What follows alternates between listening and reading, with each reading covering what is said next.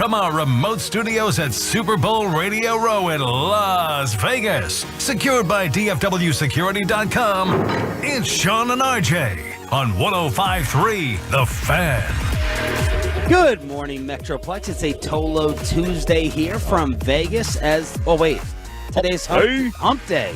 Already thrown off. Doing the second show, thinking it's a Tuesday. It's a hump day. RJ Choppy is dancing. Bobby Belt is leaking. And I'm here ready to go with the Wednesday edition, hump day edition. Hump day. From Vegas. Sean Sharif, Ralph James Choppy, Roberto. We got Peyton and Rai in the back. We're live on the Fan Cam, Twitch, and YouTube. We got Ruben. Oh, man. Oh, Ruben. Ruben on the struggle bus this morning. He's running off the elevator with his undershirt on. He's throwing on the shirt. He's like, I'm on no sleep. Running on 2 hours from the media party last night. We had the guys go to the record-setting hockey game. Bobby was out raging since 1:30 p.m. Choppy was doing his thing, dominating all the tables and all the sports books. Good morning. Good morning. And Ruben, I am sorry to say that the old people are taking him to task in this one. We are just dominating because this poor guy can't even. He's struggling. He's a rookie. He's struggling. You know. My heart may explode, and I may not have a liver. Yeah. Okay, to speak of, but did you stay up till midnight? We were at the hockey game until 10 o'clock. Yeah. And then I gambled after that. Oh, you did? Had to win $100 back. I had to win my money back because I lost a lot of it yesterday. Yeah, because I think Ruben went to sleep at 12 or 1. I can't guarantee he had more drinks. But it was an open bar at the media party. We'll find that out later from Corey Majors. And then Bobby, judging, I could tell by your prep email, you were out and about very, very early. Yeah, I was. That's a lot. Yeah, by an email, I can tell. No, we call that an email. That was like a pamphlet. Yeah. Excuse me, sorry. I sent minimum 10 articles. That's typically do. That's the last time though. That was your free pass for the week. Why would I send it later? It's 4 p.m. Central. I'm still operating as if we're on Central Time. I don't care. You got your Kristen pass for the day. Going out drinking at 1 or 1:30. It's time to get back to normal work after this. That is normal work. That's Central Time Zone, baby. So it was a great time. Look at you, Donnie. Do it again. I might. It was a great time yesterday. Drinking since 1:30 in the afternoon. Won slots. That was great. Just put a $5 bill on the Wheel of Fortune slot. Hit it. Won 180. It was great. I honestly, as soon as it started going bing, bing, bing, bing, bing, I was like, oh my gosh, this might go to $10,000. I don't know what's happening here. Yeah. Because that's my biggest problem with the slot machines. I can't tell what wins. Like, there are times where when I've hit it and then I see the results, I'm like, surely that's something, right? And then they're like, you win nothing. And then there are times where I'm like, this doesn't look like anything. And it's like, you win $20. Yeah. And so I cannot tell what wins in slots. I can't. It's got to line up with 3 cherries across from me to be like, okay, there's an obvious winner. And they've got diagonal, they've got crisscross, they got everything. Right? Yeah, so I had no clue how to tell if I had won anything. And then even when it started paying out, I have no clue what the payout is until it just stops. So as it was counting up and it got past 100, I was like, we might not show up to work tomorrow. We might be rich. And then it stopped at 180, which still felt like being rich. I got the degenerate spirit from it. It got in your blood?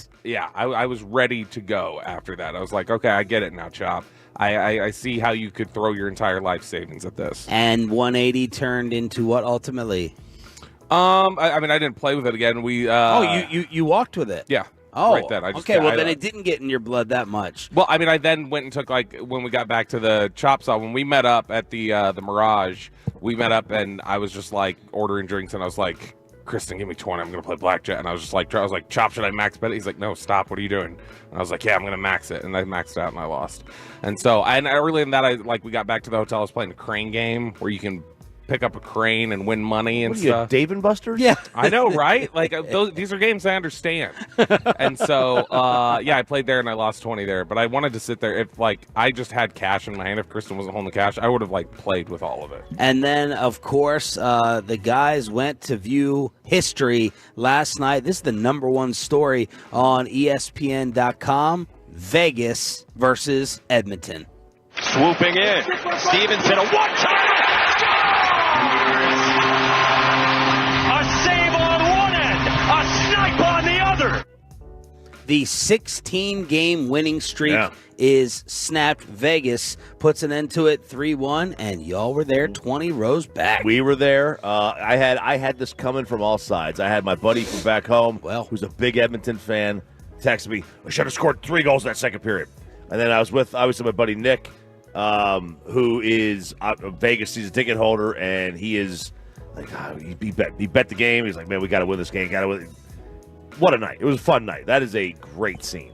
Right after the first goal from the Oilers, his friend Nick was like, they're getting killed tonight. They're going to get killed. This is over. And then, of course, they scored the 2 goals before the end of the first period even, and up 2-1. And it was an exciting time. That is quite a scene. They've got a great crowd. The pregame setup where they have a knight literally come out on skates swinging a sword. It's great. It really is. So what's that stadium like, and how would you compare the crowd to Stars, AAC? It was about 60% Edmonton. I have never seen a crowd. Forget Chiefs and 49ers fans in town. Yeah. I dead serious yesterday saw more Oilers fans walking the street than Chiefs fans. Yeah. What? It was wild. Way more Oilers jerseys. I saw the same thing. Like 10-1. But that's a great atmosphere. It might be the best atmosphere in the league. It might be one of the best in sports. The pregame is cool. I mean, it's a little corny because they're trying to do up a fight. Yeah, what's that? What is that thing back home where you can go to a show and they're dressed as knights and everything? Like a medieval time. Yes, yeah, exactly. Yeah. No, so you had that, and then you also had the guys with the Tron suits on who were drumming, Sean Dodge was up there, and then you had a giant Vegas helmet being lowered down onto the a giant helmet, being lowered onto the ice. That was great. I don't care for, we always sing Stars in the national anthem.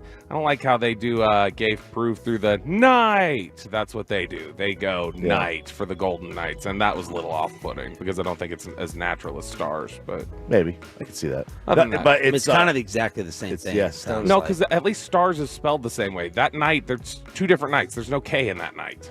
Did they behave themselves? They did for the half a period they were there. Mm-hmm. Oh, they left at middle of the first. I know. They said middle of the second. I know. I went and walked off. Went and had drinks with somebody, and then I realized, it's the middle of the second period, and I'm feeling like I'm about to vomit. I need to go back to the hotel. And then Nick is like, we start the third period. He goes, "You're Bobby coming back?" And I'm like, "No." He's gone. I did throw up when I got back to the hotel. You left them middle of the first period? I went to go meet up somebody from drinks, and then I got talking like I tend to do. And then I was like, oh, crap, it's getting late, and I'm going to be So sick. you never went back to the seats? No. I was there. I was in that middle of the first period. I left with 3 minutes left. Don't you think that's a little bit rude? Mm-mm. No. The guy who's responsible for you sitting 20 rows back. I had paid for all Let me finish. Let me finish. Is that all right? And then you can respond. You get up, you leave them center ice. That's bad enough to go make your appointments, and then you never go back to say goodbye. I told Chop we were leaving. I did tell Chop we were leaving. You texted me that you were leaving. He texted that we were leaving. Yeah, because at that point, you have to go scan back in, and it's a whole process to get down there. Sections away. But I'm sorry, Chop. This is why I checked with you before. I know. It's okay. But it's okay. I had paid for all the drinks all night. And so that I think that I think it balances. I did. I paid for all the drinks all night. Okay, that's interesting. Didn't I? I bought drinks about all of them, but no, I bought the tequila shots. Then I bought the tequila shots at dinner, and then when we first walked in, I bought everybody's drinks. And then you threw up when you got home. Yeah, not a lot, but a little bit. Okay, it was just enough to because I thought, I need pizza, so I got room service pizza for $60 last night. Wait a second, I thought you went back and got the cake out of the machine. I did both. And so I was like, I need grease. And so I room service pizza, and I ate 2 bites of it. I was like, I'll be good. And then I laid down. I was like, nope, that's coming back up. And so I went to the bathroom and threw it up. All right, here we go. Yeah, it's like that. It's a Bobby Hump day after the media party. Yes, always the day after. Annual event. Now he's chugging C4 live on the fan cam, Twitch, and YouTube. Thank you for being a total. That stands for Turn It On, Leave It On. Sean Sharif and RJ Choppy with you from Radio Row, day 2 for us. We had not only that game, the game in sports last night. Mavs and Stars in action, and Ruben is going to rat out the rest of the station from the media party. It's a hump day. Hump day. Coming at you live. Thanks for waking up with us. Just getting started on the Fan.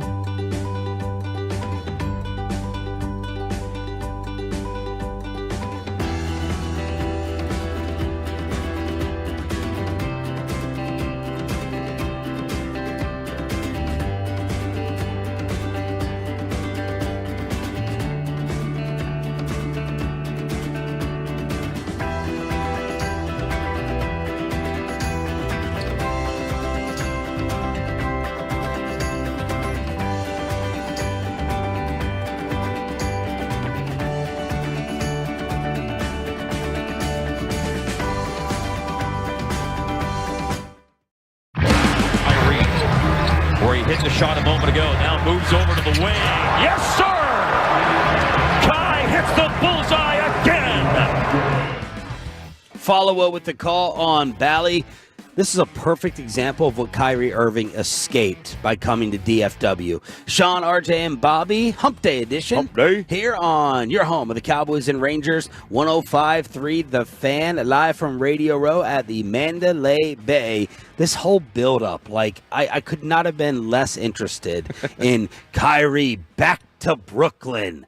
And it's like, okay, he was there for a second, like this big homecoming. I know you all had your COVID issues. I know you had the Jewish thing that took place. But, oh, my gosh, it's just being overblown and built up. And Kyrie went back and gave it to him, including a nasty alley-oop as the Mavericks won 119-107. Kyrie and Luka go off. Luka had 35 and 18 boards.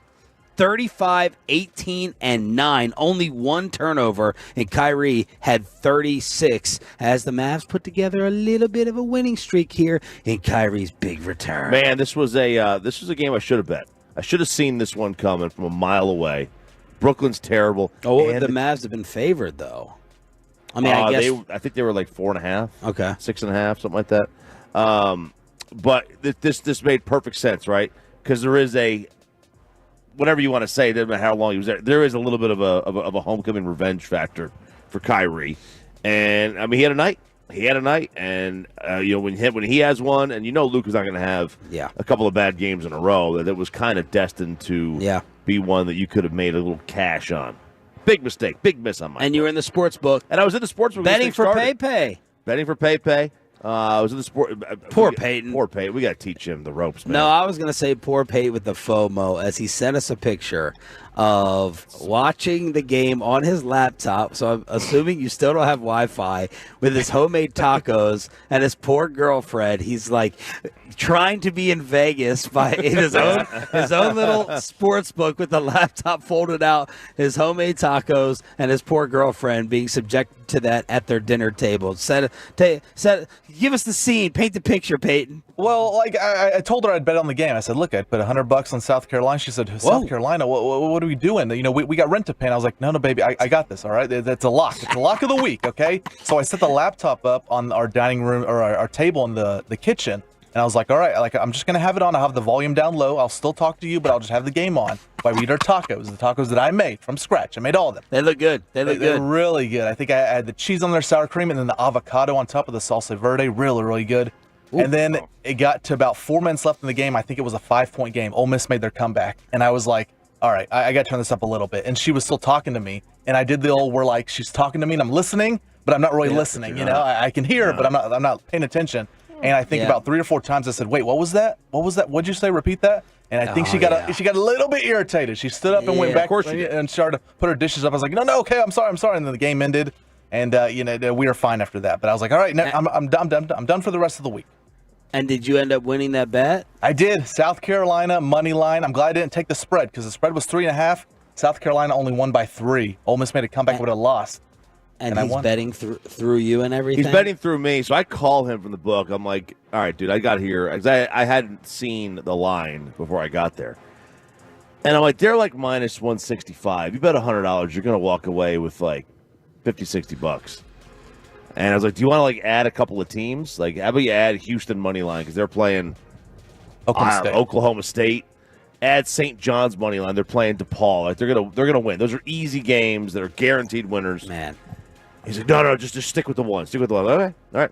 So I'm gonna go cash this in, and I'm gonna Venmo him back his $65. That's good. All right, so it's a win. That's good. It's a profit. It's profit. It's 165. You get the 100. Well, yeah. But that counts. I'm talking about your winning. I love how Broadus has like his NFL draft tree, right? Yeah. Of young guns, and you should start that here. Yes. At the station with the degenerates that I've cultivated. Yeah, you've cultivated. Absolutely. So I'm see how many lives you can ruin. Yeah, see how many lives I can ruin. So I'm proud of Peyton, for reaching out and gambling, but we got to get the money line stuff. But that's how you get in trouble. You start chasing, you start putting those monster favorites, and they lose. I just no one went broke making profits. I get you. I hear you, man. Go ahead, Bob. Yeah, what I don't like, though, yesterday is Peyton's snarky tone on the text when I'm saying I won 180 at the slots. And he's like, whoa, this guy's going to make Vegas go broke over here. And then he's like, guys, I won $60 on a money line bet on South Carolina. Mine took 1 spin. Yours just took 3 hours, a heart attack, and some crappy tacos, Peyton. No. You're just jealous. Dude, listen, it was better than my bet last. That's for damn sure. Dude, this whole show has been like killing in terms of winning and profits. Yeah, look, I mean, I had a good first night. Need you now, Sean. Bobby had a great night yesterday. Now it's up to you, man. Dude, it's up to you. I'll probably do it today if we go to lunch before coming back here to Radio Row. I'll walk around the sports book with you or sit down at one of the tables. But I haven't had. Well, I'm neck up in pool and house right now, so it's just. It doesn't give me any thrill or rush when I'm like spending like 5 digits here, 4 digits there, and just dropping these. And I'm like, okay, if I win $100 bet, like right now, all I'm thinking about is if I started betting is like eating into my debt. And like nothing I do out here is going to do that. So it's like all I can do is go downhill. That's my mentality. Because otherwise, I would just sit at the blackjack table. I got my formula. I got my little plastic card. I got my little strategy. I got my tips. But I'm broke. I don't know if anybody else Been there. like have any of the shows been betting? Like, have we heard about Hagee's like Math Brain doing anything? Right. Like, I haven't heard of them doing anything. Mike came with $500 cash and was like, "I'm playing with this week," and I haven't heard anything from them. No, I haven't heard too much about it either. So you had the big game last night that the fellas went to, Vegas, snapping the 16-game win streak over the Oilers. The Mavs take care of the Nets, and our hockey team played as well.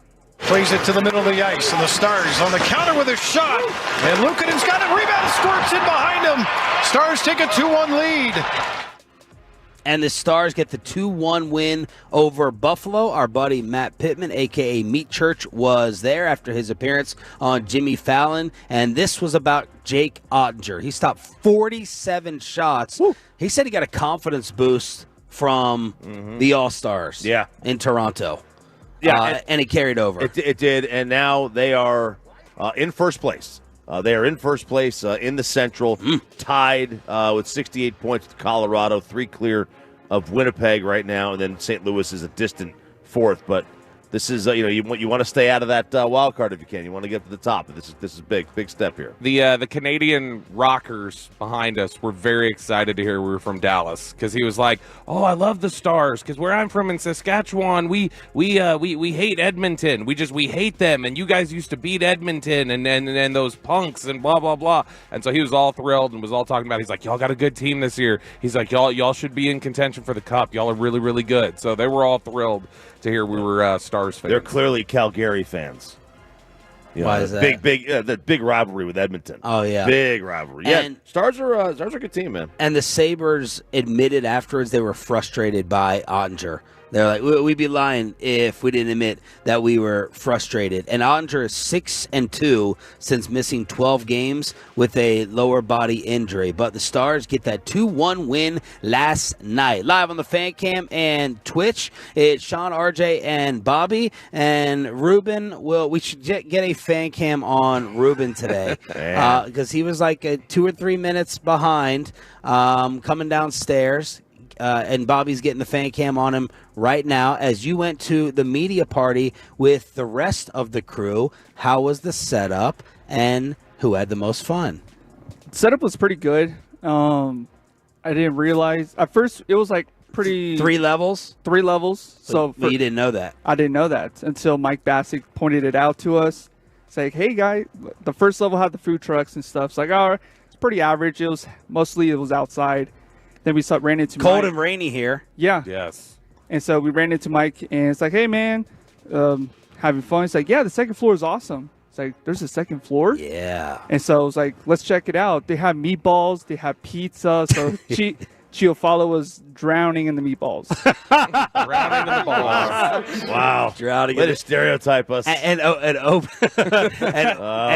bar of everything. Yes. Did you repeat your Jerry Jones party drink? No, I did not. What was it? What did you do? Did you? It was a 1942 with Sprite. There you go. What was your drink of choice last night? I did not choose it. Cheech chose it for me. It was a Paloma. Okay. Yeah. Kristen It's very discovered nice. those That's a good last drink. night. She loves That's them. a good drink. All right. I was just very disappointed. I'm still going back to that to the Jerry Are party. you going to hold that against me till the end of time? It's 1942, man. What's worse, his directions or his drink choice? The drink choice. Okay. The directions, I mean. He needed that today. So Yeah. I was like, all right, which road is it? Because when I'm being directed, I'm not paying attention. Yeah. You know, when I need to find someplace, I remember it quickly. So does someone- I don't need you anymore. But Corey was the number 1 seed of partiers. Yeah, if you were betting on Corey, yeah, you would have cashed him pretty well. And what time did you go to sleep? Around 11:30, 11:45. Okay. Yeah. Okay. Because when you ran out of the elevator, not fully dressed, not fully dressed. I was a little concerned. We're in the tank. Anything else we need to know that we can hang over anybody's heads? On anyone's heads? No, but I can brag that I won a table at poker. Oh, How much money? It was free. Oh. What? But I did win like a deck of cards. How did you find All right. the only tables in Vegas have money. not paying out any money? There's The Ruben. pro bono table. There's Ruben who has The us pro set bono. up every single morning here in Vegas. It's brought to you all by the #1 Air Hot Seat for the guests, the Low T Center. We have the footballs out here to sign, and Best Buy Windows and Siding. Thanks for being a Tolo, y'all. That stands for Turn It On, Leave It On. I can't wait to see how miserable Corey looks. He's going to sound miserable, but he's going to look miserable too. We have our first arrest out here, and we have our first coyote attack. Are we in Vegas or DFW? All the craziness that's happening here at Radio Row and around the big game, we'll get into it next. There's no reason to search sports headlines. We've got Thanks them, again. and we'll get you.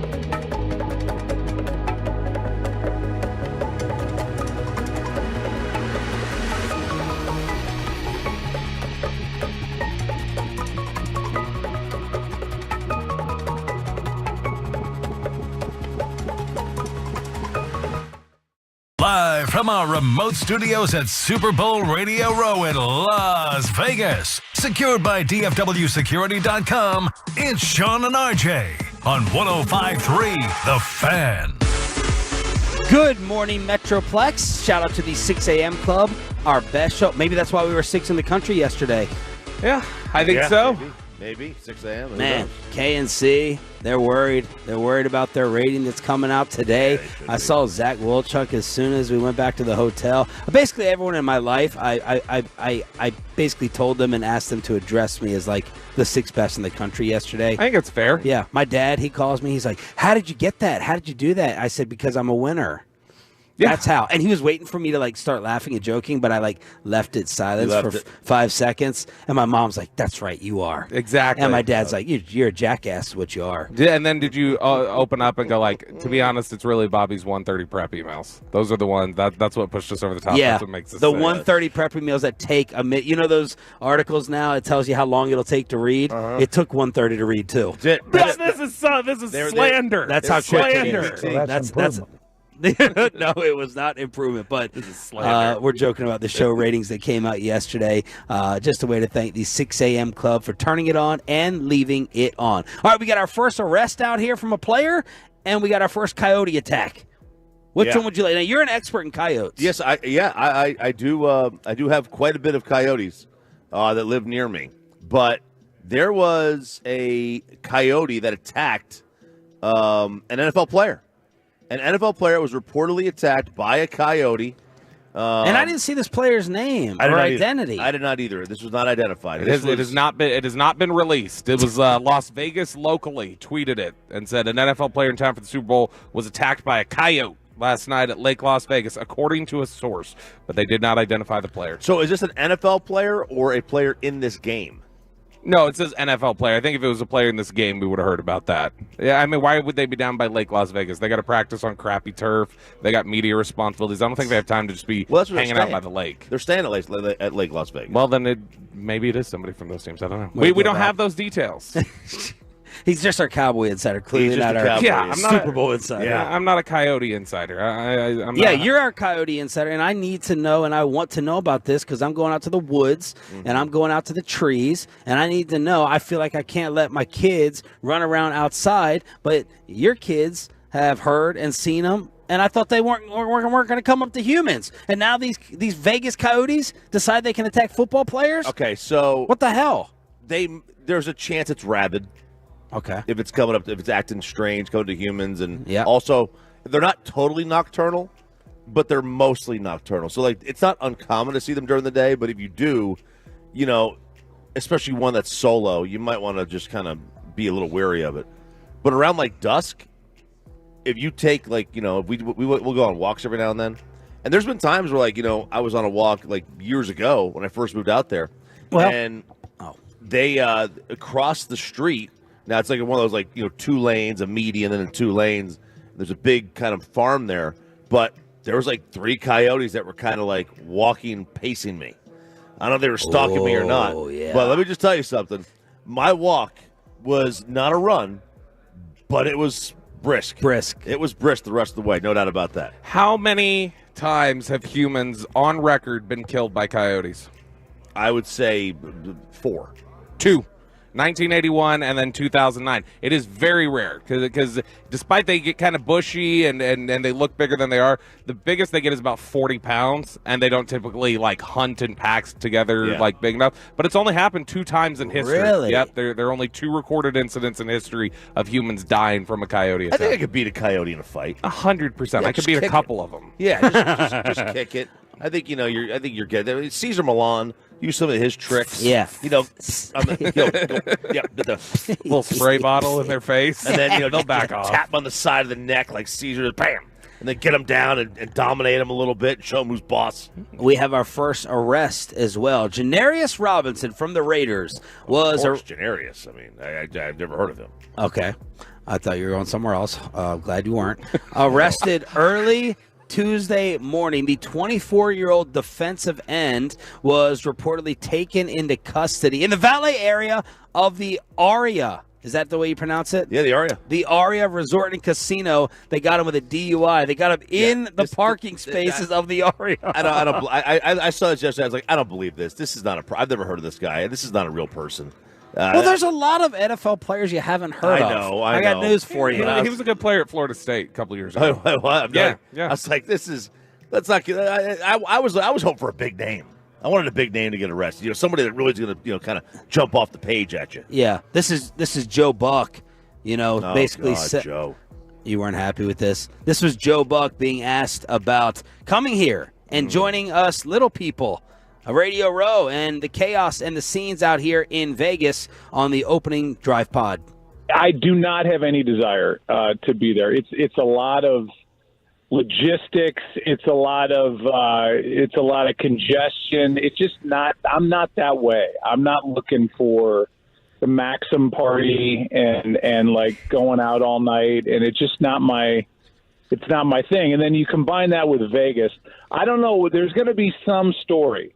There's going to be something that happens because it's Vegas, and it won't stay in Vegas. It's going to be a big something that happens. I don't know what it is. I have no idea. I just think it's just that is going to be a mess in my mind.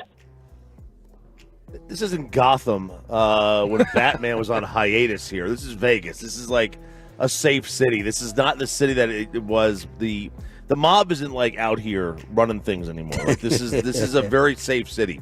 It's like one of the fastest growing parts of the country. It's just such an old man take. Such an old man take. I don't think it's that old man to think that something like a player drunk driving in the parking lot of Aria or somebody getting caught up in game. I don't think it's ridiculous to think something will happen there. My biggest problem with that clip is the over-the-top courtesy laughter given to a very easy layup joke, and it won't stay in Vegas. And then I'm like, oh, Joe Buck, you're so funny. Where do you come up with these things? That was my biggest problem. But I don't disagree. I think that, we talked about it yesterday with the gambling thing, with how muddy the gambling rules are this week and everything else, I think we are in a couple of months going to hear some little, so some player was suspended because they didn't understand the rules. They were in Vegas. Goodell said the other day, I think that he said they've had about... It's like 3 dozen NFL people they've had suspended due to gambling stuff over the last couple of years, where it's I think he said it was 12 players, 24 personnel people.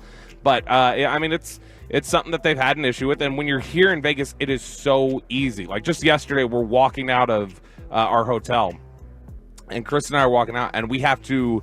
I realized, we're walking straight into the sports book. And I've talked about it before, I can't stop. I can walk through, but I can't stop. And so it's we're kind of just deliberately walking out. It's just stupid rules like that. If a player stops and is just kind of watching TV for a second and doesn't realize they're in there, they can get in trouble for that. They can get suspended for that. Yeah, look, it's not like it's not like saying there's no crime in Vegas or anything, but this is I just think it's a very tired take that something's bad's going to happen. I know what was there was a lot of problems that were in the NBA All-Star game when it was here. Yeah.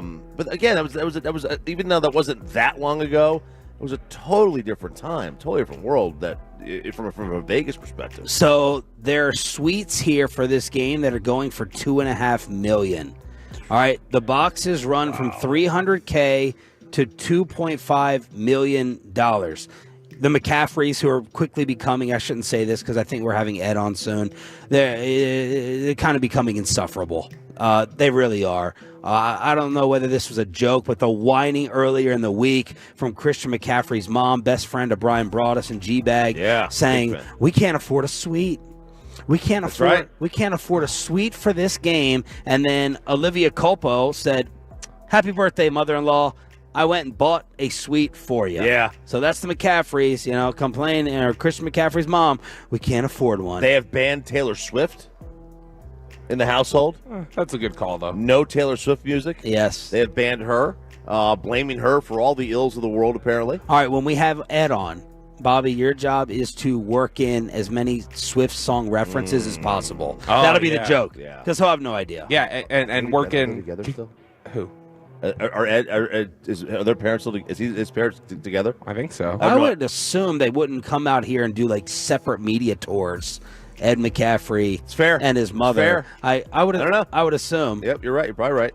But we'll confirm that, I guess. But anyway, inside the suite. People have gotten inside the $2.5 million suite. What does it come with?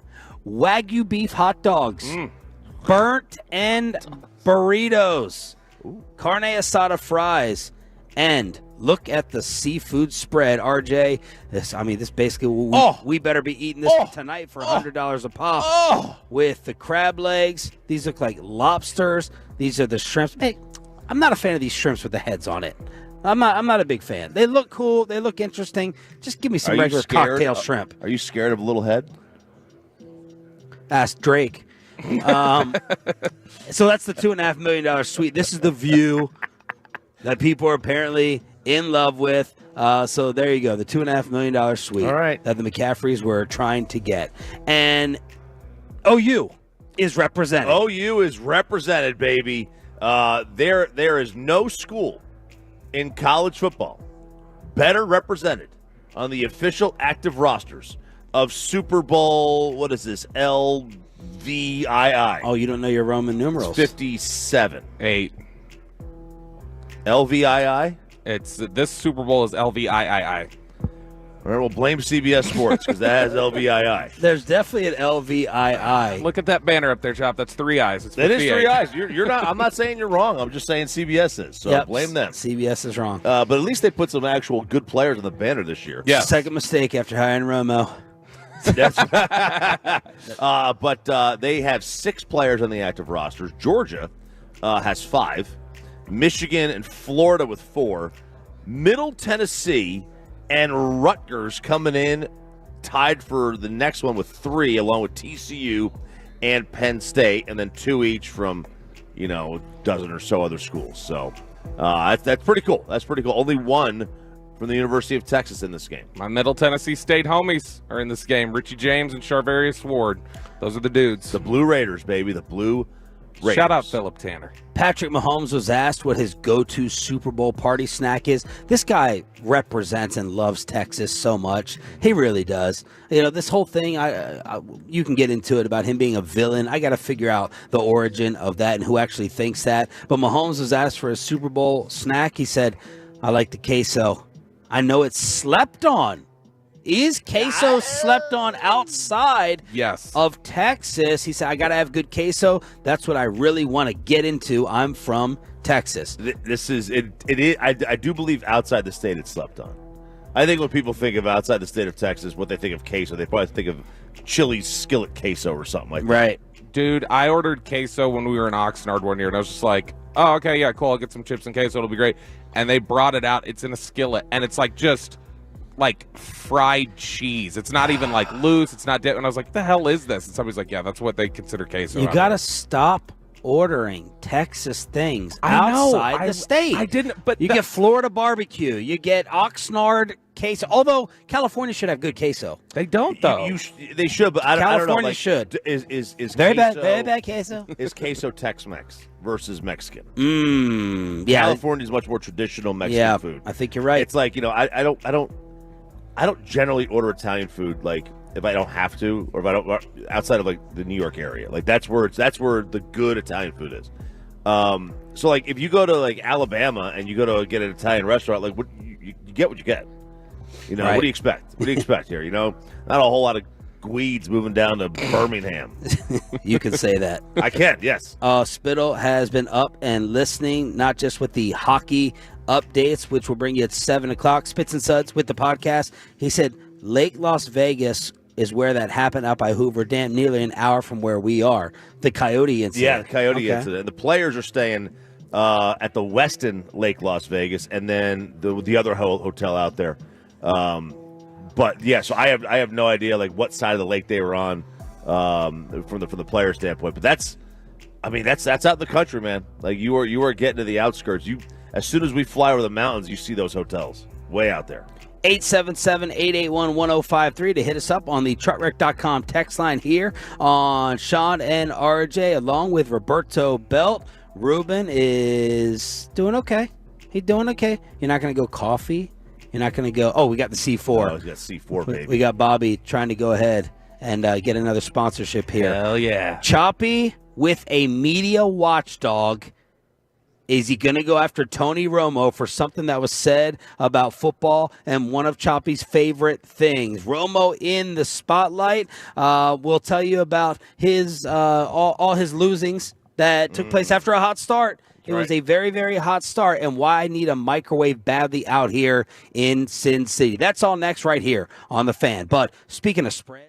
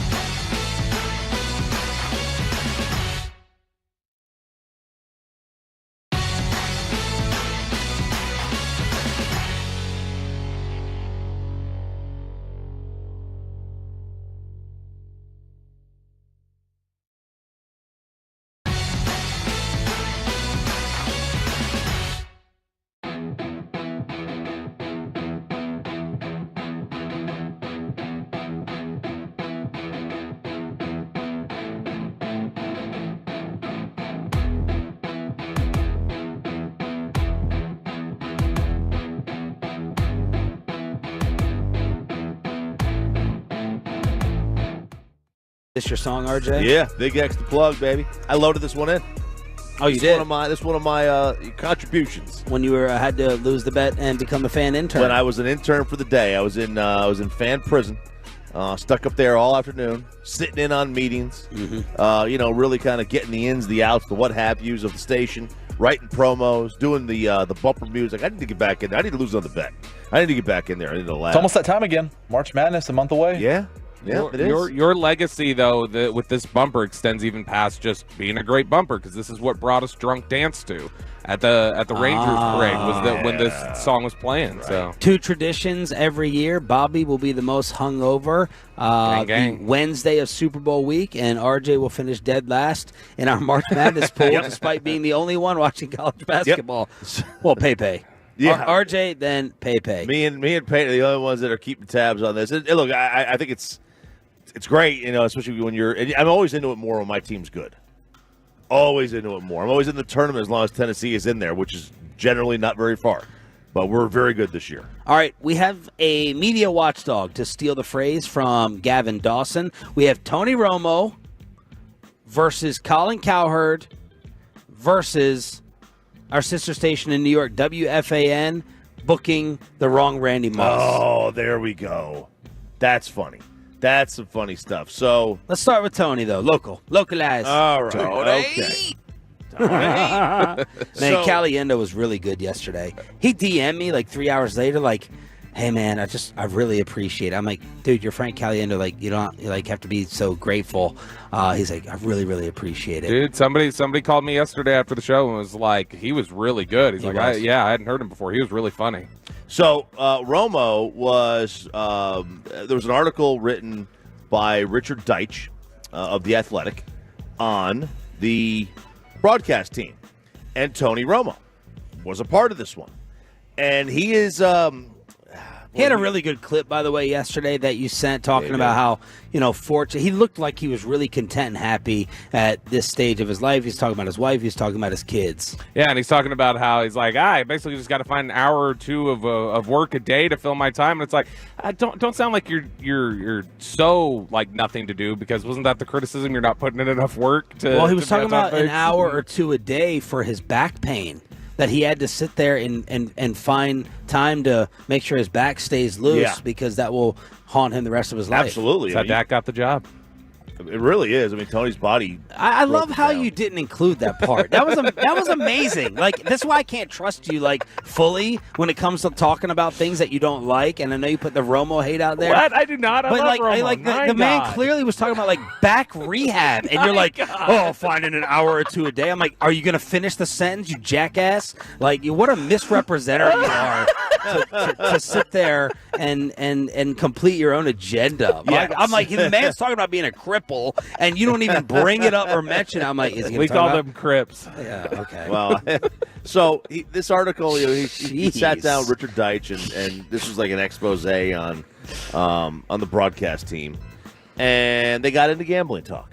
All right, and Deitch asked Romo, how he would feel if at some point down the road they were asked to talk about gambling information on the air. Okay. And obviously, we are coming to a point, and I think we're already there in certain spots, where you're going to have kiosks. You'll be able to gamble in the stadium. And there are states where you can just be on your phone and gamble in the stadium. And he goes, it's a slippery slope. I never talked about or thought about betting lines or anything like that in football. He goes, and I try to communicate how to win this game or that game. I think at some point, 10 years, 20 years, 30 years, we'll have a gambling guy in the booth as an analyst. Right, as an actual analyst alongside. So it'll be a 3-person booth. Yeah, like an analytics person. You have your analytics, you have your ref review, and then you have your gambling person right there. Because most of the people on the analytics side, I know we talked with Thomas Dimitroff and Eric Eager, Eric came from gambling. Right? He came from that's how a lot of analytics people come from gambling. Yeah. But Romo said, now you're affecting people's lives with what you're saying, and it makes the game feel less pure. That's a cute quote. That's cute, right? Yeah, the games, do people think the games are not on the up and up? They're of course people think that. Yeah, but they think that the Chiefs are there because of Taylor It's a Swift. script. I think it's a script. But I'm thinking because of gambling. Like, the games were far more By the way, I blame the government. I'm going to be Gavin Dawson here. Right. I blame the government for all, the trickle down of every other conspiracy theory sure. because, and that is legit. Like, of course we're lied to. And of course there's things that are covered up and secrets. And I mean, just the stock market. the stock market. Let's look at the stock market. Yeah. Nancy Pelosi. Nasty. Look at Nancy's trade options. Just look at all that stuff that people talk about. But like, the games I think were far more messed with in the 1950s and 60s than I think now. Now it's like it's so corporate now. You don't have guys cracking knees. You don't pay me this money, I'm gonna break your kneecaps. You don't have any of that anymore. So I don't know. Sinatra way out here. I know it's the Sinatra way, absolutely. So Less pure. kind of- So that's the quote. That's the headline. It's football feel, sports feel less pure. I mean, this has been a bit of a. By the way, for someone like me, I don't watch any game and think about gambling. Like I even worry we talk about it too much on this show that it's niche. It's a niche thing. It is a niche, like WWE, sure. like fantasy. I would like to talk more fantasy football, but 50% of the audience or more say I'm not interested. I don't care about it. And I think the numbers are out. I don't know how many billion are going to be bet on this game. So the numbers continue to go up. But as a non-bettor, I don't watch football ever and think about gambling or the fix being in. I'm just watching the game. It's a little funny too that's the it's less pure than in my day. It's like, well, like, I mean, Tony, like, you did grow up in the era of Jimmy the Greek being like the studio analyst who's like giving everybody the hints about the point spreads and everything else. Like, I mean, that was the 80s. Yeah. I mean, that part we're not talking about. But that's something that's existed now for, on some level, direct or indirect, for 40 years on broadcast. It's definitely ramping up. It's more in your face. Now it's, hey, Dan Marino, give us your Caesars pick to click today or whatever. Like, you are getting some of that in the booth. I mean, he's right, though. That is probably the future. You're going to have betting analysts coming on, which is hilarious because the commentary is you can't then, in a lot of instances, those same people probably would not be allowed to place bets or would not be allowed to make those same bets that they're advising you to make. So that's Romo on the purity of the game. Our sister station, Boomer and Geo, WFAN in New York, had a little mishap. This goes right to Peyton Russell. Yeah, because this would be kind of under his umbrella. Apparently, they discovered live on the. I don't think they're here, by the way, either. I don't think they're here because of the hours. Yeah, at the beginning of that clip, Peyton, I think they were talking about, glad we're not there with all the chaos, and it's really because I think the hours. Yeah, I don't know. I can't. They're number one show in the country, right. Number one station, WFAN. They're not here. They're not in their own normal studio though either. Right. So I wonder if they're here just in a different location because there's no reason for them to be here. Right. This is a little mishap yesterday when live on air they discovered that they booked the wrong Randy Moss. And that's why I'm actually happy we are not at Radio Row. What is Randy Moss promoting, by the way, Al? Do you know? It's something having to do with horse racing. Really? He's very into horse racing. Are you sure this is Yeah. Not this the other Randy Moss? The wide receiver, not Randy. Is there another Randy Moss? There's There's an announcer, Randy Moss, who is into horse racing. Who's into horse racing. Please tell me that's fake. That would be so awesome. Oh my God. Oh my God. I'm a double check that. Or maybe the Randy Moss who is the sports announcer or the horse racing announcer. He used to work for the NFL Network. Come on. I swear to God. Yes. How's that possible? This is great. Oh, Jesus. This is horrible. This is what Mark Chernoff's talking about. You lazy ass. You're not doing any follow through. Just wanted to check to see if you would be interested in current NBC sports broadcaster and former NFL Network broadcaster and reporter. That's right. You booked the white Randy Moss! Oh my God. What, you idiot! First of all, I was thinking, there's no way Randy Moss is coming here. No wonder they were so excited too. The person was like, "Oh no, he will definitely be there." I'm looking at my emails. Did you need a headshot and bio? I'm like, "No, we know who Randy Moss is. We all good." Everyone knows Randy Moss. Do I need his bio? No, I don't. He was a great wide receiver. That was awesome. Ask yourself. You did not email that back. He's a great wide receiver. We know who he is. No, I didn't email that back. Yeah, I wrote back, we all know who Randy Moss is. Apologies. They are in Vegas. They're at the Win. They're at the Win. Yes, they're doing their show from the Win. My bad, Boomer. You got a hard work ethic, But man. I mean, my goodness, That's awesome. that is. This happened to me. Like That's a show. That's a show punishment, though. This guy's got to face some kind of a show punishment. No doubt. They told me Jane was out one day at NFL Network, and they were like, "We're gonna have Randy Moss out there reporting." I was like, "Holy cow! I get to work with Randy Moss today," and I was very excited. And then I walked in, and I was like, "This is not the Randy Moss that I thought it was." He was a very nice guy, and very very good at his job, a total pro. But I was like, I was walking in thinking I was going to be working with, University of Marshall, Randy Moss, and I was not. Rand University. And then our final media watchdog, Jim Harbaugh, being put into the ring by Colin Cowherd. Colin Cowherd, this might be he's made a lot of bad takes. Yes. A lot of bad takes over the years. Now look, you say enough things on the radio, certain things are going to come out wrong, they're going to be stupid, whatever. He was talking about the toughest coaches in the National Football League, and he put some over others that make you scratch your head. If you told me who are the toughest 4 football coaches in the NFL, if they all got into a fight, I'd say Mike Tomlin, Dan Campbell, Vrabel, and Jim Harbaugh. Okay. Okay. D'Amico Ryans just got out of the league a couple years ago. Yeah. Robert Saleh. Yes. Look at those traps, the shoulders. Yeah, but listen to the way that he just kind of cowardly leaks things out of that building. He strikes me as like a little soft. I know he's big, but I would not be intimidated by him. And who assumes that Jim is tougher than John? That's right. John's special teams guy. Jim's quarterback. That's true. Okay, special teams guys. I mean, they're car accidents. And these young guys, these young hires that just got made. Antonio Pierce. Mike McDaniel. Mike McDaniel looks like he is a jiu-jitsu guy. I could totally see him being into some cross. Gerard Mayo. Oh, yeah. Mayo's a big dude. Right? Yeah. Like Jim Harbaugh. Jim Harbaugh is 70 years old, 60 years old. See, I also have a problem. I know we kind of glossed over this one, but I also have a problem with putting Tomlin in there. I don't think that Tomlin belongs. I think that's just as bad as having Jim Harbaugh in there. Yeah, the khaki pants, that doesn't make sense. 877-881-1053 is the truckwreck.com text line. We're live on the Fan Cam, Twitch, and YouTube for the 6 a.m. Club. Thanks for being a Tolo. That stands for Turn It On, Leave It On. Man, the Goran Dragic of the Rangers got us again, is the most popular man in the world, being absolutely hated on. Plus, we'll tell you about everything that happened with the craziness of our nights in Vegas next. Get you over to Diamonds Direct. Valentine's Day.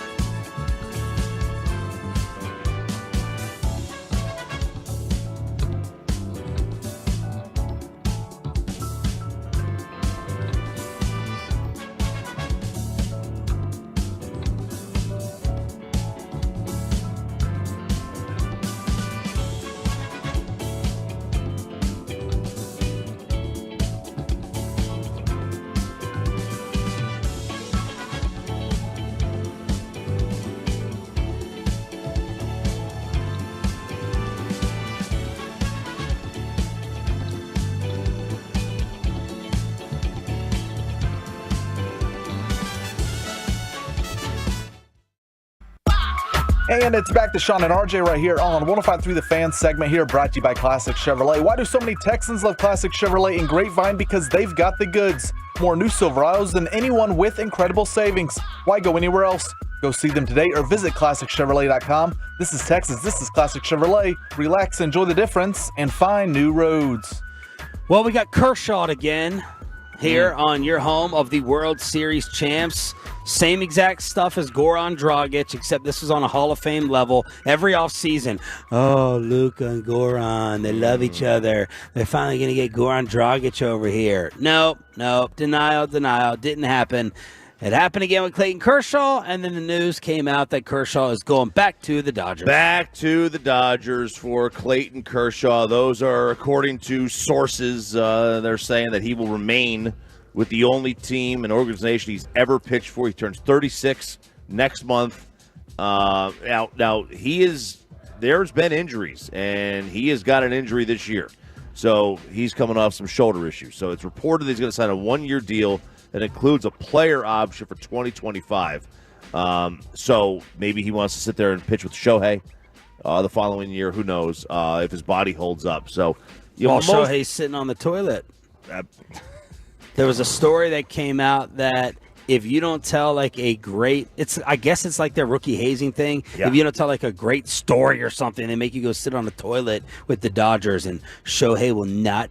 He will not be able to skirt around those rules, according to the reports out there. I do love that.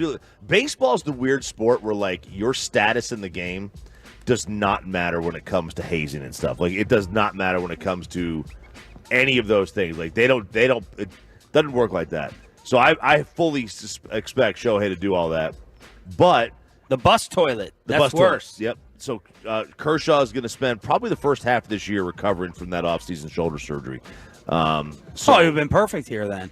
He would have been. God, we got Kershaw, DeGrom, and Scherzer all coming back in June. As that A.J. Przinsky told us, he's like, you got Hall of Fame ammunition coming in the second half. That's right. I didn't know you just look at it like that. Dude, they've got, they've got Glass now, Yamamoto.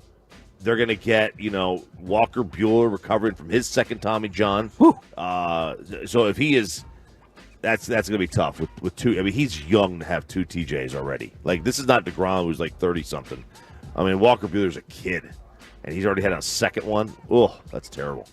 So we got again by Clayton Kershaw. The Athletics are getting got by their new mayor. What? Where did this come from? The story coming out yesterday.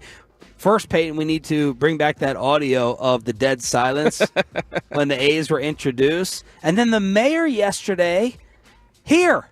Yeah. You showed me where they're going to play, where the stadium's going to be. Right. It's basically catty corner to where we are right now. It's going to be at the current Tropicana, which they've already closed down the bungalows, and they've got the hotel still open, but they've already closed down a lot of the hotel in preparation for demolition. They're going to demolish it, and they're going to be ready to go in 3-4 years with this thing. Listen to the Vegas mayor welcoming the Athletics to their new town.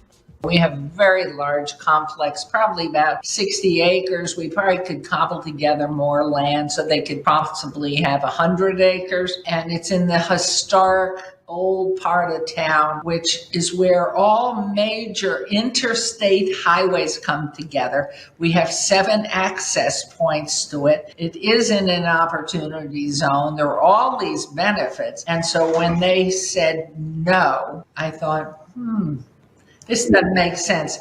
And so why is it happening?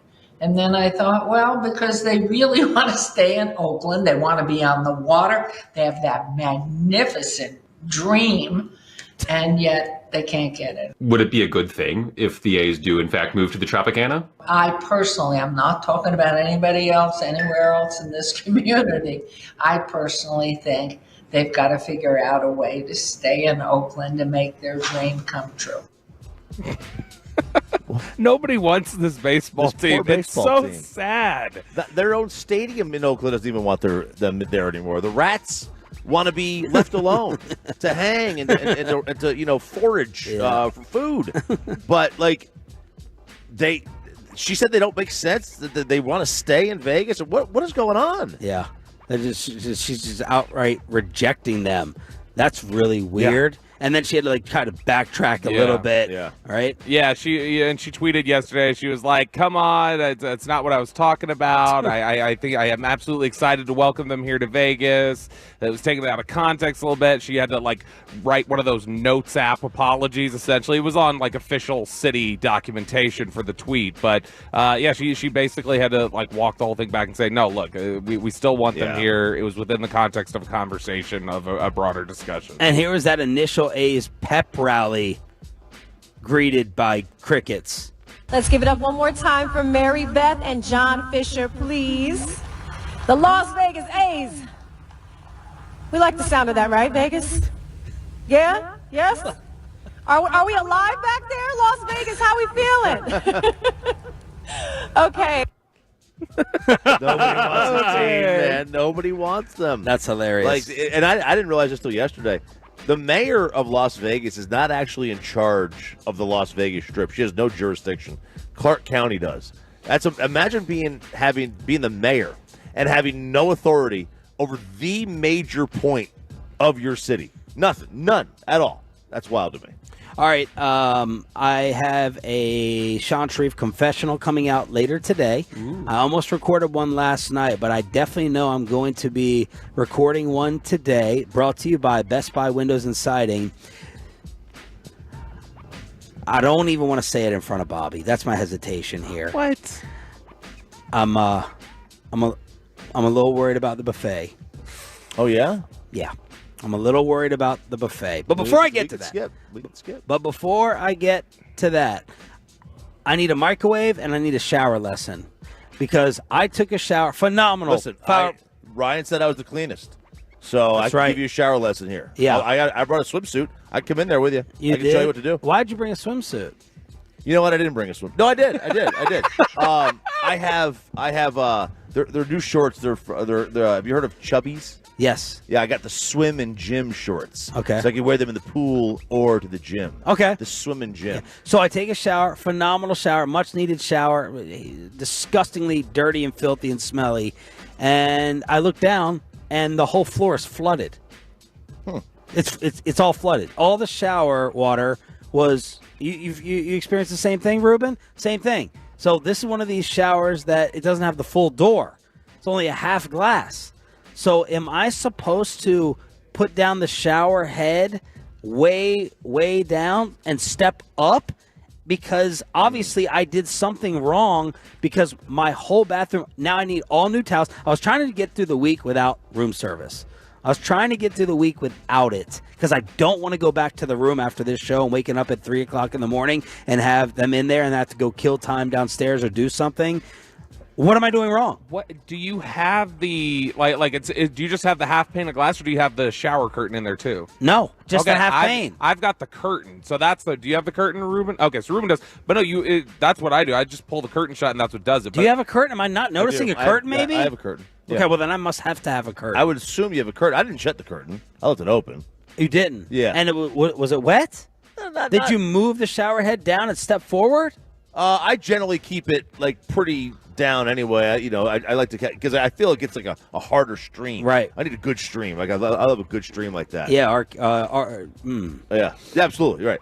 R.J. Kelly. I was trying to think I wanted to say it. I had to get the R. Kelly shot in there. I wanted to lower mine. I can't move it. It's like stuck. You weak, Kenny? Oh, no. It's like, but I mean, it's like I tried to move it. I was like, I feel like I'm going to break this thing off. I don't want to move it too much. Yeah. But yeah, no, we've got a curtain. That's what has kept everything up. But I do hate those half glass panes. I think that's an awful design. And then yesterday, whenever I see this pizza place, it always gives me memories of my mom when my 1 year in Rockford, Illinois, the worst dump of a city that I've ever lived in while working CBA basketball. And we're like, all right, let's drive into Chicago because Rockford has nothing. And let's try this whole deep dish. So I ordered this Giordano's yesterday, a small casserole, right? I know. God, this lit up. Oh my God, on Twitter. With that, either it looks awesome or that's grotesque. With this deep dish pizza from Giordano's.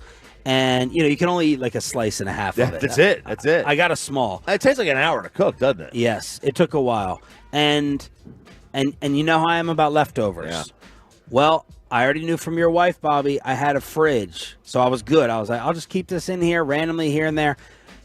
I didn't realize we don't have microwaves, so I'm screwed with my leftover Giordano's pizza. I called the front desk. I said, "Can I get a microwave? Do you guys have microwaves? Are the microwaves downstairs?" No microwaves. No microwaves in the building. I don't know what to do, so I'm screwed for this. Well, this is also one of the disadvantages of deep dish pizza because cold pizza is good. No, but I like regular cold pizza is good. Yeah, I don't they mind named it. a I don't show mind after it. You got to have a great though. Yeah, where's that show now? They put RJ on the show. How good, it was a how great good show. could it have been? Quite a bit. It was a great show, but They did, cold pizza's good except for when it's deep dish and they use an entire loaf of bread to make one personal deep dish pizza. There is way too much bread in the deep dish pizza, and you can't eat that cold. So I understand you're stuck because you need that to be warmed up, soft, chewy. But it's I mean, you're just kind of screwed. I think. Decided to take the Tolo advice and go to this hash house in our hotel with saw Broadus in there, so I had a nice breakfast with Brian Broadus. Nothing special about it. Really expensive. Also, the orange juice was the best thing, fresh squeeze. But a lot of the Tolos said hash house. But I'm worried. What? I just thought of something. Does your deep dish pizza come in a box? Like do you have it in a box or whatever? Or how else would it come? Well, I don't know. Is it like? But I mean, cardboard or is it like plastic? A plastic bag. No. I mean, hand it to you in a foil. In the foil. How else would it come? Dip. I mean, is it one of those cardboard boxes or is it like a plastic container? Cardboard. Okay, all right. Take the hairdryer and just put it under the cardboard. Warm it up that way. That's not a terrible idea. I used that hairdryer yesterday. It's doesn't get that warm. What did you use it for? Well, I mean, I got to dry off like below the belt. Below the belt. You use a hair Sponsored by dryer? Johnson Wellness and Fitness. Yeah, Are you serious? You're joking. I do. Why don't you just use a towel? Doesn't get it dry enough. I am prone. I can't believe I'm going to say this on the radio. I am prone to yeast infections.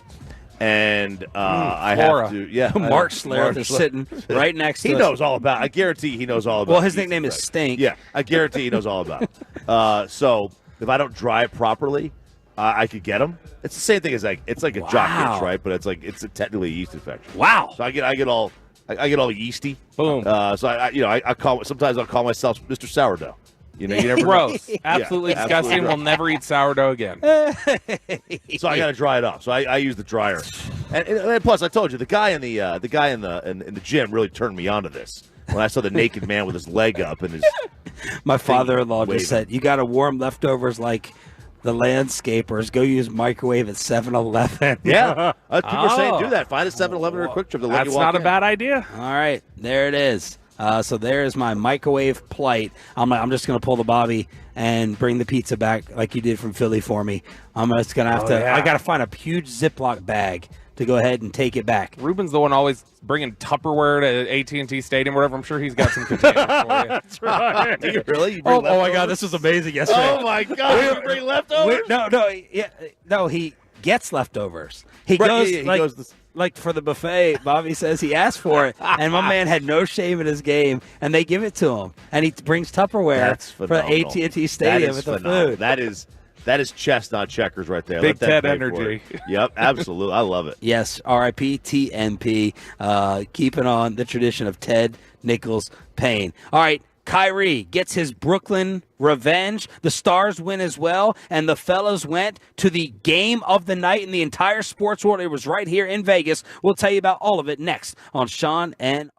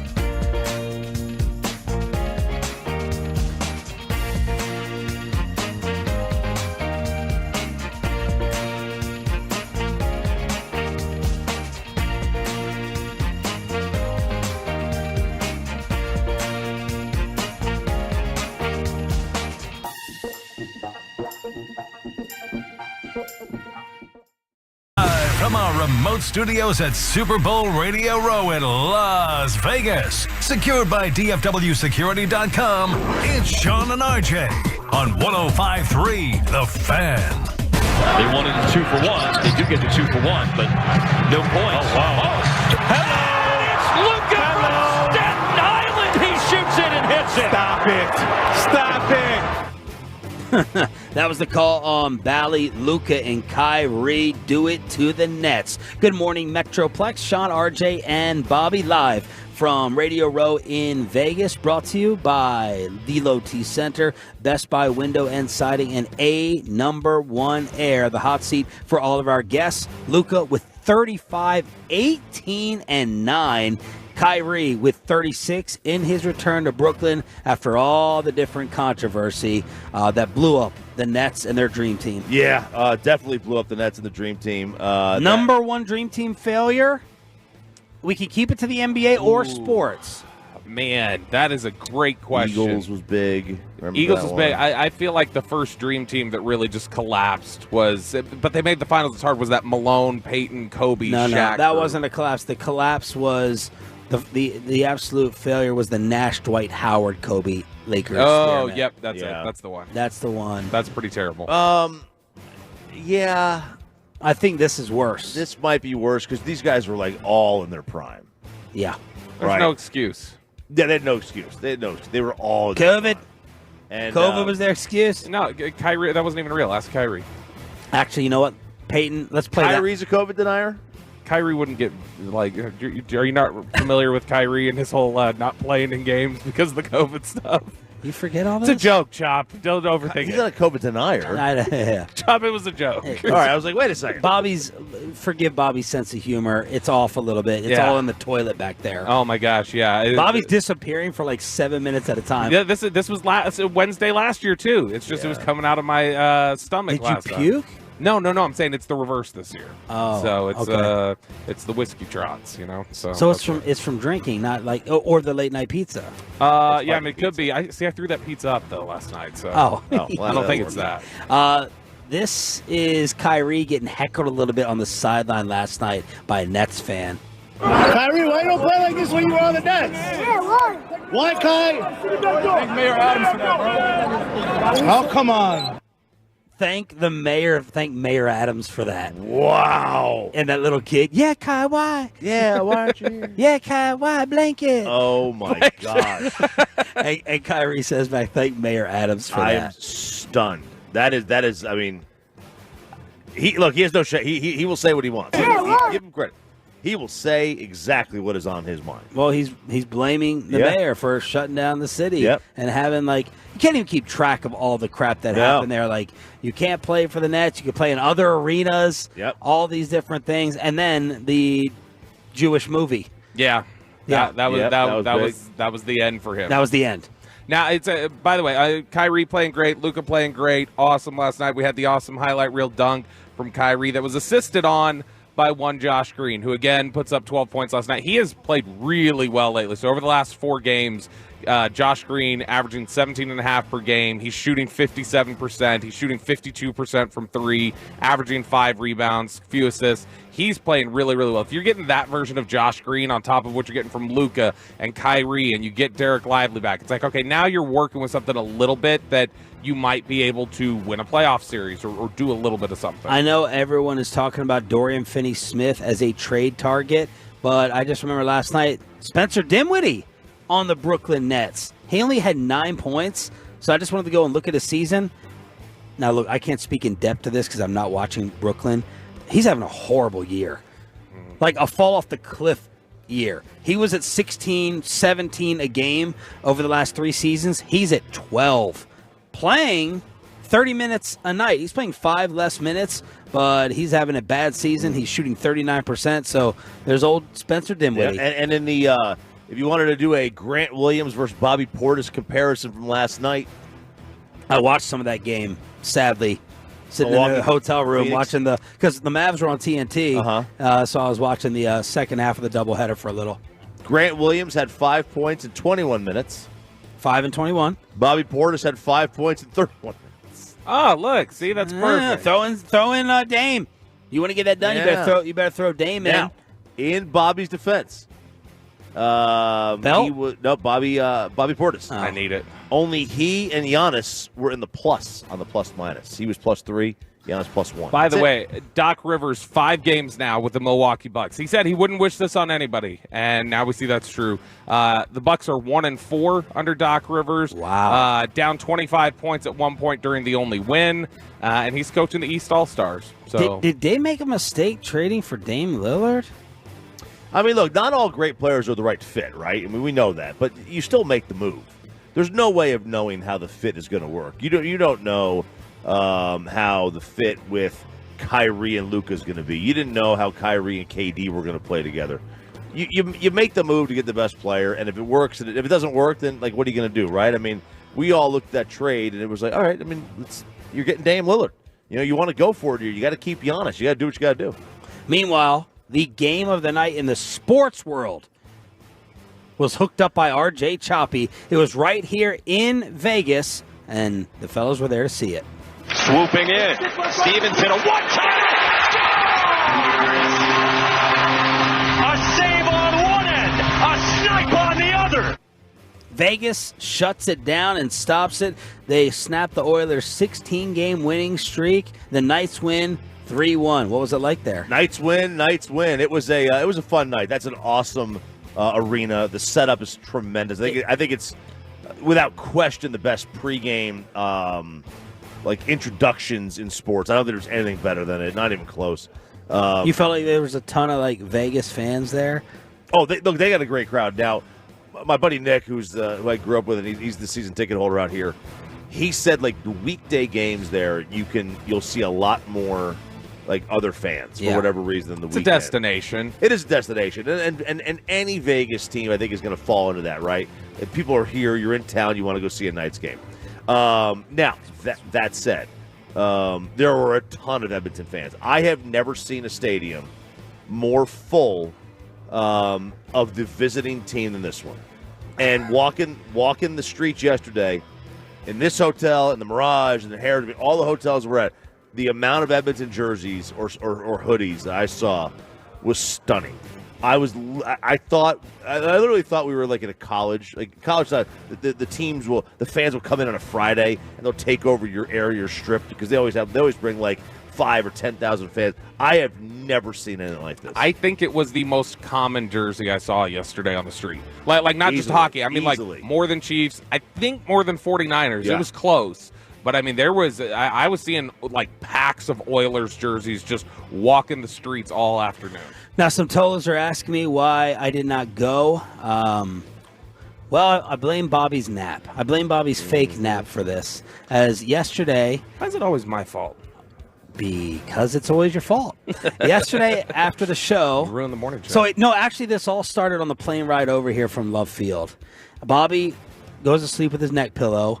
And Kristen confides in me because Bobby brought his wife out here for the week. And I love Kristen. I got a soft spot for her. She always takes care of my kids and the house parties, and she's always there, lending a helping hand. She'll go out with Amanda once in a while for lunch. And she's really upset and sad that Bobby won't let her go to the team dinner buffet tonight because she loves buffets. Why won't you let her go? It's not that I won't let her go. It's not that I won't let her go. I have a solution. I want to see if you're willing to consider it a little bit later on, 8:20. Okay. But I felt bad because she's going to be. I just want to socialize with everyone. So she's telling me this on the airplane, and I'm looking up all these restaurants, and she's kind of looking over my shoulder, like, "Yeah, wherever you go." And I'm like, "Well, you can't come with us, because Bobby's not going to eat this food." You know, we go to a pasta. Yeah. Kristen's gluten free. I go to Tao. Bobby's not going to eat that type of food. I don't even know what Tao. It's badass. Tao. I've been to Tao, the nightclub. Is it the same thing? Yeah, well, nightclub's next to it, but the restaurant feels like a nightclub. I got the hookup there too. But anyway, I'm like, okay, you're not going to be able to come along with us. Then yesterday after the show, I'm walking upstairs. Kristen's down there by herself, and I'm like, oh, because I'd eaten breakfast with Broadus. Right. She's like, Bobby wants to take a nap, so I'm like, so you're down here inhaling all this cigarette smoke, just walking around down here by yourself. Secondhand smoke. So you're not going to come with us to the team dinner. Bobby is sitting there taking a nap, having you walk downstairs by yourself. I said, you know what? You should go to the game. You should go to the hockey game. Because last night, on top of it all, she was going to be by herself with Bobby at the game. Yeah, so, you don't want to leave her by herself with this crew. With which crew? This crew. Oh. Not G-Bag. I know that. So I was like, you know what, Choppy, if you're cool with it, I appreciate the hookup. Let Kristen go to the game and enjoy a period and a half. That's just how it worked out. So that's what happened. That's how that worked out. Yes, which when you had suggested, I told you, I was very adamant. I said, no. I was like, she doesn't need to go. Don't worry about it. She's going to have fun. She'll be fine. She'll be And she texted me back. back. She texted me back, thank you. I really didn't want to be by myself tonight. That's what your wife texted me as you roll your eyes, and I'm gonna I'm gonna get her to the buffet this evening as well. And I have the solution. That is not happening because we're gonna go do other things. What are you gonna do? Yeah, what are you gonna do? Maybe I'll go. She's to, in Vegas. The girl has 3 kids. She gets out of the DFW for twice in her life. When I let her. You got to take her, man. You got to take her. It's a buffet. It's a $100 Golden Corral, dude. But it's not a buffet. It's a great. We'll get into it at 8:20. Yeah. I'm worried about it. I might have Bobby's side on this. We can leave. We can go somewhere else. Me and you should go to the Italian place. There's a famous Italian place. Or we can go to Tao. Go to Tao. I can get us in Tao. There's a pattern here of just things in general since I've joined the show that you think I have a bad take on, and slowly over time you come to my side. I'm very convincing over time. All right, so that was the game last night. The Dallas Stars were also in action. Plays it to the middle of the ice, and the Stars on the counter with a shot. And Luukkonen's got it. Rebound, squirts in behind him. Stars take a 2-1 lead. This was about Jake Ottinger getting it done. He stole the show. And the Stars get 2 points in a 2-1 win over Buffalo. A regular season career high for Otter with 47 saves. So many high-quality chances by Buffalo, and Ottinger shut it down. Dude, he's so good, man. And, they did a really nice job of staying above, keeping their head above water when he was out. They did a really nice job of that. But, when you have him in net, there are very few goaltenders now that can kind of take over a game. The position has just changed from the Brodeur, Hasek Wah days. It's just a little bit different. But he's that one that can still kind of take over a game. And it's really cool to see when he puts up dang near 50 stops. Super Bowl notes out here. What do y'all make of the Andy Reid retirement stuff? Florio tried to tell us what was happening. Andy Reid says no. Clark Hunt says, I'm looking forward to Andy Reid coaching for years. And Andy Reid said today is not the day to talk about that. It sounds like he's going to keep coaching. I don't know. I think he's going to keep coaching. It sounds like it. I think he's got a year. I think he's got one more year. And like I said, I think next year is the year. When we talk about the offseason coaching changes that could potentially go on, that next year is the one. Because that one, I think you've got Andy Reid one more year. You keep hearing this chatter about McVay and Tomlin. There could be so many, big jobs coming open. But I don't know that it doesn't feel like there's enough smoke around it right now to happen. But it does seem like it's at least within, it's within sight. The finish line is within sight for Andy Reid. And, we mentioned it earlier this week when talking about Pat Mahomes Sr., that, Andy Reid, he's been through a lot of really difficult family stuff in the last couple of years that I'm sure has taken its toll. So I'm sure it's getting close to a point where it's hey, I'm ready to rest now. Could you imagine Andy retired, they go get Bill, and then Bill goes from Brady to Mahomes? Wow. Boy, he would ruin Mahomes. Ruin Mahomes. That's right. All right, we think this next interview has everything. We got a former NFL GM. We got a numbers nerd. I tried to pick a fight with the numbers nerd. We're going to figure out what the Cowboys are losing in Dan Quinn. What could they be getting in Mike Zimmer? And how much actual football should Jerry and Stephen Jones actually know? Former Falcons GM. We loved him and his team last year, and it's happening again in the number 1 air hot seat. Thomas Dimitroff and some analytics fights coming at you during the Expressway next. But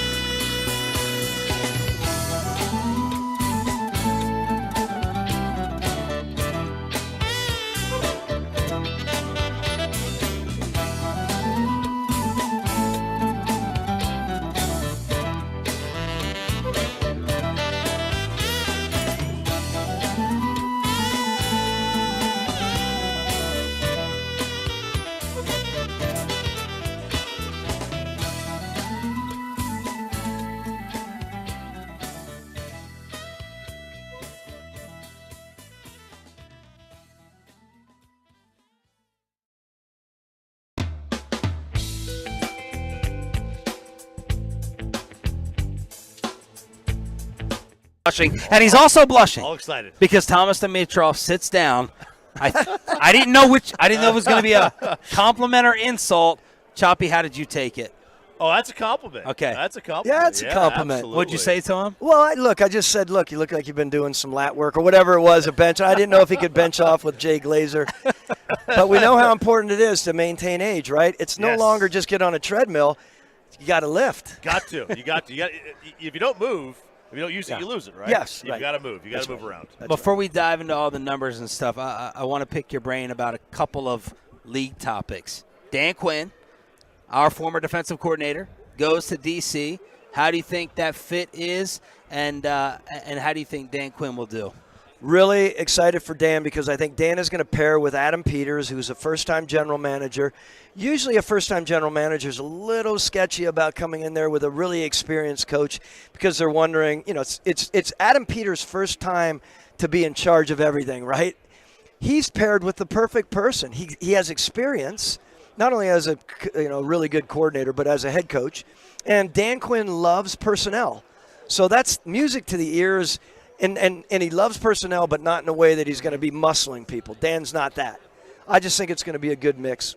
We want Mike Zimmer to replace Dan Quinn. Choppy wants to go with the youth movement.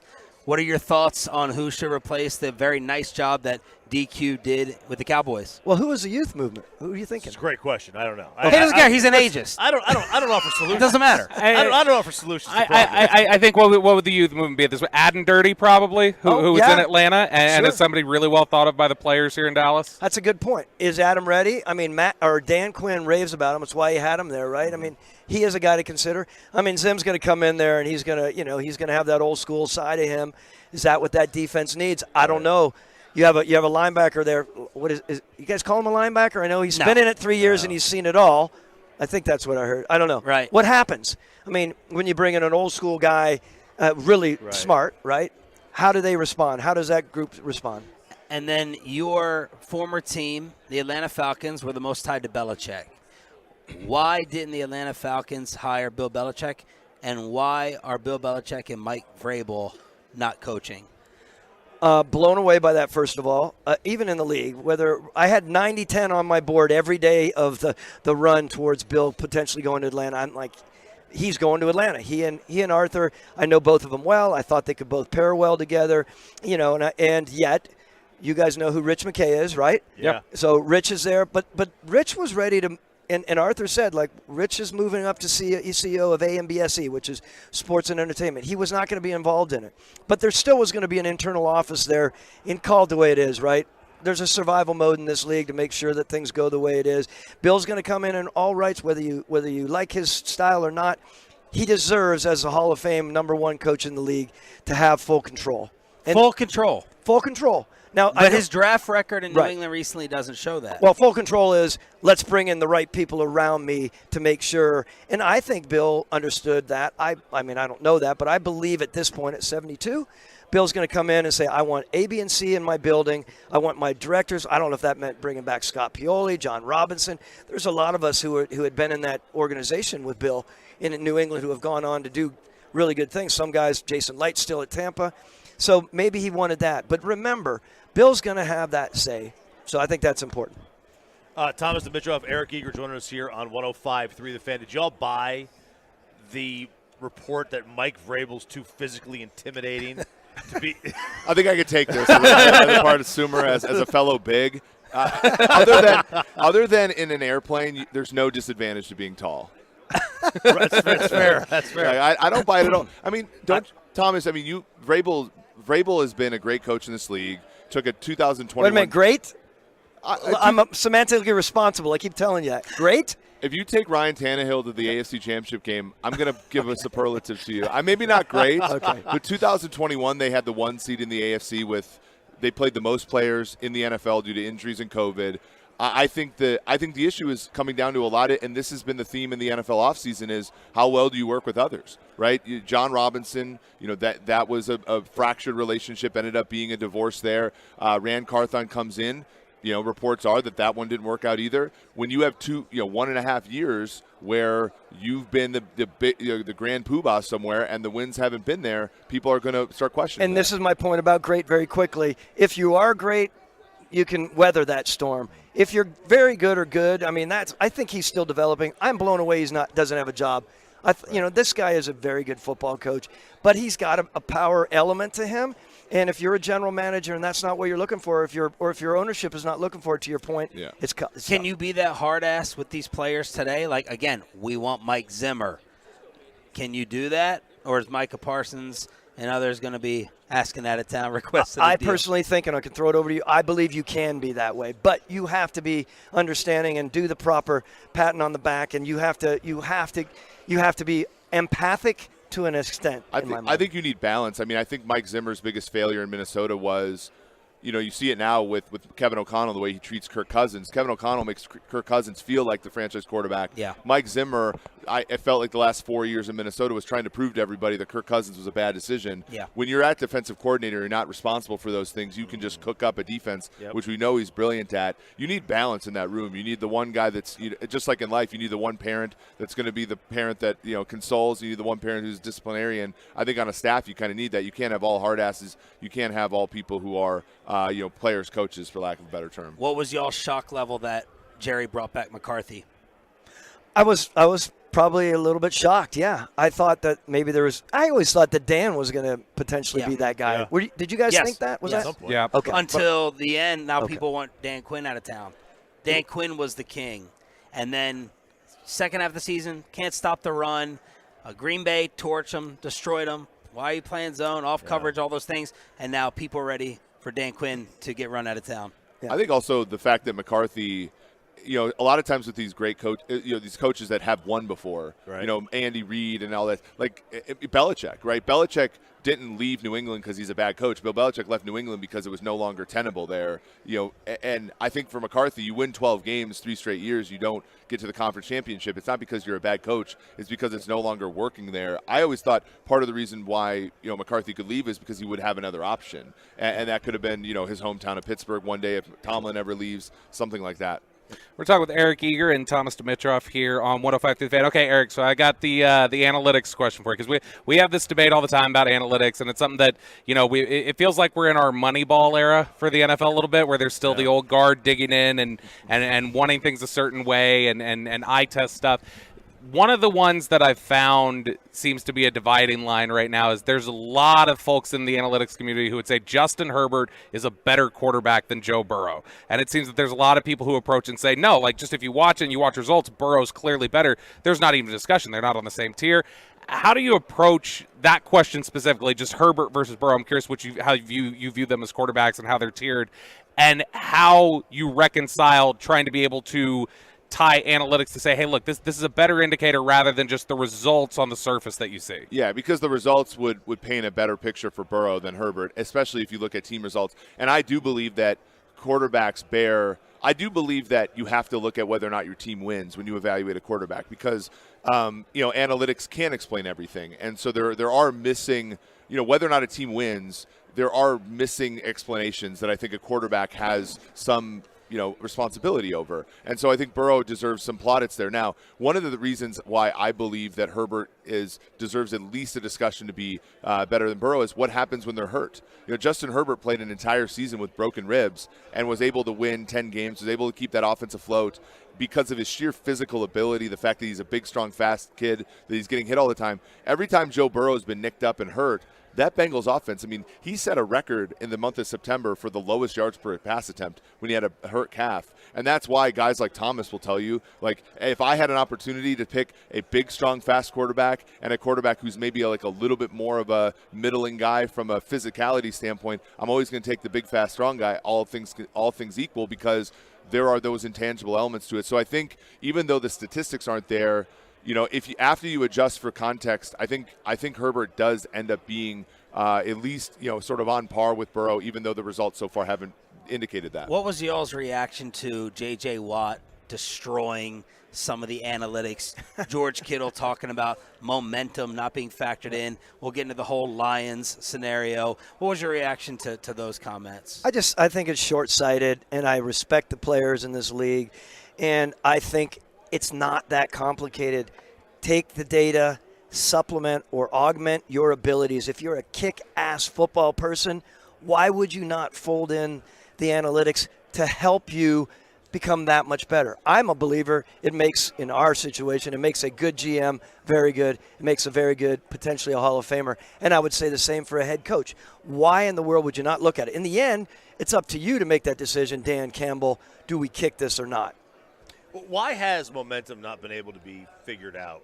Or has it been, and we just don't Well, really know I about think it? I think that there are just so few games, and also it's just like we don't define it well, right? It's sort of it gets into this religious realm. It's like how you define this. It's like, well, it means different things to different people. Momentum means, momentum for the Lions could have meant like, well, you came out of the half slow. Because did the Niners just did they adapt their scheme in the second half and run all over you, or did you come out of the half a little down because you give up? I think momentum is just poorly defined, and so from a math standpoint, if you don't have a good definition of something, you can't actually prove it exists. And so I think that that's mostly the issue. I think most people who played sports before know that there's an element of like the hot hand, for example. For years, people said the hot hand didn't exist.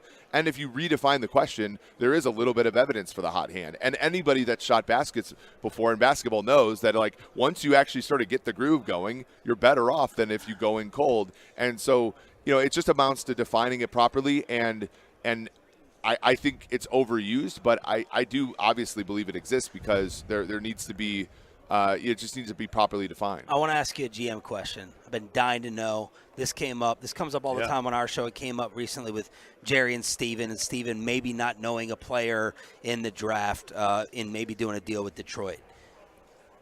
Talking actual X's and O's. I can't do that. Me and Choppy don't do that. There's zone blitz and who's going where and left and right. Does every general manager know all of that verbiage? Or is it, okay, the scout brings me the player, I make the numbers work? How far does the football knowledge X's and O's wise go with a GM?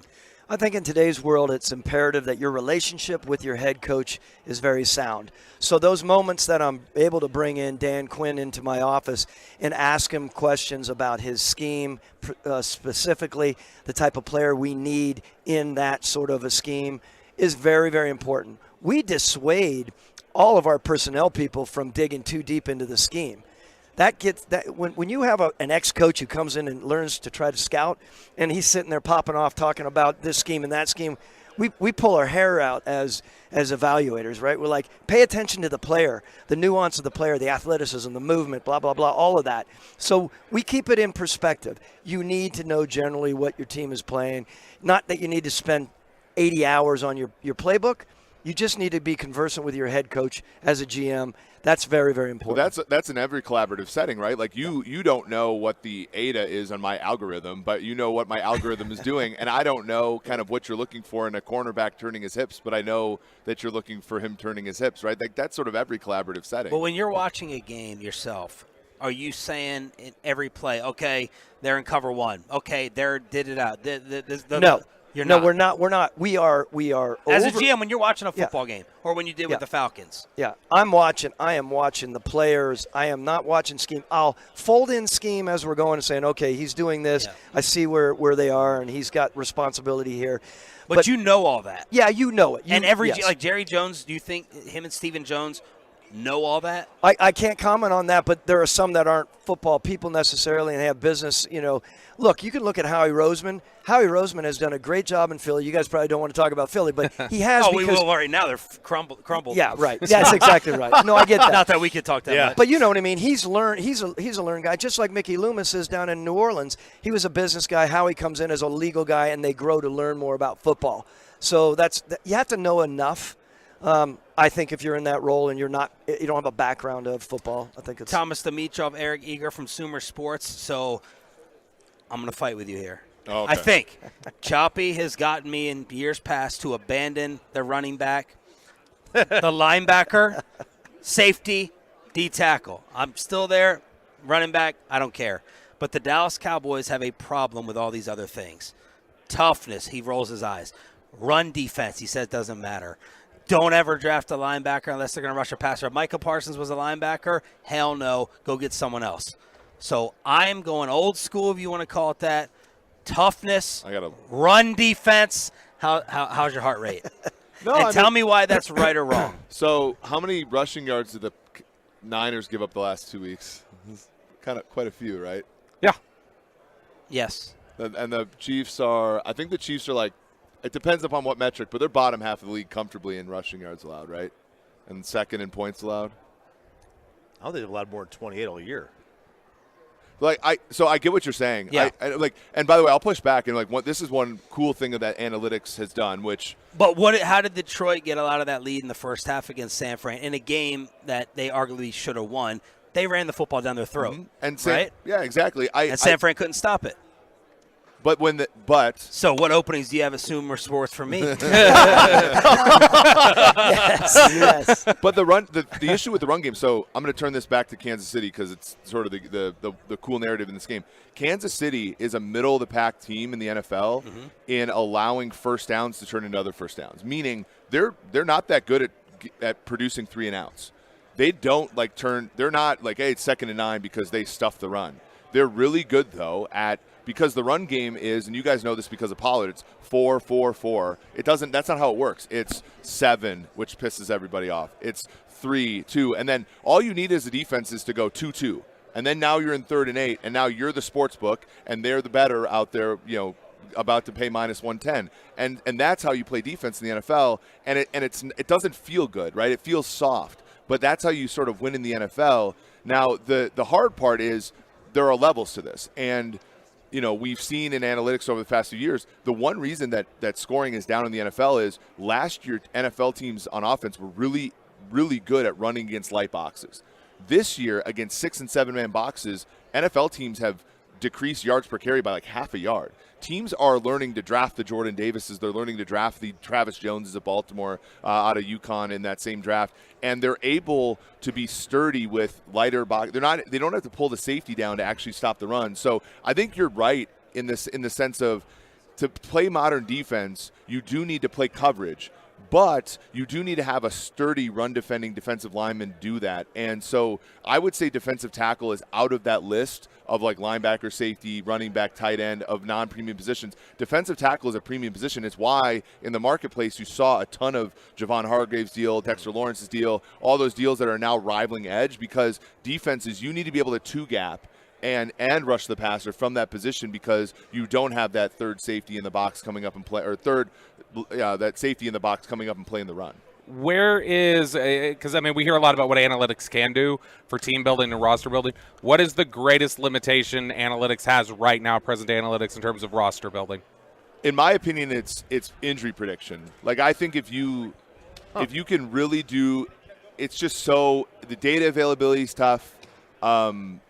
It's it kills these teams. And if you look at my world before then was in sports betting, all the really sharp sports bettors are ones that can incorporate injury information the fastest. That's how you win now. And Thomas could probably expound more quickly. Well, I love the injury side, but I'm a big believer. Like, how are we ever going to tap into that passion? The stuff that we know is so important to put together a team. We're working on some of those algorithms where maybe it's 3 and 4 levels away from it, but maybe it ties into passion and efforts that we can normally measure, of course. All right, wanted to get you guys your takes on what happened in that San Fran Detroit game with the second half, the going for it on 4th downs. What did you all think about that? And was the one before halftime arguably the most egregious or the least? So the one before halftime is the most defensible, but I will say, as somebody who's in analytics and wants to talk about momentum, I actually would have gone for it for that reason, because if you're up 21, I think 21 is a way more insurmountable lead than 17. And so if you're going in at 21, that is one where you can legitimately start to plan about like the number of runs you have, the clock, everything like that. If you're up 14 and they're getting the ball to start the half, you're in there and you're like, guys, we could lose. Like, this is a legitimate thing. 17 to me feels like a lead that's safe enough to let off the gas pedal, but evidently not safe enough, right? And so that's why I didn't like it. I think the math was kind of a coin flip on that one, but to me, that's why I would have went for it, because I think the actual upside of missing it is you make sure that everybody goes into the half knowing, like, this is a real football game. I know you've played the game of your life so far, but you're not out of the woods yet. Whereas I think at 17, you're like, you're like, oh yeah, we're still in a, it's still 3 scores, when in reality it's like a kind of a Mickey Mouse 3 scores, I think. Who are the best and worst teams or organizations this year at incorporating all this stuff that y'all believe in?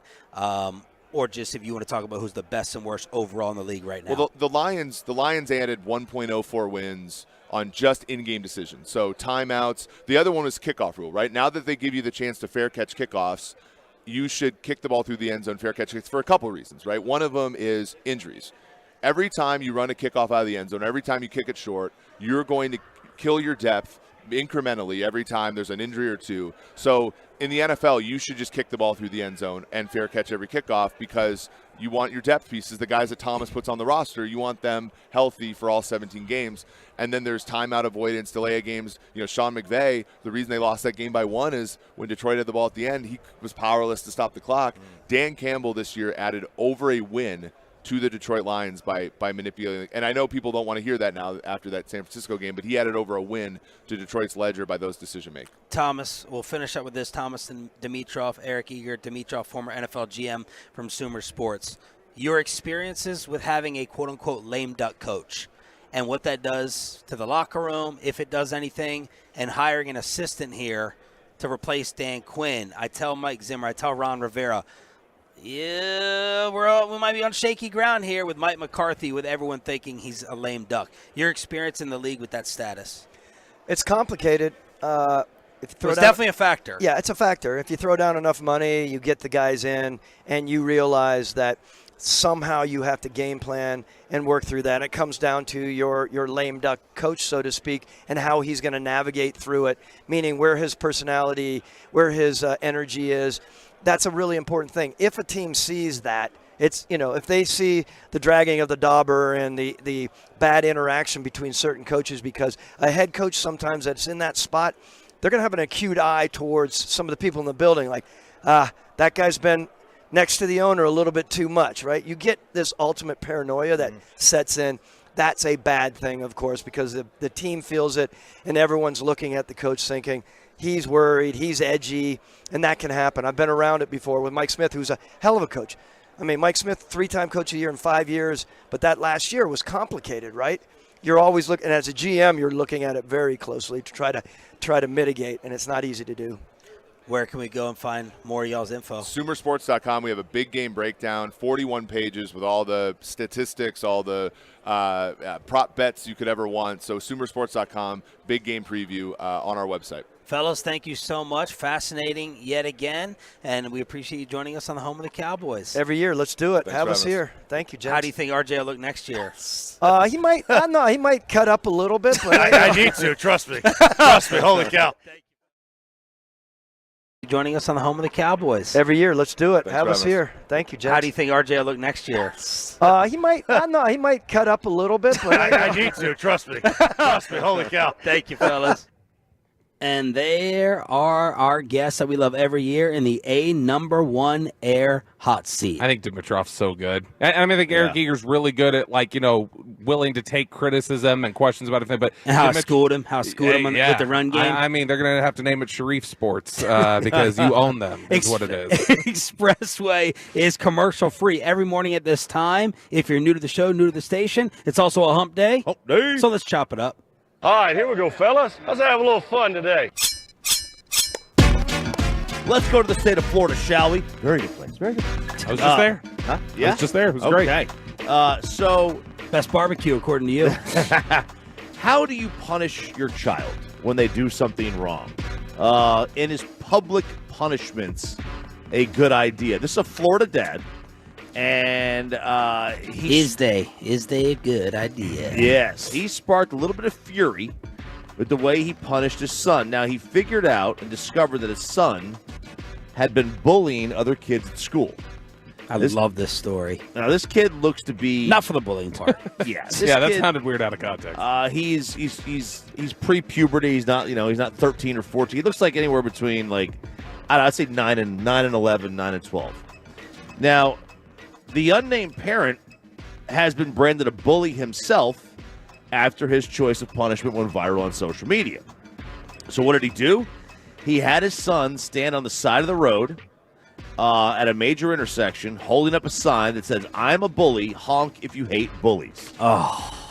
And there are his parents. Why am I just envisioning Wolchuk in his underwear? In Flower Mound? Didn't he have to do that? Yeah, As the punishment? I think that I listen. You may have been onto something there. So his parents can be seen sitting in, those fold out chairs that you would bring to a youth baseball game or a soccer game. That you get stolen. Yeah, that I got stolen. Yep, haven't replaced it yet. Now, some think the mom and dad are teaching the boy a great lesson. Others say the dad is that publicly embarrassing your child is not the way to fix the problem, and he himself is a bully. And commenters saying that's how you destroy your son, by emasculating him in public. Mm-hmm. Who did he bully? Did he bully a special needs child? Or did Whatever. he bully just another kid? Does that play into the I don't need to hear any more opinions from anyone else. We got people here with children. And with a son who needs to be disciplined pretty regularly. This is so. I feel I really go back and forth on this, where it's like there are times where I think like, look, it's got to be a punishment that they got to feel it a little bit to understand. Like, hey, you need to correct this. You don't want these consequences. Yeah, and a lot of times at that age, the public shame or whatever else, the social shame is enough of a consequence that's bigger than taking away a phone or doing something else. Yeah. But also at the same time, I do sit there and think about like how much are you potentially messing up their head or messing things up so much for them socially that it becomes like a longer than in that moment. Like will that punishment for that kid last past that street corner? Is he going to be hearing about this a year from now in school? And it's got do the consequences match the actions? That's the only thing that I go back and forth on. The only problem with this punishment is the only possible problem, because I love everything about it. Love it. Props to this father. The only possible problem is it went viral. Yeah, this photo's forever now. That's the only. But now, like, people who don't know him referencing it, saying something about it, yelling. If you're just standing out there and you're getting honked at, I'm sorry. That shouldn't scar you for life and create a complex because you had to get embarrassed standing out on a random street corner, especially if it's in a larger town where no one's going to know who you are, and you just get a honk. I think it's like the perfect balance. Maybe in a town with 500 people, it's a lot more embarrassing. The fact that this went viral and everyone in the town is going to know about it and reference it, that's my only issue. But I love what the dad did. Pre-camera phone, this is a great punishment. Yep. Post-camera phone, I don't know as much. But how did this even get out, though? Someone took a photo. Oh, someone at the stop sign or stop light took a photo of it and posted it on social media. Yeah. Well, you can post it, but, like, how did we get the whole story and the background and this and that? I don't know. Look, man, I am petrified of, like, the bullying that is eventually going to be an issue in my kids' lives. Yeah. Getting them to tell me what's happening. How do I monitor? What, is it going to be a brawl with the other parents? Have you had to deal? Give me your. Give me your dealings. If you were to use me in the construct of today's world, you would probably say I bullied kids as a kid. We made fun of everybody. Yep, same. We brutally made fun of kids. Yes. Everybody. Yes. And we were made fun of too. Yep. I don't believe words are violence. That's my. I don't believe like that. But I know that is the common, and that is what is accepted now. Yeah. And you've got to live by the societal standards that you reside in. So whether my person believes that or not, I have to adhere to those. I think people would say amongst all the shows on the station, and maybe in the city, we go at each other the most. Yeah, I don't even know if it's really close. Probably G-Bag, but like that's that's a form of communication. Sure. Is talking S to you. Yeah. It's just being relentless and just talking smack. Mm-hmm. Bobby obviously never stops. Never stops. And we're cool with it. We can take it. Yeah.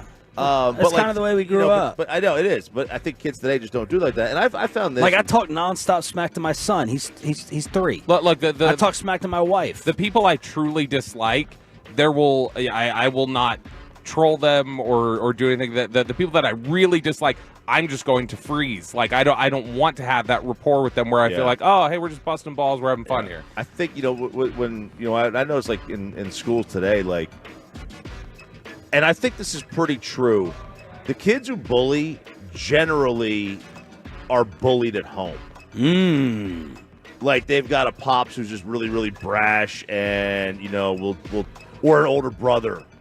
Like my younger one is much more likely to be a bully, and when I hear him on like the headset on video games, he's ruthless with these kids. Really? Ruthless.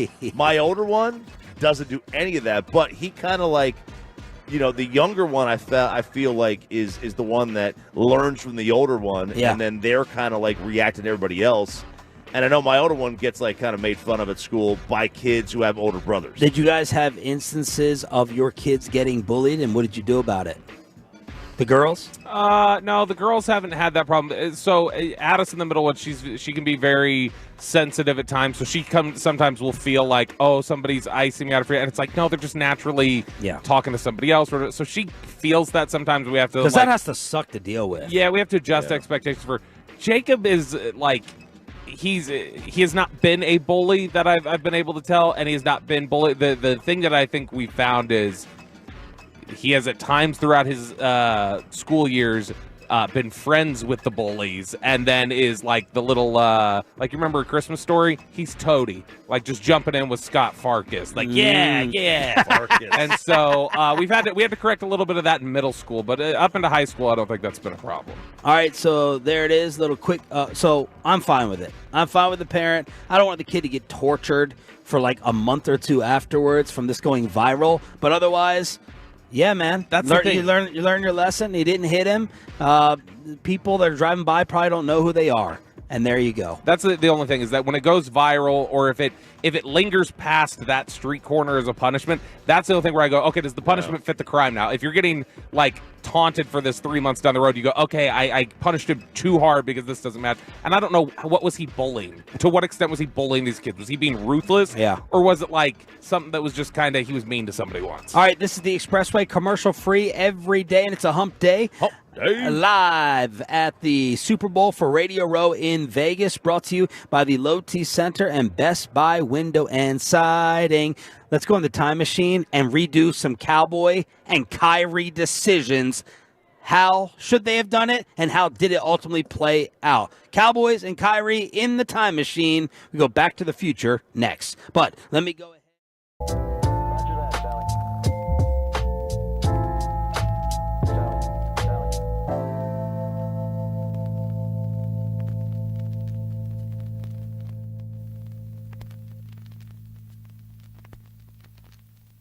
Roger that, Sally.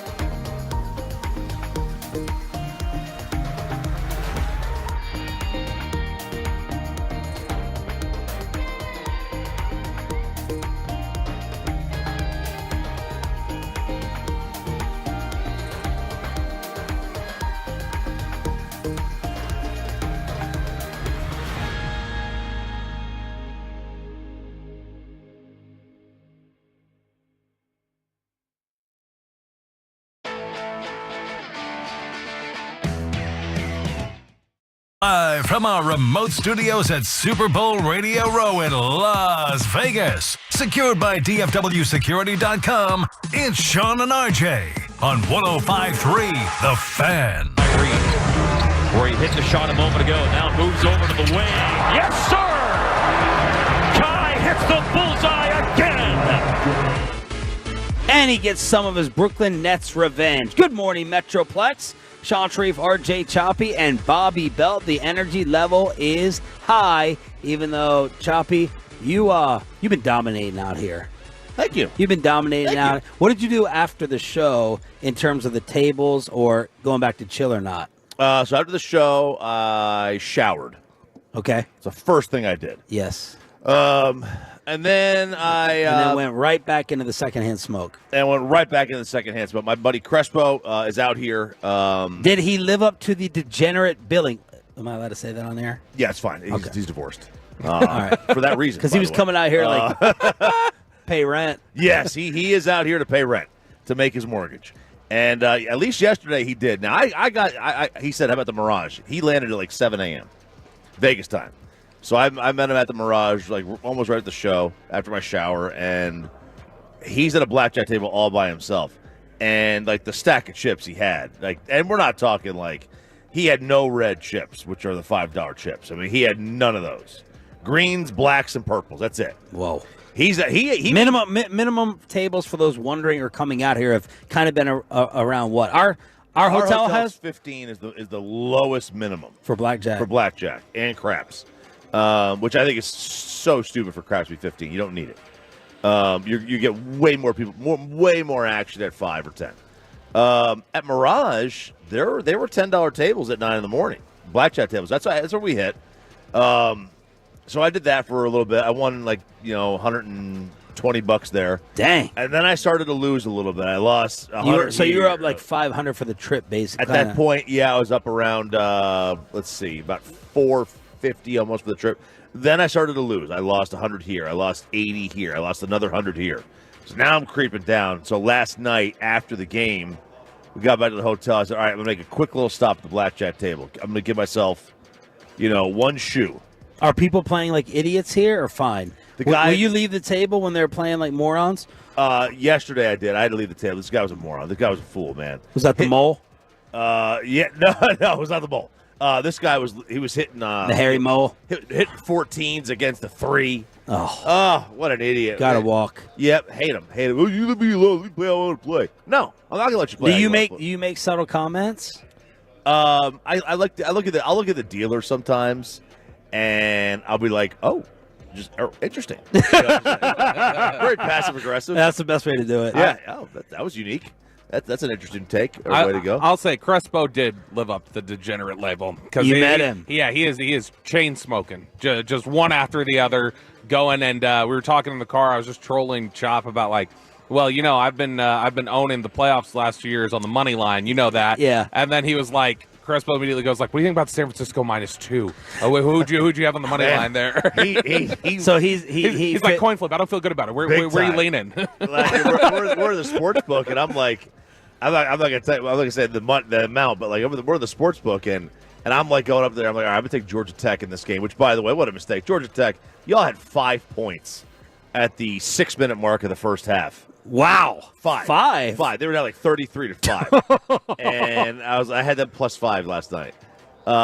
He took Bowling Green first half minus like 7.5. Yeah, and they were tied with 1:30 to go, and he winds up hitting it. Wow, felt so happy for him. Well, he was like, "Take my ticket, rip it up, rip my ticket up, I'm take done. it away."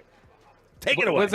So I was not in the sports book NFL Network. Okay, so I was not there. Was he? Like when he hit it, was it just like relieved, Euphoria? like oh my gosh, or was he like hyped? Oh, he was hyped. Let's go! Yeah, Let's go! He can live in his apartment for another month.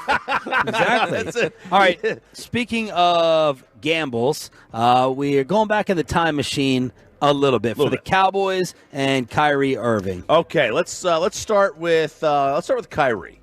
All right, let's start with Kyrie because they played last night. You aware of this one? Yep, they did play. Regrading last year's trade of Kyrie to the Mavericks. Of course, with the deadline tomorrow. Yes. And this is from ESPN. Let's see which one wrote this. Oh, it's Kevin Pelton. Okay. The Mavs acquired Kyrie and Markieff Morris from Brooklyn. And remember, it was for Spencer Dinwiddie, Dorian Finney-Smith, a 2029 first-round pick, and 2 second-rounders. Okay. At the time, we're going to a 2-day NBA draft now. Y'all were telling me yesterday. 3 days by then. You never know. That's what they want, which is stupid because nobody cares after about 90 minutes into the draft. I think everybody's checked out on the NBA draft. Yeah. If that, yeah. So the official grade, the original grade they gave was a D for the Mavericks. Oh. They gave them a D. The regrade, a D. Oh. And I was thinking to myself, are we just too close to this situation? I don't think. Y'all think it was a D? No, I would have definitely said it was better. Yeah. What's the write-up? All right, here's the write-up. Even with the low grade, I didn't imagine the remainder of the Mavs season last year would play out as poorly as it did. There were 2 games over 500 at the time of the trade, went 10-18 the rest of the way, missed the tournament.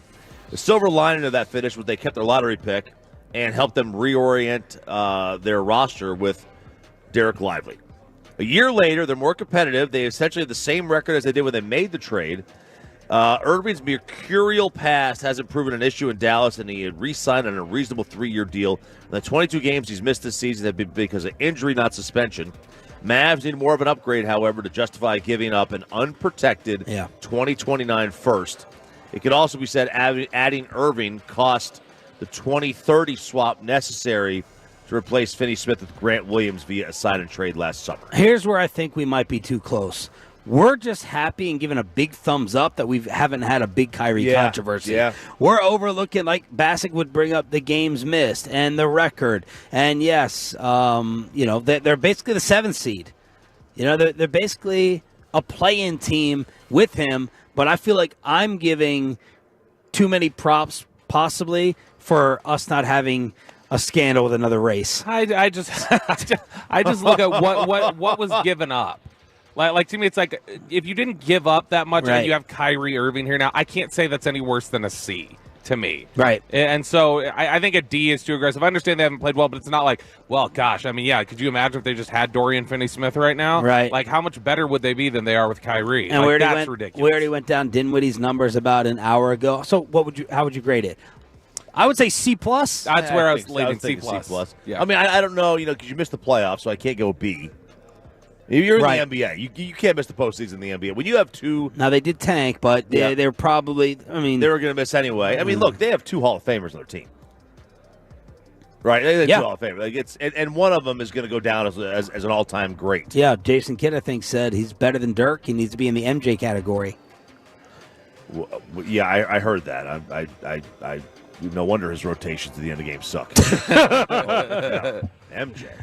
I mean, look, Luka's going to be, he's a great player, but it's about Michael Jordan here. Mm-hmm. Michael Jordan. So, yeah, C+ is all around. Yep. How about the Cowboys? They redrafted the first 2 rounds of this past year draft. All right, all 63 picks. Remember, there was man, this is gonna hurt. Was it Miami had to give up their first last year because of their owner? The overall number 1 pick last year was Bryce Young. The new pick this year was, no surprise, C.J. Stroud. He was a beast. All right, he was a beast. Stroud, Anthony Richardson was the second one. Cardinals took Will Anderson. They kept him there. Puka goes from like 5th, 6th round to number 4 overall. Whoa. What a jump for him. Seattle, they kept Devin Witherspoon there in that spot. Detroit was at 6. They traded back. They didn't pick till the mid-first. And they actually kept them with Jahmyr Gibbs. Wow. Detroit had a really good day. What a loss for us in the media. Although, are we saying, can we already give Detroit the victory on that? I mean, it's short term, but not long term, because they're gonna re-sign a running back at a high price. I mean, Ben Johnson might, as much as he likes to run the football. Yeah, because the problem is when you draft somebody so high in the draft, you're putting them at the top 10 of their position in salary. Immediately. How many yards? Don't look. How many yards do you think Jimmy had? Oh, I would say not 650. Yeah, I was going to say 800. 945. Wow. 945 with how many receiving yards? 316. 11 total touchdowns, 10 on the ground.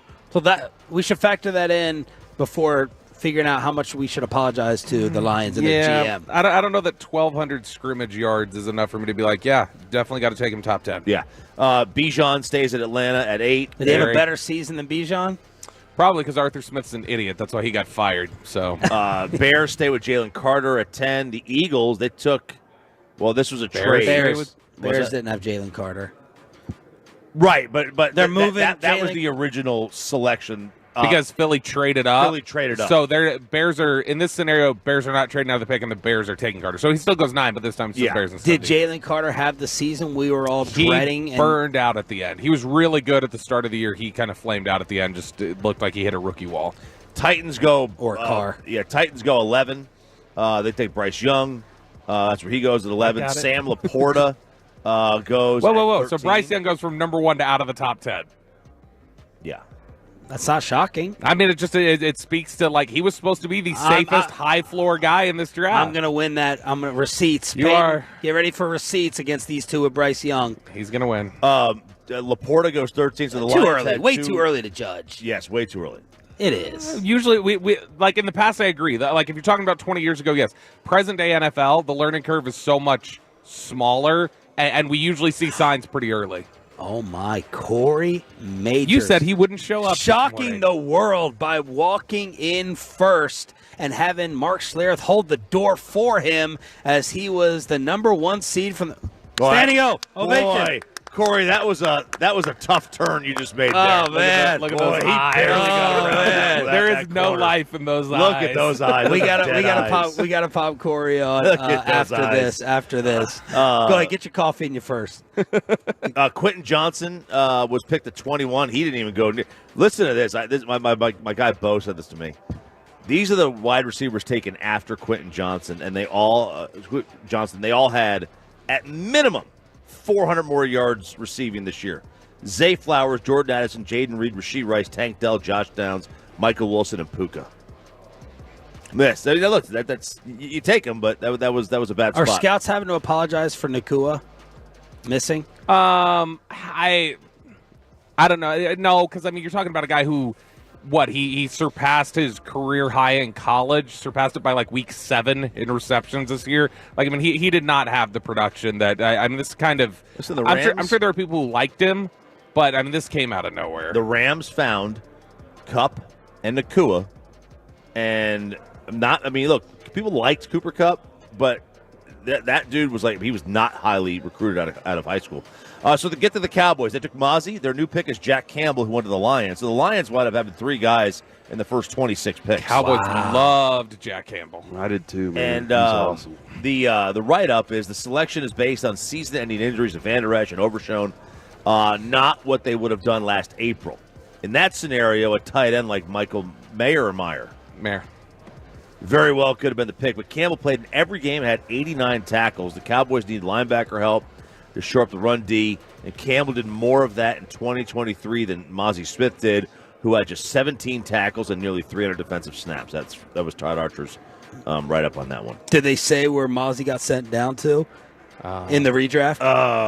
Nowhere. Michigan? Nowhere. Sent him down? Yeah, honestly. Yeah, he doesn't get picked in any of the 63 selections in the first 2 rounds. Oh, really? He goes from being a top 15 guy on the Cowboys board to just not even picked in the redraft, which I get. It's media and everything else. And the Cowboys took Schoon in the second round, and they kept them with Schoon. Which is a good indicator that if Todd Archer keeps that pick there, that's him telling you the Cowboys believe that he's still going to be good. That they haven't checked out on him yet. They won't give Ferg another more money. It's a 2 tight end league. I mean, true. And so he absolutely could be involved. How is Corey Majors alive after last night? We find out next on Sean and RJ 105.3 The Fan. But let's get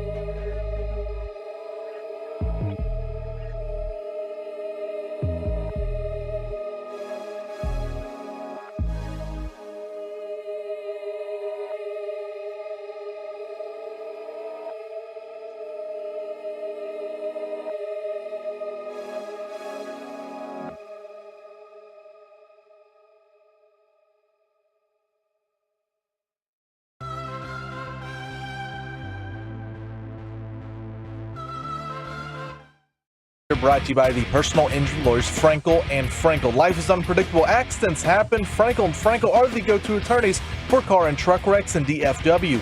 If you or a loved one have been in an accident, contact the Frankels for free at 214-817-333-3333 or go to truckwreck.com.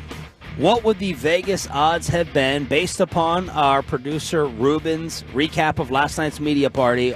RJ Choppy, what would the odds have been on Corey Majors showing up not only first from the KMC Masterpiece, but showing up at 6 Corey Mahors. At 6:20 local time here in Vegas. That's in the plus. Wow. That's a plus number. That's plus 1450. Wow. There was no chance. I mean, you have the Giants winning the Super Bowl would have had a better chance than you waking up here and coming with us. This is an 8-0 Bowling Green run to close the first half. Yeah, it really is. This is an 8-0 run and a half. How did you do it, sir? And what happened last night? I don't know. Take us inside the party. How was the setup? Dude, it was cool. That the party was really cool looking. There was multiple levels to work with, inside, outside. I think I was trying to get on to San Antonio radio last night. I think I was trying to get a job over there. Oh. Just in case. Okay. In case. Well, if you keep finishing 12, you will. No, it's a weird world. You have your best year. You finished number 1. Yes. And in a top 5 market, yet you're number 12. But whatever. We'll get back to that. Outside the top. It's weird. We were 17 last year, so I guess we went up 5. So that's improvement. Yeah. But there was multiple levels. My problem was. And this was where was the setup? It was over at the Grand Prix, the F1 racing area. So there was on the track is where they had all the food set up. I didn't pay much attention to that. No. They had some shows. They had some dancing and some stuff happening on stages. I caught flashes of that. They had what was Mike was the one that was like, let's go. And I was like, all right, man, let's go. So I was really interested that Mike was interested. Yeah. We get there and he walks up and he's like, I want a Vegas Paloma. And so I was like, all right, I'll drink a Vegas. They taste too good. They tasted so good. Really? Oh my gosh, Yeah. It was so tasty. So that was where I was all night. Everyone's talking about Palomas out here. Yeah, Good. it tasted Very good. great. It was really good, man. But you drink all the liquors. Mm-hmm. What was the selection, and what else did you decide to I have go no with? clue. I have no clue what else was there. Like that. I walked up to the bar. The bartender, I got to know him. He was awesome. I didn't tip him the way Bobby did last year. But he was pouring strong. So it was one of those. It was a fun night, hanging out with Chio, hanging out with Wolchuk, and Carter.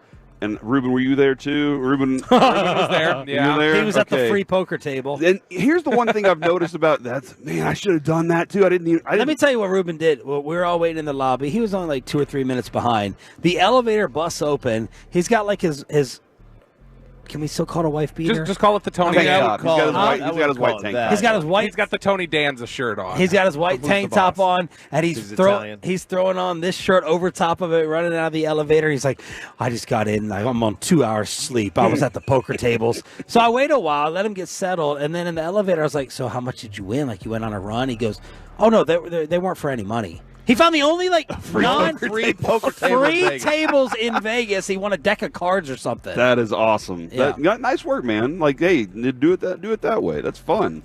Anyone else get real loose that you remember? Did you get any of the Buddy's pizza in the machine on the way back? Did you soak up some of the alcohol? No, we stopped at a place on the way home y'all have cars? Everybody has cars? We're having an I thought Uber we were everywhere. the only one with a car. Yeah, DJ has a car. And so DJ's rolling Eddie around, has and he one. drove us He home demanded last it. night.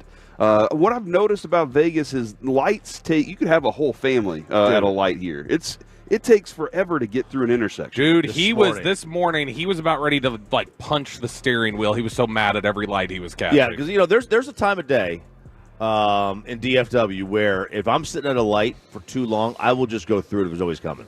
Especially in the country. If I'm in Roanoke or whatever, like leaving, like there's nobody coming, and I'm just like, all right, you know what? They got rid of the going cameras. through this. I'm going. No one's around. I'm sitting here for 90 seconds. What is the time? How long do you have to wait at a light when no one's coming? There's clearly nobody's on the road. That's a great question. You can just run it. I ended up chatting a lot with Christy Scales last night. There's some really interesting Cowboys information coming out of Cowboys land here in the next couple of days, I presume. Okay, and this number 12 that you were referring to is this media list that we were bragging about yesterday. And I heard that you found the people responsible for the list, and you cornered and talked to them yesterday. Oh, you heard that from? Did you hear that from me? That is it? Yes, you just said. Okay, all right, okay, yeah. Because I was like, "Oh crap, did I really do that?" No, like, Ruben told us. Okay, yeah, no, I was chatting him up, and there were a couple other people around and everything, and I did ask him. I was like, "Hey, man, why do you hate our show?" And he was like, "You'll have to find out tomorrow." And I was like, "Oh, he teased his list to you." Yeah, it's kind of fascinating too, because like he's actually been very kind to me, and as we've been coming up through this through the This world. is Jason Barrett. Yeah, Jason Barrett. Barrett Sports Media is their website. If you need to go to it or whatever. But like he's always been very complimentary of our show in DMs, and messages back and forth, and always just saying, hey, just keep grinding, keep doing your work. And so, it landed where it landed. You guys beat the ticket. We did do that on both shows over there, so that's a positive thing too. But it is, I guess, it kind of points out that is a national scope of program directors and executives, right? Let me say two things to make you feel better. Our show across the country, Sean, you've been across the country. Our show probably is not something you would find on most radio stations. Yeah, but so I'll say two things real quick, and then put the attention back on us being number 6. It was awesome. I'm proud of you guys. Number one, it's voted on by all the program directors throughout the country. So it's not the guy that you cornered and threatened to beat up. And they know who Sean and I are way more than. Oh yeah, absolutely. Nobody knows. Nobody knows. But I think honestly, I really, Nobody does. I think yes, I'm proud and happy with our show, but I really do, and I've said this to them 3 times. I attribute a lot of it to Jerry Jones on Tuesday. Because for sure, Jerry, these other program directors, they're not listening to our show in all the other cities and states. Not until I got here. My theory is that's right. They see our name on TV from the Jerry interview, and you guys don't get that same benefit on Fridays because the news gets buried into the weekend. Right. So they responded Jerry Tuesday at 9 a.m. on First Take. Our 4 name's days up of there, conversation and if about they it, don't respond to it Tuesday.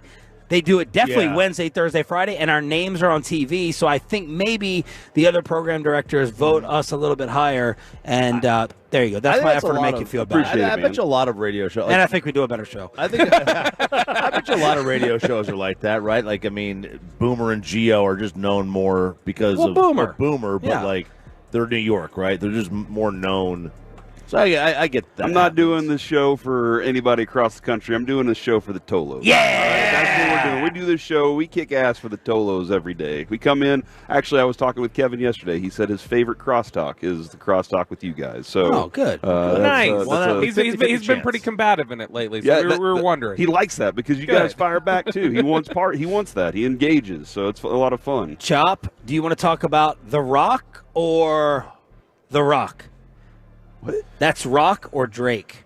Well, that's he talked a lot about Drake last night. I did talk a lot about Drake. You last did? night. I mean, with strangers, just like brought it up when he heard somebody was from Canada. He's like, All right, here we go. "Did you guys see the Drake pictures?" Hey, kid alert if you're in the car. Well, Drake had a video that was leaked, and Sarah actually sent me the video because she knew I would want to see it. Mm-hmm. All right, because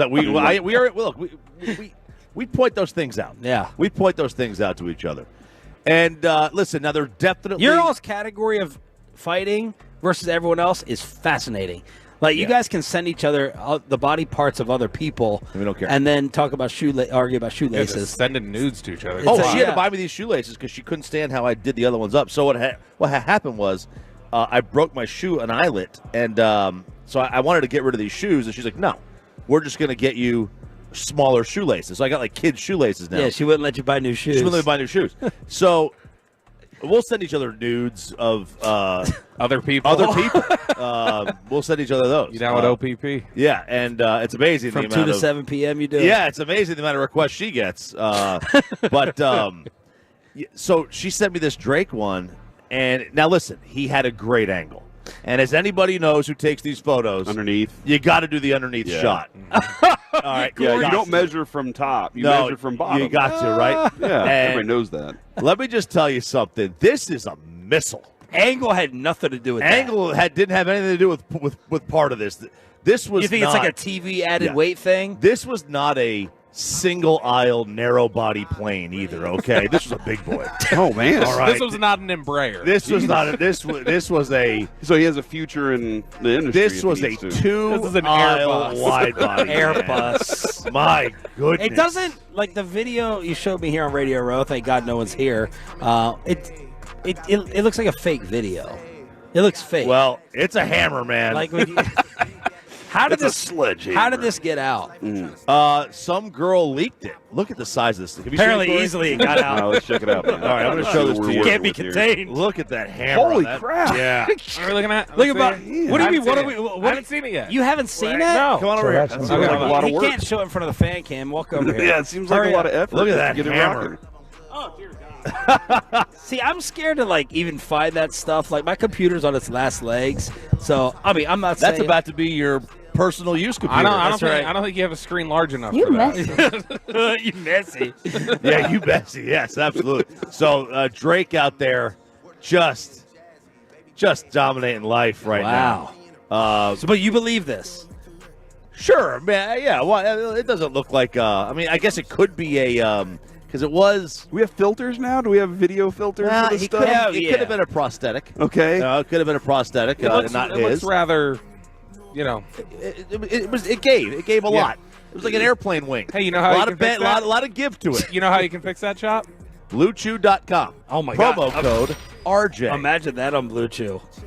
Oh my God. It'd be like the building there. Poor girl. It'd be like the building in OKC they're putting up. Yeah, the tallest building in the world. Yeah, that's a pillar right there. 877-881-1053 is the truckwreck.com text line. 877-881-1053. And then quickly, Bobby, the hate for Brett Favre only increased. Yeah, so Brett Favre is being told, hey, you're not going to be able to get away with this. You're going to need to continue to pay back the money that you basically took from the welfare fund. And having just driven through Mississippi last week and seeing how honestly just like poor that entire state is, I came away with a brand new disgust for Brett Favre, knowing that that's what he was taking and robbing from those communities. It's pretty bad. Have you been through Mississippi before? Yeah, Corey? we drove through. It was kind of rough. It's run down, Yeah. dude. And so, like, when I see that, I've always been put off by the whole Brett Favre story, but now having actually been through those communities and seeing who he was taking from, it's like, oh, you really are a POS. You're pretty terrible. Yeah, it feels like he skated on this. Yeah, he right? did. He absolutely It's weird. I mean, because he's Brett Favre. It makes me wonder, like, why he wouldn't, why wouldn't be a bigger story? It's like they're trying to bury it a little bit. Why would they bury it? Because he's a hero to all those losers out there. But national media, like it became a national story. Yeah, my sister-in-law went to Southern Miss. Well, and I'm not sure that's Oh. but I like it. But she went to Southern Miss, and she said while she was there was nothing but it was all Brett Favre. Like, felt like there were statues everywhere. Everything you just bring his name up, and everybody starts drooling. So that's probably one of the things is, look, we don't really want to fight it that much. We don't care that much. And even though it was national because he's Brett Favre, the digging never got deeper. All right, a guest of the KMC Masterpiece went viral for a Dak Prescott clip. Let's trigger Bobby in his own segment with this Dak take with Below the Belt next on The Fan. But you want to trigger me? Just talk about other barbecue that is not the best of the best.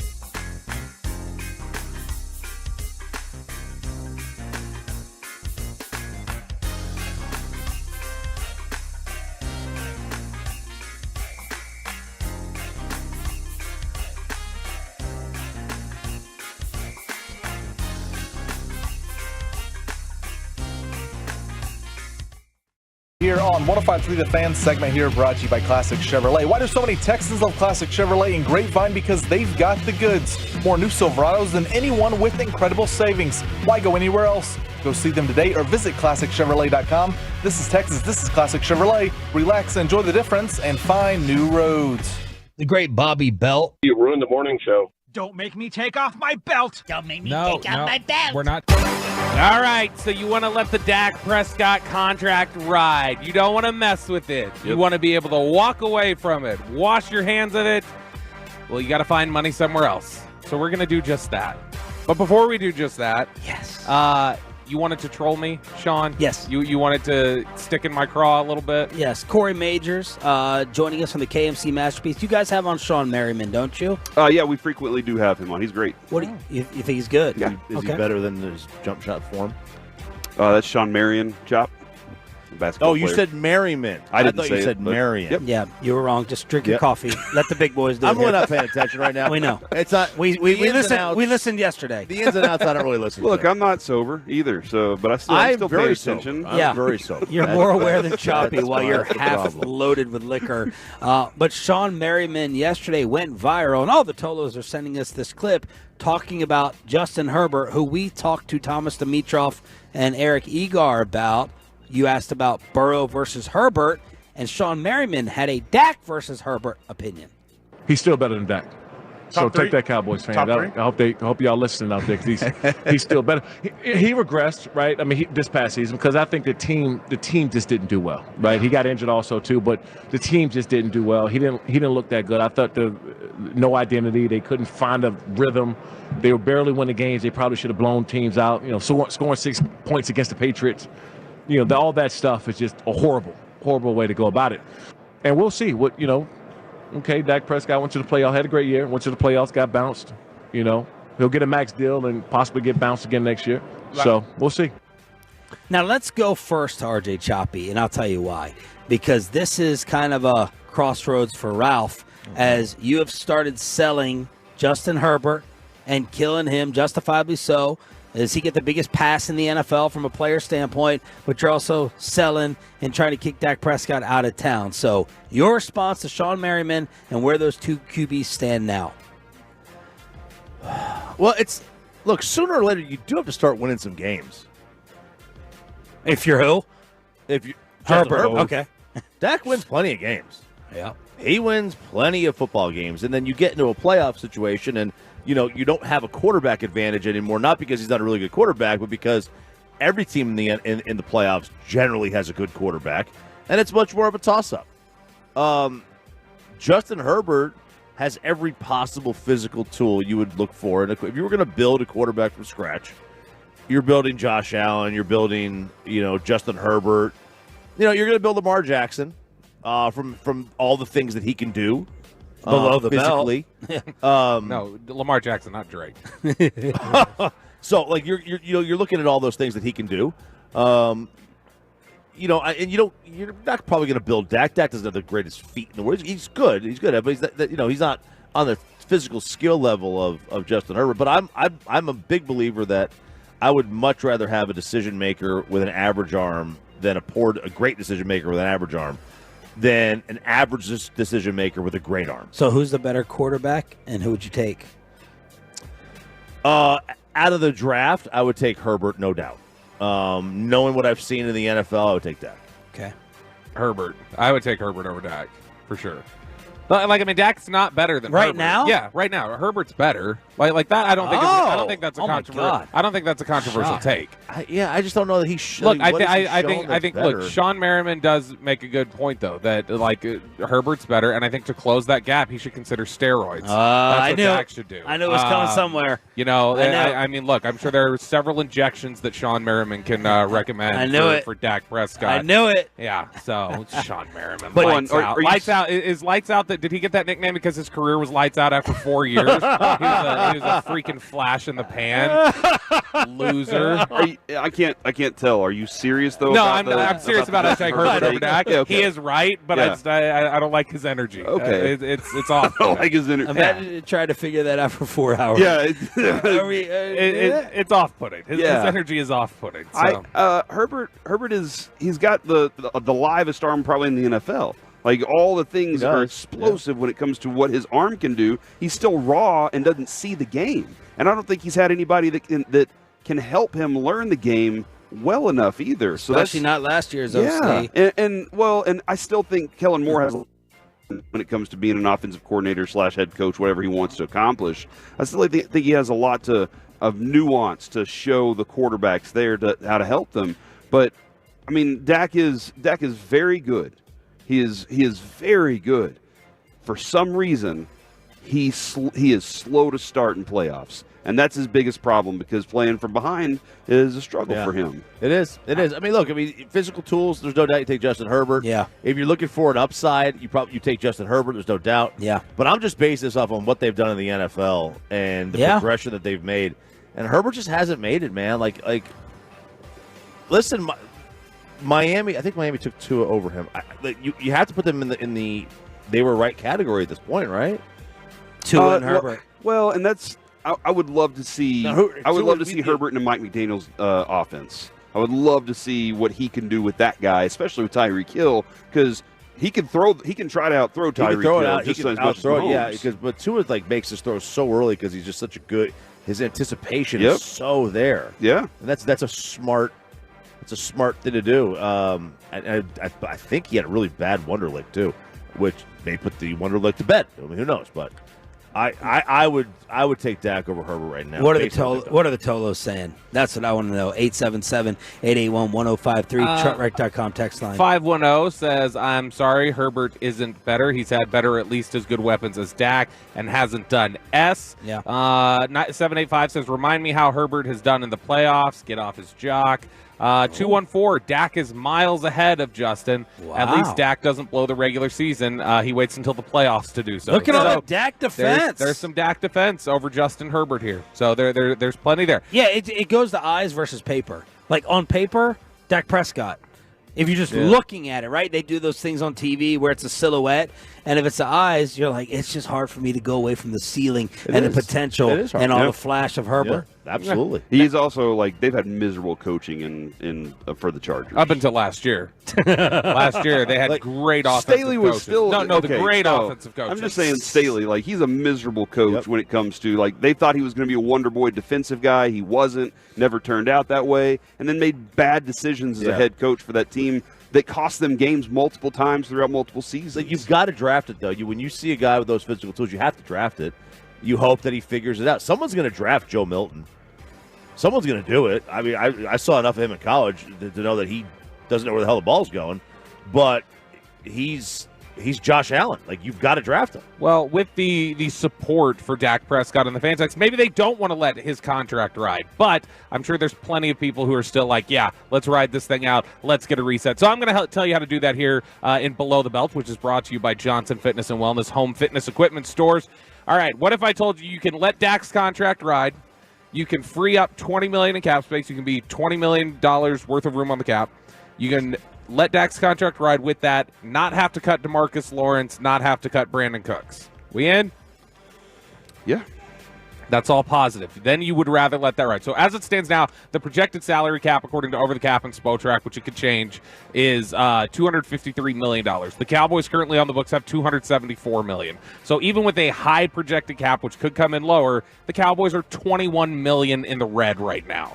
It's significant. So they need to free up money. That's why people said, look, you got to do something with Dak's contract because that's $26 million you can free up with an extension right there. All right, let's say you don't want to do that. Couple easy decisions. Trayvon Diggs, Terrence Steele, restructure. Their contracts are built for that already. That frees up $12.8 million. So that's a big chunk right there. CeeDee Lamb extension. You can free up as much as $13.5 million off your cap if you just sign him. Get his extension done. I don't think they'd max it out that much. It'd probably be more in the realm of 10. So right there, we've already got $22.8 million. We're out of the red on the salary cap. But we're all in agreement that CeeDee Lamb should be here for the rest of the I am. There is. If you're telling me right now I can only pick one player to have on this team for the next decade, it's Lamb. Yep. That's who I'm picking, and I'm not even thinking about it. Leighton Vander Esch, Cooper Rush. You cut both of those guys pre-June 1, you can free up another $4.5 million. Is Cooper for sure gone, you think? I think so. Lance is here. That can be your backup. Yeah. You got to see what you have there. So, and Leighton Vander Esch, we'll see how this offseason progresses. I would anticipate Leighton Vander Esch is done playing football, is what I think is going to happen. And so, Leighton Vander Esch. Told that he is. Leighton Vander Esch, Cooper Rush, $4.5 million right there. a post-June 1 release of Michael Gallup. If you release him pre-June 1, you only free up $800,000, which is not that much. You release him post-June 1, you get $9.5 million off your cap. And then Brandon Cooks, you don't have to release him. If you wanted to post-June 1 release him, you could get $8 million, but you can keep him, just restructure his deal, you get $4.5 million. So Diggs, Steele, and Cooks restructures, an extension for CeeDee Lamb, and releases of Van Der Esch, Rush, and Gallup gets you $20 million in cap space, and you don't have to touch Dak's contract. All right. Well, that's the wish that many have. Would you let it ride at that point if you could get that much money? Let it ride. Or would you just say, let's not play games here? Let's just. I'm giving him as an extension. I don't want to take him off and have him leave. I'm not. Which I think will happen. I'm giving him his extension because you think that you can't find another quarterback. Yeah. Okay. That's my fear. Yeah. Living scared. You can call it living scared. I will say this team has done a pretty good job of finding quarterbacks without actually looking for them. Yeah, they've stumbled into them. And yeah. Now they haven't been top pedigree. You know, they haven't been the highest of the highest, but they've turned out to be better than you expected from where you drafted them or where you picked them up from. So I love CeeDee Lamb, but the 214 has given him a great nickname. If you think that CeeDee Lamb's all about himself, they're calling him See Me Lamb. Oh, baby. That's really strong. I like that. I tell you this, I would, if you wanted to draft a wide receiver in the first round, like they did with CD to replace Amari, you could do that. This is good. This is a good year to need a receiver or offensive lineman. Somebody asked, do you think Lance is ready for the number 2 spot? Here's my approach on this. Something happens with Dak Prescott. You see what you have with Trey Lance. If he's awesome, you have your quarterback. You've done it. You made it for a 4th-round trade, and you move on for the future. If he sucks, you tank. You're done with the season. You're all in. That's what Jerry means by all in. Is, hey, look, I got nothing left. You know, these guys, the chips that I'm putting in, they have nothing left. So you go for it. This is kind of what I wanted to do the year that Dak got hurt and we had Andy Dalton. But Andy Dalton was too good for the Cowboys to truly tank. So same situation here is go with it. Dak, man, this is your opportunity. If something happens, Trey Lance gets his shot. And if it all falls apart, go draft somebody high. Now, if you are scared of losing him in free agency, people in the fan text are saying you could put him on the trade block now, right? Even though he has a no trade, right? You can still put him on the trip and get feelers. Just call teams. Call teams and see what they'd be willing to offer him. If they're willing to offer him 3 firsts, then you know you can't let him get the free agency. Yeah, but if they're not, and but what it's if like, it destroys a relationship that you put him on the block? You're not publicly putting him on the block. You're calling a couple teams like, hey, what do you think if we were to offer up Dak that you would give him in compensation? If they're only saying we'll give you like a first or a second, then I think you go into this year and you're like, hey, we can afford. No one's going to sign him to the money that he wants. All right, Brock Purdy responds to being called a game manager. The lookalike for him is what, Bobby, that you feel robbed of? It's Lee Harvey Oswald. Lee Harvey Oswald is in the Super Bowl, and it's about time that Tay got a restraining order against Bobby Belt and everyone else putting the hate on all the Swifties. Final hour, Hump Day edition is next.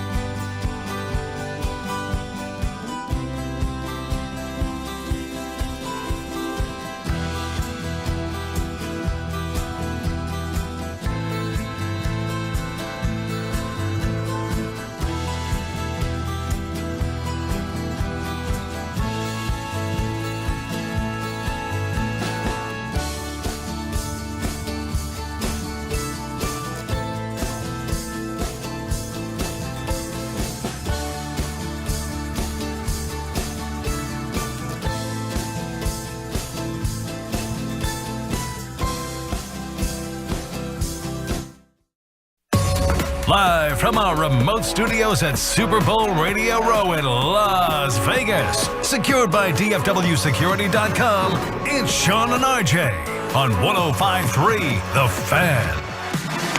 Final hour fist pump time on the Fan Cam, brought to you by A Number One Air, the Low T Center, Best Buy Windows and Siding. I'm Sean Sharif alongside RJ Choppy, Bobby Belt, and the champion from last night is the champion still reigning this morning, Corey Majors from the KMC Masterpiece. Final hour of the Hump Day edition. What else have you, how are you feeling right now? Hurting. But, I'm going to make it. I got some water. I saw some Gatorade Zero packets over there. I think I'm about to go steal that off somebody's table here. Okay. Yeah. 0 calories, zero sugar. Dude, we have been walking around here just taking whatever we want off of anyone's table. Good. That makes me. I'll be right back. We're allowed to do it as number 6. I don't know. Yeah. No. Well, you know what? As I don't care, it doesn't matter. As I don't Grab care. me a few. Thanks, sir. We're lowering banners. We're taking chips. Dude, we're taking waters. Next to us, this El Paso radio station, man. They've got this obtrusive banner. All right, this massive banner, and I'm like, I can't see anything. So El Paso, and you know what? As soon as we lowered it, you still can't see anything because nobody's here while we're here because it's but I 6 still in the morning. I still want to see. Yeah, but this is fantastic. Yeah, they put it back up yesterday I couldn't see anything. Like, I couldn't see people coming through, so I was kind of like, oh, man, like, that's part of the fun of this. Yeah. Part Everyone of the fun else of this experience. Tell them to put it down. Seeing Say, everything. guys, no, we need to see.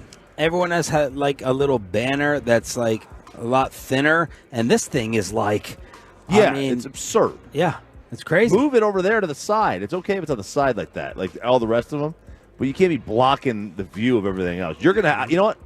We're coming back today. Hell yeah! I'll say something to them. That's what I'm talking about. Move it. Oh, get rid of this thing. These guys can't see. We're here for 4 days. Let's go. What I'm talking about. Look at I got Choppy. you. Choppy getting all big, getting big. Listen, I'm running this town this week. Yeah, you are dominating. Baby, I'm running this town. You're dominating. Was the game fun last night? Did y'all have fun? I didn't go. I did. Oh no! I gave my ticket to Bobby's wife. Oh, well, yeah, and then he's cool. trying to make me That's feel nice of bad you. about it. Like, I asked for it. When I specifically said I'm not to give making it you to feel me. bad for that. I'm making you feel bad for leaving the guy who gave you the tickets and going and setting up. You got some Australian friend that you're in love with. G'day, mate. You're skipping our team dinner tonight for this guy. Yesterday, you skipped out on the guy who picked you up for the game, got you 20 rows deep, and you leave after half a period. It's kind of thankless, making Choppy look bad, making me look bad looking for real passing bad. up the tickets, making me look bad. To be fair, I would bail on the fair. buffet regardless of who was here because I don't want to go to a buffet. You know nothing About food.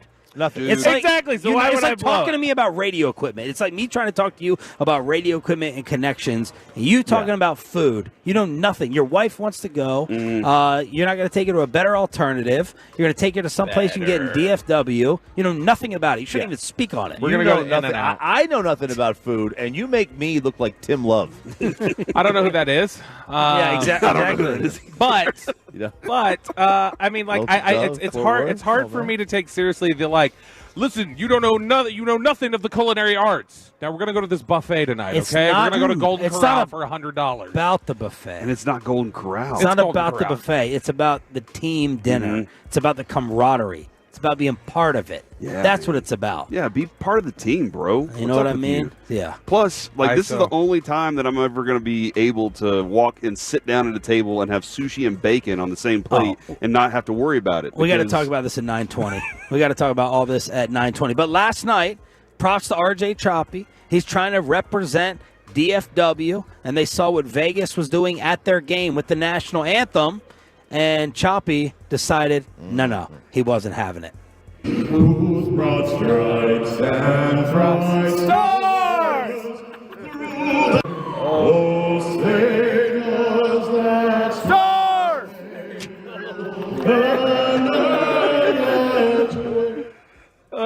That's good because you know what they do there, Corey? When they say gave proof through the night, they go night. Oh, good for them. No, man. because it's not even spelled the same. It is two different words. Totally different words. Yeah. Totally different meaning. Whereas stars, that's still the same thing we're talking about here. I've always loved I've had a lot of pride in that. As a DFW fan, hearing it even at baseball games, at Cowboys games, whatever, the fact that Stars comes up like that. Yeah. It's a really. I think it's awesome Now- the Stars fans started that. Now, like people, I got a couple of looks. They look back at me, and I'm like, "What are you looking at? You guys do the same dang thing." Yeah. You guys say the thing with the Knights. Oh, they thought you were disrespecting the anthem. I don't know if they thought I was, or like, what is this guy doing here, Not doing as that well at a as game you. we're not a part of? Listen, I sing the anthem. I sang the Canadian national anthem last night. Yeah. Okay. You know the words? Absolutely. Who Well, doesn't? they put them on the screen. That's a question. That's a question. Who doesn't know the words? That's a question. I didn't. That's a question that I'm interested in. By the way, like I understand like pausing and do whatever, but like isn't hand over your heart because they're like Choppy and like Chris, they were like going hand over your heart during "O Canada," and I was like, I thought that's like I understand reverence and pausing and maybe taking off your hat, but I thought this is more about like your allegiance to your country or whatever else. I share. Look, I support all of North America. No, yesterday you Okay, I legitimately support said, all of "I it." am an American. That's what I am." That's what you want to Canada- rename AT&T Stadium. Canada- North America Stadium. Canada is basically America. It's. Well, I mean, I've weird been money. there a lot. they're basically America. They're a little brother. There are. They're Minnesotans. But I found We consider Minnesota America, right? I found it interesting. Like I took my hat off while "O Canada" was playing. Like it's like okay, I'm not going to leave my hat on. That's disrespectful. But I didn't put my hand over my heart. I think it's like, a gorgeous anthem. I can listen to their anthem all day. It's beautiful. I don't care for the French version. That's Amanda un- gets that's mad at un-American. me. Like she makes sure I go hand over heart for the anthem, and I'm like, do I have to do that? I'm taking off my hat. I do. I'm standing at attention. Do I have to put the hand over the heart? And she acts like that's a violation. Wow. You know what? We probably shouldn't be talking about all this. Anthem talk. Yeah, I don't want to do. Let's not. I Let's mean, not. the do that. 49ers are in the Super Bowl. Yeah, that's right. Mikey Bassick looking over here, looking stunned that Corey Majors is sitting down with us for over an hour here on Sean and RJ. Okay, Bobby's not thrilled with me because he's blaming me for robbing him. I blame Bobby a lot, so you get to blame me robbing you of a viral moment. Yeah, okay, so there were a lot of people who are responsible for this because every single person I brought this up to. Ryan, you're going to had probably said, need to get this for the fan cam and Twitch. Don't tweet that. I was told this several weeks ago, like, yeah, you probably should not tweet that. And it was that I had discovered, I had really realized, and I'll put it up on the fan cam here if Ryan doesn't, but I had discovered that Brock Purdy looks a ton like Lee Harvey Oswald. It is uncanny. It really is. So I had made this point about 2 months ago, and Jane Slater yesterday texts me a tweet because I showed it to her. I was like, a couple months ago. I was like, look, this is crazy. So she texted me a tweet of some guy, some 49ers fan who tweets, "Holy S, been trying to figure out who Brock Purdy looks like for the last 2 years, and it's Lee Harvey Oswald." 13.5 million engagements on Twitter in 24 hours. That could have been mine, but when I showed it to Sean and RJ and everybody else 2 months ago, I was told, absolutely do not tweet that. The risk is not worth the reward, where somebody could take that the wrong. And to be fair, this guy's taking a lot of hell. Oh, he Not is? majority, but there is enough of it that he said that people have already called his job to like say you should fire this guy. He's comparing him to, an assassin or whatever else. See, that's just foolish. He's not comparing him to an assassin at all. It's just and a look. by the way, Lee Harvey Oswald did not pull the trigger, as we all know. Michael Lombardi tomorrow on the fan. Absolutely. So this is not this. This is what I hate about social media. Comparing somebody to somebody is not comparing them to somebody. Don't confuse the two. Look, I know that's confusing how I said it. I've hit several viral moments. Not to brag. Wow. on Twitter. I've had shut up. I've had several of these, and I had one sitting right in front of my face. Now, to be fair, there was a joke along with it that I was going to. Yeah, tell the people the truth of why I said no. Do you want me to say the joke on me? No. Oh, okay. If I said no, then don't want you to say say it now. Yeah, no. Sean was just like the risk here is that somebody. Plus, you were in takes it hot the water wrong with the way. boss. We were having a lot of behind the scenes conversations. This was it 2 wasn't months ago. I wasn't in hot water when are you then. not in That's hot true. water with the boss? That's true. Yeah. But I think that I missed an opportunity for a lot of engagement. I could have tagged the fan account. The fan could have gotten that engagement, and we missed it. And I feel like you guys have to own that. I don't even think that the comparison is like that dead on identical. My photo, his photos are not. The photo example I use, Corey, look, that's a dead ringer right there, right? The mouth, the head. Show it on the fan cam. Yeah, they definitely do look alike. There's some similarities. That one, like the head, the mouth, his everything. I don't know, people on Twitter who are just. You got to remember, the 49ers fans tried to cancel G-Bag. So, if you there's going to be a handful of them who will just It's amazing. Whenever these types of stories and reaction happen, I do wonder to myself, how do people how do people pay taxes themselves because they're so stupid? Gen Z, they can't. They're going to therapy for it. One of the things that you learn in this job is just really how, and I know this. I'm not trying to be fake humble. I am not the sharpest tool, brightest, figuring stuff out, geography, normal everyday things, fixing obvious, like, a lot of categories. I do not win at Jeopardy ever.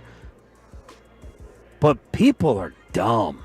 Like, really stupid out there. They're really, and I'm like, as I'm doing all these things in life that are headaches for me and going through the mail and managing accounts and moving money around and paying taxes and this and that, how do other morons actually do this and not wind up in jail for missing taxes and organizing their life? When people are this stupid that you can't separate a looks comparison from an acts comparison. Right. It's completely different. And it's like, it's amazing. It is amazing. People are dumb. People is morons. That's a T-shirt. Yeah. People is morons because they are. What do we say about idiots? They'll pull you down to their level and beat you with experience. Like that's what we say about idiots. Yeah, what was the old Parcells line about fighting with the pig in the mud, where he said never fight with a pig in the mud because he said you both get dirty and the pig likes it. Allie just said you may suck at Jeopardy, but you're really good at Family Feud. That's right. That's right, because that's a trashy show, and I love those types of categories. Yeah, those are good. Meanwhile, Tay is having to threaten restraining orders. Restraining orders and suing a student, threatening to sue a student at the University of Central Florida. A student at UCF, a junior, is tracking her plane. Now, why is he tracking her plane? Because he wants to show the amount of. He does this with tracking jet movements of celebrities to track their CO2 that they produce. Now, that's carbon dioxide or whatever. Yeah. And she is threatening legal action to stop tracking her private plane, which she wants to keep private so people don't know where she is at all times. This kid's a loser. Let this poor girl be. All right?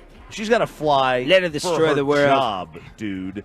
You're sitting here at some directional school worrying about the movements of a megastar. Put that energy into your schoolwork, and maybe you could transfer to Florida and get a real degree. Wow.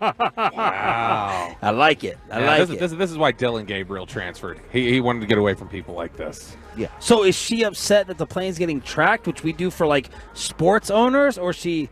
Like, what's the restraining order part? Can't you track these planes? I mean, you can track them, but what's illegal about it? It's all right. So let's just say he's tracking her plane because she's trying to say it's harassment. Yeah, let's say he's trying to track her plane, right? And she doesn't want the world. The world knows when she's on tour. They don't need to know where she is all the time. Yeah. Okay, but legally, yes, legally, is it illegal? I don't. It's probably not illegal. Okay, no, that's the problem. But like. You know, one of the things is, like, imagine if everybody knows that she's out of the house. Well, now her house is free market for all the thieves to go in there, right? But it's not illegal. I don't know, man. That's how the bling ring started, right? The bling ring started because of Twitter. You think she's got DFW security, Corey? She does. Yeah. But remember the bling ring in Hollywood? That started because of Twitter. And all these celebrities were like, hey, I'm going to Vanderpump tonight, or sir. And everybody knew they were out, and they would go in, they would rob their house. It's proud of you. That was on last night. Well done. So there you go. There's your roundup here on a hump day. Hump day. On Sean. Who just said that? I did. How do you know all of them? You still watching? No. Bravo? I know everything. Oh, my gosh. I know. Except when we're talking about the beginning of every segment. I just keep tabs on things. All right. I'm worried, Corey. I'm worried about the $100 buffet tonight for the team dinner. Why? What are the rules? You're messing up my tees. What are the rules? Why? Next on the fan. I just fixed the tees. We're in the tees now. We're in the commercial. It's over. We're in the commercial. We're in the commercial. But tonight, go ahead. Do you have more to say? This is my read. Hey, mine. What are we actually doing? It's my read. What are we trying to accomplish? Spittle. What are we getting at the? How much does it cost? Is $100? Peyton. Spittle. I got the next one. I see. Just shut your mouth. I'm going to go do some work, boys. And I had set up DFW Security as the tie-in and the tease. Get this the G-Bag of the day. It happened 24 hours ago. Ruben, you see with the morons that I'm working with. Let me talk about DFW Security. Time is ticking into the future. If you're a big-time celebrity and your plane is getting tracked and you're worried about people knowing when you're home or not, Upgrade now with DFW Security and embrace cutting-edge technology that's reliable, convenient, and affordable. Take control with DFW Security's all-in-one app. It's powered by Alarm.com. The future at your fingertips. Equip your space with smart devices like door locks, garage doors, thermostats, and cameras.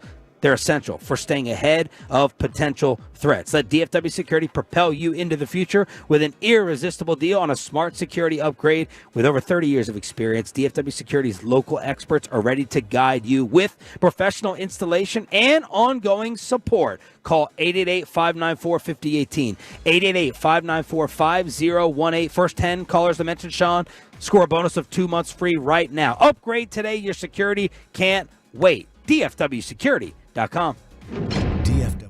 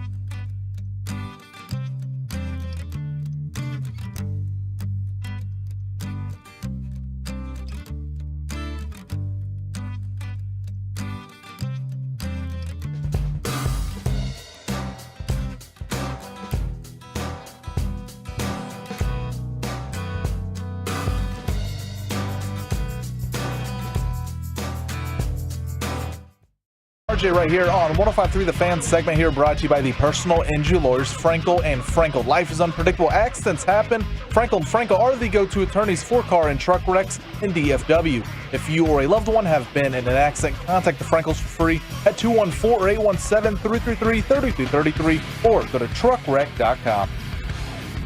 Crosstalk with the KMC Masterpiece coming up at 9:40. The champ is here. Corey Majors, champion of the media party, champion of the first one showing up, and apparently champion of breaking Cowboys news, as the internet has taken your Christy Scales comments and said that news is going to be coming out in the next few days. We did have Christy on yesterday too, so we did chat with her a little bit, and there was just she said she would suppose that there is some coaching information coming out this week, like.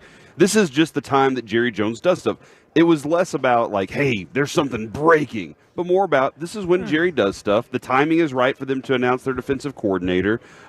It might be a couple weeks. Maybe Jerry waits till we head to spring training, and he's like, you know what? Pitchers and catchers are reporting. I got this. Screw you, Chance. Yeah. Hey, Mike Bassick, I know you're trying to do baseball nuggets right now, but I got some news. So I would just suspect, though, that the timing is happening right now. So I would suspect that they are going to be having something go down. Okay, so y'all have a Cowboys insider on the show, though, so he knows all. We the thought, things. Yeah, you thought. You so thought. Gotcha. Isn't Fish out here this week? Yes, he is. Yes, he is. There you go. Why do you think he's here? It's not for the Cowboys insider stuff. Oh, I was trying to scare Bobby. He was out here for that. No, he's here to aggregate Christy Scales stories. All right. Wow. So tonight is the team dinner, I believe initiated by Brian Broaddus and Zach Walchuk. This is a $100 person buffet at Caesars? It's not $100. It's not? Oh, no. It's like $60. I don't know who said $100. It's $60? Yeah, it's not close to $100. This is Our boss told us it was $100. Peyton just texted us breaking I news. saw it first. I was going to jump in with it. According to Josina Anderson, Rex Ryan has interviewed for the Cowboys defensive Now, coordinator that's the guy job. to get. Way better than Zimmer. All right, he gets home at 4, and he coordinated the best defense of this century. He'll put his 09 best Jets. foot forward. That's what I know about Yes, that he guy. had Rob for years, and that Rob was a was failure. Rob couldn't control. Rob couldn't run Rob. Hasn't he taken a ton of shots at the Cowboys over the last couple months? Rex So Ryan? what? And but I mean, it's been like really petty. Like it's not just been like, oh, they're bad at football. It's been like organizational shots. They don't care. Rex runs circles around Mike Zimmer. Circles. Why? All right, go ahead. Explain. I He mean, also had. his defenses are just better. Well, he had the greatest corner of all time. That's fair. He did. Oh, One of sorry. them. Or Second. Sorry, Dion. He had Antonio Cromartie. Bart Scott. They did have some big time names, big time talent. They did. Jim Leonard. They had and you really have good defensive line. And you have a problem with people being out of the league for a while. He's been out way longer than Mike Zimmer. Listen, what are we don't use my logic against my argument here, okay? All right, yeah. If we're gonna, but here's the problem, and I agree with that. I don't want somebody being out of the league. But the Cowboys are only going with guys who are old and out of the league. So if you're going to do that, and I've got to narrow it down, give me the guy who I can look. At least we could see that his defenses have always been great.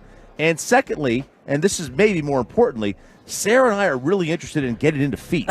Okay, and this might be a good avenue for that. Getting into it, you're not into it already? No, we're into it. But we're looking to make some money on it. Side hustle. Only feet. Only feet. Feet finder, baby. What about scheme wise? Rex is a 3-4 guy. No, he's a No, he's 3-4. He's 3-4. He's 3-4. With the Jets, they were a 4-3. Yeah, and with the Ravens, there was more 3-4. There was. Stuff He going kind of on. switched it up. Yeah, because they ran the old buddy.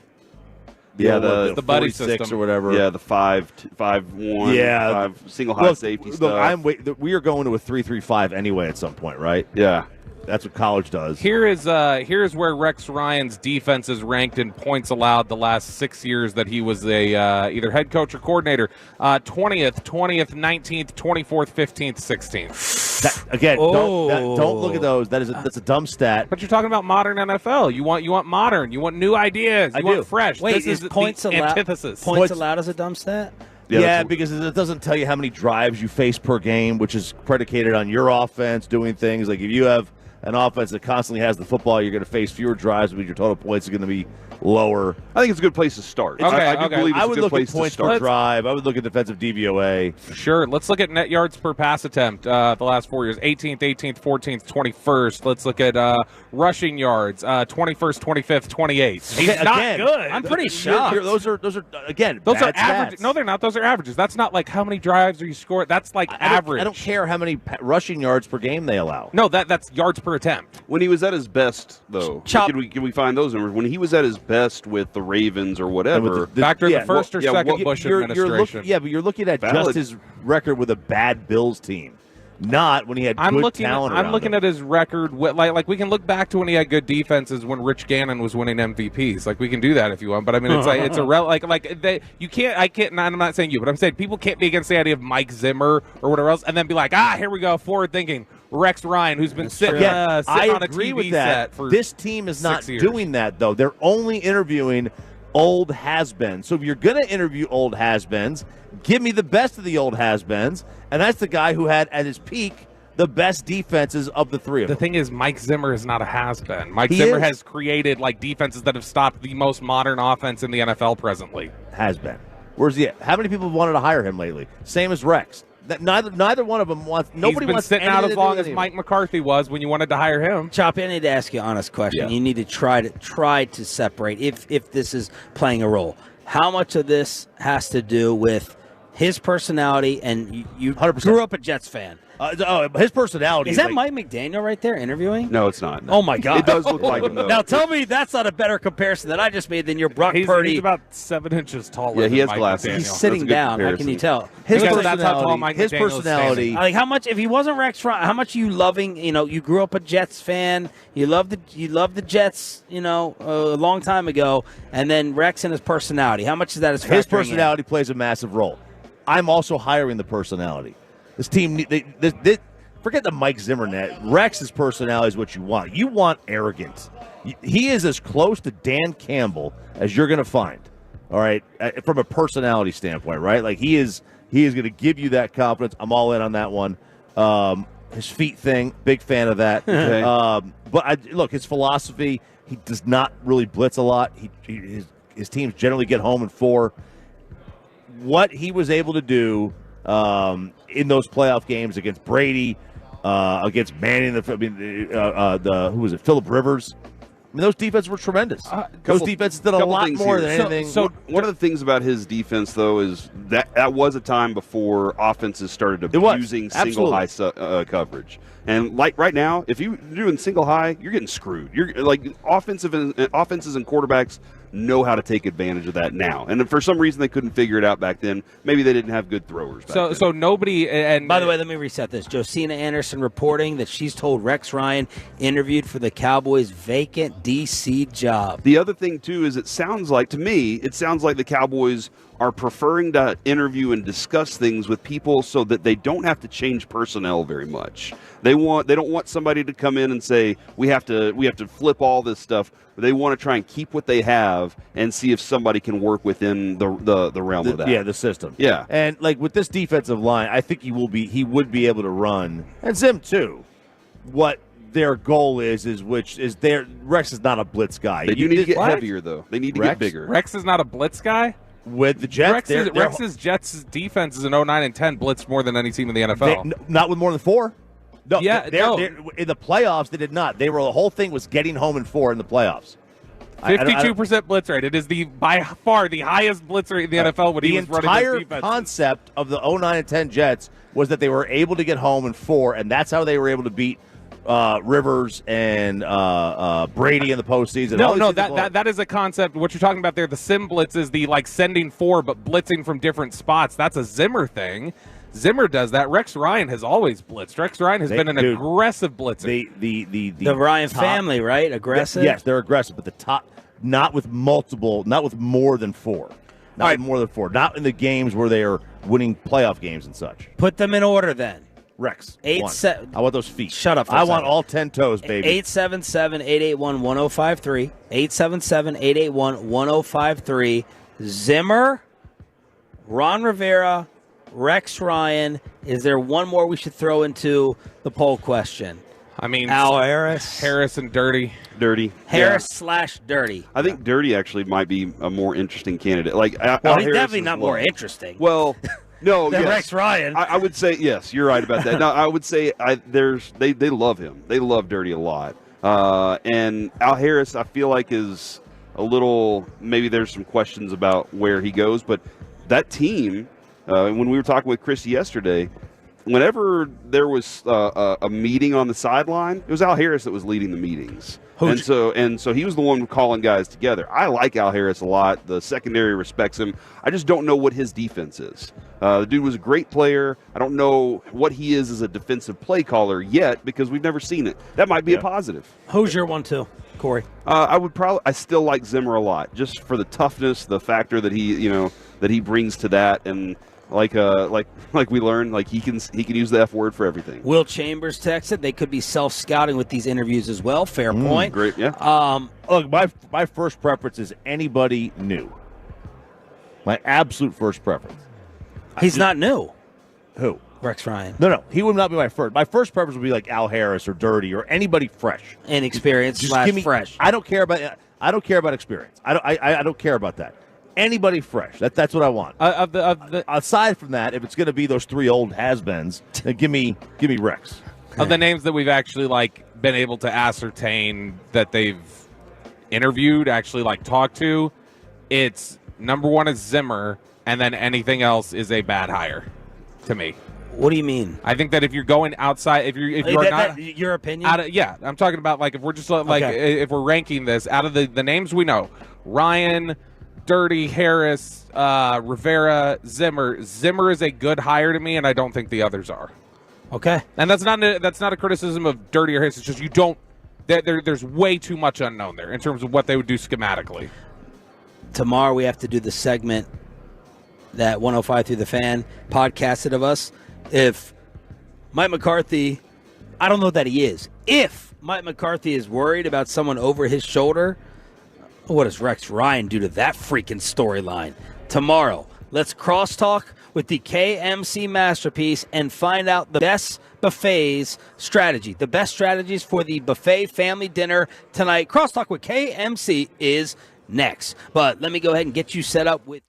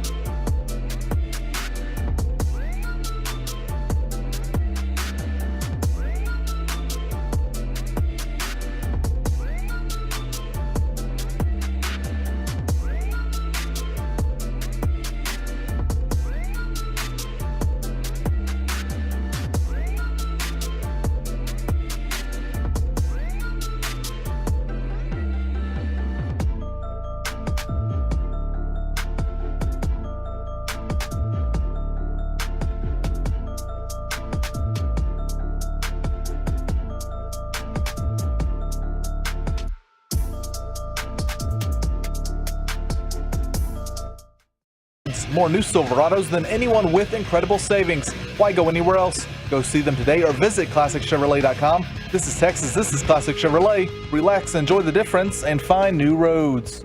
Let's crosstalk. This is going to be fun with the KMC Masterpiece. Question. I was looking on the fan text, and I just saw a text with no context that says he gets an idea in his head and then gets obsessed with it. Is that... That's is that definitely me, and it's from your it's from Choppy's Boy 337.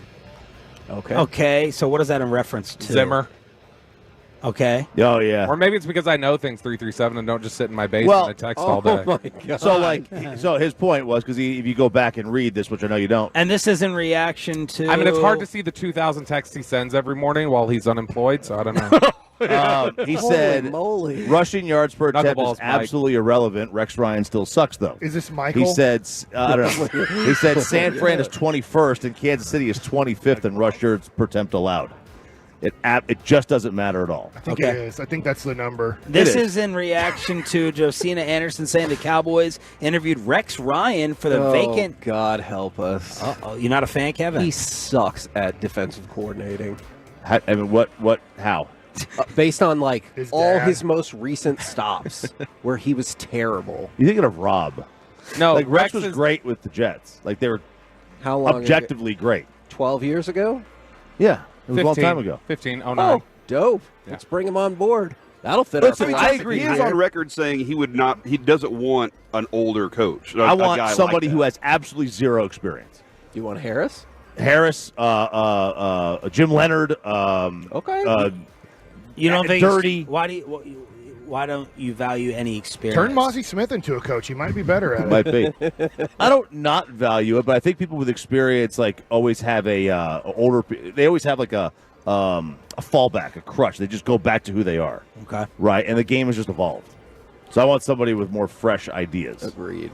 Corey? And Clarence has confirmed that as well. So that is confirmed. Yeah, confirmed. Rex. What's coming up on the show? All the interviews. So if you're complaining about not enough interviews today, look, we got all the interviews for you today. How are we here, by the way? I don't even know. Low T Center and a number one air and Best Buy Windows and Siding. Okay. That's how. Number one.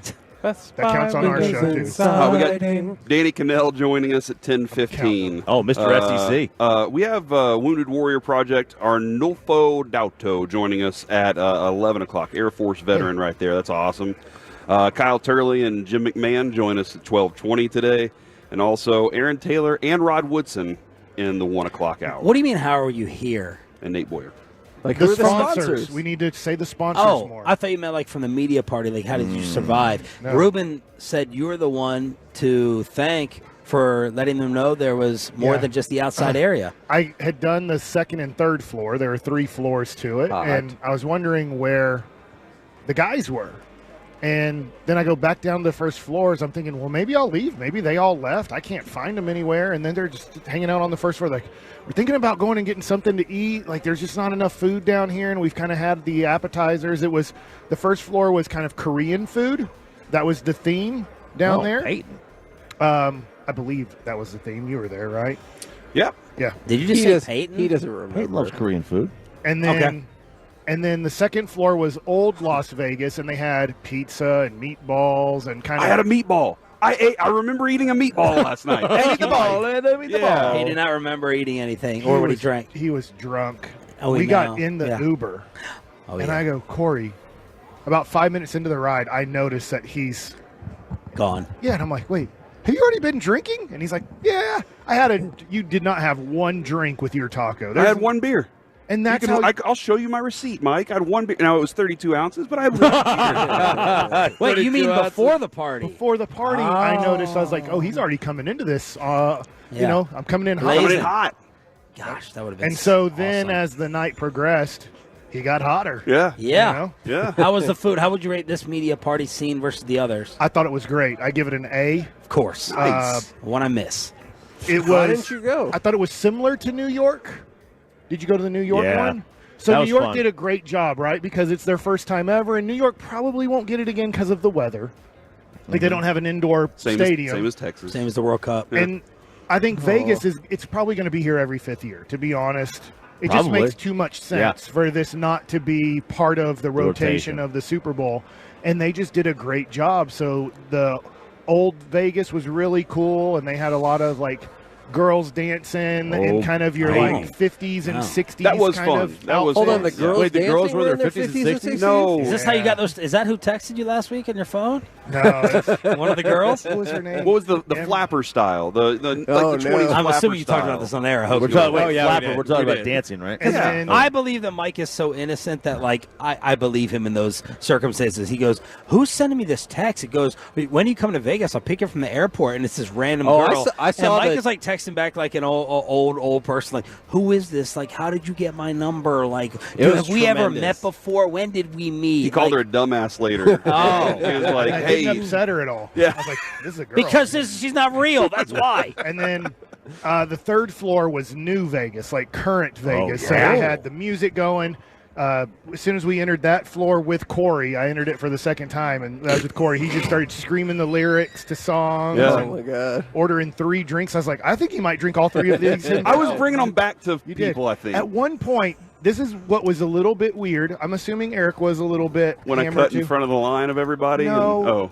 You took your no. drink that you'd been drinking out of. I'm going to say you drank about half of it. And then a new song came on that you liked, and Eric was excited about it too. So you took your drink and then fed him your drink that had been half drank by you, and he just took a big gulp. And I was like, all right, it's about time to take our team photo and get out of here. I don't know what's going on. But then the third level. Where's the photo? Had some guys dancing in vests and What? I don't remember like that. leather, Oh, and this I was like, was oh, modern. this is new Vegas. That's the Thunder Down Under, right, Kevin? That's what show you were Old wanting to Vegas see. had no guy dancers. New Vegas, it was 50-50. So, Kevin, you went and saw a show last night. I did. Cirque du Soleil? I saw Mystere. It was awesome. What is Is that the adult one? It did not seem adult. So, no. They gave somebody the finger, which I thought was really funny. Ray Mysterio? Yes, Ray Mysterio. 619. And a whole bunch of people. It was at Treasure Island.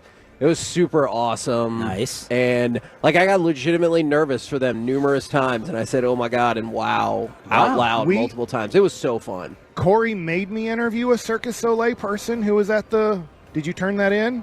Do I have the audio? Yeah, you- Wow. Oh, my Boy, God. he was hammied. You I said, love hey, interview her.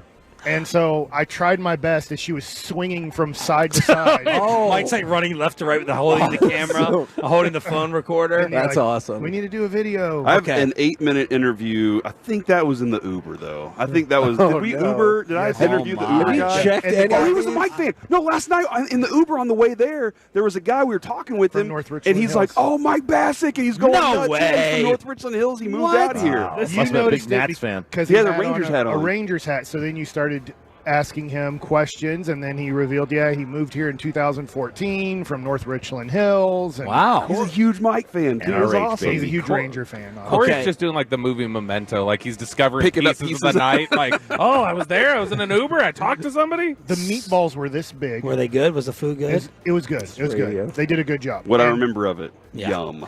So- you took multiple bites of your meatballs, You just but DJ and Eric, they one meatballed it. yeah. They took a huge meatball and One just bite? in one bite ate the whole meatball. And DJ needed to do it Lucky because the partners. first meatball he got, he immediately dropped on the floor right in front of the person who just served it to him because he was carrying 3 plates of food. And I was like, eat your cheesecake first and then get a meatball. Eat your cheesecake first. plenty of meatballs around. Mike, there. it sounded like you had to be dad for all these people. And I He just drank observed. too. I He drank the observed. Vegas Paloma, Those which were was good. great. They were so good. That's why. So tonight is the team dinner at the buffet, and we're trying to figure out how much it is still. 100 has been going around. RJ says that's not true. We're trying to. Well. Does that change things? Yeah. Is it Well, I 1,000? also wanted to know if I'm just going to get dinner or if I'm going to get dinner and a show. Mm-hmm. I'm looking forward to the show. Yeah, because I'm definitely in then. Yeah. Well, I doubt. I think the show stuff is a little overhyped. Probably not going to happen. And we're going to which buffet?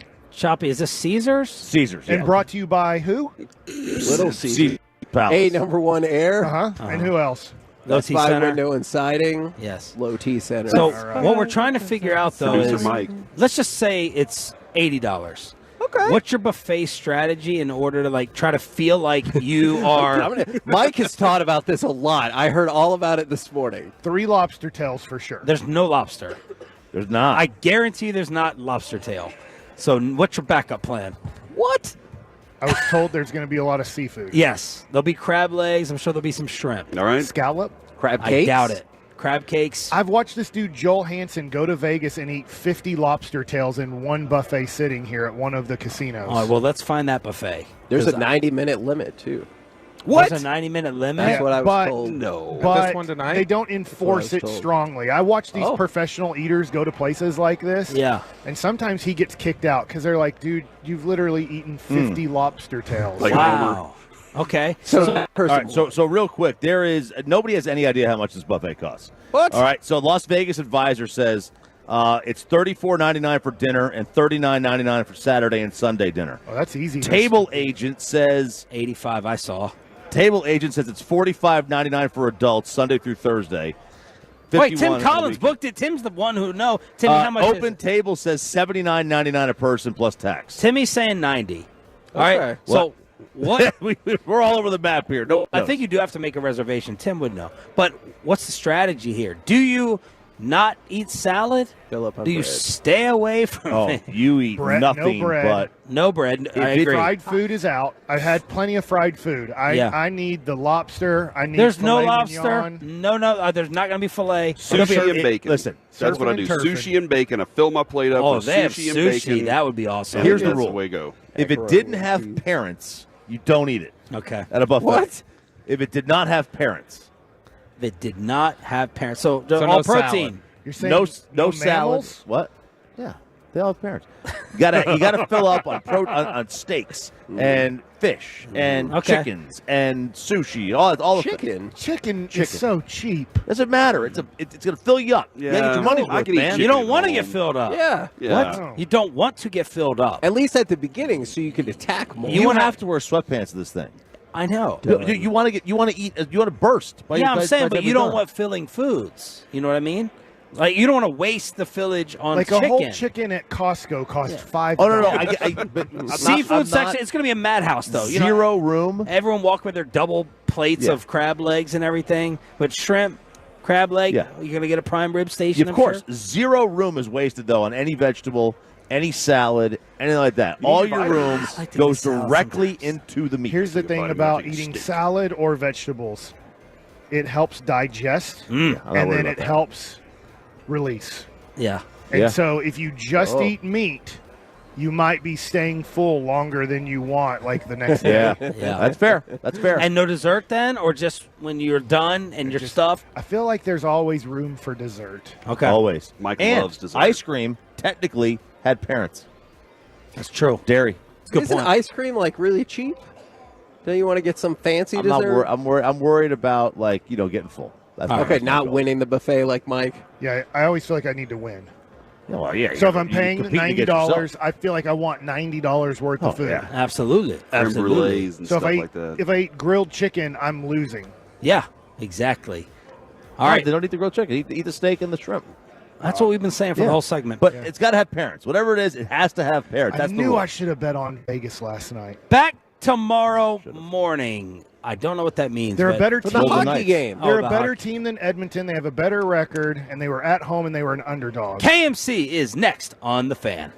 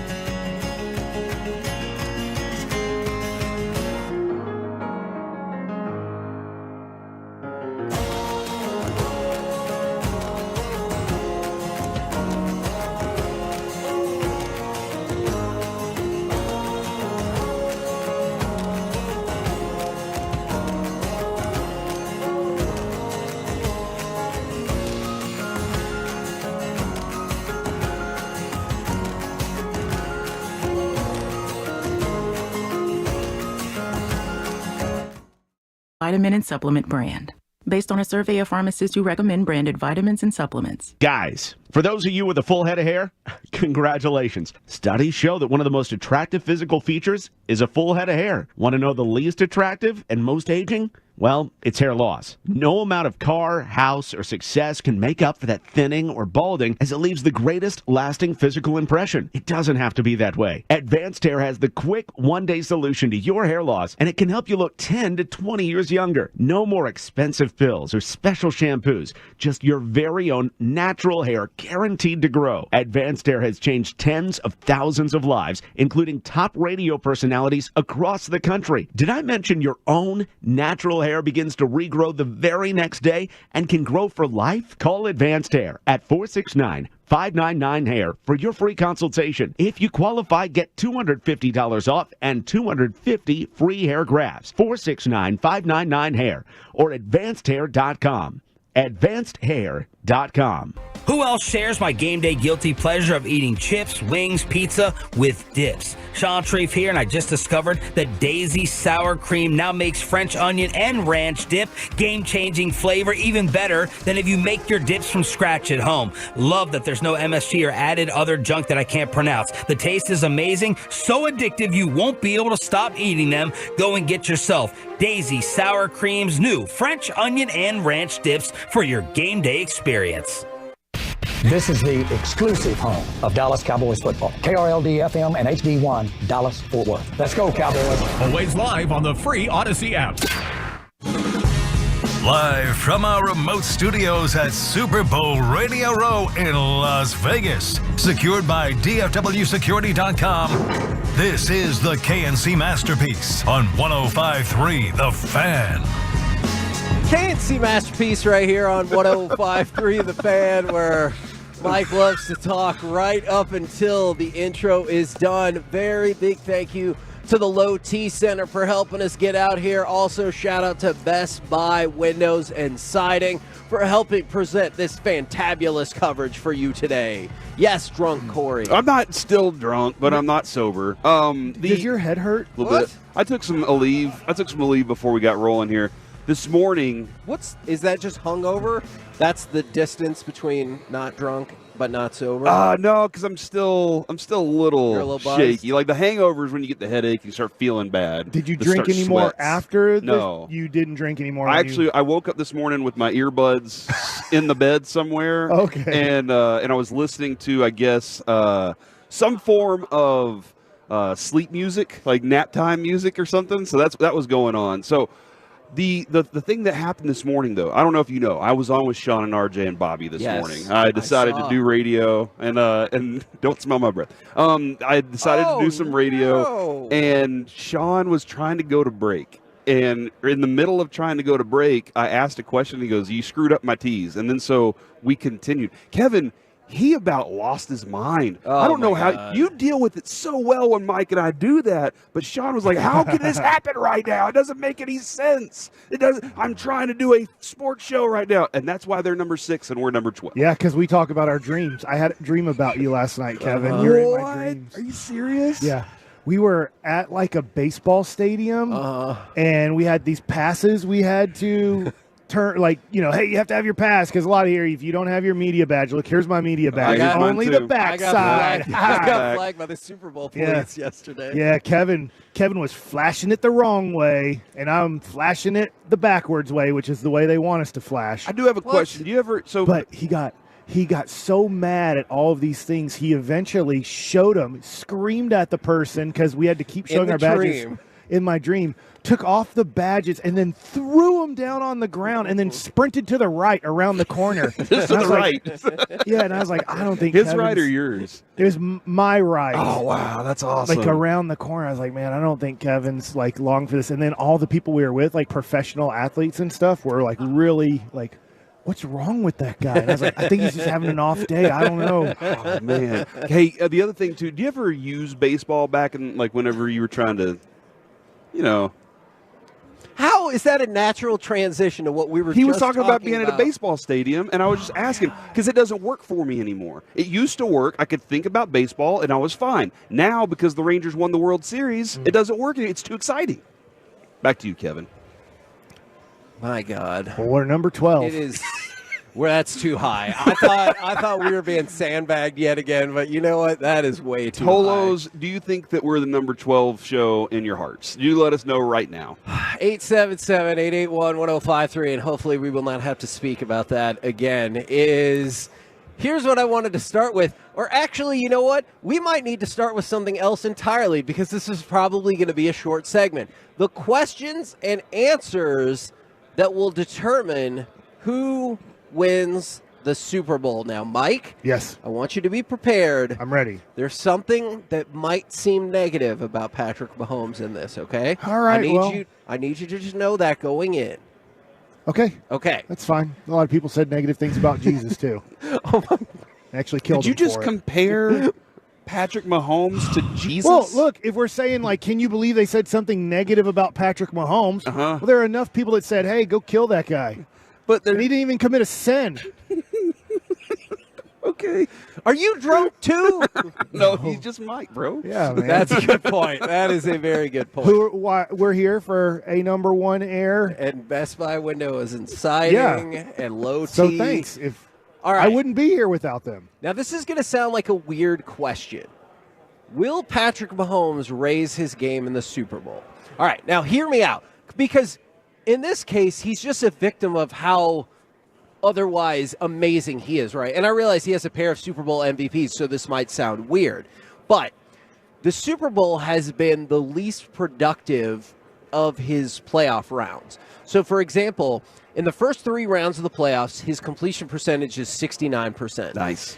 In the Super Bowl, it's 62%. That's the biggest decrease of any quarterback who's been to the Super Bowl this much. So I realize that's not a massive group, but that's the biggest drop. And I wonder real quick if you broke it down by game, and I'm not telling you to do it, when he had 2 healthy offensive linemen and he was against Tampa. On the ground and sideways. Cool looking throw. And see, I thought that contributed more to the other number, that his yards per attempt decreased from 8 to 6.3. Because even if you factor in the offensive line game, that is a hefty drop. I'm sure he was throwing the ball like 3 yards because the pressure was in his face. But it's interesting that his numbers are lower than his usual excellence in the playoffs. I hear you. I totally understand. And I just think that at times when we think about the Cincinnati game, the Buffalo game, some of those games were just huge shootouts. Now, last year was kind of a shootout in the Super Bowl, too. That's true. But I just look at some of his playoff games where it ends up being the score gets in the high 30s or low 40s, and that's maybe a little bit tougher to do in the Super Bowl. Well,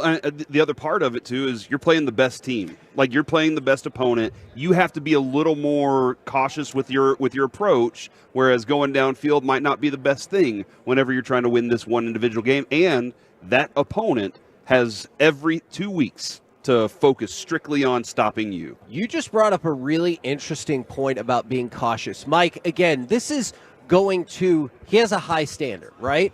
But he needs to be careful not turning the ball over because in his 3 Super Bowls, he's thrown 4 interceptions.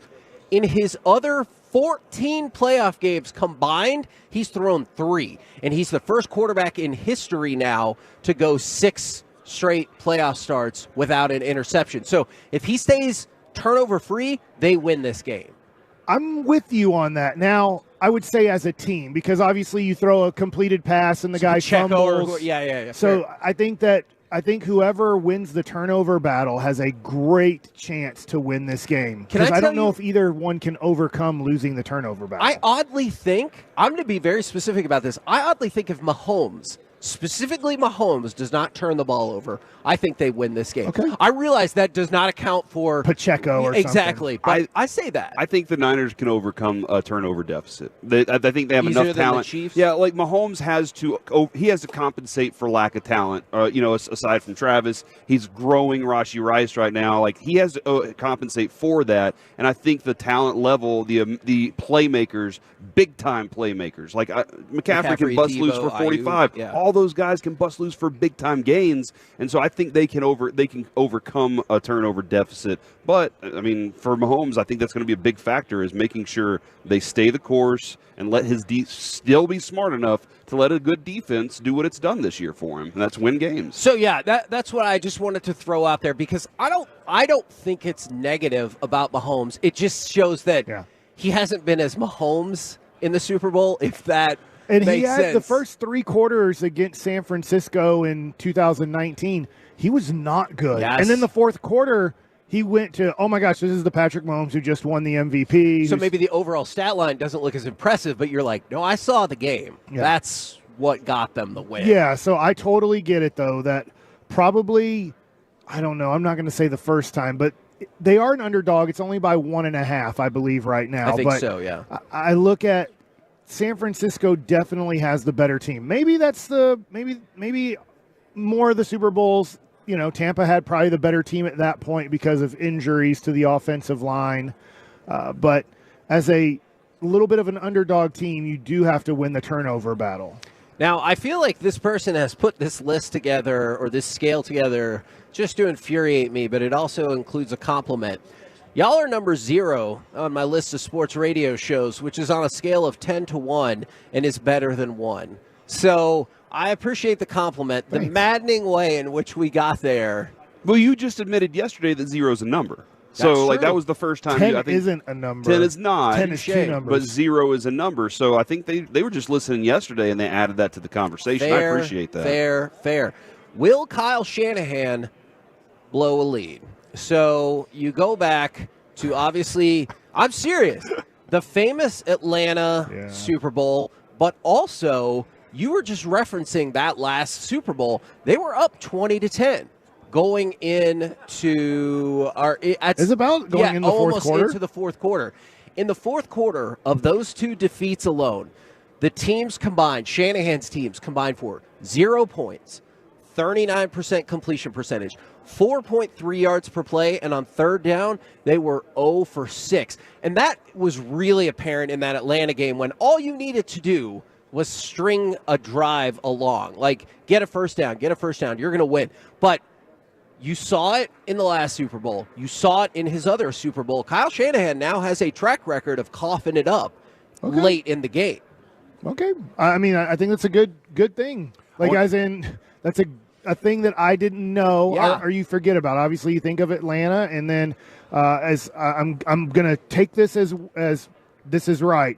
Winbag4 here on Twitch said there was approximately 7 minutes left in the game when it was 20-10. Golly. Now, I don't know. I'm taking their word for it there. I wonder if he's learned from that. I wonder if he has another approach to having a lead. Because it does seem like he's like, no, man, I'm just going to keep throwing the ball instead of trying to leak this one away. Because when he did that with Atlanta, his quarterback's Matt Ryan. Matt Ryan was having an MVP season. Why wouldn't I put the ball in his hands? I talked about this with Baker Mayfield against Georgia for OU. Why did you hand the ball off on the goal line instead of letting Baker Mayfield, who was doing whatever he wanted most of the game, do his thing? So a lot of these times you're like, hey, I'm going to trust my guy because he's the one that got us here. But when it comes to leaking a game or letting a game play out and running out the clock, maybe that's the approach they need to do, and they have the running backs to do it. And I know it's interesting because this is the exact opposite way San Francisco made it to the Super Bowl because they had their own big-time comeback. But just something to watch. You get late in the third quarter, and you think you know the direction this game is going. It might not end up being that way. By the way, I want to really thank everybody on the truckwreck.com text line this morning. There was a lot of really nice things. Corey, people said they're number 1 in their heart. Good. Because sometimes I do see outside rankings and other stuff, and they really piss me off. We're the Jonah Heim of radio. Yeah. We not even considered. We can get gold gloves and all-star games and win the World Series, but it's like we're not even doing our show. Hey, like I said this morning whenever I was on with Sean and RJ and Bobby, I'm not doing this show for the nation. I'm doing this show for the Tolos. For like Gavin? No, like the country. the I'm not for the country. I'm doing it for the Tolos that listen and that are with us all the time. Hey, a pretty good safety just walked in the building. Darren Woodson just walked in. Okay, well, he's just pretty good though. He's coming over to us right now. National champion, Sirius XM host, and the man holding it down for the Super Bowl for CBS Sports, Danny Cannell. Next, right here on The Fan. DFW's #1 Cowboys podcast. 1.2 million downloads and counting. Love of the Star with top insiders Brian Broaddus and Bobby Bell on Odyssey or wherever your top podcasts are found. It feels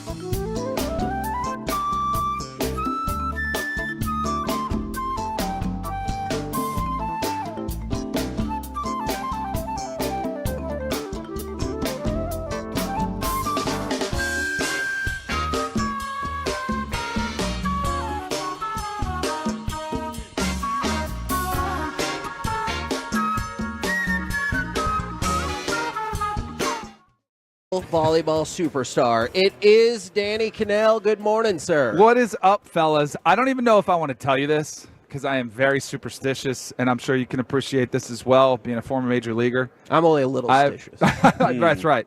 I'm actually up in Las Vegas. I've been here since Sunday, so I think I need to shut it down. Yes. But I also feel like I'm telling a pitcher he's throwing a no-hitter like in the middle of it because I got a long week ahead of me. I'm here till Monday after the game. We shouldn't be talking to you then if that's the case. Then. Right? What's your game of choice? Blackjack. Okay. Like, if I have some buddies that are there, I'll go throw some dice. I'll go play craps. Yeah. But I'm a blackjack guy. I like to go solo, mano-y-mano against the deal. So you don't have to worry about any of the riffraff. Yep. Somebody coming up there that's scared to hit on a 16 and, the dealer's got a face card showing, or somebody who's splitting, kings. I don't want to see any of that. So I like to try to go mano-y-mano, although I did find a good running mate last night. A guy came up, was very polite, respectful, said, hey, do you mind if I join? Which is great etiquette at the table. Yep. And I said, sure, hop in here. And he was the exact same mindset, played by the book, had good vibes. So I really think – so it's you guys are going to kick out of this. My wife is here. So I actually gave her a stash of cash.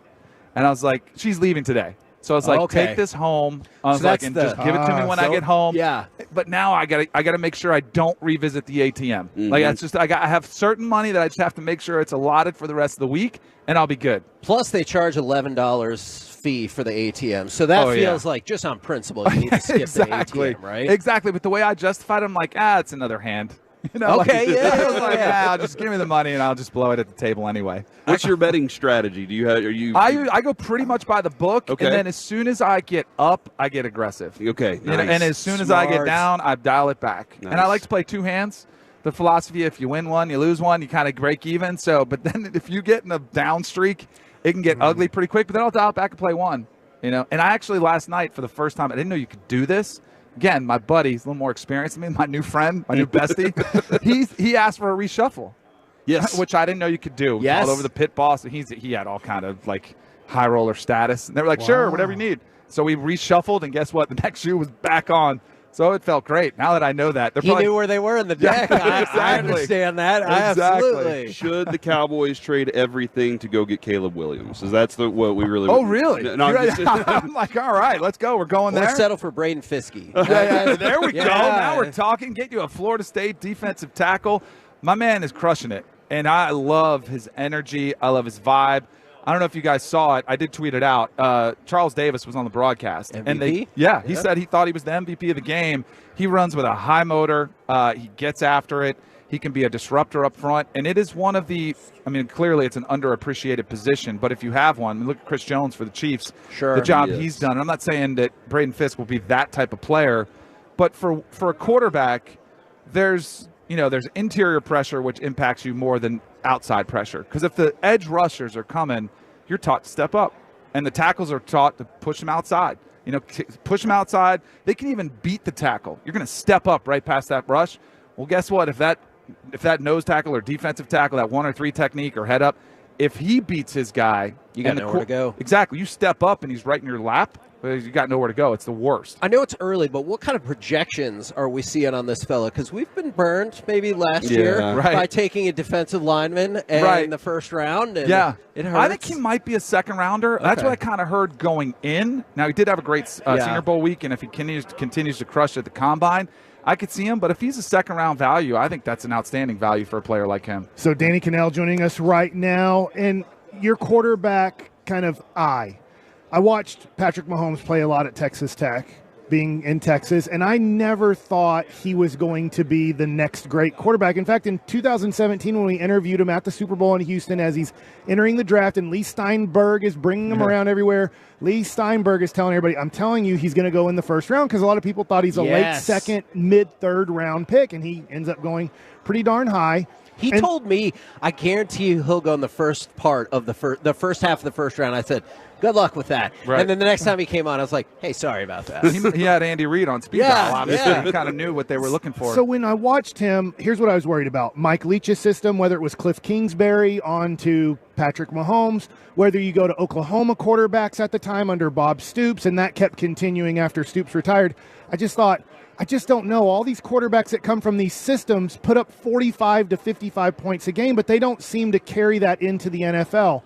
why is Patrick Mahomes different, or did you see him being different than all of those kind of OU Texas Tech quarterbacks? I would love to sit here and tell you that I saw it. And I was right. I said, man, this is the steal of the draft. When they took him, I was like, oh, that's interesting. The valuation was pretty similar. Did have like a cannon for an arm, and it was this rubber arm that just kind of looked so effortless. But at the same time, it was like mechanically he wasn't great. Like he's taking drops that are a little sloppy. Very shortstop arm. Yeah, he's throwing sidearm, like things that you don't really see traditionally, and that at a combine atmosphere you might say, man, that's a detriment. And that's not something you look for in a quarterback. But you got to give credit to Andy Reid for embracing it and really, and for one, recognizing the talent, then for having the balls to go ahead and trade Alex Smith away, who got them to the playoffs, and take a massive risk and go, we see this kid can be special. And to see what he was, and it's because I do think a lot of, I remember going back and getting graded. You get graded on film, and coaches would grade your footwork was a part of the grade, like an 100. I remember getting ticked off because my 7-step drop would be either too short or it would be a little sloppy, and I'd go 6.5. Patrick Mahomes never does a perfect drop. It's always even sloppy. To this day? Sometimes he has not. Yeah. Okay. And I don't think Andy Reid cares. He's like, I don't care what it looks like to get. As long as he's at the point where he needs to be and he's reading the offense out and going to the right receiver, who cares what it looks like? Quarterbacks might try, or a coach might try to fix your throwing motion. Let's make sure you're over the top and you're not going sidearm. Andy Reid, who cares what it looks like? Does it end up getting to where it needs to be? And he's done that.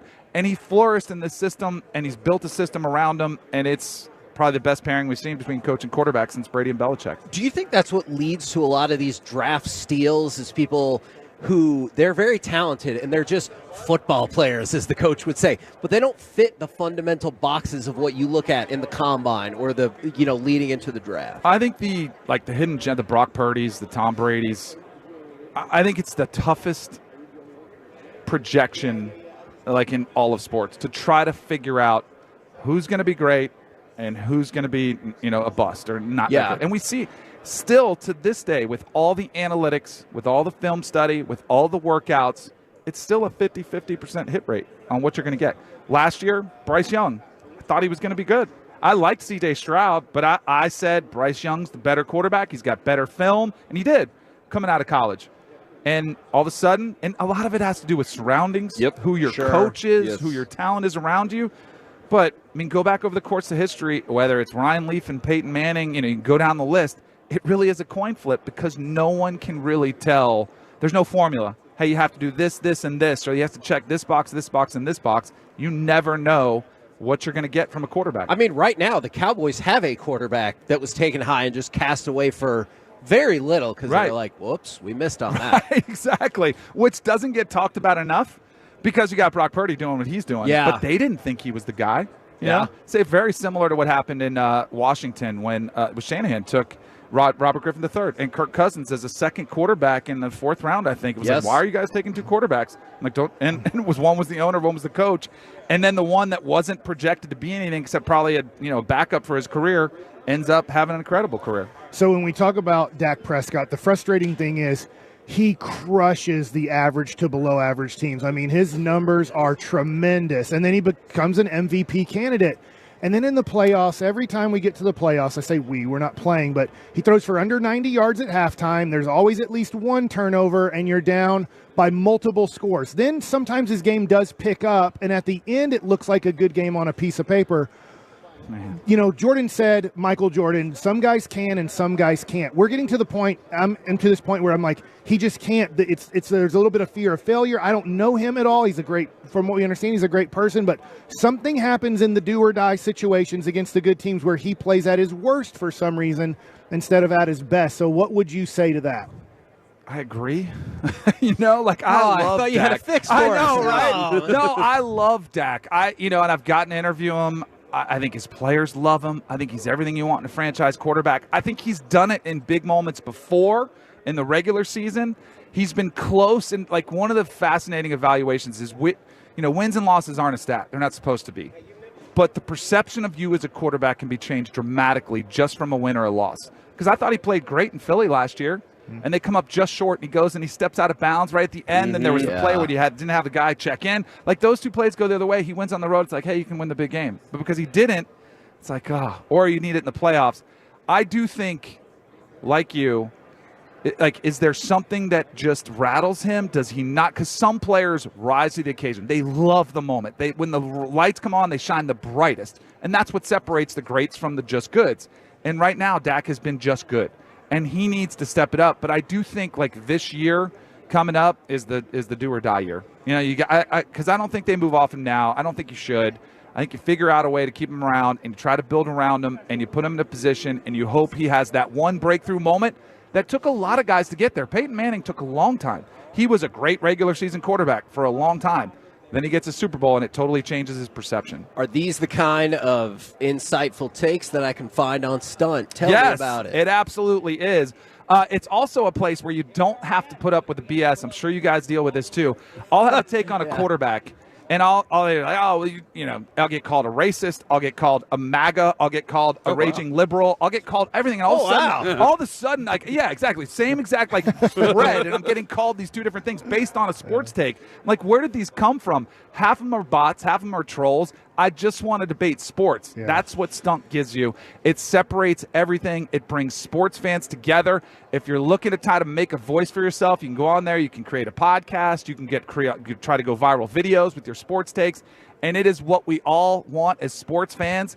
Let's just talk sports. There's also HQ trivia style, where you can go out there twice a week. They have trivia contests where you can win $500. It kind of loops around. If no one wins, it adds up. The pot gets bigger. Ooh. So it's a great place to kind of weed out all the junk and just talk sports. And it's thestunt.com is where people can go if they want to get it fired up. In the App Store. It's in App Stores as well. Stunt's got a little flame in the middle of it for the U. It's a piece of cake to sign up. It's awesome.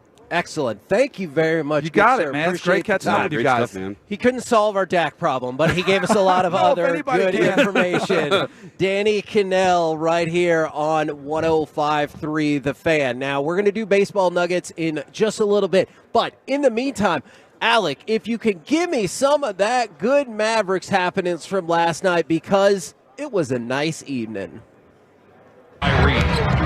Where he hit the shot a moment ago. Now moves over to the wing. Yes, sir! Kai hits the bullseye again! Now, the Mavericks win. This is interesting. 119-107 in a game that I'm going to say was not that close, except for the time when it felt really close and like all of a sudden Brooklyn was going to make a crazy comeback. It felt like the Mavs had control of this most of the way, and then there was just a tiny part where I was like, oh crap, but for the most part, a pretty controlling effort. I think, when we talk about the Mavericks defense, that's where things can collapse. That if you go down and shoot 5 threes in a row and miss all 5, a team can go on a 12-0 run in under 2 minutes. Yes. And so that sometimes leads aren't very safe. I know in most of NBA cities, but we've seen our team struggle with that just recently. Milwaukee. I didn't know Milwaukee was 1-4 since Doc Rivers took over, and their one win was against the Mavs, and totally get it. Kyrie wasn't playing.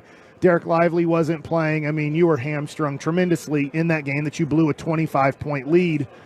It was early in the game, but I did really like watching, once again, Kyrie and Luka together on the team, because I said yesterday, I think in the playoffs, those two guys could maybe get you 80 a game. Yes. It's just the rest of the team, we're just asking you to score 40, but we need to play good enough defense to hold the team under 120, and that's the big question for this team. Obviously, the trade deadline is tomorrow, correct? Yes. So if they don't do anything, this is going to be your team, somewhat an all-offensive team, very weak rebounder and defensive team. But last night was a really fun – it's a fun way to watch. Stan Van Gundy's like, man, the Mavericks are fun to watch. So I don't want to take that away from them, Corey, because they play up-tempo. They let the other team do whatever they want offensively, and then they push the ball now some. Yeah. And then you get to watch Luka and Kyrie go to work, which is really fun. So if you're just watching from an entertainment standpoint and don't care at all about results, they do play some fun basketball. I do like that,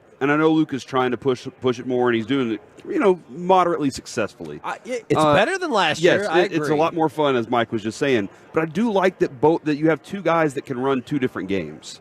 And Kyrie's game can be free-flowing, moving everything. And at some point in playoffs, there should be a time where Luka's going to say, time to stop it down.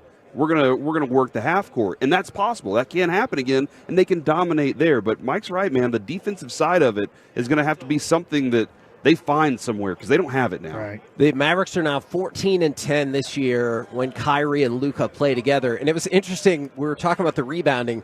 I've just taken it for granted that if Lively's not playing, you're probably not winning the rebound battle. Right. You did just by a hair last night because Luka had 18 rebounds. This was an amazing number to me. He wasn't even supposed to play last night at some point. It looks very, yeah, you got It was Phantom of shaky. the Opera, Luka. He has 3 games this year of 15 rebounds or more. Every other guard in the league combined have 2.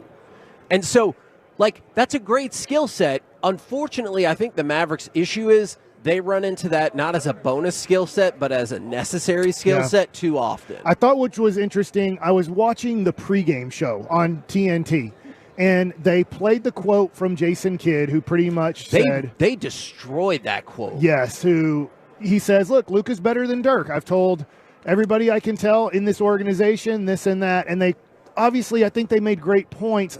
There is a point where Luka is better. Luka is more talented than Dirk Nowitzki at definitely 24 than Dirk was at 24. But the team success, the wins, the being a championship contender isn't happening. And, part of that is, a little bit of it is Luka needing to take the regular season, what I would say is a little bit more seriously in wins and losses, but that's just the NBA we're in today. But the other part is he also doesn't have Steve Nash. He doesn't have Michael Finley. Sure. He doesn't have early Mark Cuban with Don Nelson, right? Don Nelson knew how to make trades in the league. Brian Cardinal. So he didn't get, and I'm talking early, Nick Van Exel, Rafe LaFrentz, right? Jawan Flipping Howard things, at first. yeah. They were working so hard to put a team around, at the time, I would say, the 3 main guys, and then it transferred to Dirk, but they were crushing just kind of Luka on, where are the wins? If he's this much better than Dirk, why isn't he winning? Why are they the 8 seed? Man, and I don't know if we talk about this later. Shaq took it a step further, and he was like, I've seen a lot of good players for a couple of years. We'll see. And he's going to continue to be a great player. Yeah. That's not going to change. He's going to continue to be a great player. But at some point, like Mike's saying, the rest of the team has to be there, and they have to have the mentality of that team back then. They knew they had Dirk. They were like, we're going to win tonight because we have Dirk. Yeah. And the guys around Luka at some point have to realize and know, dude, we can win tonight because we have Luka. We're the KNC Masterpiece right here on 105.3 The Fan, live on Radio Row. Brought to you by. In Las Vegas. Brought to you by Low T Center. Although we also want to say thank you so much to Best Buy Windows and Siding. And, of course, for Danny Cannell for jumping on the #1 Air Hot Seat. Thank you very much to that. Coming up next, it's time for Baseball Nuggets with Mike Basher. Corey, yes. We are 50 days away from opening day. In 50 days, baseball starts next. Coming up in the next G-Bag Nation at 5 o'clock, top of the hour, live from Radio Row, Cowboys legend Darren Woodson joins us, the Nation 2 to 7 on The Fan. According to the National Highway Traffic Administration, a car or truck accident occurs every minute of the day. The law office of Bailey & Gallion, the official law firm of the world champion Texas Rangers, has been representing injured clients.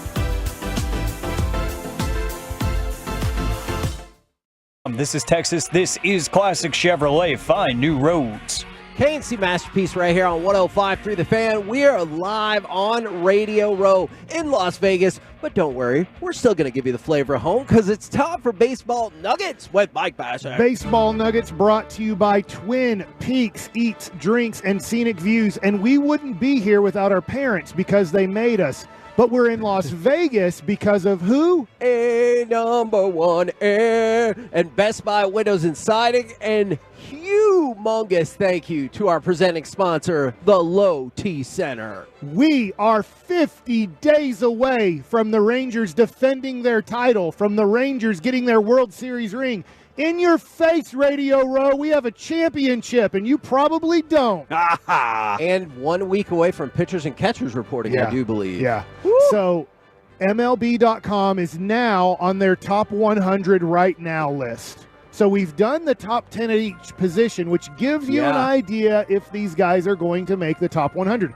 Most likely, just to give you an idea, looking at where the Contreras brothers are, William and Wilson, the catchers, they're number 81 and 82. I believe they were the 5th and 6th or 6th and 7th best catchers on the top 10 right now. Okay. Jonah Heim's not going to make the top 100. Yeah. So sometimes these things will give you an idea on when you saw a top 10 at their position and they make the list and your guy was behind them. You're like, well, Jonah Heim's not going to make the top 100 right now. I do think that's wrong. Like, I don't know why Jonah's getting so much, like, not enough love for what he did. I can understand Josh Young when I do look at his overall numbers for the whole season and the other third baseman. At least that person doing the list can make a case that Josh just missed out, but I don't get that. But let me go to this. The top 100 right now, 100 through 80 have been revealed. This is really good in a way. Nathaniel Lowe is number 98. He makes the list. He did make the list. All right. Last year, he was number 70. So he did fall on the list, but he's still in the top 100 right now. And remember this, guys. When I joined y'all's show somewhat early on joining you, after the COVID year, 2020, I remember doing this, and I said, you need 5 people on this list to be a contender. Yeah. I was looking at the contenders in baseball, and I said, in the top 100 right now, if on average you should have 3, right? If you just take 30 teams, 100 spots, gives you an idea. One, right?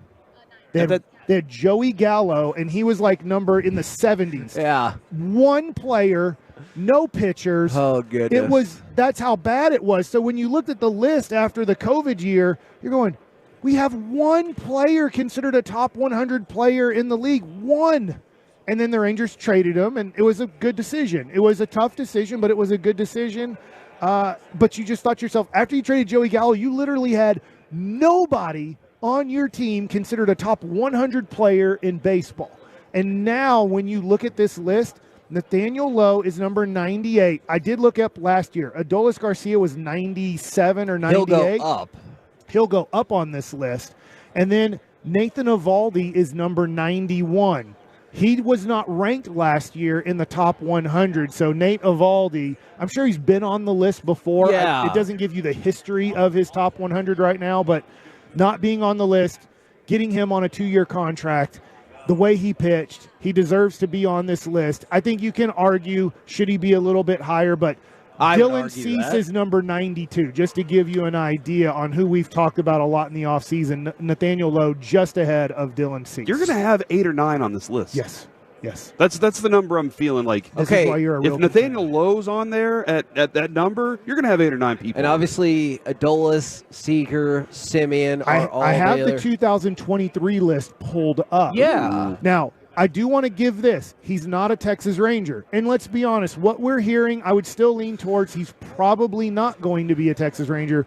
Jordan Montgomery is number 90 on the list. He was not on the list And I feel like last year. he has definitely gone up. He became, for us, like, we love him because he helped us. Yeah. And we might have to look at him more realistically, right? Like, because he was our guy, we probably elevated him to a status he doesn't deserve. I guess I disagree with that, and I know the Rangers might disagree with me. He helped you win that World Series. In fact, he was fantastic. If you want to know how the free agent market is going, in numbers 100 through 81, which have been revealed, number 90, 89, and 85 are all free agents still. So wow, spring training starts next week, and 3 guys right now on this list, J.D. Martinez, Matt Chapman, and Jordan Montgomery are still free agents. Obviously, Blake Snell's going to be way higher. Now, let me click on my other tab here because you just talked about they're going to have so many guys on this list. So many.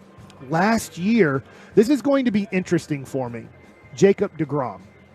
Jacob DeGrom. You don't put him on there. I don't think he makes it. Last year was I'm looking this up because Max Scherzer was high on the list. Yeah, I just saw Max Scherzer on there. I was like, damn, that was really high. Jacob DeGrom was number 28, and the year before in 2022, he was number 7. So do you think he goes from 7 to 28 to off the list? Because yes, I'm kind of with you. I do. But I'm just wondering if you have a guy ranked that high, would you still say, well, if he pitches, he's definitely a top 100 guy? No, I do agree with that, but he missed the vast majority of the season, and he's going to miss the majority of this season. I don't think you can put him on the list. Yeah, put him in A. Just not available. Going into last year, Max Scherzer was number 15 on top then 100 he'll stay right on now. the list. He was number 12 the year before.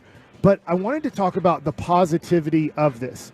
If they become healthy, like you do have, just when they were going into last year, this time last year, Major League Baseball, MLB.com, ranked Max Scherzer the 15th best player in all of baseball and Jacob DeGrom the 28th best player in all of baseball. And we're hoping that they come back in the second half. I know that's a little bit of a long shot that they come back and they're as good as they were in 2022, But now you got Evaldi busting into the top 100. We'll see what Malley can give us. Here's a guy who's going to go way up on the list. Corey Seager was 33 last year. Okay. I think he's going to be in the top 10. Yeah, he should be a top 10. So I think now the year before in 22, he was number 21.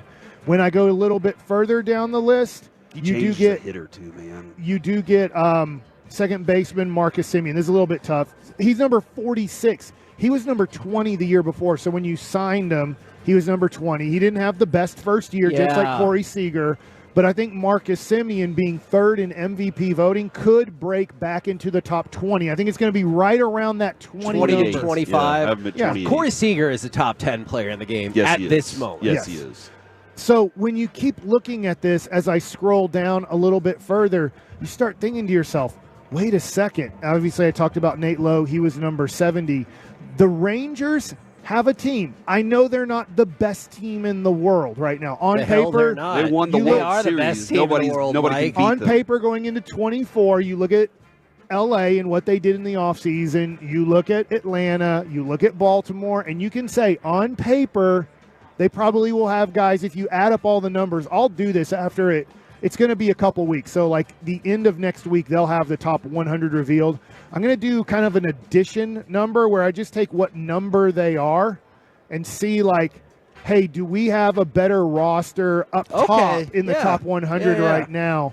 So I'm going to say if you are number one, which who do you think number one will be? Shohei was last year. Do you think it'll still be Shohei? I mean, like, I give him 100 points.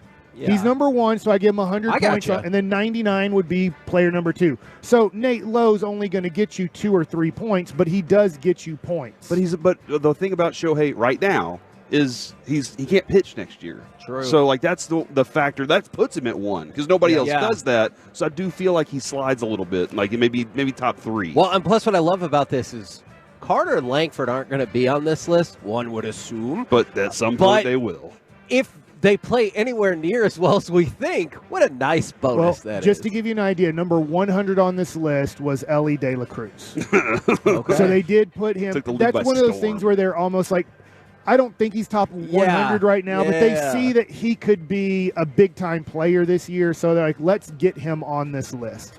We're the KNC Masterpiece right here on 105.3 The Fan. We're live on Radio Row in Las Vegas. Coming up next, Air Force veteran and Cowboys fan now representing the Wounded Warrior Project. It is Arnulfo Dotto coming up next right here on The Fan.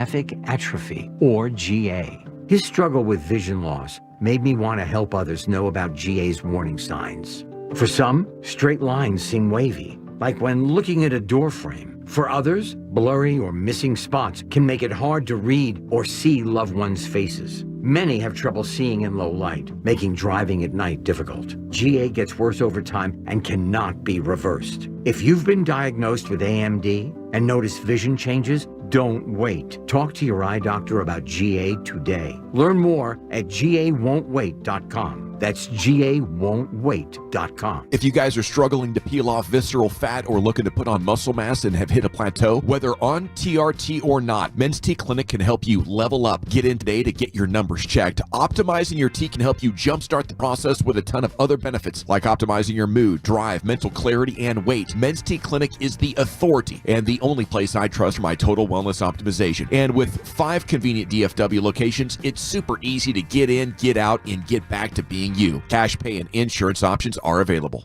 Your turn it on, leave it on. Home of America's team is 105.3 The Fan. Hello, baby. KRLD FM and HD1, Dallas Fort Worth. Always live on the free Odyssey app. Live from our remote studios at Super Bowl Radio Row in Las Vegas. Secured by DFWsecurity.com. This is the KNC Masterpiece on 105.3 The Fan. KNC Masterpiece right here on 105.3 The Fan. We're live on Radio Row in Las Vegas. And right now, we bring to you Air Force veteran, Cowboys fan, yes, still, now representing the Wounded Warrior Project. I double-checked on that. It is Arnulfo Daudo. How are you this morning, sir? I'm doing great, bro. Right. How you doing? That depends on how I did with the name pronunciation. That was actually really good. Okay, let's freaking go. That's the start. So I know we got a lot to get to, but one of the things is I saw that you were a Cowboys fan growing up. So we were just having a conversation. I was like, does that mean still a Cowboys fan? Because clearly we've put fandom to the test. Absolutely. Are you still a Cowboys fan? Still holding strong. Okay. Why? Oh, no, wow. I still am Wow. too. I still am too. I want to know everybody's reason. I want to know everybody's reason. It's coming. Still. It's coming. I'm going to get that feeling back. Okay, all right. I mean, we felt What that way. year is that happening? Yeah, can I jot that down real quick? We felt that way about the Rangers. At some point, they had to win something, and Yep. they did this year. So I think we're all right. It was great. It was great. I was hoping for, a double Dallas win. But Oh, my God. Yeah. Maybe the Stars. Yeah, we got to broadcast. Yes. Hey, they Hey, looked great last looking night. good. Well, Andre looked great last Mm-hmm. night. We got to broadcast from the parade. If we were leading into Cowboys Super Bowl here, this would obviously be insane. Absolutely. Well, tell us, how did you grow up in the Metroplex? How did you get affiliated with the No, Cowboys? so I actually grew up in the LA area by Palm Springs, actually. Okay, yeah. And when I started getting into sports, the Raiders and the Rams had bounced town. Yeah. And so, it was like 95, so I'm like... And nobody cared about the Chargers even Exactly, then? exactly. Gotcha. And I'm a Dodgers fan, so I'm not going to like the Giants. So I was like, Cowboys are winning, I'm sticking with these guys, and 30 years later, I'm still around. If you could go back in time and know that would be the apex of your fandom and really quickly it would just kind of fall off of a cliff, would you have considered differently? No. Good. It's just something about America's team that, just near and dear to my heart. I love it. Yeah, man. That's why, Cole. Okay, all right. Well, I like the why. That's why I was asking about that, man. The lifestyle of Air Force. Mm-hmm. My best friend, he was in Air Force for 15 years. Nice. And he was all over the place. What's your favorite place that you got to go to that you never thought you were going to visit? Iceland. Yeah. Iceland. Oh, cool. Oh man, land of the Vikings. You drive around, and it literally changes every 5 minutes, like the landscape. Like it feels like you're in Mars one time, and then you're by the Blue Lagoon, and then there's only 500,000 people on the island, and so it's like desolate, and then there's everybody. It's wild. I have a hypothetical question for you, not based on anything that definitely happened. You have a kid who's about 19, give or take. For sure. I have a 19-year-old son. How dumb would you think that kid was if, let's say, 3 years ago, again, hypothetical, they were asked if they wanted to go to Iceland, and their response was, yeah, but I really want to check out the UT campus as well. So I think we should do that instead. That's like a 3-hour drive that we could do any weekend or whoever. Again, it's a hypothetical situation. That was your kid. How dumb would you think that kid is? We would have a conversation definitely about schooling. Yeah, my wife after the fact just goes, he's going to look like such an idiot when he looks back at that. He's going to be like, what was I doing? Now, we're talking about our 19-year-olds, and they're kids. They're kids. For sure.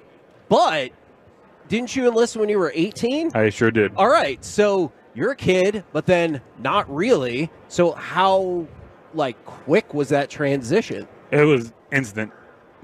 Literally, I got off the plane in San Antonio for basic training, and you see the drill instructor standing at the end of the hall, and we're all joking, and this voice just shoots down, and it's like, oh, my life literally just changed right now because I know I can't talk now, and so when you join, they kind of break you down to you're not an individual anymore, and they make you learn the team concept and that everything we do is goal-oriented and mission-oriented. And so that kind of makes you grow up really, really quickly. Because before, I'm just selfish thinking about my own needs and wants, Yeah, that's the thing, you say you change so quickly. My buddy, I just notice his house is nice. It's tidy. Everything, even when we were making coffee in the morning, he's doing certain things a certain way. Yep. And I just see the way that he was talking. I'm like, man, I wish I could teach my kids this way. For sure. Better this way, because that's a great service that they learn, great skill set that they had. And my kids don't appreciate that. Yeah. But absolutely, you learn this. It's more discipline than anything else. But if everything's done a certain way, then everything functions the way it's supposed to. And so I try to instill that in my kids too. So. Do you believe in Dak? Do you think that Dak's going to be I think so. able to be the one to get us over the hump here? I think so. I really do. I had some doubts last year with all those picks, but what about this playoff game, though? Yeah. What about this? I hear what you're saying about the regular season. What about this playoff game, though? They scored almost 50. That's not on Dak. Yeah, the defensive coordinator had some 14 struggles. of those points in the first half were on Dak. Okay, That's also true. You did have that one pick that was costly, so I get it. We're talking with our new Dotto right here on 105.3 The Fan. I did it worse that time. I apologize. No, it's all good. Okay, can you walk us through, and I want to talk about how you got involved with the Wounded Warrior program, and to do that, we have to talk about what specifically led you to it. For sure. Is you got knocked unconscious by an IED on your second deployment? Yeah. So do you remember what age are we talking about now too? I was 19. Wow. Yeah. I was 19 years old. We're in Balad in Iraq. We're just doing a regular patrol through a town, and So the main patrol got out, did their thing, and me and the gunners were keeping, security. One of the gunners saw somebody out doing whatever. And so when the patrol came back, we all turned around, and we're taking it easy because there's a canal right next to us. And next thing you know, I'm waking up. And the cab of the Humvee is just all full of smoke, and I'm driving, and I look at my truck commander, I'm like, what happened? He's like, just drive, And so I gun it, and we get out, and I'm like, just checking on ourselves, checking on the gunner, what, you don't know what happened. You know what happened, but you have no recollection of it, And so we get back, and it's kind of military so messed up. We get back to the chow hall, we're all kind of just laughing about it. Because somebody dropped the tray and I kind of freaked out, And so it's you could laugh about it now, but in my head at the time I was freaking out, But the way you just I hope people are watching on the fan cam and the Twitch is the way you go checking on yourself. It looked like you were checking to make sure you still had your arms and stuff. Yeah. That is unbelievable to me.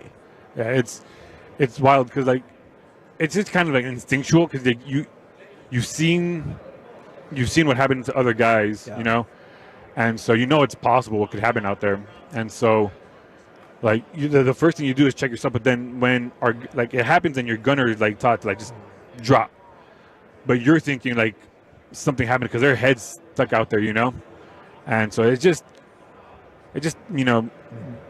part of the business, I guess, It's a special relationship too. My two other best friends were also in Army, and one was a gunner, and him and his driver, like, they had a unique relationship. 100%. And I'm always fascinated at how even off, like when they would come on leave, like they still have this very unique relationship. Can you kind of describe why that grows the way that it does? The trust y'all have? Absolutely. So as a driver and you have a gunner, whenever you turn, whenever you hit a bump, they're feeling everything. All they're doing is sitting on a piece of toe strap. Yeah. That's literally all they give us to sit on, And so they feel everything more than anybody else. And then when you're driving, their faces up there getting hit by rocks and sand, and if it's cold, Yeah.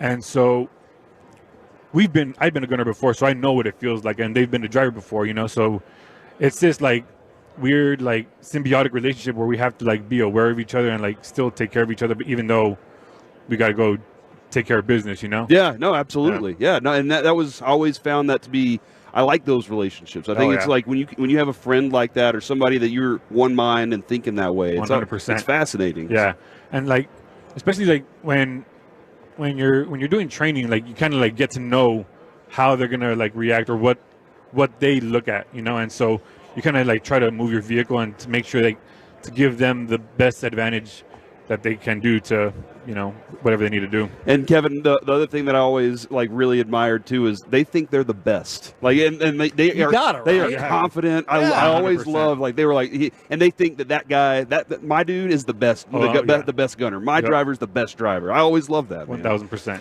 But there's got to be one person out there. It's like, he's pretty good. There's one person out there.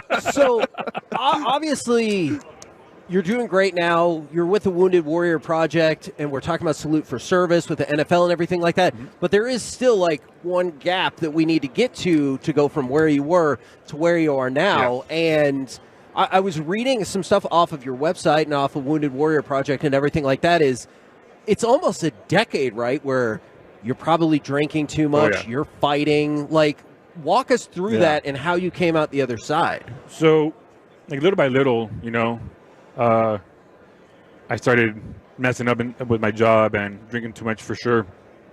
And when I got married, like, she would say stuff, and I was like, oh, no, like, it's just my wife nagging. But she's somebody that cares about me, really wanting me to be better. And so I go from my first base where I got hit with that IED, and then I come here to Vegas where I met my wife, and then things kind of start to get rocky. I'm getting a lot angrier really fast, and but she's the first one that kind of like put it in the back of my head, like, hey, you might have something wrong with you. And then I get to my next base, and then that's when the wheels fall off, and I just go crazy. Did you not want to hear that when she's like, there might be I definitely didn't. Nobody want wants to. Yeah, it's hard to admit that. For sure. And, I had this big ego, I had this macho mentality where, like, oh, no, I'm fine. Like, I did it and I'm fine. Like, I came out, I'm fine. And so, but I had, like, a really bad night where, I was just in my thoughts and my feelings, and I'm like, I need some help. Like, I was just drinking way too much. And so I went and I seeked out mental health help. Excuse me. And they're like, yeah, you're pretty bad, dude. And so that kind of like started my whole journey to like realizing like, hey, I need to fix myself, not just for me, but for my family, my brand new kid, And so I just kind of dove in head deep. Like, I started going like every day, different kind of therapies or groups.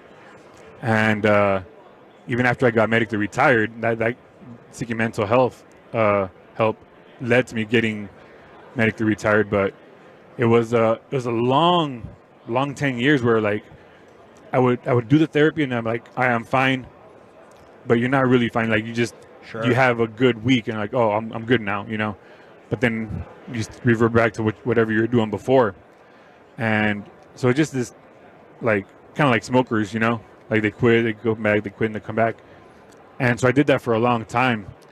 And, but Wounded Warrior Project was always there for me. Like, they would call me, like, trying me to get involved, but I was like, nah, like, I just want to sit on my couch and drink and watch football, you know? But like once a month, once every couple months, I'd get a call like, hey, we got this event, you want to come out? And eventually I just got tired of them calling me. You know, I was like, all right, if you stop calling me, if you stop calling me, I'll come do your event. And it's this thing called an Odyssey, where they take vets and they got a bunch of them all over the states, but the one that I went to was in Oregon on the Rogue River. And man, that thing changed my life. You go there and it's like this whitewater rafting thing, and the river guides just, there's nothing you need to worry about except just connecting with other veterans. And that's when you realize, like, I'm not the only one that's messed up. Yeah. You know, like, and the Wounded Warrior Project staff member that was there, they're a veteran too, and they did the same journey that I went through. You know what I'm saying? And it went, I did a complete 180 in 4 days. You know, I basically stopped drinking. I started going to school, started looking for work, and I just changed myself for myself and for my family, man. And I literally don't think I'd be here without Wounded Warrior Project, without them, and that initial Odyssey trip. Honestly, how can people who maybe they're military vets themselves listening, how do they go down that route, or how do people support the Wounded Warrior Project if they want to get involved? So, if you're a veteran, you're listening to this, just go to their website. You can get involved. All you got to do is provide your DD-214 and some other information, but it's super easy. They'll help you with VA benefits. All kinds. They'll help you get work. I got my job because of Wounded Warrior Project. They helped me with my resume.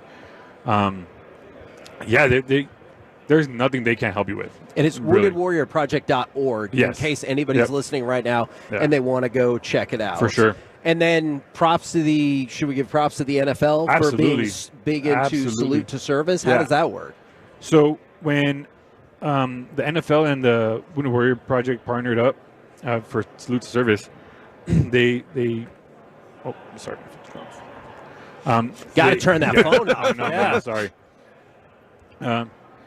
They partnered up, and you know they got a cause for cleats. And actually, last year, I went to Allegiant Stadium and met with Darren Waller when he was still on the Raiders. Awesome. And we had this whole talk about mental health and how it affects veterans and NFL players, and how we're trying to get rid of that stigma that we all feel like we can't let our guard down and talk, but it really is something that we need to get rid of that stigma and help other dudes out. Well, we're big supporters of mental health on this show. It's something Kevin opened up about some of the stuff that he's gone through in his life. During COVID, I'd never had that experience, and then I did. Yeah. And I was like, whoa, I need to figure something out. So it's heavy. It's great. And Mike's doing some therapy too to make sure to take care of his rage issues. So That's good.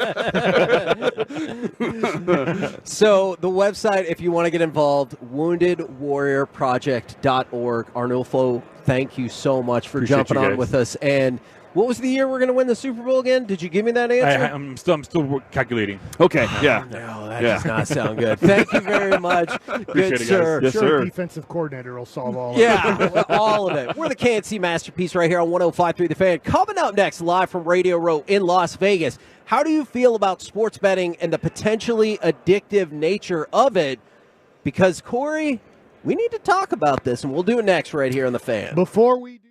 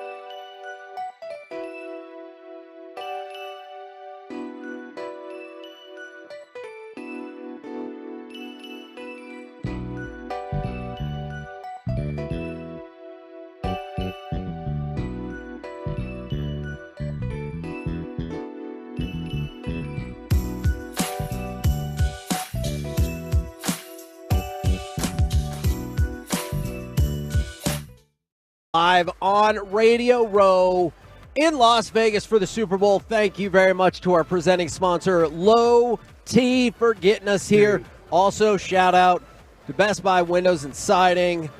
And don't worry, we will get a new confessional video for them done today because my first one got put in Super Bowl jail. Well, we did one last night. Our first one got Corey put in forgot Super to Bowl send jail. it to Ryan. We did a video last night? Oh, my God. Let me We see. did. When we got out of the cab with the guy who's from North Richland Hills, who's a big Texas Rangers fan, moved here in 2014, and you told me to interview the woman doing the Circus Olay stuff. Oh, yeah. I got to send this over to Carter. This is awesome.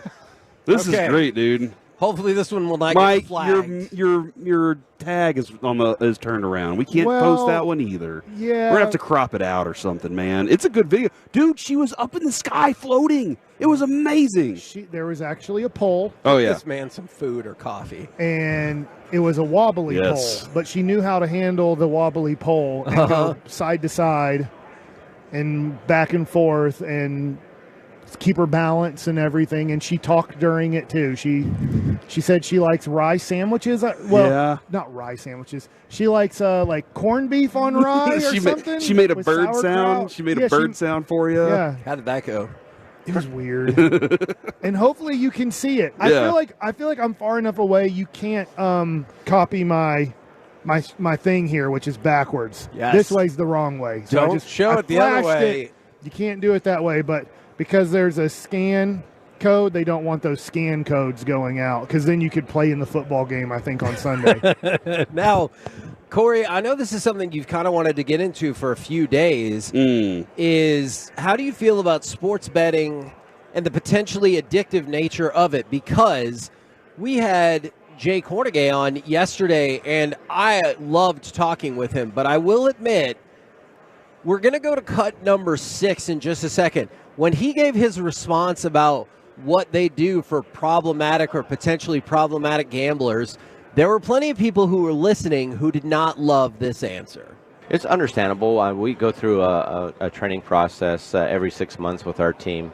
It's mandatory, and it's controlled and policed very, very well to make sure that all our tellers and supervisors and those that answer the phone, those that are dealing with customers, if we hear any or see any red flags or hear anything that might, lead us to a suspicion of problem gambling. What's a red flag? Can you give us an example? A guy that would say something like, I really need to win this bet because rent is due tomorrow.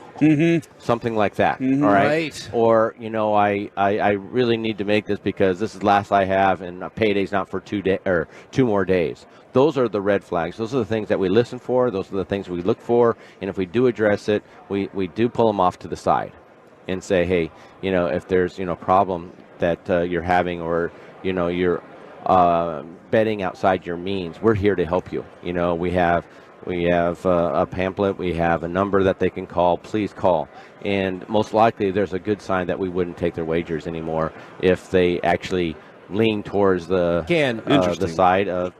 We've got a pamphlet and a number they can call. Look, which again, I get if you're the gambling company or the books or whatever, that's like the extent of probably the responsibility you feel like you need to take up. But there were many people who texted in. They're like, okay, great. A pamphlet is going to solve all the problems. So I was curious, especially with the 60 Minutes piece, who knew that was still on the air, is we've talked a lot about sports gambling and gaming coming to Texas.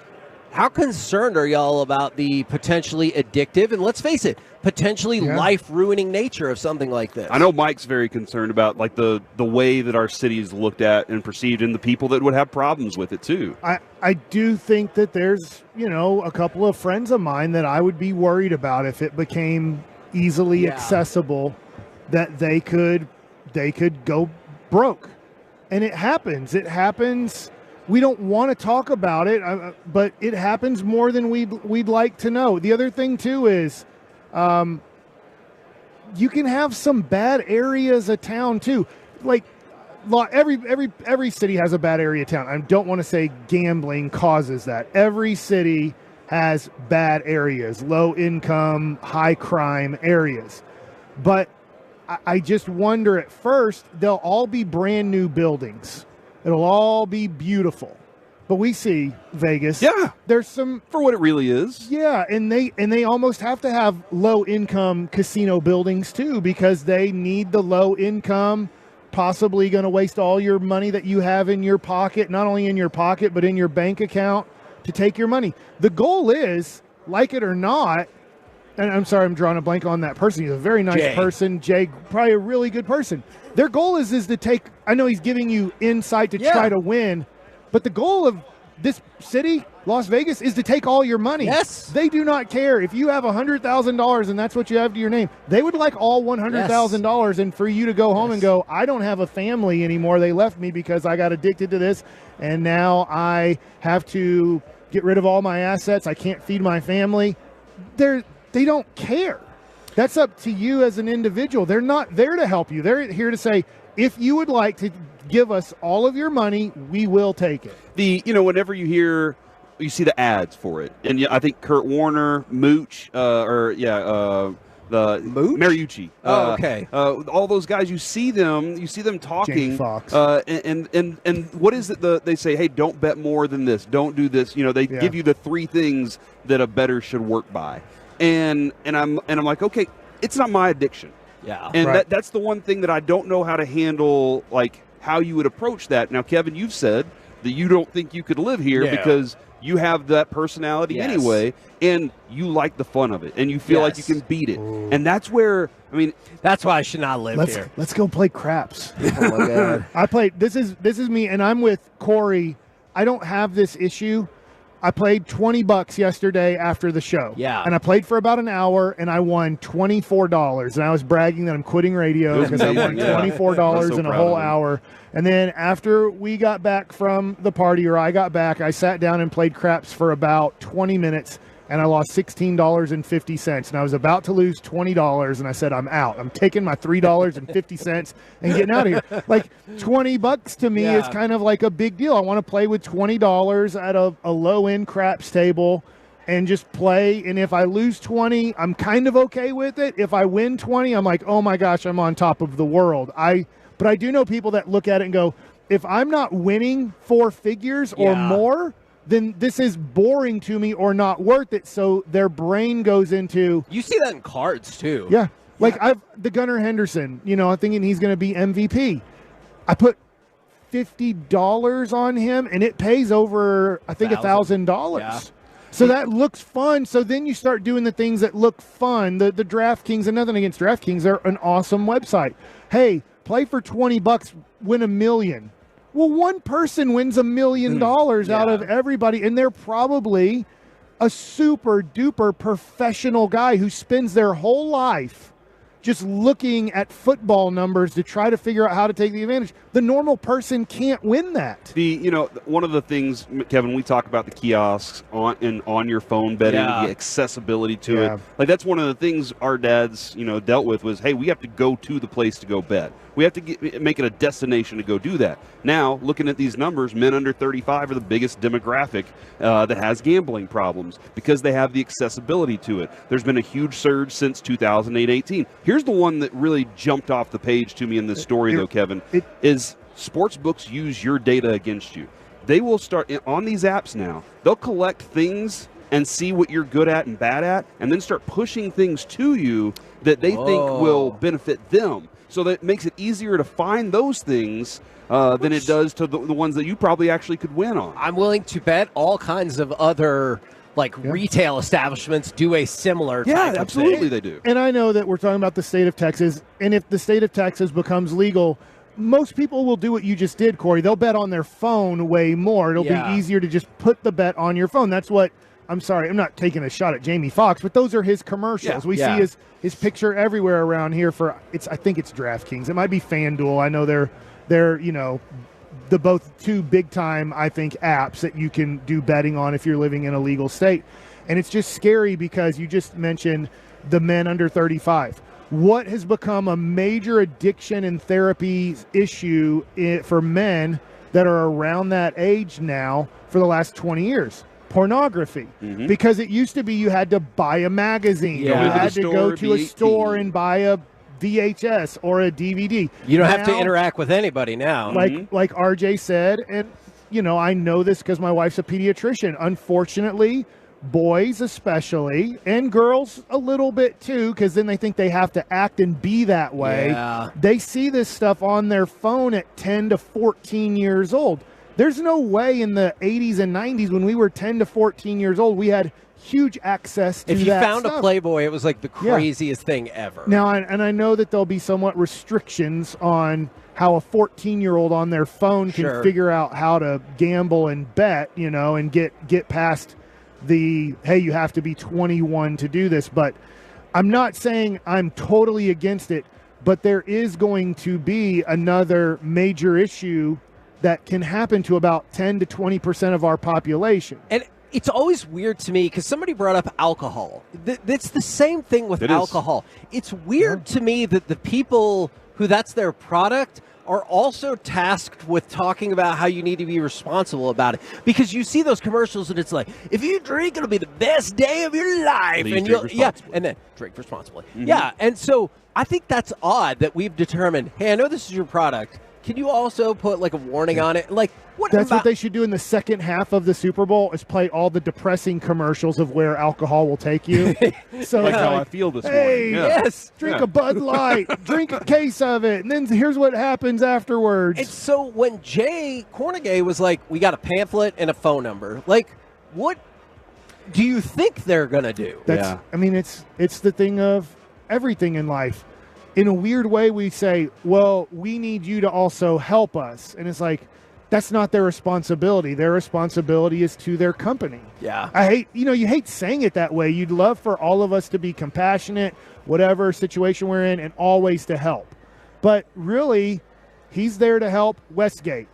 Bud Light people are there to help Bud Light. They're not there to help you and go, please stop doing this. They might say, hey, you need to stop, but ultimately, you're not my son or daughter. You're not a family member. You're not a close friend.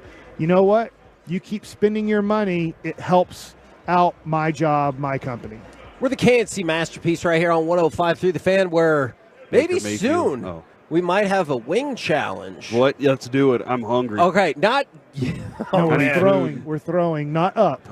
We're throwing like mini footballs. But before that, coming up next, it's time for Gridiron Gravy, what the 49ers excel at better than any team in the league. Let's talk about it next right here on The Fan. Your weight goes up.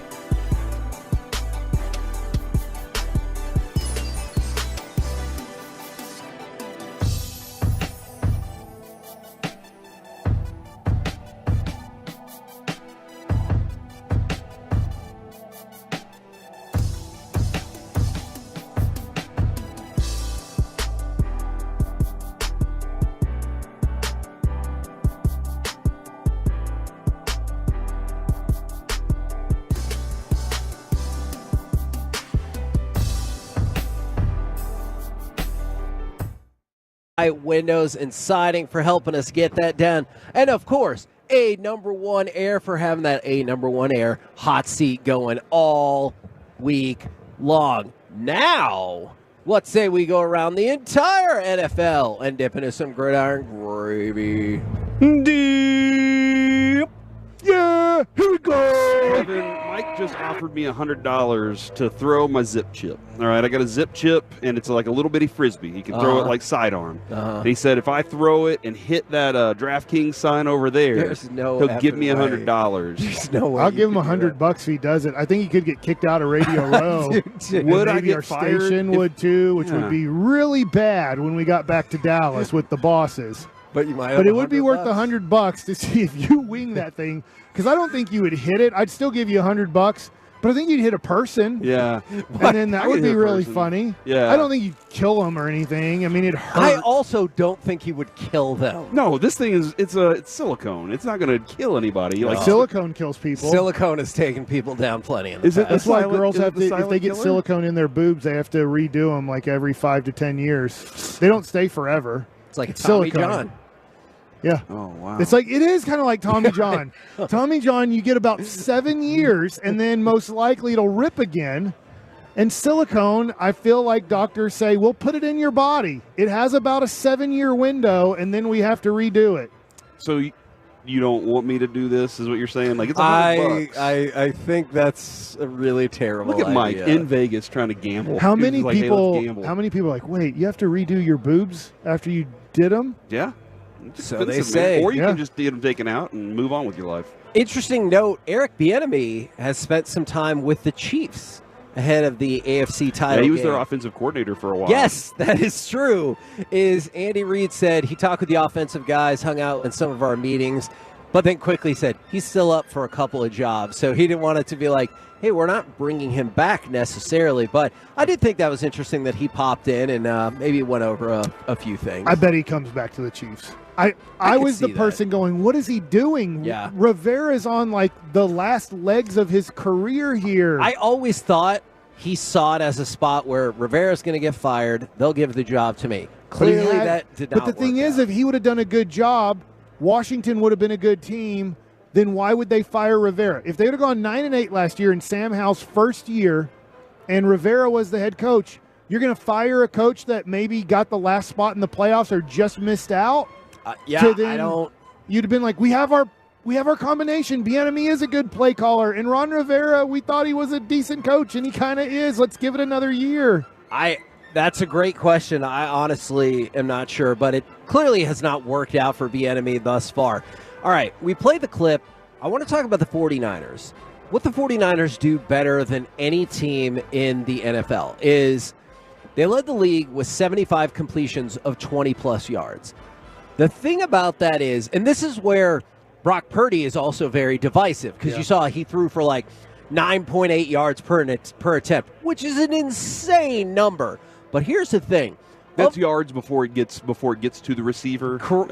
That's total. Okay. But that also includes Their screen plays to McCaffrey. Stuff like that. All right, yeah. Their yak is almost behind the line of scrimmage. So a negative 2-yard pass when McCaffrey gets blocking and then goes down the field for 27 yards, that's considered a 20-yard pass. Exactly. Gotcha. Okay. And that's what the 49ers have excelled at, is getting their playmakers in space.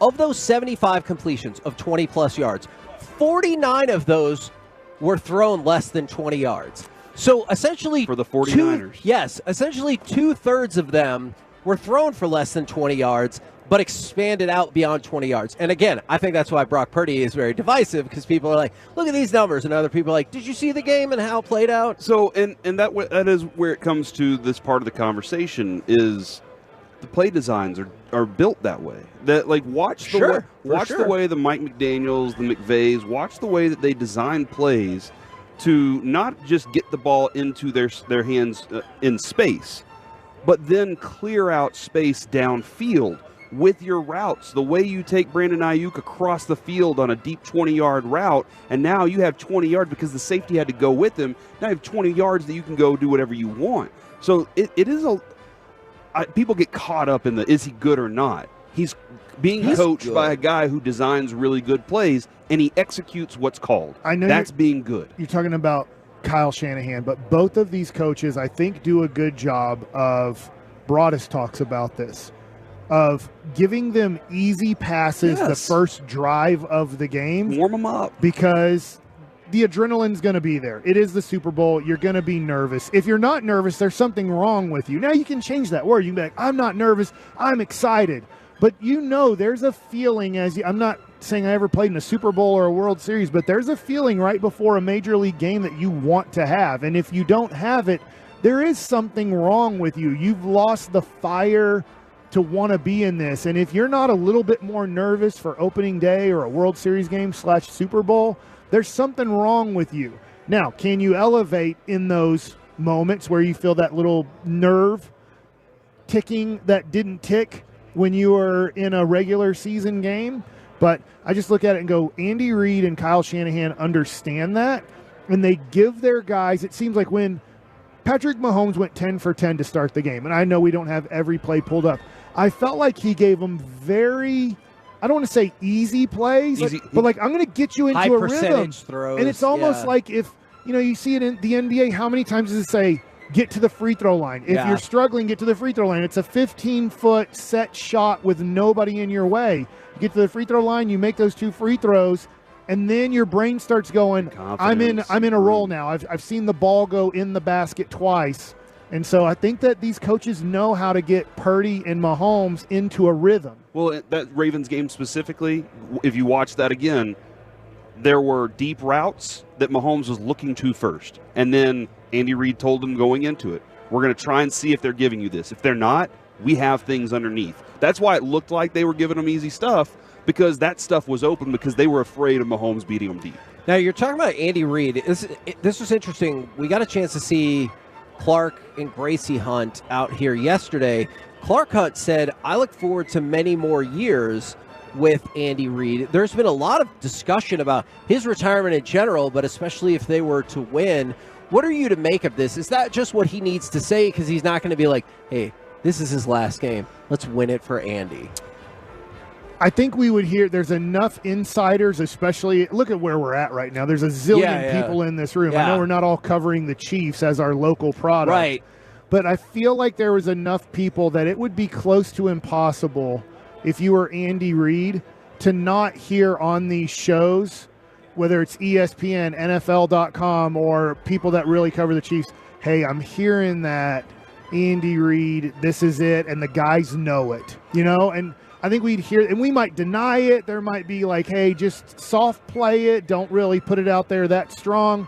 Because there's nothing out there, I believe Andy Reid is coaching next year. But I do think at his age, and I do think of this too, I know he has sons, right? Yes, and one of them is one of them passed away. Right. I do think that I don't know, does football keep them away from those feelings and thoughts? And it could be. I don't know. But there's also part of me that would go, gosh, I want to just be with my wife and I know you can't be with your son that's in jail or your son that passed away, but I don't know. Like, that's also kind of, to me, I think of a driving factor of, I've done this, I've been super successful, I have 5 to 20 years left of my life. I have no clue. But I think when you get to be 60-something years old, you have to start thinking, hey, I might have 20 years left. I might have 5 years left. I don't have 40-plus years left of my life, most likely. 2 things. One, I think that's Tommy DeVito's agent over there.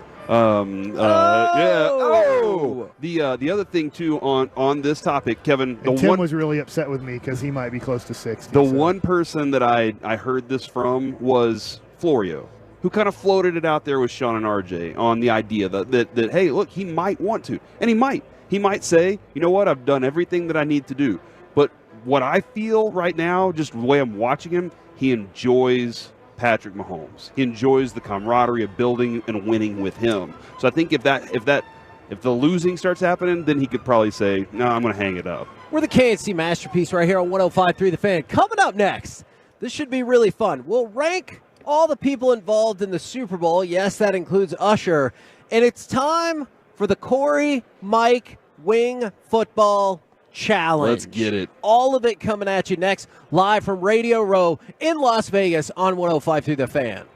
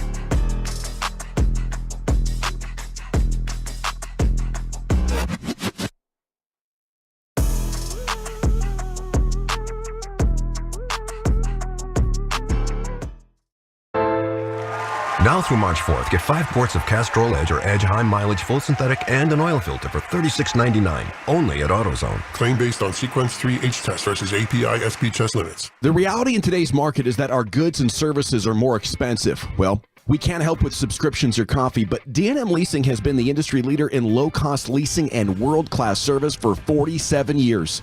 Trust your gut. Call D&M Leasing for the smartest way to save money at 817 or 972-35-LEASE or visit them online at dmautoleasing.com. Make no down payment, no payments for 60 days. We make leasing easy at D&M. Meet Cheryl. Hey. She's on vacation and lost in the moment. Unfortunately, so is her Chase debit card. It's gotta be somewhere. Maybe she lost it at salsa night. These skirts should have pockets. Or maybe she lost it at Pilates. 3 and 2 and... But she's not worried. With the Chase mobile app, she can lock her card till it turns up. Tools that help protect. One bank that puts you in control. Visit chase.com/checking. Chase, make more of what's yours. Chase mobile app is available for select mobile devices. Message and data rates may apply. JP Morgan Chase Bank, N.A. member FDIC. Pizza's here. Oh, great. I'd love some, but I'm worried about my stomach issues. If you're worried about having diarrhea, gas, bloating, stomach pain, or loose, oily stools, it may not just be stomach issues. It could be a condition called exocrine pancreatic insufficiency, or EPI. With EPI, the pancreas doesn't release enough enzymes to break down food, but EPI is manageable. Use the symptom checker on identifyepi.com and talk to your doctor. That's identifyepi.com. Sponsored by AbbVie. Tolos, it's a new year. Low T Center can make it a great one. If you've been feeling tired and grumpy, noticed lack of motivation and drive, you may have low T. Low testosterone levels can cause weight gain, loss of muscle mass, and so much more. I recommend the Low T Center. That's where I get my levels tested. They make it quick and easy to get your levels checked, and it's only $25. And with their on-site lab, you'll get results back in about 25 minutes. Go to lowtcenter.com now to book your appointment online. Low T Center, reinventing men's healthcare. Nothing says I love you like romantic, timeless jewelry. Even better when you can save an extra 20%. Right now at Diamonds Direct, all fashion favorite jewelry is 20% off. That's earrings, bracelets, pendants, bands, colored gemstone jewelry. Get 20% off Diamonds Direct's already unbeatable prices. Special financing too. Get her something she can enjoy and appreciate for years to come. A fashion favorite from Diamonds Direct. Shop in-store or online at diamondsdirect.com. Diamonds Direct. Your love, our passion. You're turn it on, leave it on. Home of America's team is 105.3 The Fan. Hello, baby. KRLD FM and HD1, Dallas Fort Worth. Always live on the free Odyssey app. Live from our remote studios at Super Bowl Radio Row in Las Vegas. Secured by DFWsecurity.com. This is the KNC Masterpiece on 105.3 The Fan. KNC Masterpiece right here on 105.3 The Fan. We'll talk about the importance of all the people involved in the Super Bowl, but two very important people, Mike and Corey, are getting prepared for a showdown. Guys, where are you, and what is this competition? We're currently at the, it's the Wingman Challenge is what it looks like. I have 3 holes to throw into. Nice. And what's your name, sir? Brandon. How does this work? What exactly am I going to be doing here? Yeah, so you get a chance to either throw little footballs or bounty paper towels into these 3 holes back here. You got 30 seconds to make as many as you can. We've got a leaderboard, and if you're on the top 5, you can hold our bounty paper towel trophy. Nice. Now, do I get more points for throwing the roll than I do the football? No, you just look cool. Okay, I just look cooler. All right, so that's how it's going to be. I feel like everybody's been choosing the football when we've been peeking over here. All right, is that and it took you a long time because your mom and dad misspelled your name, and so every time they put in Corey in, you have to take the E out. All right, so I just who's going first? I'm going to go first. Yeah, I'm going to go first. We have 30 seconds to do this. So can I line both of these up here? All right, let's go. Oh, you're going to throw both? Yeah, that line. The circles are going to turn green again. All right. Corey might also still be drunk. Okay, so I'm not sure. Throw at the ones that are green. Throw at the ones. Oh my God. Okay, here we he go. Does not understand the rules. It hasn't started yet. It says 3, 2, 1, and now he goes. He throws the first one too high. That was terrible. Too low. Right down the middle. He hit one. He's going for the biggest hole. That sounds about right. Oh, I think Corey might have got jobbed on one of those points. He's at 400 points with 18 seconds left. He's now at 600 points. He's going for the big one every time. He went small hole.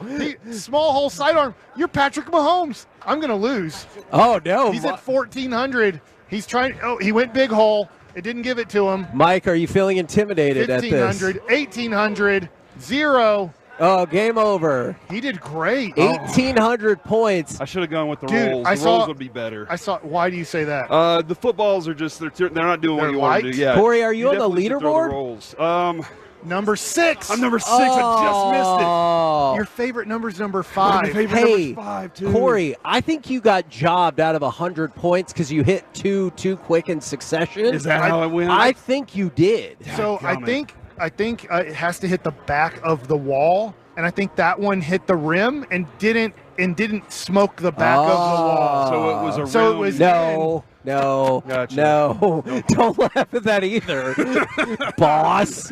Our boss thinks I'm funny. All right. My name's Mike with an E. Okay, sure.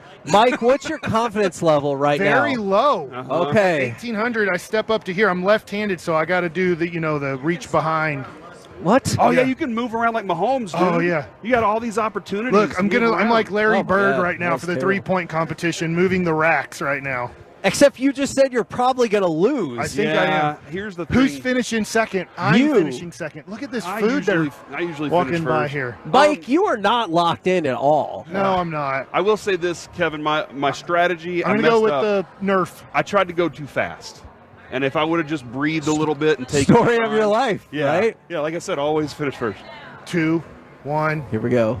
go. All right, there he is. He's Off. throwing. Mike Bassick off to a Look at the okay accuracy. start. Look at the oh, accuracy he's from Mike. varying it He's got up. the footwork here. He's going to the 200 slot. He looks over and very over and over. focused. He is, dude. He's going to be number 1 on this list. He's Oh, gonna now be the number throws like 1. that. Oh my gosh, Big hole. man. Had to go big hole. Yeah, big hole's the way to go. Dude. Mike missed 2 in a row and he lost his confidence. Yeah, no, it's okay. It's all right, man. Come on, You got, Liar's Mike. getting a little you bit got in my 8 way. seconds. 7. You got this, Mike. You Oh, can do it. it's falling apart. Oh no! Come on, You're gonna beat Mike. me.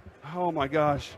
There Oh, it is. if he can get one more. Oh, 1,700. He lost Beat by me. 1 throw. The most accurate thrower at the station. He can dunk on a 9-foot goal and beat me too in throwing footballs. Nice Oh. job.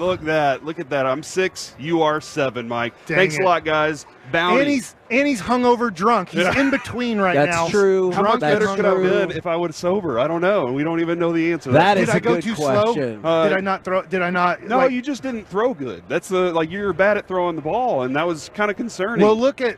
There's more time to be here. Uh-huh. We'll look at throws per second, and maybe if I up my throws per second, then you would I'll have have that. a What other if you chance. guys competed again with just the paper towels? Just the paper. Ooh. That'd be a good approach. The Yeah. paper towels. They're I want to heavier. do that on my own, like just by myself to see what I can do.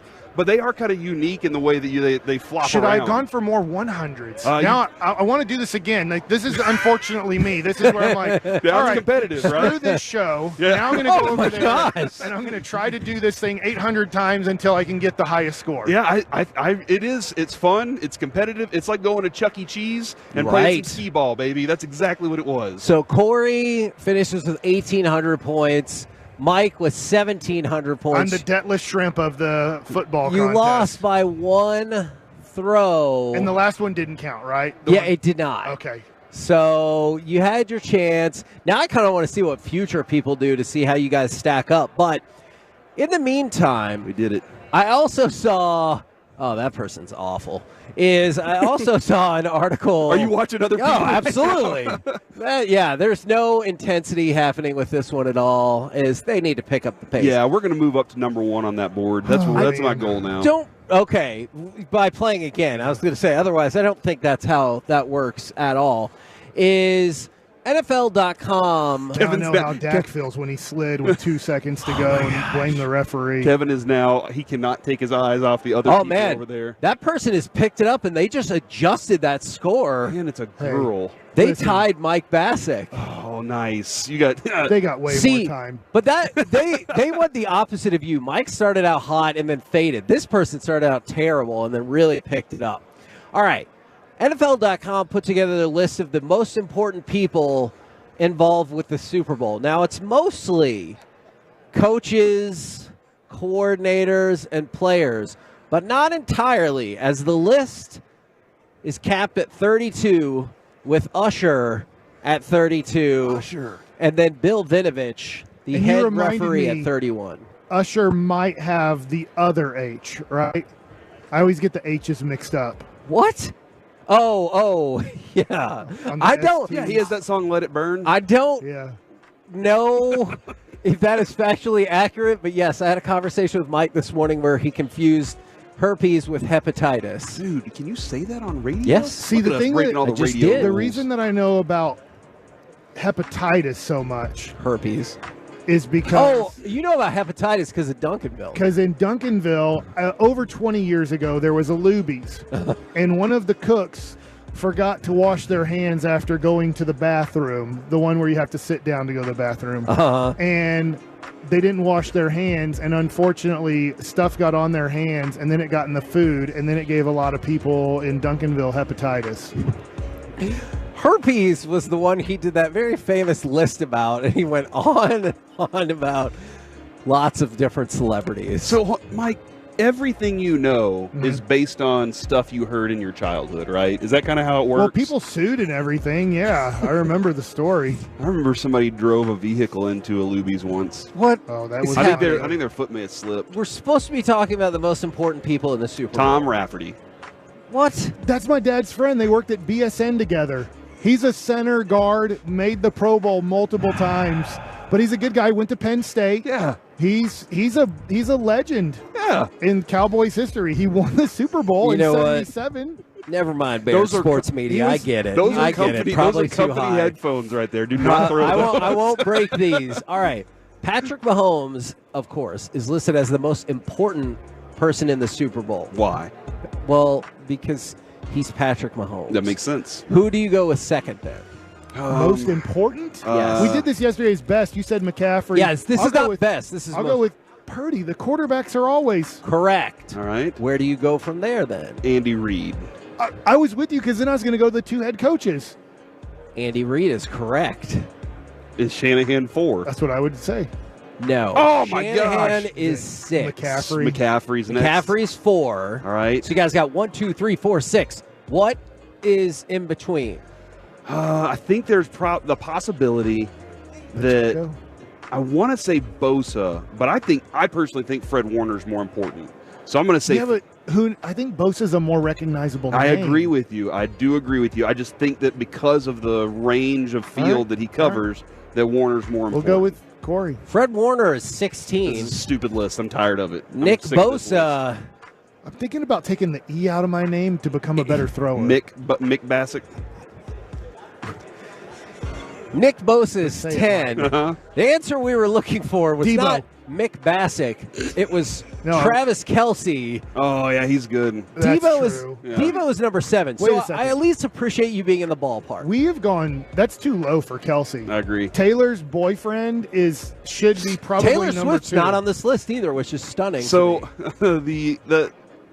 you were going to order a shirt for me that said Taylor's boyfriend or something that is in the Super Bowl. Oh my God. And Lucy, I'm rooting for Taylor's boyfriend, and around it is like red and yellow stars. Lucy, she at first it was Taylor's boyfriend. It is Travis Kelce now. And so I think that he's right, that Kelce should be up higher because it's not just the football fans that love it. This is a whole new group that Roger Goodell is perfectly happy having around that's involved here. So I think that's for my daughter, Travis Kelce will be the most important player on Sunday. Now, what's interesting is the placement of this next person, because y'all talked about Deebo Samuel's 7th, but also Warner's further down on the list. Bose is not till number 10.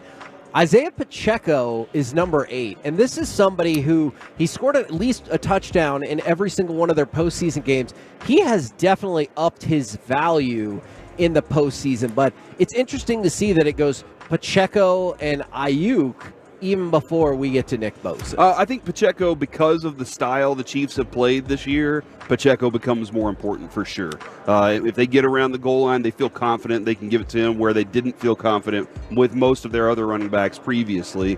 And I think that just the way that he's they've said we'll trust our defense and we'll try and burn some clock. That's where I think his importance level definitely comes. You know, I don't have this up, but I would love to know how much bigger Clyde Edwards-Helaire. He looks thicker. Yeah, he does. But Pacheco's the one that runs with the violence. Yes. Yeah. Yes. So their bigger back runs more of like, Finesse. I want to try to get to the outside. I want to maybe get to the hole and then bounce it to the outside. Pacheco's like, hey, let's see who lives after this run is over. And that's mindset. Like, that's a mentality more than it is anything else. He believes I got to be that guy so that I can get that extra yard. And Mike, I know you were curious. Your guy, Rashee Rice, is number 13 on this list. Number 13's a lucky number, unless it's on Friday. It's Taylor's favorite number. That's a good Is point. it her favorite number? Mm-hmm. She was born on like the 13th of some month or something. April. What if she was Are you born in sure? the 13th month? There's no there's 12 months. Look, man, But I on might have leap had year. drinks last On night. leap year. You're not going leap year. Yeah. No, there's not another month on leap year. That's just an extra day. What are you guys? Hold on. What are y'all doing right now? Are y'all messing with me? No. No. It's him we mess with, not me, Mike. I'm We can't mess with you. I'm the most sober You are person the, here. You are the bounty nerf champion. That's a good point. That is a good point. I am the bounty nerf champion. We're the KNC Masterpiece right here on 105.3 The Fan. Coming up next, it's going to be a jammed-packed expressway. Hey. We're going to go to the loser's bracket if Mike likes it. And then we're going to have Jim McMahon on the show as well, and Kyle Turley. It's going to be a blast. So stay tuned. We'll hit it next right here on The Fan. Are you ready for some commercial-free KNC Masterpiece? Yes!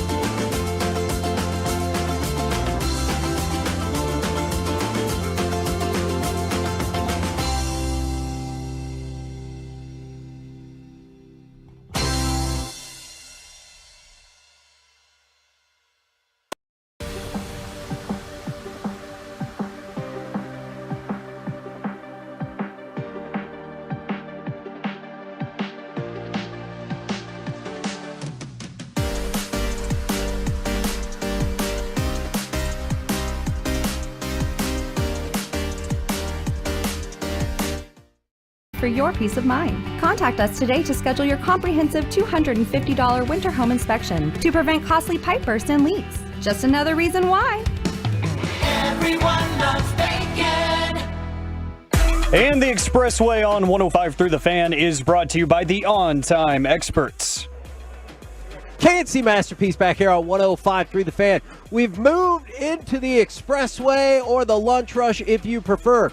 In this mix, we're going to have Kyle Turley, Jim McMahon, Randy Grimes. It's going to be a blast. But right now, it's time for some Mike Likes It. All right, so let's talk about last night a little bit more, because it was the media party, and we talked about it during Crosstalk. We've had little bits and pieces about it, but the media party was just down the street from where we're staying at.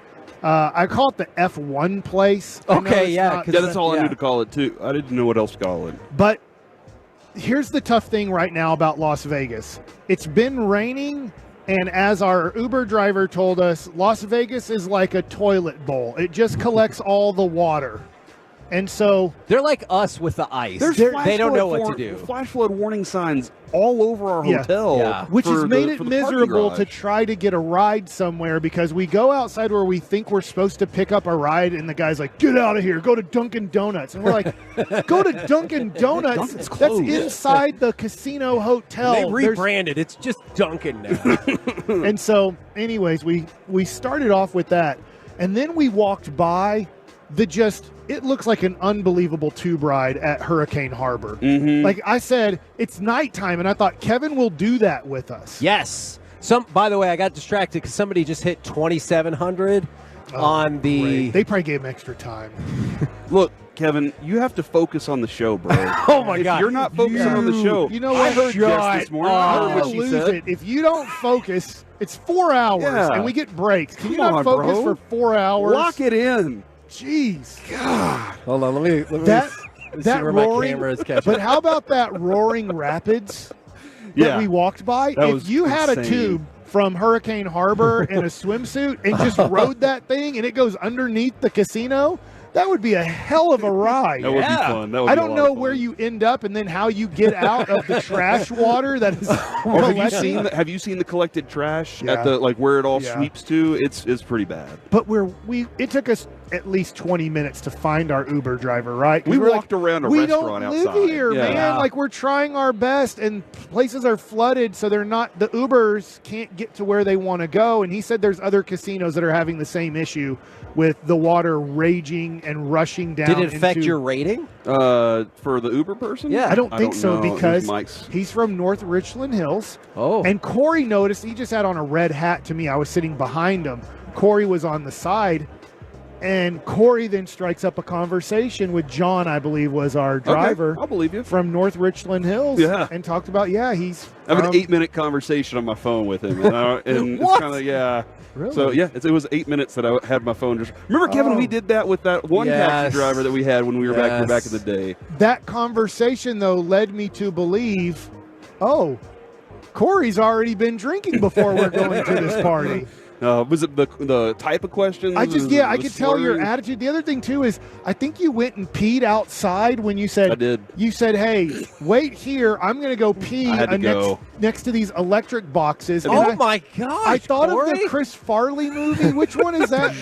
Where the dude pees and then it electrocutes him? What movie is that? And people Black walked Sheep out. or something? I think that is Black Sheep. People walked out. I had to walk around the corner. Oh, so you did get a pee in? I did. Or you got it out? It did happen, so yeah. But I was like, if he's peeing outdoors right now, before we get in an Uber, then we probably have a little bit of an issue on our hands. I had fun. But we got to the party. I don't think I hurt anybody. So and it was really a great party. It was The cool. one thing is I don't know about you. You seem to want to engage with other people you didn't know. I don't want to engage with anybody at that thing. I just want to eat the food, drink the drinks, That's why I talk didn't to go. a few people that I want to talk to, and then call it a night. Mm-hmm. Yeah. But you immediately started, I don't know, is this sober Corey and drunk Corey? help me out here. I don't want to talk too much about my. You seem to engage with random people very easily. I'm a little looser with my conversation than whenever I'm sober. I get real nervous when I'm sober,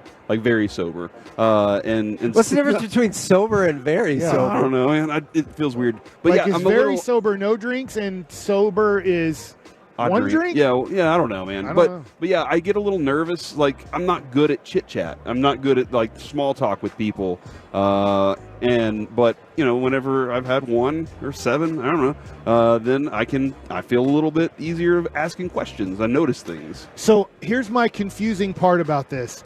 At 7 p.m., when we first got there, do you remember this conversation? We tried to walk up the stairs to the second level because that's where we thought the party was. Somehow we entered through the back way because our Uber driver dropped us off on the backside, and they just allowed us to go in. We had to show our credentials, though. Yeah, we did have credentials, but we didn't go through where I think the buses were dropping people off and everything. Yeah. So we wanted to, after interviewing the Cirque du Soleil lady. Yeah, that video is going to be going up pretty soon, so it's pretty interesting. We were trying to walk up the stairs, and then a person said, no, that doesn't open till 7 p.m. I haven't had a drink at this point at all.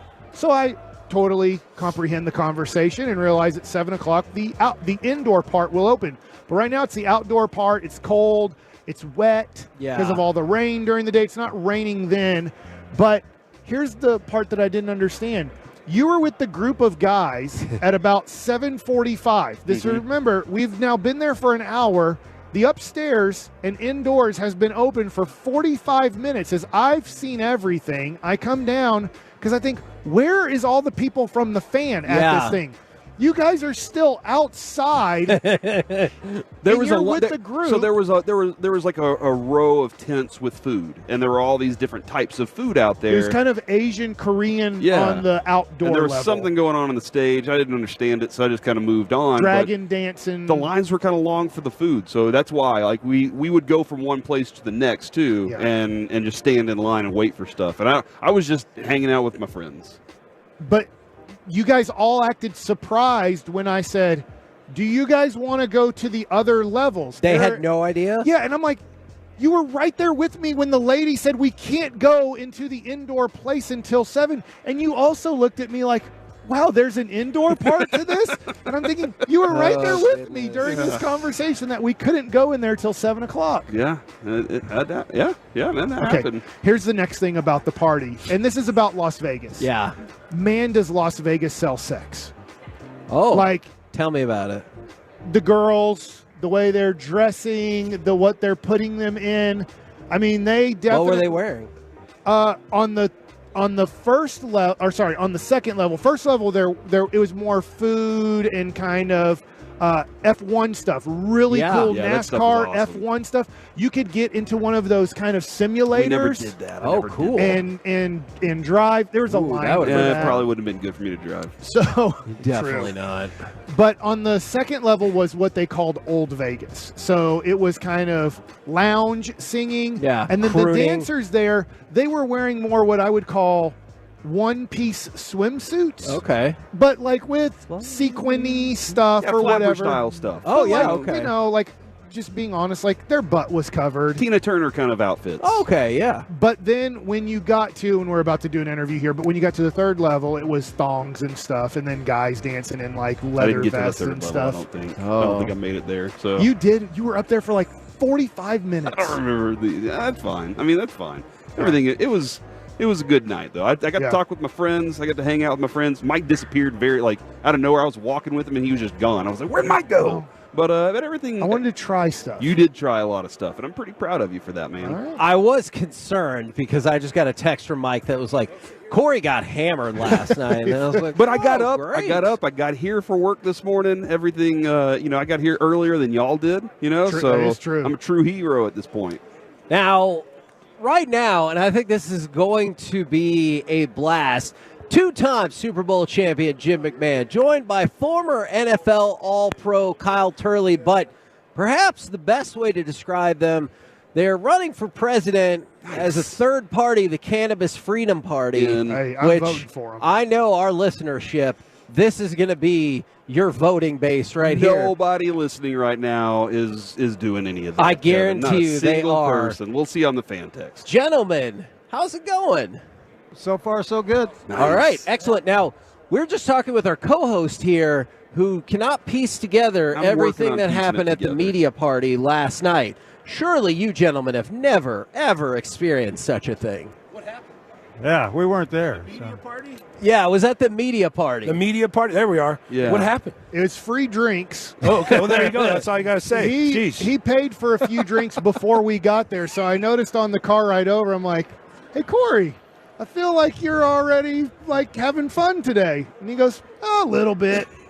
And then he kept having fun. I had one 32-ounce beer, all right, and a couple shots. But the rest of the night was fun. Hey, man, you're the elixir of football, right? Yeah, and I'm in Vegas. Right? They're promoting it. You're just using the NFL's product, and, Here's what got me yesterday. I'm not used to this, all right? This was the moment that I went, oh, hold on. I shuddered when the guy said it. Actually, I had 2 beers. Now that I remember. All right, I'm at Yard House. I eat some tacos. I have a beer. It's fantastic beer. And then as I'm getting ready to pay my tab, he said, do you want one for the road? And I went, hold on, because we're in Dallas. We don't do roadie beers. Right. And I was like, yeah. So that's where it probably got out of hand. They don't have That's to where it drive through started. liquor stores anymore. Yeah. So I could walk around with a beer. I was like, this is They don't amazing. have them anymore? No, they do, but you're obviously They got not. one. Daiquiris. You can't walk around the street, right, and drink like you can here. Without the straw. You can't have the straw in it. That's the rule, right? Yeah, and they would put a piece of tape over it. Like, I'm like, oh, yeah, that's going to stop me from opening that up on the drive home. Yeah. I can't possibly figure this out while I'm driving. Those are great New Orleans. Now, gentlemen, I know you've got some fun stuff happening, including, is it the golf tournament on Friday? On Friday. Yep. Okay, and I saw like a variety of the names: Johnny Damon, Greg Maddux, who's my all-time favorite baseball player, Ricky Waters, Jake Plummer, Raleigh Fingers. It goes on, but there's a whole lot more. Is there anybody that you get involved with that you're like, I'm just really excited to see this person as a fan, outside of them being involved with y'all stuff? Well, we've got to meet most of these guys prior to this event. That makes so sense. It's always great to see them, get them come back. I try to invite guys that people are going to enjoy and have some fun on the golf course with, and I think we got a good group of guys coming. An awesome group. And we got the whole hotel, the Lexi Hotel over there right behind Circus Circus. We bought the whole thing out. It's the only cannabis-friendly hotel in Vegas because you can't mix gambling and weed for some reason. But you can't with alcohol. You can do all that. You can have that, give you all the drinks you want, and make you look a fool. And but we've got Floyd Mayweather coming. We've got Post Malone coming. We got Burner coming. We got everybody's coming, bro. Post Malone's a Metroplex guy. That's right. So, yeah. So that's right. Exactly. So we've got the crowd coming for all of our events now because I wonder why. Oh yeah. Well, and I'll just tell you just my personal point of view. I'm really fascinated by this because my viewpoint has really evolved over the years because when Ricky Williams was in the NFL, I have to admit, I was like, I don't think this is the way to go. But then the more you see the medication and the pills that are allowed and how much more habit or addiction forming those can be as opposed to, whether it's CBD, cannabis, whatever direction you want to go, then I was like, well, that feels ridiculous to me. It is. It's always been ridiculous. Cannabis. We all have a cannabinoid system in our bodies. We're supposed to be using this plant. We don't have an OxyContin or a Percocet or a Vicodin system. We have a cannabinoid system, and it's still the only number one. It's the only neuroprotectant or patented neuroprotectant on the planet. So why aren't these guys able to use that actually for something that helps their body rather than just mask pain? I still don't understand it. Yeah. And then the madness behind it is just a whole nother story.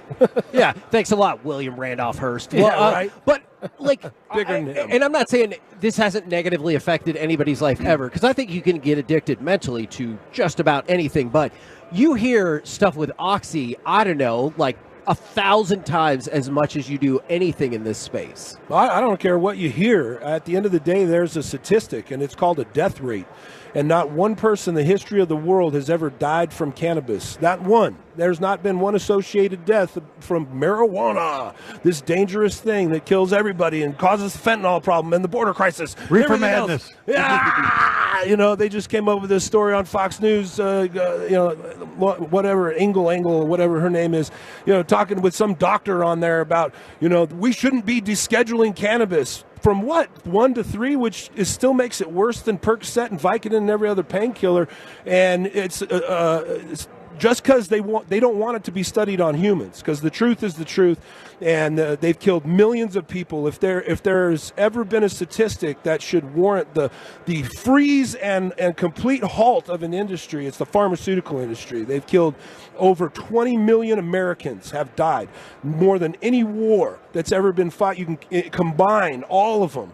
And the pharmaceutical industry has killed more people than that in America. And they're doing it daily. 150 people will die today, per statistics, from prescribed medications.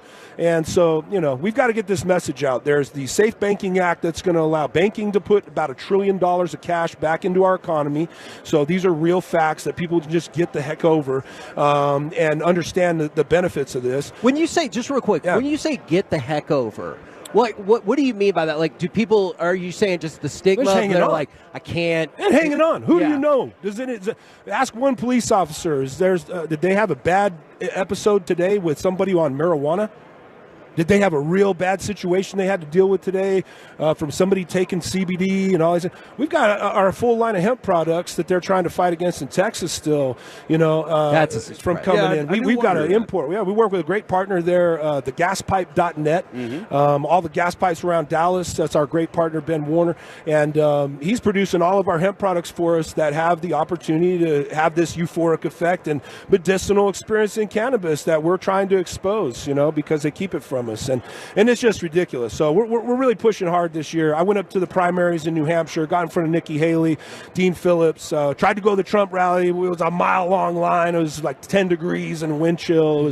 How did the Nikki Haley experience go? Because that is like the lone main candidate left opposing Trump on the Republican side. Well, we don't care. I mean, this two-party system's got to go. It's ridiculous. And, these people are all working in the same rooms, giving the same handshake. So we've got to understand this, and that there needs to be a third party. And the third party is this plant, period. And if you resolve the issues in this country when it comes to this plant, all of these other things will get resolved completely. And so, it has to take a stage, and it's not anything that it doesn't have a real platform. There are some great bills that need to get passed, the Safe Banking Act, the descheduling down to a 3, which allows it to be tested on humans, finally. So we can put these semantics to bed. Doesn't need to be this argument anymore of, well, who thinks this or who thinks that. It'll be exposed. The number one regulatory system in the human body is the endogenous cannabinoid system. And you can't talk to your doctor about this. It's like taking your car to the shop and they don't want to look at the computer. This is a wild thing that happened to me once. I came back from Arizona, and my skin just is broken out. I don't know what's going on. Turns out it was just eczema. But the only thing that actually soothed it was I took an emergency drop of CBD, and it instantly subsided. And I'm talking to the skin doctor. I don't know. Not a proctologist. Dermatologist. Thank you. I'm talking to him. Proctologist. And I was like, hey. What's inside there? Drop them and bend over. There's some proctologist is for the two-party system, right? Right? That's right. That's right. But I tell him, and like you just said, I was like, hey, this is what, and he was like, I don't know what that is. I can't help you with that in any way. And I was like, dang, that's Isn't that crazy? Me. Yeah, and I'm going to deal with it long. Number one prescribed medication in America up until 1934. Jim said it. The pharmaceutical industry has been allowed to run rampant on us.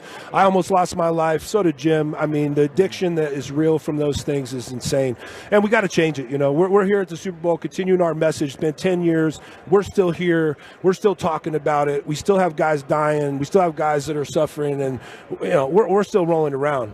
Jim, once he gets this ankle fixed, he's still golfing on this ankle. Nice. Wow! What are you shooting with that? I quit keeping score. It's gotten so bad.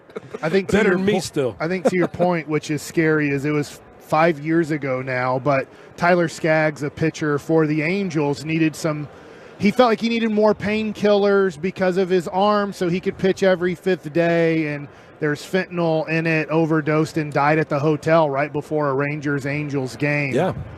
Which, still kind of affects. There's a guy, Andrew Heaney, on the Rangers. That was one of his best friends that he lost because he was trying to go around the system to get extra painkillers so his arm would feel better. Well, not extra. The reality of it is that's the norm. And I remember this because I'm an Angels fan, and I was there in California when this happened, and just like Texas, and you guys experiencing the personal attachment to that, and I know the deal. He was going to start that next day. Yes. So he goes out and he goes to dinner and he probably has some drinks. He takes a painkiller and a muscle relaxer and a sleep aid. It was probably literally 3 pills is what he took, and he didn't wake up. And that happens across this country. It's going to happen to 150 people before this day is over. Man, so we talked about the golf tournament, obviously the political platform, which I know is to spread the message. Is it rev-mj.com? If people want to learn more about it, get involved, maybe learn more about the future of the golf tournament and get involved in that.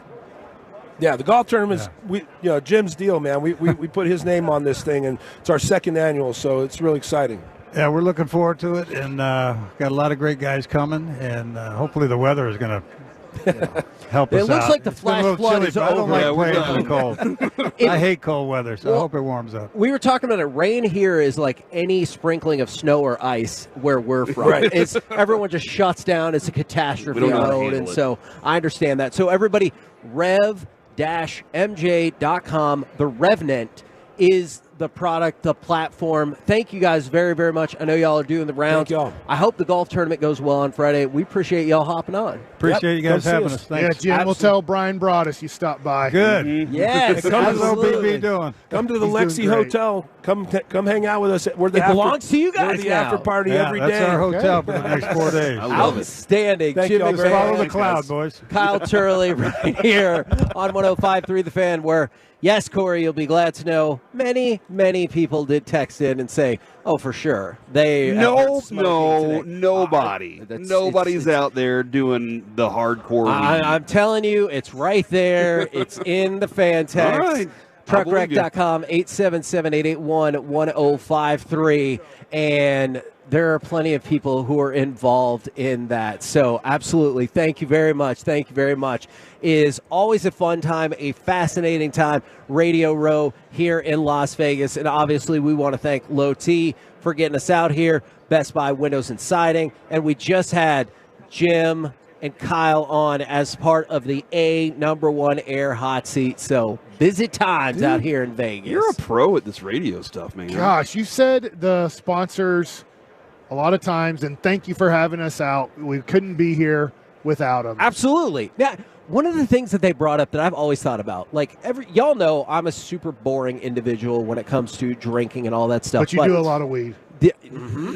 But it is fascinating to me when you look at the studies of the effects of alcohol and marijuana. Yeah. And one is like, it's nobody really complains about it. It's going to be all over the Super Bowl. Hell, it's all over everywhere. And the other one is like still making its way. You mentioned a name. I didn't know the person's name. You said when you guys started talking about 1934 and stuff. Was there a little bit of history there that I don't know? So the story goes is William Randolph Hearst, who was a paper magnate. So like not only did he run newspapers, but like paper was his product. Okay. Is he put out a smear campaign against hemp because that was like a viable replacement product for paper. Okay. And so everything got lumped in together is like, so hemp automatically means marijuana, automatically means illegal drugs, jail, you ruin your life, all that stuff.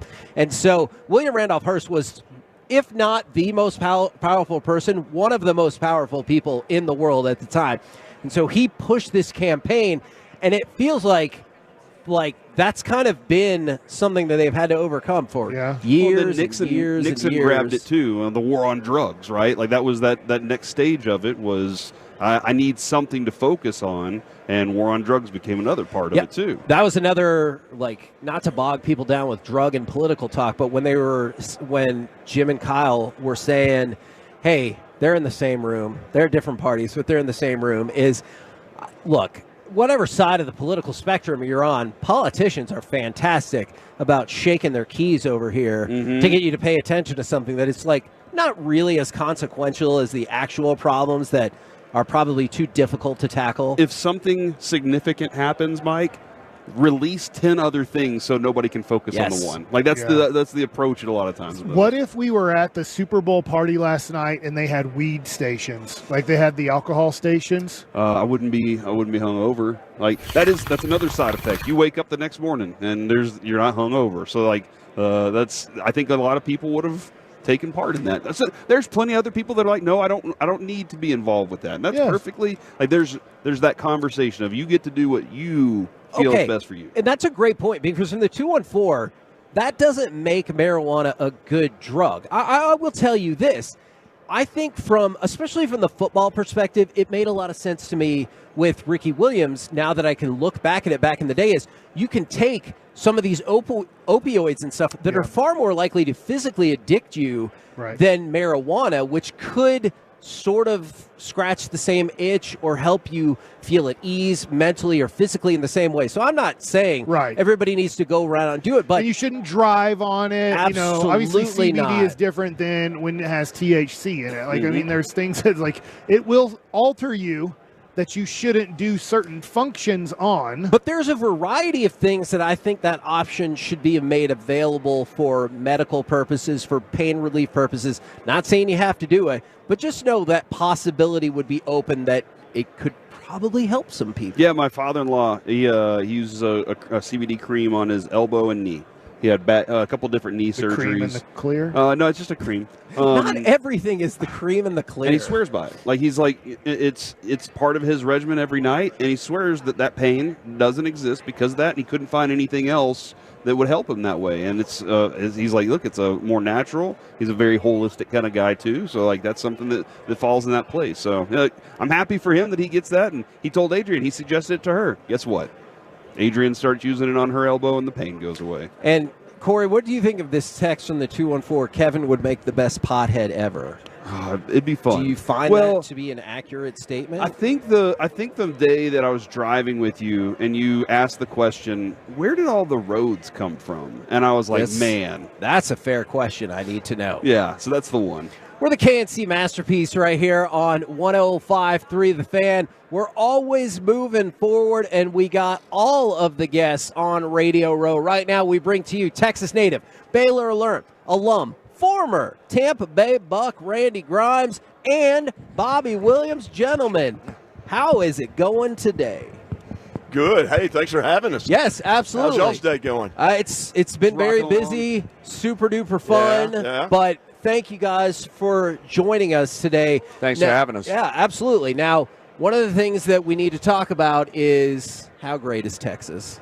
Like before we get to anything else, let's just talk about how great Texas is. I thought that was just assumed by but everybody. we need to spread the word to everybody. Texas is awesome.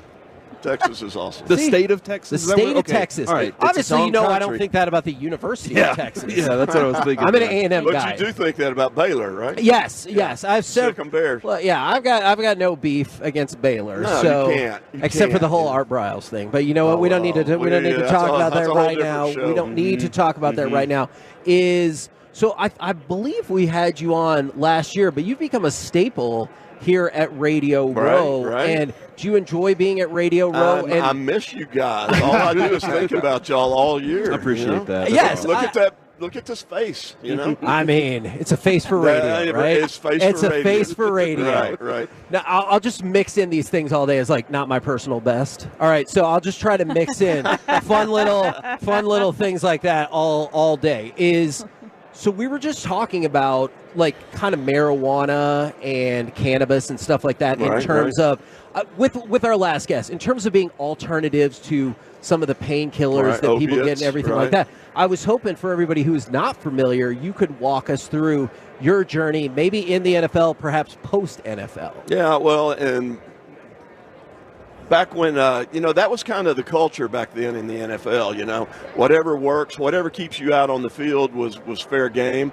And that's what I was willing to do, to be the best player I could be, to get that next big contract, to be all pro, to feed my family, I was willing to take handfuls of pain pills to stay out on the field, because if I wasn't out there in my position, somebody else was going to be, and I was not going to let that happen.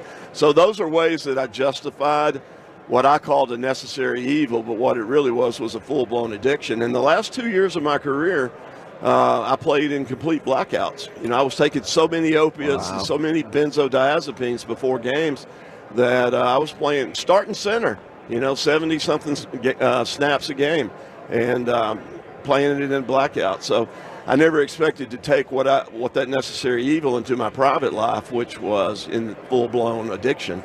And, I talk a lot about transitional trauma, and when I didn't have that uniform anymore, when I wasn't Randy Grimes, the football player, anymore, I struggled for a long time with my identity.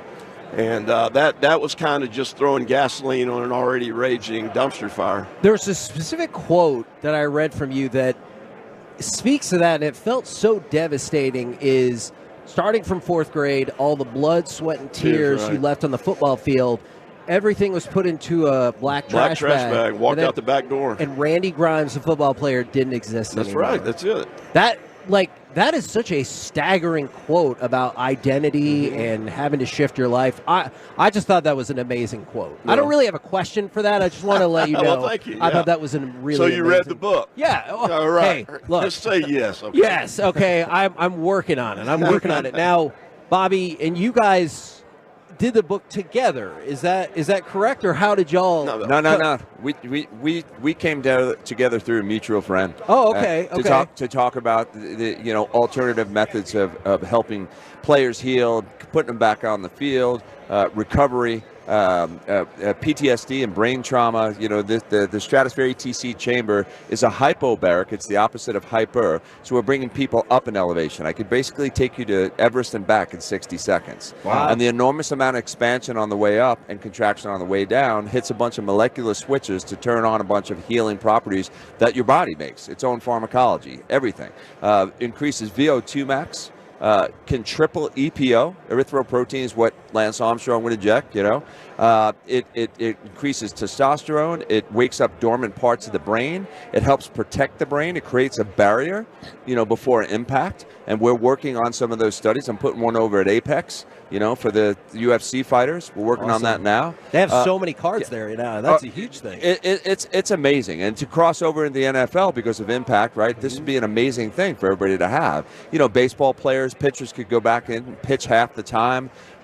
We've done the validation of this through the Mayo Clinic. Dr. Bruce Johnson, head of Extreme Human Performance, done some studies about the naval pilots and fast pressure changes happening and what that actually does to the physiology. Removes inflammation from the brain and the body. It's almost too good to be true, but we've done 6 years of studies. This tech has been around for a long time. Astronauts and fighter pilots use it. And I said, well, why not everybody else? How hard is that breakthrough, though? Because you said it's almost too good to be true. People are naturally skeptical of that and naturally skeptical of just doing things a different way. Exactly. We got Dr. Dave Joyner, head team Doc Olympic Committee back in the 90s. He also ran Penn State after Paterno passed. He's a former Minnesota Viking and NCAA finals in wrestling. He's come aboard. Awesome. He loves this space because it's natural, right? They want to get rid of all the HGH and steroids. Well, this is an alternative method that everybody can do.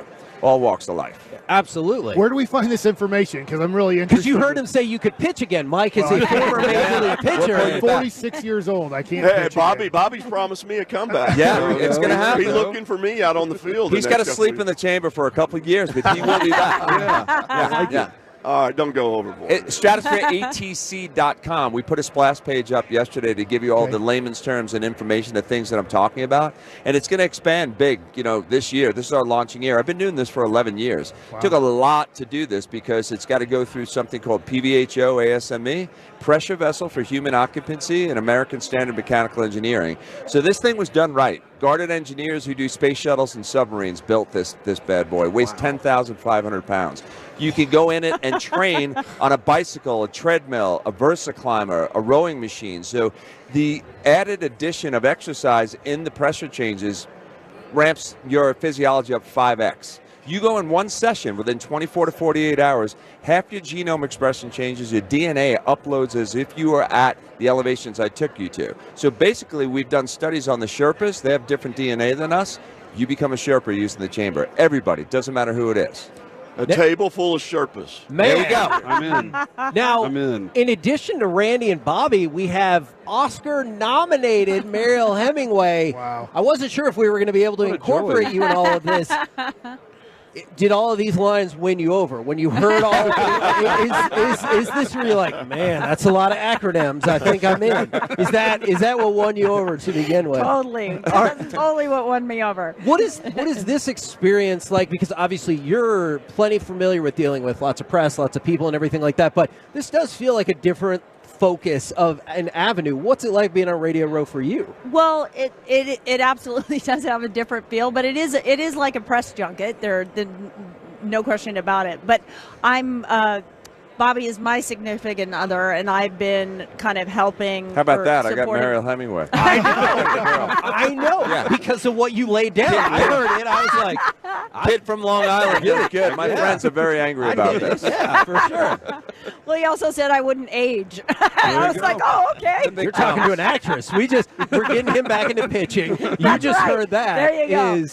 All right, and so do you like the flow of just getting back into it and bouncing from place to place? And you're like, Yeah, you're I in don't mind it Pittsburgh at all. We have a health and wellness company together called Williams Hemingway, which is about wellness, about a lifestyle of doing things that are natural, that activate your body's response, your brain's response to being healthy, and we can do those things. We talk about the 7 greatest doctors: Dr. Sun, Dr. Air, Dr. Water, Dr. Exercise, Dr. Nutrition, Dr. Earth, and Dr. Rest. So they're available 24 hours a day, 7 days a week, and they're free. So yeah, no membership needed. I love it. There you go. We appreciate you guys jumping in and kind of like, I really like some of the people we get to talk about here. Is it's hard to implement some changes or new ideas. So I appreciate y'all like kind of, it feels like a whistle stop tour almost, going from place to place, like explaining all of the things. So where can people go check this out? Is it proathletesinrecovery.org? StratosphereATC.com. We put a splash page up, and everybody can look at the layman's terms and things that I've been talking about on that. But this is going NASA, military, right? We're going to help our soldiers, them coming back. We're doing professional sports teams, Division I, wellness centers of excellence, and a lot of medical research that'll be ongoing forever, because this will help everybody, all walks of life. Longevity as well. There's a big thing there. Everybody's pushing to stay around here a little bit longer.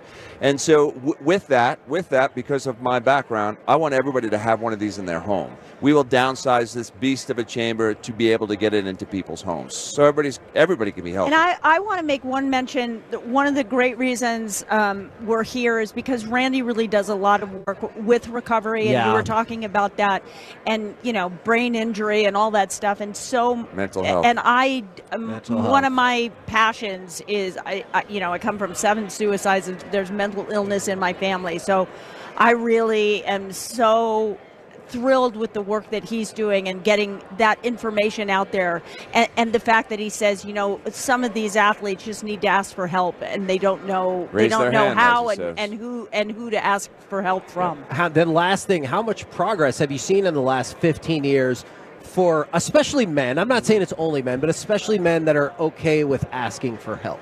It's getting better. That stigma's being reduced every day. More and more people, are coming out and being open with their mental health struggles, and it's easier to raise your hand now. And I appreciate everybody that recovers out loud, because it's not easy. Yeah. It's not easy, but every time you tell that story, it makes it easier for somebody else to put up their hand. And that's why I come back every year, just to make it easier and to share that message that it's okay to not be okay. And I've been able to help, hundreds and hundreds of not just former athletes. That's probably even more than you know. Veterans, first responders, the normal mom and dad who don't know who to call or what to say. So that's my message every year. Man, Randy, Bobby, Mariel, appreciate y'all very, very much. And I just put in my information into the website. Are you? So you already? Okay. Put in my information and email address. As soon as you mentioned the pitching thing, we looked right at Mike. and he was Anybody like, coming to Southern California, hit us up. We'll put you in the chamber and take you through it. Marilyn and I came up with a slogan. Everybody's like, hey, you got to be 10 years younger. We were saying half your age. 60's the new 30. So Marilyn and I are both in our 60s this year. 62 and 61, and things are good, man. 23 again. Yeah, no problem. You're not supposed to say that. You're not supposed to say that. We're allowed. No, it's a new, it's a new thing. It's a new thing. That's good. She's going to get rolls off of that. We're the KNC Masterpiece right here on 105.3 The Fan, live from Radio Row in Vegas. Coming up next, Corey takes over the show with the C Block right here on 105.3 The Fan. This is Andrew Bogish with an Odyssey.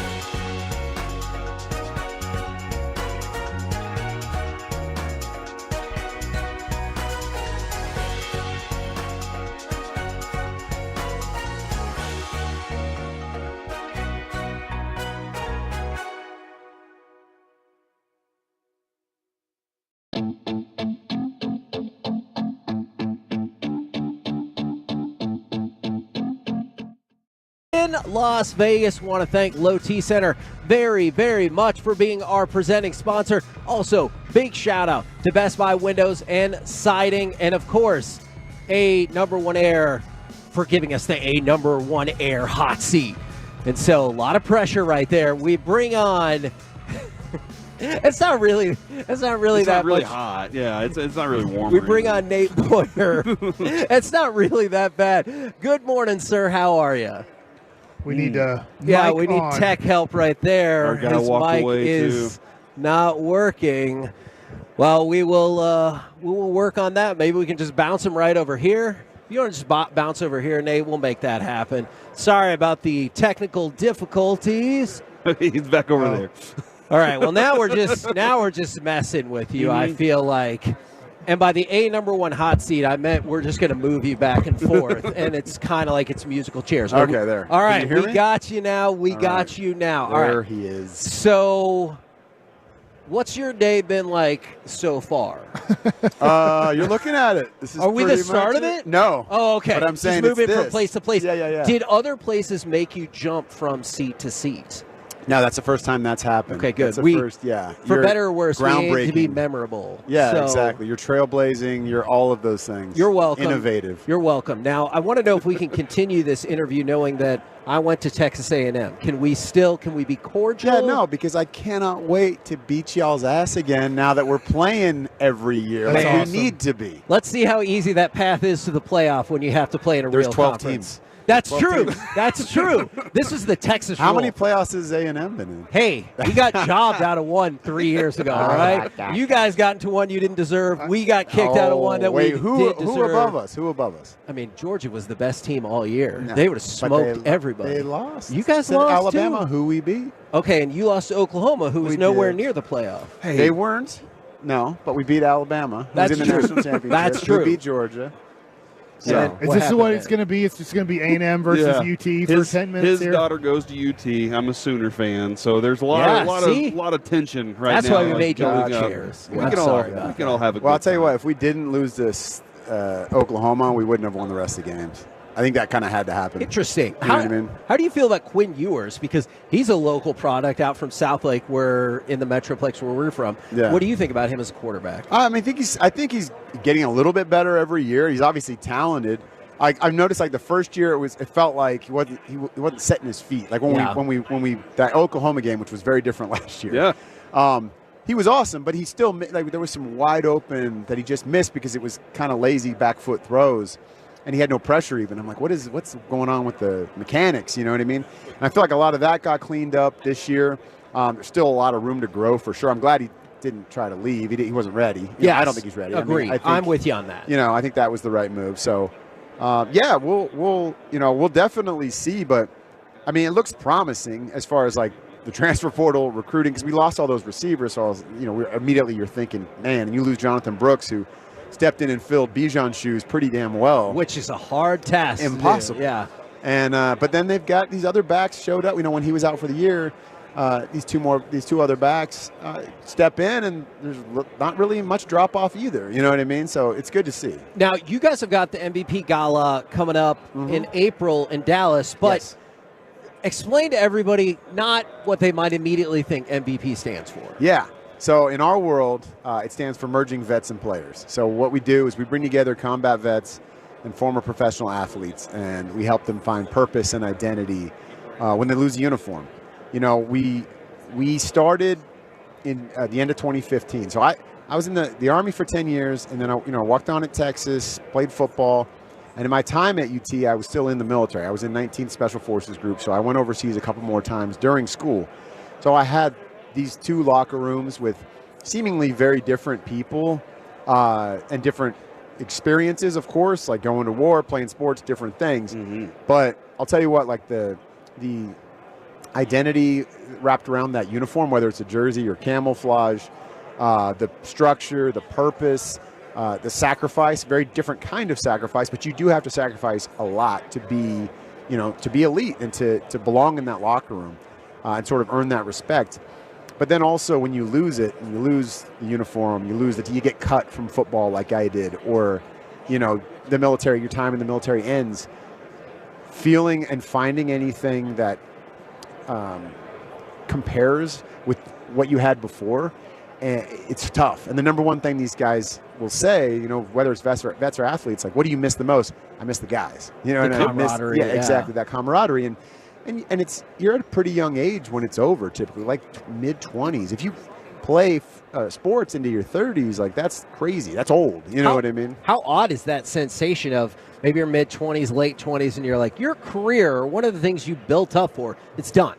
So now peaking at that age is not. Tony Gonzalez talked about it when he came to one of our huddles. So what we do is we'll meet up in the gym every week, and we'll train together for about 30, 45 minutes, vets and athletes together, and then we huddle up, and it's just open forum. We call it peer-to-peer coaching, but like we just talk about whatever you want. And so if somebody's got something going on that's bothering them or something they need to let out, we talk about it, and they feel comfortable because there's people in that room. They're going to get them and understand they have that different experience. Well, Tony's in there, first ballot Hall of Famer, 17-year, maybe one of the greatest tight ends to ever play the game. And his first year out, he really struggled. He didn't really talk about it because he felt guilty. He's like, I got like a broadcasting career and, whatever I want at my fingertips. But I still felt like I peaked and I'll never be great again. And that was like a really scary thing. And he kind of broke down and talked about, when his wife recognized it, and she was just like, what is going on with you? Like, she thought, he's going to leave her or something. And he's just like, no, I don't know who I am now.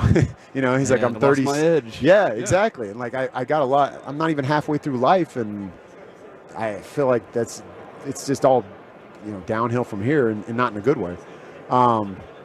So like that is a common thing. A lot of vets feel that as well. I also feel like being a former major leaguer, it's tough to explain doing the show with these guys. I love these guys, but it's like there's not the same adrenaline rush at all coming to Radio Row and doing this versus you're about ready to face the Seattle Mariners tonight. Something like that. It's a different, you're just like, nothing excites you in the same way that pitching in the major leagues excites you. Right. Yeah. No, it's tight. Yeah. It is very similar in that regard. Yeah. That dopamine hit that we get, it's hard to replicate and find. And unfortunately, a lot of guys choose unhealthy ways to try and find that. Yep.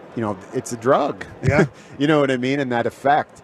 And it can be really dangerous. So like, that's the purpose of MVP, is to, kind of provide that space and then encourage each other, push each other, hold each other accountable. Like, hey, you did something pretty great before, but like that's over. Yeah. So like, what are you going to do now? Because you're the same person. You can still achieve whatever it is. You're just going to have to work your ass off and start from scratch. And, here you go.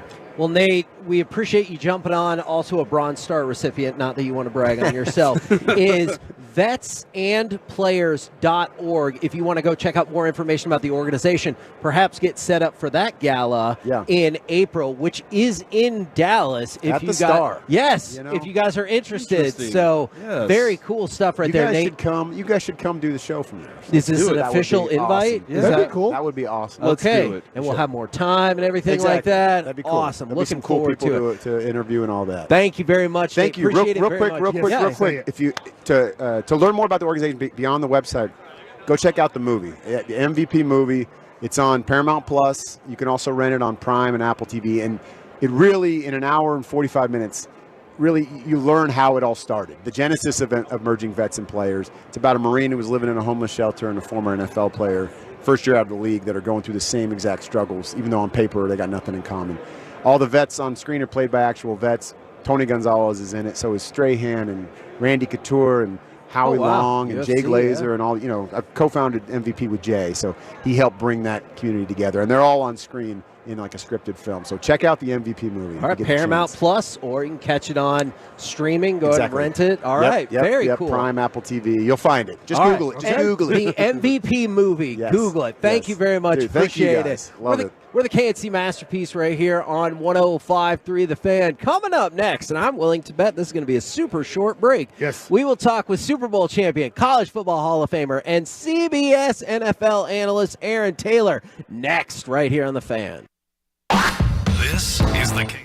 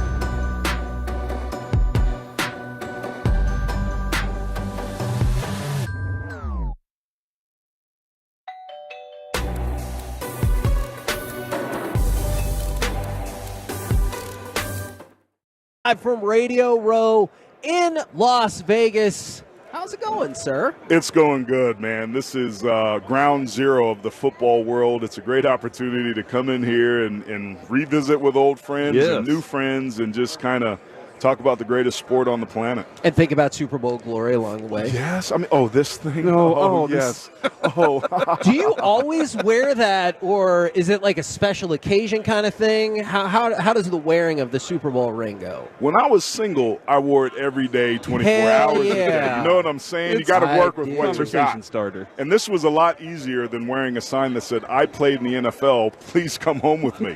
So it's just easier to do. But now that I'm I think happily you meant married. please join in a long-term relationship with That's me. what I you said meant. to my wife. Okay, good. And incidentally, I wasn't wearing the ring, and that's probably why she said yes. Okay, I could definitely see that. See how that works? How much, when you're here, do you, like, I know obviously we got stuff we're going to talk about and programs and like the current Super Bowl. How much is it feels like it's impossible to not immediately reflect back on your own career or your own playoff run? It's interesting. I spent a lot of time in the college world being a college football analyst for CBS, and we do some NFL stuff, but it's not often that I get to be immersed in this world as consistently as it is when you come to the Super Bowl. So I bumped into Jim McMahon. I bumped into Eric Kramer. I mean, we won this Super Bowl together when we're on the same roster with Jimmy Mack anyway. Eric and We I just were had him together on, with the Chargers. So it's like invariably you bump into people that you haven't seen, and there's mutual friends, and you're catching up on all that stuff. And it's like a big old reunion, man. And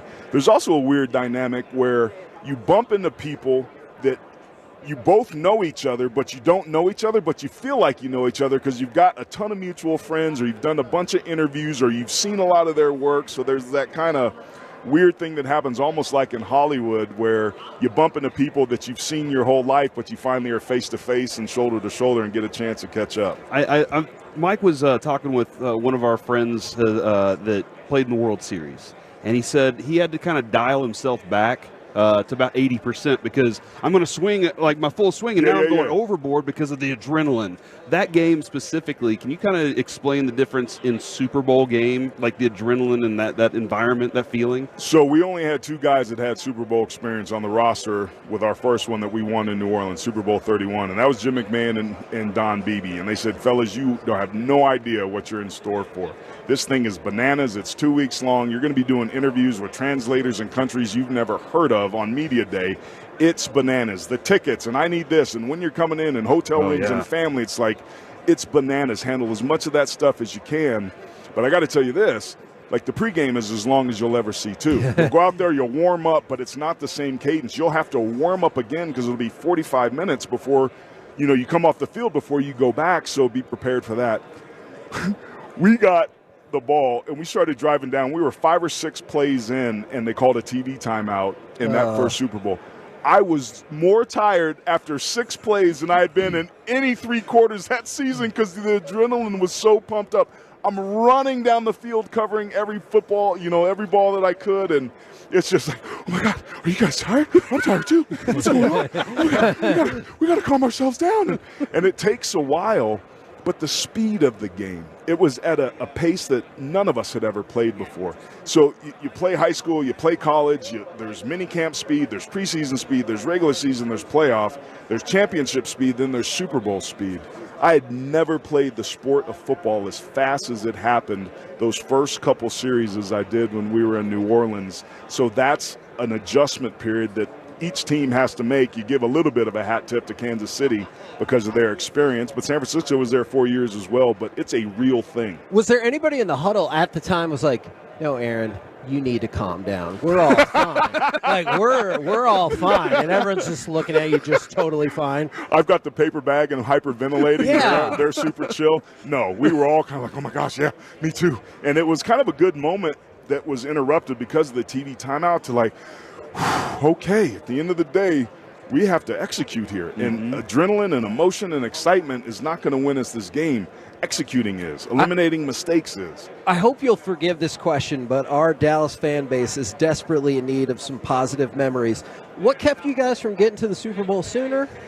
That was the Dallas Cowboys until Don't worry about that. Okay. On the Star, we couldn't beat them. You guys were unbeatable. And Leon Lett, if you're listening, I don't appreciate how you treated me at times, rushing the passer, but I'm hoping to move on from it. Those were great teams, and just to watch the way that it went from Dallas to San Francisco back to Green Bay, and we enjoyed our run, and critical for us was to get Dallas up in Green Bay, and the year that we did that, we won the Super Bowl. When we had to play them on home turf, we couldn't get it done. So it's been a rough little run for the Dallas Cowboys as of late. It has. It's only 30 years. I mean, who's counting, though? Yeah. I'm definitely counting. Every Cowboys fan. Do you have any advice for the Cowboys? Obviously, they're seeking out a new defensive coordinator right here, talking about contract potentially extension for our quarterback. How do you feel about those things? Especially the contract extension, maybe. Yeah, Dak's a good quarterback. I don't know if he's a quarterback that by himself you're going to stand up on the podium and hoist the trophy. Yeah. He appears to be somebody that with a great supporting cast and a really solid defense can win you some ball games. But there's something missing from Dallas. Something when it matters, finding a way to make that play to get over the hump. He sees Brian Broaddus. I see Brian Broaddus, my old good buddy. What's up, dude? Oh, man, look at that hug. That is delightful. That is the best. Those guys Good to hugging see right there. They did it together. So Brian is part of the bald. Oh, he's got a Super Bowl ring on too. I love it. Oh my gosh! Get that on the camera if you can. Yes. See that? What's going on there? We haven't seen one of those in a really long time. Every time, I love it, man. It's this sport is incredible, and the margin and differences between winning or losing and advancing or not is so minuscule, and you don't know when the play or plays are going to happen. But football's a game of moments, and going back to the Cowboys, in the big moments when they need to make something happen, there's something that's missing there. And I don't know if it's on one particular position group, one particular person, or organizationally, but you kind of get a sense that until they can figure that out, and it's kind of been that way for Texas on the college side. It's kind of been that way for Texas A&M on the college side. There's something where they just come up a little bit short. We're seeing that with USC on the college side. And to me, that's cultural. That's having to be able to figure something out, and then that goes to contract extensions with head coaches and what that looks like. So I don't know if there's an immediate answer. That's maybe above my pay grade, but they're close. But they got to figure out a way to get over the hump. Well, since you just gave us a super downer right there, how about, I love your shirt, man. Yeah, how about something positive? Future fans football. What are we working with here? And this is for us to keep, right? I mean, yes, this is for you to keep. This is an incredible way to connect with my kids, and I want to share a story with you because, contrary to belief, I've got a first grader, and she hates the sport of football because it takes daddy away. However, this is a really creative way to rethink how we teach the sport of football to young kids by making it fun and easy. And it's a storybook-led experience. You open the box, there's a children's book that has a story in it that embeds parallel games and the rules and the concepts, and then you play those games. So there's a ring toss game where you have 4 beanbags to get one of them in the ring. If you get there, you get to advance and get 4 more chances to try to get a beanbag into the ring, and that's how you introduce the concept of downs, but it's super on the DL, so she resists anything from me that has to do with football, but I'm teaching her the concepts of football by using future fans, and it's something that I believe in. I've tried to write children's books, and it's a lot harder than you think, but this is such an easy way to create fans for life, and at the end of the day, it's a great experience for us to get together and spend time with my daughter in a way that she doesn't know is going to have us sitting on the couch on Sundays and watching it. So you can find this at futurefans.com. Nice. If you put in the code SUPER, you get 15% off. If you type in Aaron Taylor, they'll charge you double, so be careful there. Okay. No. All right, and you can also find it on Amazon, but it's a really creative way to introduce the concepts and rules of football and create a fan for life with somebody you love. Man, That's Aaron, awesome. You got a lot of fans here, and that moment with Brian Broaddus was just incredible. Yeah. Thank you very, very much for jumping on with us. Thank you, guys. Good to see you again. Yeah, ladies and gentlemen, Aaron Taylor right here on 105.3 The Fan. The fun, excitement, and guests just keep coming. Remember, that's Future Fans Football if you want to go check that out. We're live here on Radio Row. in Las Vegas. Want to thank you once again for A number one air. We got people coming up on the A number one air hot seat again and again and again. And thank you very much to the Low T Center and Best Buy Windows and Siding. And now I do believe we're going to have joining us Super Bowl champion, College Football Hall of Famer, NFL Hall of Famer, Rod Woodson is going to join the show. So we got all kinds of amazing interview guest star power happening again and again and again. So thank you again very much for rocking with us. Hope you guys are enjoying it. I wish I would have brought my 89 Pro Set Rod Woodson rookie card to get him to autograph it, but it's in Dallas at home right now. Well, that is in fact unfortunate. Rod, how are you today? I'm doing good. How you guys doing? Good. We're doing well. It's been a busy day, man. You enjoying Vegas? Oh, I love it. Absolutely. Yeah. We're going to enjoy when the show's over. This is pretty stressful. This seat just keeps getting filled every second we move forward. It's especially stressful for our producer back home who's like, you guys are supposed to have commercials too, and we're like, oh, the hell with that. Let's just keep running with content. I hear you. And for Dallas people, we're most excited to just be involved in a Super Bowl setting again. It's been a long time since we've been able to do that. Dallas unfortunately fans need a hug. They need a hug. Yeah. It's okay. What do you think? What do you think is a solution for the Dallas Cowboys? Is there a solution? Is it a solution? Man, it's. How do you? I don't know. How do you change the mindset where you play so well during the regular season? Because then you think nothing's wrong. You're like, oh, right. we're good. And then all of a sudden, somewhere along the line, that first round, you just don't play your best football. It's just that I just kind of. And anytime I see a team kind of struggle with those big game moments, I always go to leadership. From the coaches to the players on the field, I always go to leadership. Like, who are their leaders when these games are kind of going south? As a coaching staff or a player who's going to rally the troops. And if you don't have one, it ain't going to work. It's not going to happen. So normally when you see the really good teams who have those moments where they get to the Super Bowl or get to the championship games, they have leaders somewhere along the line, and they might have multiple leaders at different levels. Yeah. To your point, it was late in the first quarter, and CeeDee Lamb's already furious with Dak Prescott and whatever's happening. And I was like, crap, we are not that far into this game. There's 3 more quarters to play, and the main wide receiver who had a great year is already frustrated with what is happening on the field. And, and Dak is really mellow. I've never seen Dak go off. But it's every now and then you need that, like, dog, and say, man, hey, you better shut the F up talking to me. Like, we'll work this thing out, but let's figure this thing out together. Don't point your finger at me. Let's think. And then when you can find or players like that have that little in them, you've seen Tom Brady. Tom Brady cuss out his whole offensive line. Yeah, we had Troy Aikman, Peyton Manning, right? Troy would get after somebody. All the good teams over the history of football have those players. You can't be all nicey all the time. Yeah. You got to have a little fire in your gut, and it has to come out at times. And sometimes when your receivers or other players get mad at individual, you got to go up to them and say, man, you need to cut that stuff out today, right now, or we're going to be fighting after this game. Now, since we've been in the middle of a football success desert, can you, I'm not trying to hurt your feelings, but can you tell us anything about how great the 95 Cowboys were? Help me out just a little bit. Well, the 95 Cowboys were, our quarterback threw a couple picks. So. Larry Brown was wide open. I played in 3 Super Bowls, and the starting quarterbacks on 2 of my teams threw 8.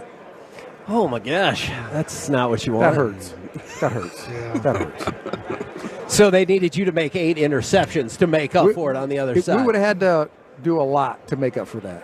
Yeah. So I don't know your relationship at all if you have one with Darren Woodson. But one of the things that's very frustrating for us is how great of a player he was, how great of a leader he was. In fact, Roy Williams, nothing against Roy Williams from Oklahoma. Right. Not a very good player once Darren Woodson retired. Like, he had no clue what he was doing on the football field. And then we hear from a lot of people, well, Darren would kind of coach him during the game to make sure he was in the right positions, knew what to do. Darren leaves. Roy has nobody to tell him what to do right before the ball is snapped, and so he gets exposed tremendously. Why do the voters not think that Darren Woodson was a Hall of Fame football player? I'm stumped by the voters. First of all, I don't even know who they are. Yeah. That's the first thing. Secondly, I don't know what they're critiquing anymore. I don't understand. Like, to me, Hall of Famers should be I made 9 All-Pros, first or second team in my 17-year career. So that's over half.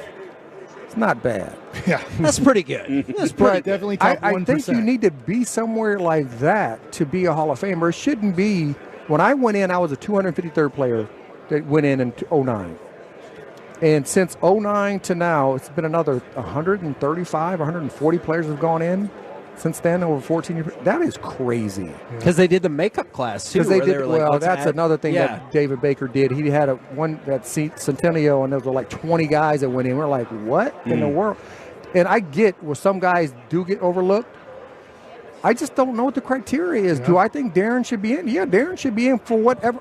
All the other guys that are going in. I say Carnell Lake should be in with some of the other guys that have gone in. I mean, it's just I'm kind of blown away by just the mindset of the voters and what do they look at anymore. Like, to me, greatness isn't greatness. Greatness to them, very good is great. Yeah. And very good shouldn't be in the Hall of Fame, but it is.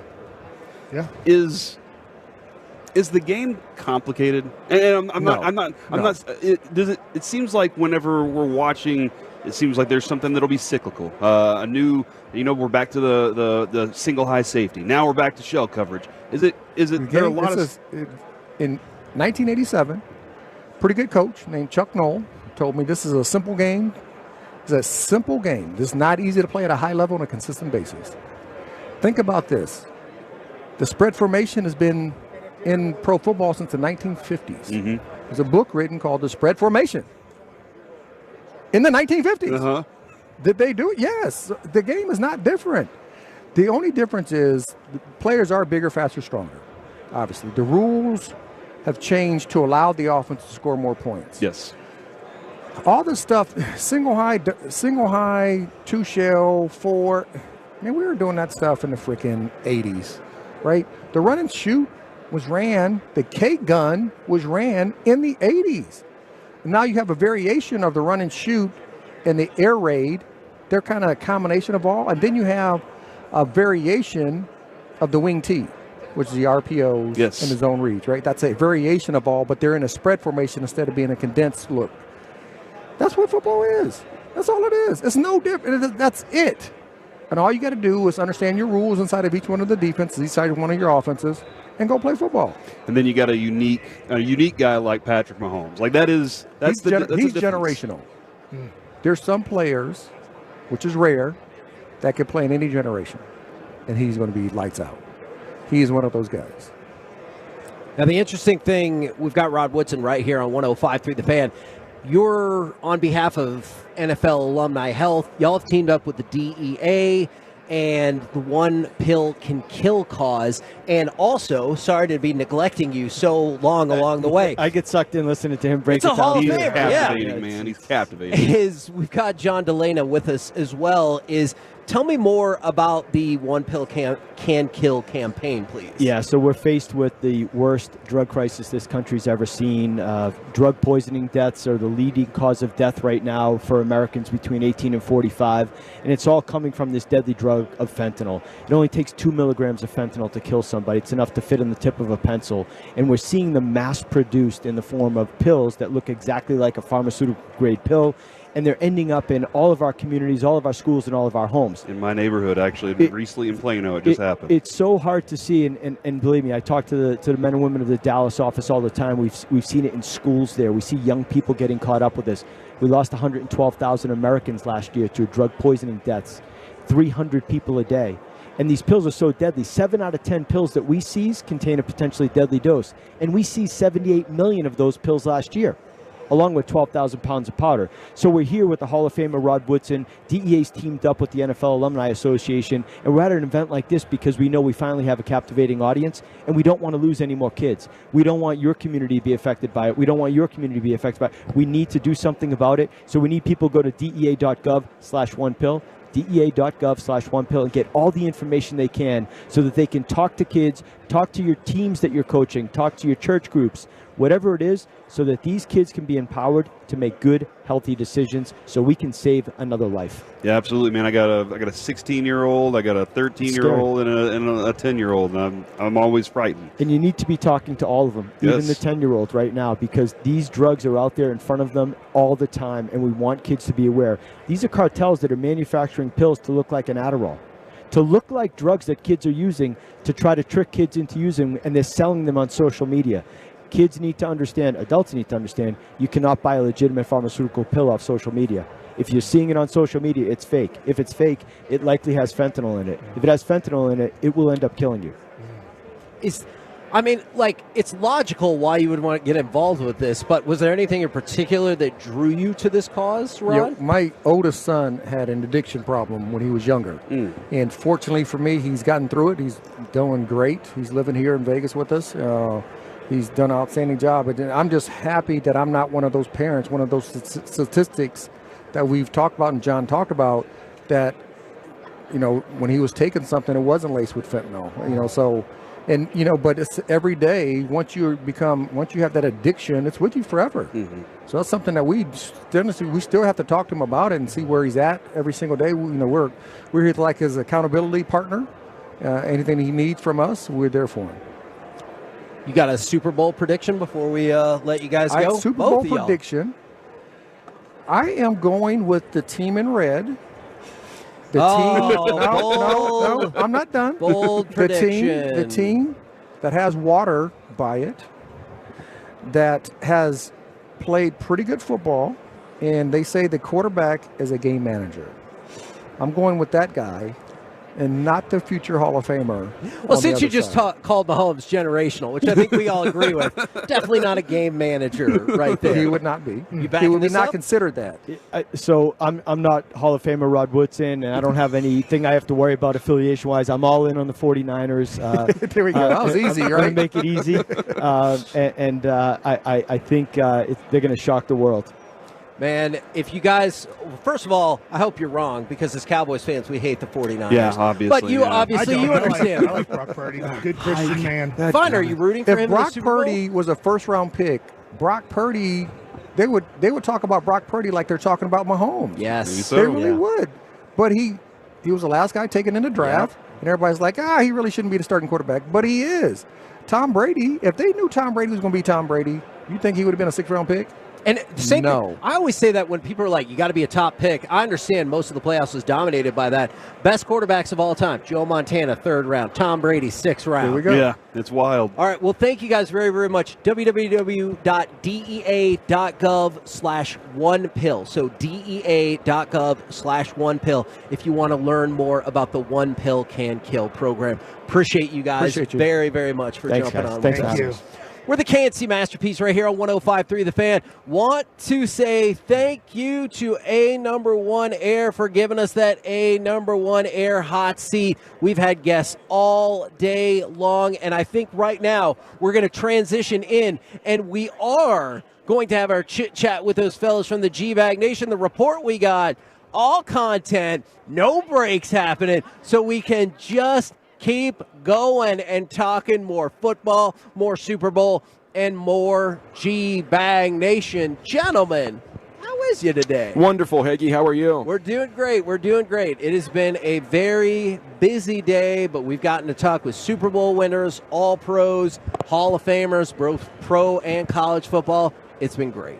Man, it's like we're on Radio Row or something. It does get here. It does get busy here. What's been really wild the last hour and a half or so is the way that, like, the chaos we've had around us. Yes. The people that have just been kind of hovering around, and then, like, the stars that go along with it. Okay, I might have just got new information that I got overruled about just never having commercial breaks again. Oh. So we will do a commercial break. Then we will chit-chat with these fellas even more. We'll do it next right here on The Fan. All right, let's talk about Soda. They're the #1 weight loss company in America for client satisfaction and client results.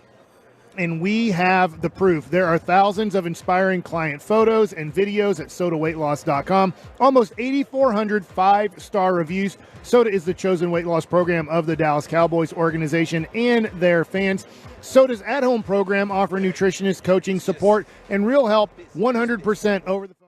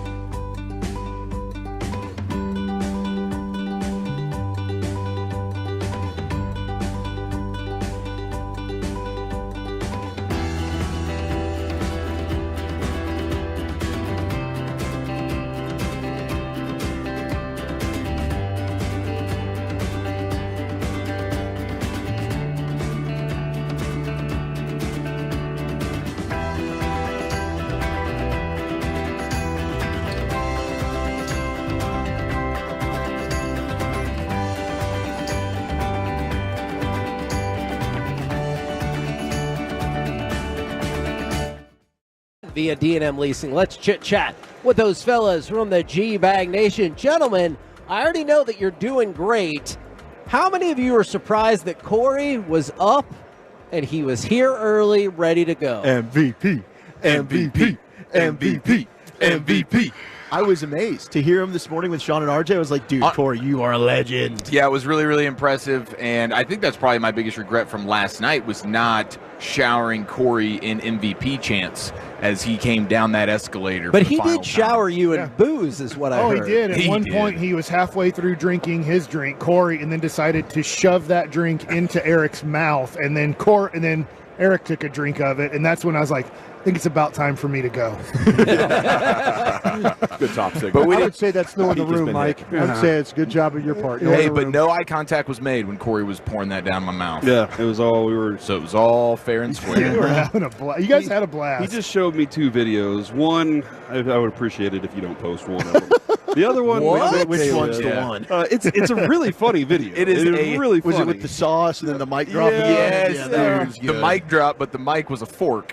Yeah, so to answer my own question, I'm a little embarrassed. This video, I am. Oh, can you play the clip of Corey asking if you're embarrassed to Corey? I think that'd be embarrassing. Are you embarrassed? Can we get just an audio version of that? Yeah. You guys know, but it's very visual. You guys need to see it. Look at this. Oh, man. Yeah, he started dancing. I mean, Corey was the life. Oh, man. Because Corey said he only had one beer when we got into the Uber, and I'm like, this doesn't seem right. And then later as the show goes on, you had 64 ounces of beer and 2 shots before we got into Can I give my recap of what that video looked like? He's coming down the escalator, kind of looking up, might have his eyes closed, and he's eating, gets off the escalator, and looks like he's going to hug the camera person. Mm-hmm. Who's the camera person? Probably here. Me, it was me. Oh, yeah. Is that not epic, dude? Oh, my God. I don't even know the sound of that video. Oh, my goodness. But it did So mic great. drop Please post. the fork on that one. No, I don't want my kids to see that one. This is Vegas, guys. It's We're in Vegas. Vegas. Yeah. Let's leave that here. Yeah. all right? Yeah, we'll leave it here. No, that's going to live in my phone forever. It's amazing. Eric was. We watched that on a loop last night. But shout out to Now Mike. you look like you're rapping. I don't really. It was great. What's happening? It was so good, dude. He had like 4 plates. Stacked on top of each other. Yes. He does. Somebody, did I get that food, or did somebody bring me food and say, Corey, I think You grabbed some you of were it. getting everything, dude. You would Yeah. go to the bar, and then I was like, I didn't know they could make you 4 drinks at one time, but you're like, took all 4 and then just started handing them out. Well, 'cause you were sharing. You didn't drink all 4 yourself. Okay. He has this innate ability to just garner a friendship within seconds with anyone. So, of course, that's going to be the bartenders. So then when Corey walks up and he asks for 4 cocktails, they're like, no problem, man. Because We it's gotcha. Corey. My favorite part was when Corey, he polishes off his, 9th one, and then he looks over and he's like, yeah, I'm just going to go get another one. He doesn't mind the 12 people in line. He just steps right up. And one guy just throws his hands up and, kind of shakes it like, what the hell are we doing? The bartender knew me. He knew what I was all right. The rest of those guys could wait. But that's the thing. Most of the people in those lines, they'll complain, but will they actually do anything to stop it? No, they wouldn't. And that guy could throw his arms up all he wants. He didn't do anything to You stop might it. not remember this. The first guy we got a drink from, did you give him a $20 bill? I don't have any cash. Okay. I was wondering. Might have been his spare hotel key room. I don't think know. there was no Oh, Bobby room belting key? going on there with the tips. Man, all right. Okay. No, Is there how did anything Bobby else? do? Anything else we can talk about? Oh, that's right. Bobby was went with to the Sean Vegas and Golden RJ. Knights game. Yeah. So I took over Bobby's role. There you go. Way to on step up, being bro. the party animal. Okay. What a good teammate does. Gosh, Oh that my video is God. so good. He's got the You won. porn slider in his arm. You won the night. Look at the finisher on this basket. The sauce. Gets the fork in the sauce, no food on it. He eats it, and then he mic drops the fork.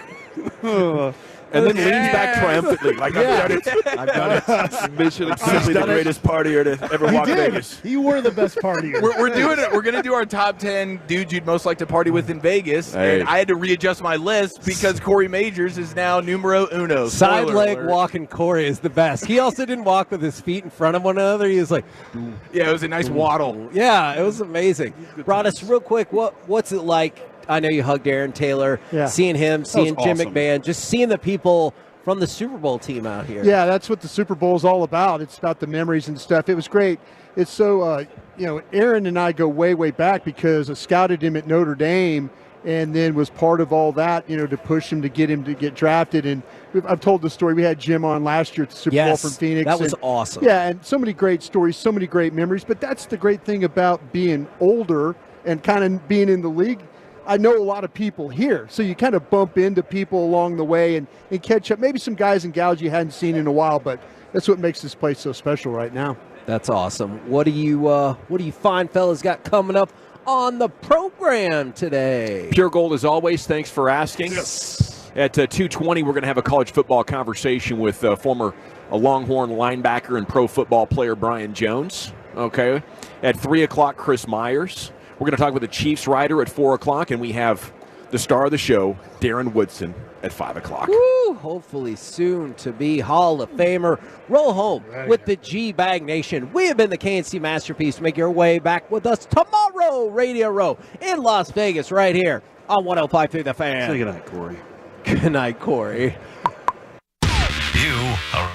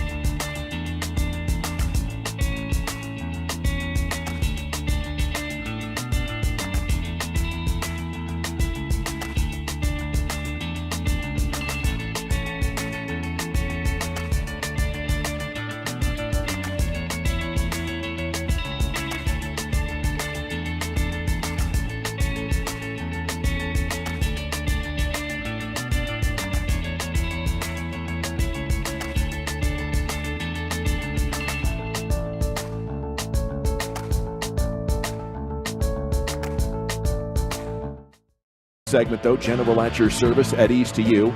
There is Brian Broaddus, the former Cowboy scout, NFL executive, #1 influencer on Cowboys social media, a Super Bowl champion, Emmy Award winner. There, if you need him, at Brian Broaddus on X. Lucius Alexander's back in the Pimp Cup at Master Control, and he'll be chiming in shortly with the G-Bag of the day. Of course, I'm on LA X, too. Live. There he is. Yes, he is on X as well.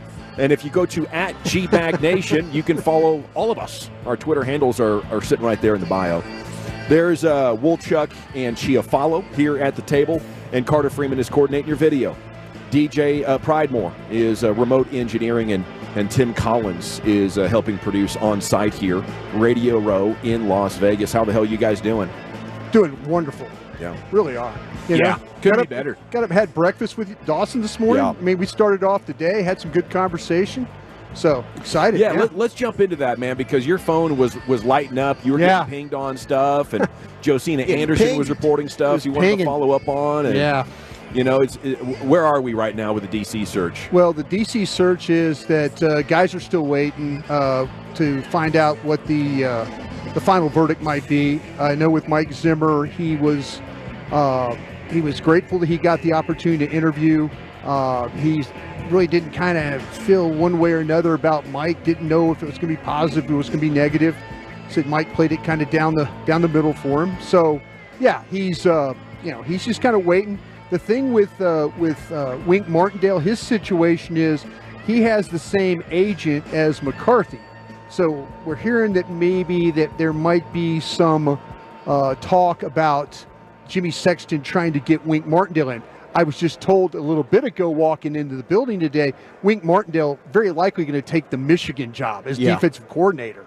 So he's going to Ann Arbor tomorrow. So maybe Wink Martindale is completely out of the position, but he was trying to get in on the Dallas job, thought he had a shot on the job. Everybody was asking, well, would you do it on a one-year deal? He's like, listen, I'll do it on a one-year deal and they'll want me back the year after. That's how confident I am. But it sounds like he is going to do the Michigan job. Ron Rivera's still kind of hanging in there on there. He might be the compromise candidate. There's whispers about, though, with him having a contract in Washington. Does that help the Joneses in that regard? Or is he the candidate that Mike McCarthy really, really wants? So it sounds like to me they've got a lot of plates, a lot of balls in the air right now to trying to figure this thing out. The thing with Rex Ryan is absolutely legitimate, too.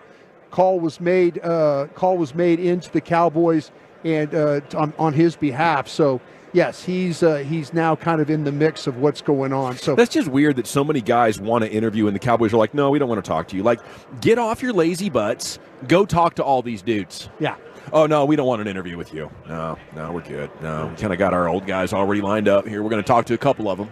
Who knows if one conversation is actually going to spin you off like you just learned something. These guys are so arrogant to not think they have to interview or go on a real search for a guy. What we need to figure out, though, here is the head coach going to have the influence into hiring this guy?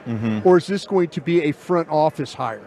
You know, once we figure that out, we might have an idea who's going to get this job. Well, it sounds like from your conversations with Zimmer that he gets the feeling it's McCarthy that he has to win over. Well, it's part of it, and one way or another, you just don't. He just didn't get a feel. I wouldn't care about what Mike McCarthy says if I'm the Jones family. I got a chance right now to bring in a defensive coordinator that might be genius. Yeah. I got a chance to hire a defensive coordinator that might give us an easy transition to head coach next year.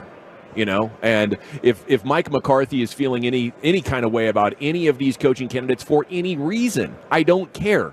Go win. You don't have to be best buddies with the defensive coordinator. It helps, but as long as you respect what the other guy is trying to do and you are open-minded to, communication lines, then you're good.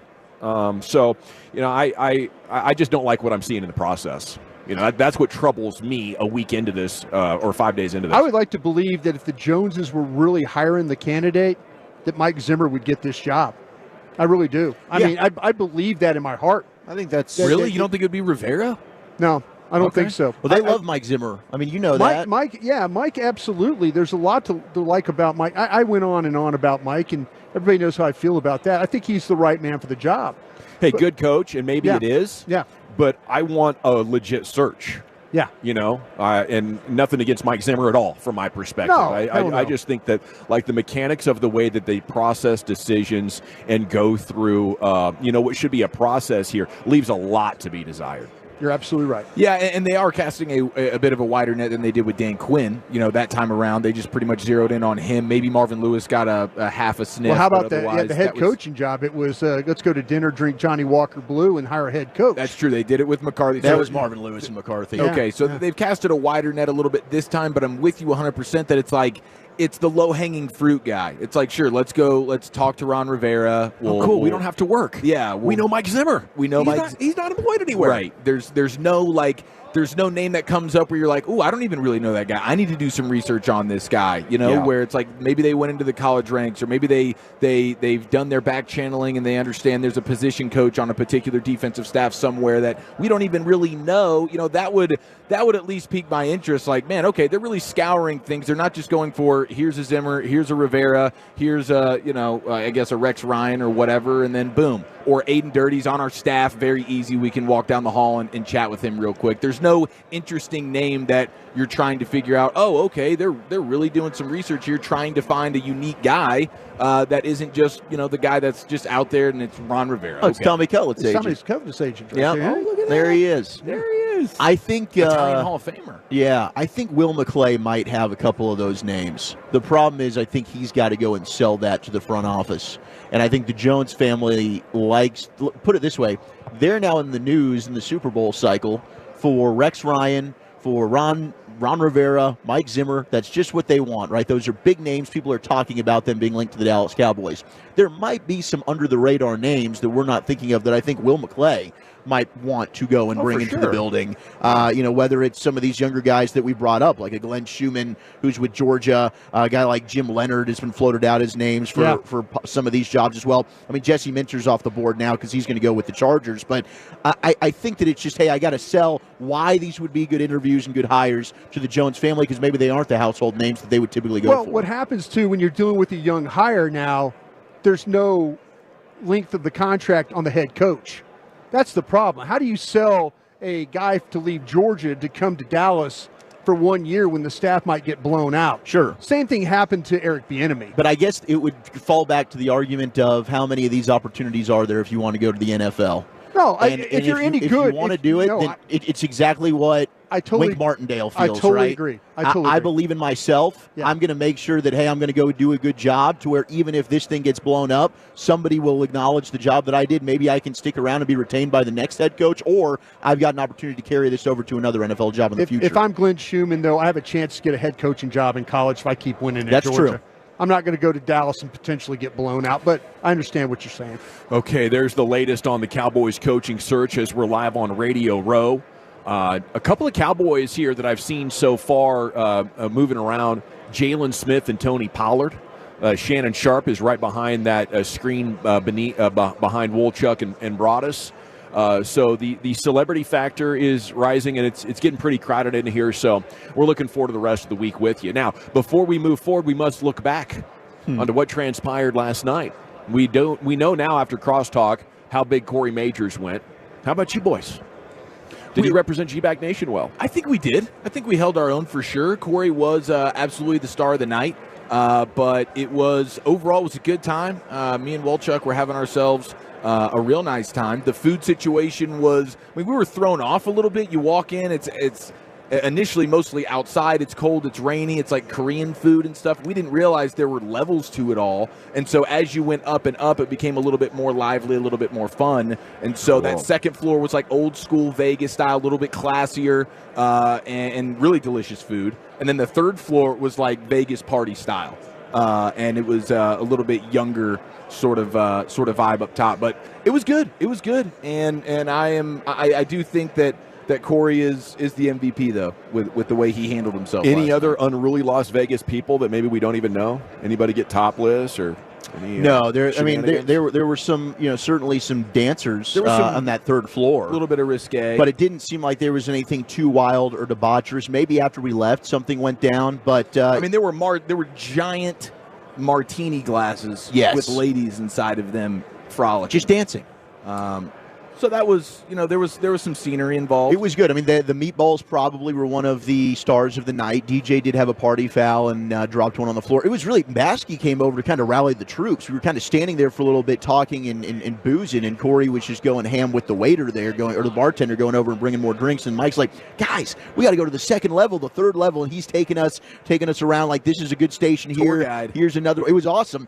The fried mac and cheese balls were very, very delicious as well. They did have a little sushi section. There you go. Which was pretty good. I thought you would have enjoyed that. Yeah. Some ahi tuna. That was Christy Scales, I think, favorite moment. But it was a good time. I mean, I don't think anybody went as hard as Corey, though. He was the champion. The most embarrassing part of my particular evening was sort of being pulled aside by Christy Scales, Scoop. Oh, no. And just she sort of broke down my attire for the evening, which looked a lot like what I'm wearing right now, including my Bass Pro hat. And she was a little bit underwhelmed with my performance. Maybe she was expecting a little bit more formal attire for the party. I think so. I think so. And Walchuk was dressed up real nice. He had his dancing shoes on. He absolutely had did. the dancing shoes on. So he went out there and did his thing, but Corey was dancing. I've been meaning to say something to you. You really need to get your clothes together this week. Yeah. Well, that's been the greatest revelation of all. The day got away from me is the quote from Gavin Dawson as we get off the plane in Vegas. And I'm seeing he only has his little computer bag. Yeah. And I'm like, wait, what? Did you forget your luggage? He's like, things came up, and all of a sudden I'm on a plane. There was a random lunch meeting I had to attend. He's wearing the same outfit today as he was wearing on Monday when we did the show and got on an airplane. That's right. And that'll be the case on Friday, too. It most likely will. My fiance wife's pressuring me to buy some more clothes. I went to Target yesterday, got T-shirts, underwear, and socks. So he says. I think he's just doing the inside-out thing. He's flipping them back every day. Yes.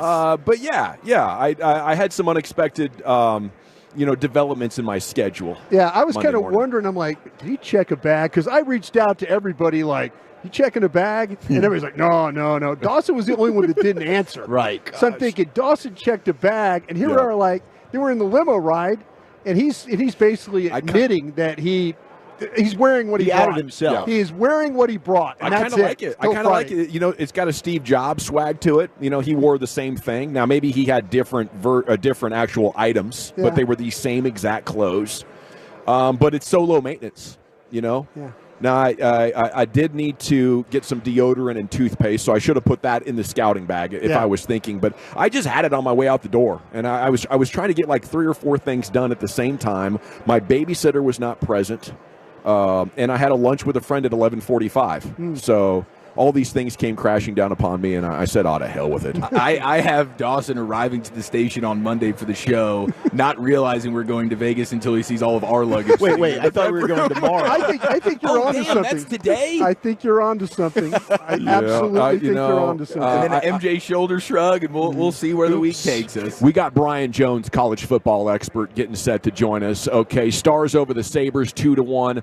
Awesome night for the Mavs and Kyrie Irving as they visited the Nets and came home with a nice win. Irving even elevating and catching an alley-oop jam from Josh Green. He was pumped up. Luka had 35, 18, and 9 assists. And they're in New York and on TNT tomorrow. Okay, let's run. We'll come back with the college football expert, Brian Jones, the Longhorn product. We'll ask him about that and so much more with you next right here. It's the G-Back Nation of the Fan. Be a part of the show. Text us on the truckwreck.com fan text line, 877-881-1053.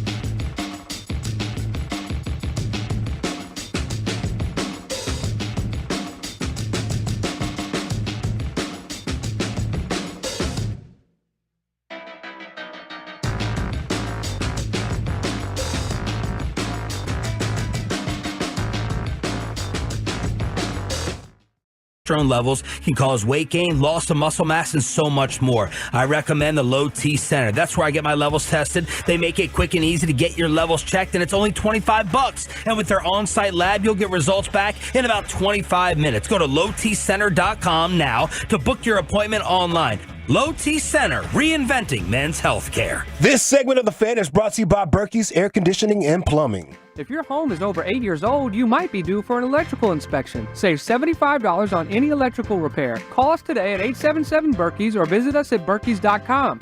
Berkey's, we're there when you need us. All right, welcome back, G-Bag Nation here. The G-Bag of the Day is coming up in 10 minutes. Segment's brought to you by the Frankels. Life's unpredictable. Accidents happen. Frankel and Frankel, the go-to attorneys for car and truck wrecks in DFW. If you or a loved one's been in an accident, contact Frankel and Frankel for a free consultation, 214 or 817-333-3333. Go to truckwreck.com. And we have a guest on our #1 air hot seat here in Las Vegas at Radio Row, a Longhorn, All-Southwest Conference linebacker, 1990. He grew up in Lubbock and played 6 seasons of professional football. Then he became a broadcaster and has a distinguished career. You mostly see him on CBS. It's Brian Jones here with you on 105.3 The Fan. How the heck are you? I am great, and that's L.A., Lubbock area. Okay. Sounds more metropolitan. Okay. Lubbock area. I love it. I've lived in both LAs, Lubbock area, and Los Angeles. Yes. There's so many ways we could take a conversation with you, and I'm so. I think we left all of it off air. The conversation we were just having. Yeah, that's what I was going to say. I was like, stop asking me questions, man. Say that for the air. What was it like being recruited in the Southwest Conference in the late 80s? Oh. Wild West. It was crazy. It was nuts. I mean, you guys know Texas, and football's religion, and I grew up during the Friday Night Lights era. So Odessa Permian, that was all the rage. They're in West Texas, and anytime they would come and play at Tech, we'd all flock there to watch Permian play. And they actually used to call their conference, their district, the Little Southwest Conference. And that's how competitive it was. It was crazy. It was the mad world, similar to what we're experiencing with NIL today in the transfer portal, all the money that's being bantied about, and reason why we decided to develop our portal, Edge3.ai, along with IBM and their Watson X technology, which is powering our engine, is because we wanted to aggregate all this information, help the athletes and the coaches during this time where there's a lot of risk involved in recruiting, much more than there was when I was growing up, because all the money that's now involved in the game. And I liken it to politics. You're always campaigning in politics today. It's the same as a coach. You're always recruiting, because when you're not recruiting on the road, you're recruiting your own roster in your own locker room. And so how do we make better informed decisions as an athlete as far as picking the ideal program, and as a coach as far as recruiting the ideal kid who won't think about transferring because he did his homework, he did his due diligence, he sifted through all these data points to come out with a better idea of where I should go. If I'm 5'4", 160, probably not going to recruit you to the University of Texas at running back. I'm just sorry. Now, I don't want to douse your hopes and your dreams, but let's take a look in that position room. Let's see who's there that fits your profile. And we have the comparative analysis along with the predictive analytics that IBM Watson X brings to the forefront. So it's a great partnership for us, and it's something we've been working on for almost 4 years. Myself and Kenyon Rashid, who's also a former NFL player and unfortunately went to that god-awful University of Oklahoma. He and I, this thing has gone through so many iterations, and to be here today and to be able to announce our partnership with IBM Watson X is just vainglorious, and we appreciate all they do, Big Blue, having been in business for over 100 years, and all the transformation they're involved in other categories now to have another tentacle in sports. They're already associated with the Masters Golf Tournament. You've got Wimbledon. Their predictive analytics is used at the U.S. Open, and now they want to assist in helping these athletes and these coaches mitigate their risk in the recruiting process. Hey, you get IBM involved, you must be doing something right. As Brian Jones is here with us, college football analyst, and it's Edge 3 Athlete Intelligence with you here on 105.3 The Fan. Brian, how surprised were you that Nick Saban left football? Not surprised. Not surprised. I know it was earth-shattering to the college football world. Not surprised. Man, it is tough, and he has come out and said it had nothing to do with the current landscape with NIL and everything we've been discussing as far as recruiting, you're having to re-recruit your locker room. It's similar to as a player, man. At some point, it becomes increasingly more difficult to produce. And the way he goes about coaching or went about coaching, the intensity that he brings to bear, that's hard. That's hard to sustain, especially at his age. And he looks great. He's in good shape, no health issues. But still, the way he wants to go at it, he himself spoke to the fact that it had become more difficult to muster up that energy. So good for him to recognize that. You know, we as athletes, we try to hang on as long as we can. And sometimes the wise ones say, hey, my body, I can't do it anymore. And they call their own shots and say, I'm done. Some of us are a little bit more hard-headed and said, no, we'll keep going until I look like a fool. And they embarrass me on the field. And then the game just said, hey, get out of here. It spits you out. So I wasn't surprised. But still, it's going to leave a big void because he is the GOAT for a reason. I believe he should be the first czar of college football or commissioner of college football. Wow. I believe he could bring all the disparate parties together, and we could somehow erect some guardrails and make this more equitable for all parties involved. We like the idea of Coach Saban doing his own version of bar rescue, but for college programs. Stop him for a week or two, just shape him up, get him in gear, and then, all right, well, on to the next one. Restaurant Impossible, huh? Yes. College football impossible. What do you think? I know we've talked to NIL, but we talk a lot about the transfer portal as well. And it's almost like now you get a kid in your program, I got to recruit him to stay at the program. What do you think about the transfer portal and how that's also changed the game? Another reason we developed Edge3.ai is because we were inundated with these questions from friends, from family members, people who have been thrust now into this college recruiting space and having no idea how to navigate, no idea what questions to ask those recruiters. And so how do I sift through all this information? Because there's a ton of information out there. You have media companies that have their rankings, and not all rankings are cut from the same cloth. So how do I navigate through all this information and make a informed decision? And especially with that recruiting, the transfer portal. I transferred, but I transferred for different reasons. Now, I took a pay cut when I left UCLA. The statute of limitations are over, so I can say that. Because the Southwest Conference had imploded, so when I came back to the Southwest Conference, it wasn't such as its former life. That's the big risk now for recruiters. So on the flip side, we want to help the athlete, we want to help the coaches as well. How do I make sure I have all the information in-house to go out and recruit this guy? And if there's some NIL dollars involved, how do I ensure that they're going to the right guy? He fits into our scheme, our concepts. And so we want them to go to the site and go through all these data sets and make sure that kid is perfect for me and my coaching style. That's another part of this, another metric we don't always factor in. Yeah, we see that they're on TV. Yeah, they're winning bowl games. Yeah, they do this and that. But is that coaching style a fit for me and my temperament? You know, if I'm a shy kid, I don't think Nick Saban yelling at me, dog cussing me on the sideline is going to work, because I probably will go into my shell. You know, and so you've got to determine variables such as that. You know, will that work? And so as far as that transfer portal, man, there's a lot of money associated with that. There's a lot of money that's dumped into recruiting, even more so today. So you got to make as much as you can, make the right decision from the outset, and that's what we're hoping to do with Edge3.ai, IBM Watson X. Brian Jones, college football analyst. It was great to finally meet you after seeing you and hearing you all these years, and best of luck to you, man. This is a tremendous service. Thank you. Likewise, great to be with you guys and enjoyed hearing about the old stories. Can we talk about the Aggies and how they used to cheat so much? Man, we couldn't catch up with the beans. That's the problem. We had to cheat hard just to catch up with He told me what his dad used to do at A&M. Yeah. How about that? How about that money bag man? I am proud about that, man. You were proud? You could be a bootlegger's son or a bag man. I'll do both. Either one. I'll do both. Either one. I'll take the bag man.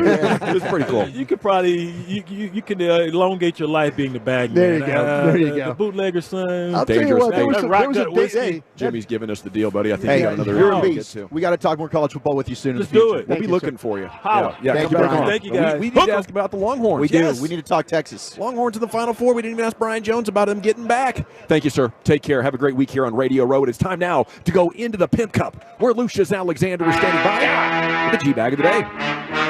They say, oh, beans, hey, in collard greens. Do you know what that means? Hey, Hooker, man. Hooker. I wanted to hear him dump on the Aggies a little bit, but you guys pulled on out of that situation. Pause. And shout out to the bootleggers. We would not have the Kennedys. Yes. The Kennedy dynasty, American royalty, without bootlegging. I think that'd have been a good bootlegger there. Yeah. Is that where they built their empire? 100%. They sure did. 100%. The Yep. Mara family, too, in New York that Yep. owned the Giants. An American innovation. Talk about Usually it. on the other side of the law. Yeah. Hey, and we would not have muscle cars if it wasn't for bootlegging. That is true, too. Come on, man. Junior Johnson. That's what I'm talking about, baby. All right, so our winner right here of G-Bag of the Day is producer Al Dukes. He done goofed. He booked the wrong Randy Moss for Boomer's show, Boomer Esiason, the great quarterback for the Bengals. They booked the wrong Randy Moss. They got the horse guy. The horse guy. The horse guy, and not the guy that takes the top off the defense. Are you sure this is the right? Yeah. Not This the is other Randy Moss, the wide receiver, not Randy. Is there another Randy Yes. Moss? There's a. Uh-oh. There's an announcer, Randy Moss, Who is into horse who's racing? into horse racing. Please tell me that's fake. No. That would be so awesome.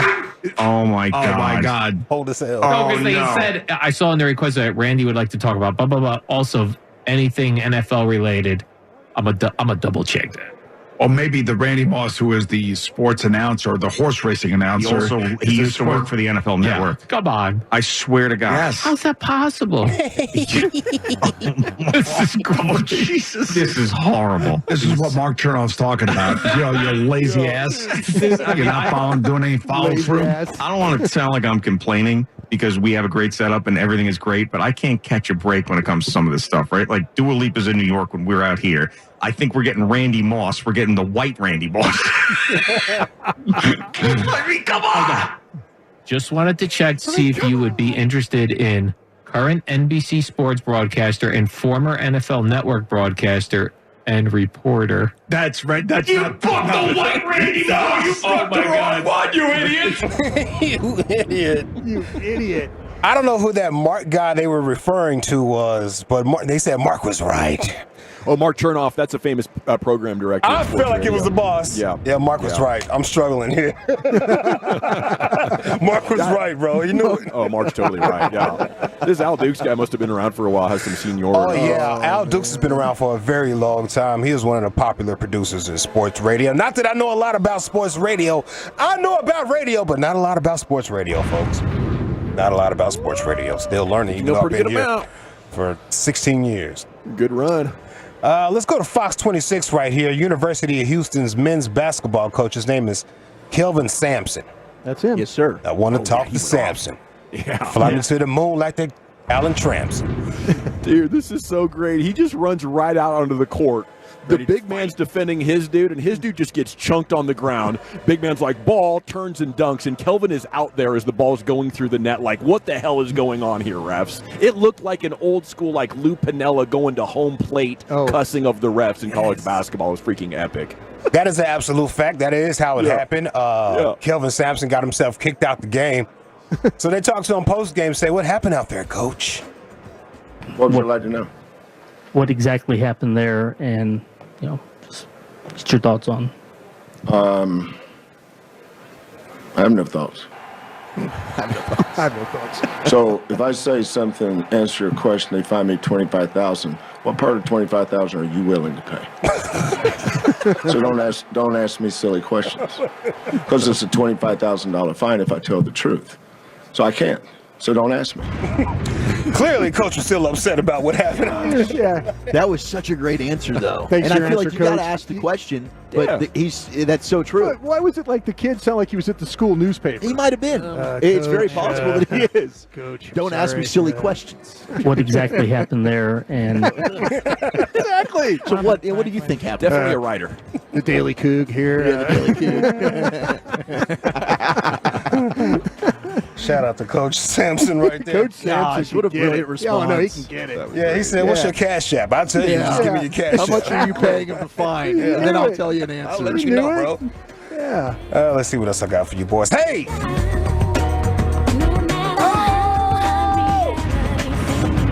All right.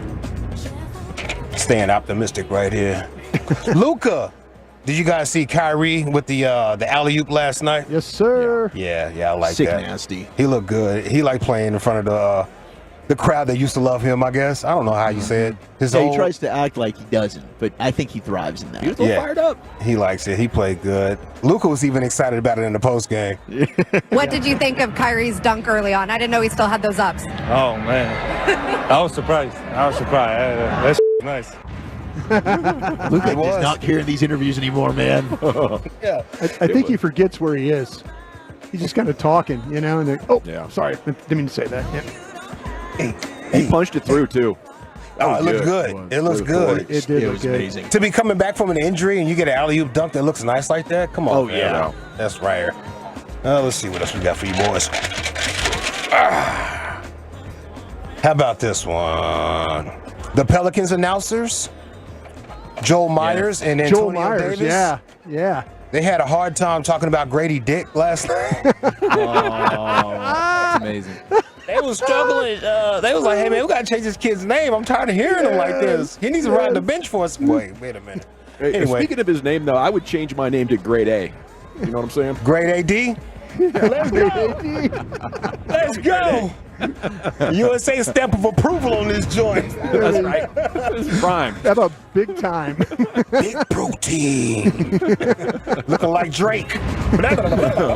Oh man, he looked like one of them the comedians that have like something in the box and they keep pulling it out. Pause. What the hell? Here we go. Grady Dick coming up short. Dick stays out there. Najee all over him. And he got Grady Dick's third bucket of the game. Brings it back to 19. Let's just call it Grady. Let's just call it Grady for the rest of the game. Yeah. let's just stay with Grady. Good job by Najee as the three goes. For Grady. Grady knocks down the three-point shot. Dick gets it. And went under it. Dick gets it. Out on the perimeter. He'll take the mid-range this time. That's a nice shot by Grady Richard. That's a nice shot by Grady Richard. Not that time for Dick. Grady Richard. Not that time. He's having fun. 31 assists on 3 turnovers. Dick couldn't finish. So Dice got one. Jordan just got one. And Richard got one. Grady Richard got one. Grady Richard got one? Grady Richard got 3. Dick filled it up again. Dick filled it up again. Dick filling it up. Oh my gosh. Wow. Yo, this Joel Myers kid he was having a good time with Dick's name. He was just having leaning too much into fun, that. He man. was way leaning into that. Just need to get RG3 as the third man in that booth. Woo! That is wild. I love it. I love this. Wow. Antonio Daniels is incredible on NBA radio. And one of my favorite dunkers of all time. That dude could jump from the free throw line and throw down with 2 hands. Antonio Daniels could flat out fly. Okay, it's time to vote here for the G Bag of the day. As it's getting very busy in here. If you're watching the webcam, I just got clobbered by some lady's giant purse. Oh, did you hit in the head? Yeah, I did, but it's all good. Is it Al Dukes, our 2-time champion? It's all good. I don't care. I'm concussed now. Is it Kelvin Sampson? Fired up at Houston. I like that 9-year run with the Cougs. Yeah. He's been putting together some great programs. Luka on Kyrie's alley finish. That S was nice. Or is it the Pelicans announcers talking about Grady? there. Wow, it's tough. Either one of these could go 5-time. I will go with Kelvin Sampson. Chief, how about you? I'll go with the Pelicans. Oh, Lucius? shoot. My bad. I was responding to somebody on the fan text. Think I don't know what the hell I'm talking about? Old beans and sardines? I know what backyard bands are, bro. I was singing Timberland's version, fam. Why is it always attacking somebody? Why is it always attacking? Here we go. A lot of hate. Why is it a whole Welcome, lot of welcome to haters? the game, Why's it Lucius. gotta be attacking? Yeah, How about you lot don't of know what haters. I'm singing? How about that one? Welcome, yeah. Talking about guy Lucius all wrong over Come there. on, fam. I wouldn't bring it if I didn't know what I was talking about. I stay in my lane, dog. That's what I do good. Now, what was your question? No, I'm just playing. What kind of taglines did you have, Lucius? WFAN Al Duke. Sorry, WFAN Al Duke. There we go. We still have a 3-way tie at 1, Wolchuk. I'm going with Grady Dick. It's 2-1 to 1, Brian. Yeah, Joel Myers and those guys. By a score of 3-1, your new G-Bag of the Day champion. It's Joel Myers and Antonio Daniels calling play-by-play action for the Pelicans. All righty. Speaking of brining, Krusty's Corners coming up next. Where are we going with that? Yeah, as always, I've got some more questions for my guys. We'll do that next. Coming up Thursday morning on Sean and RJ Live.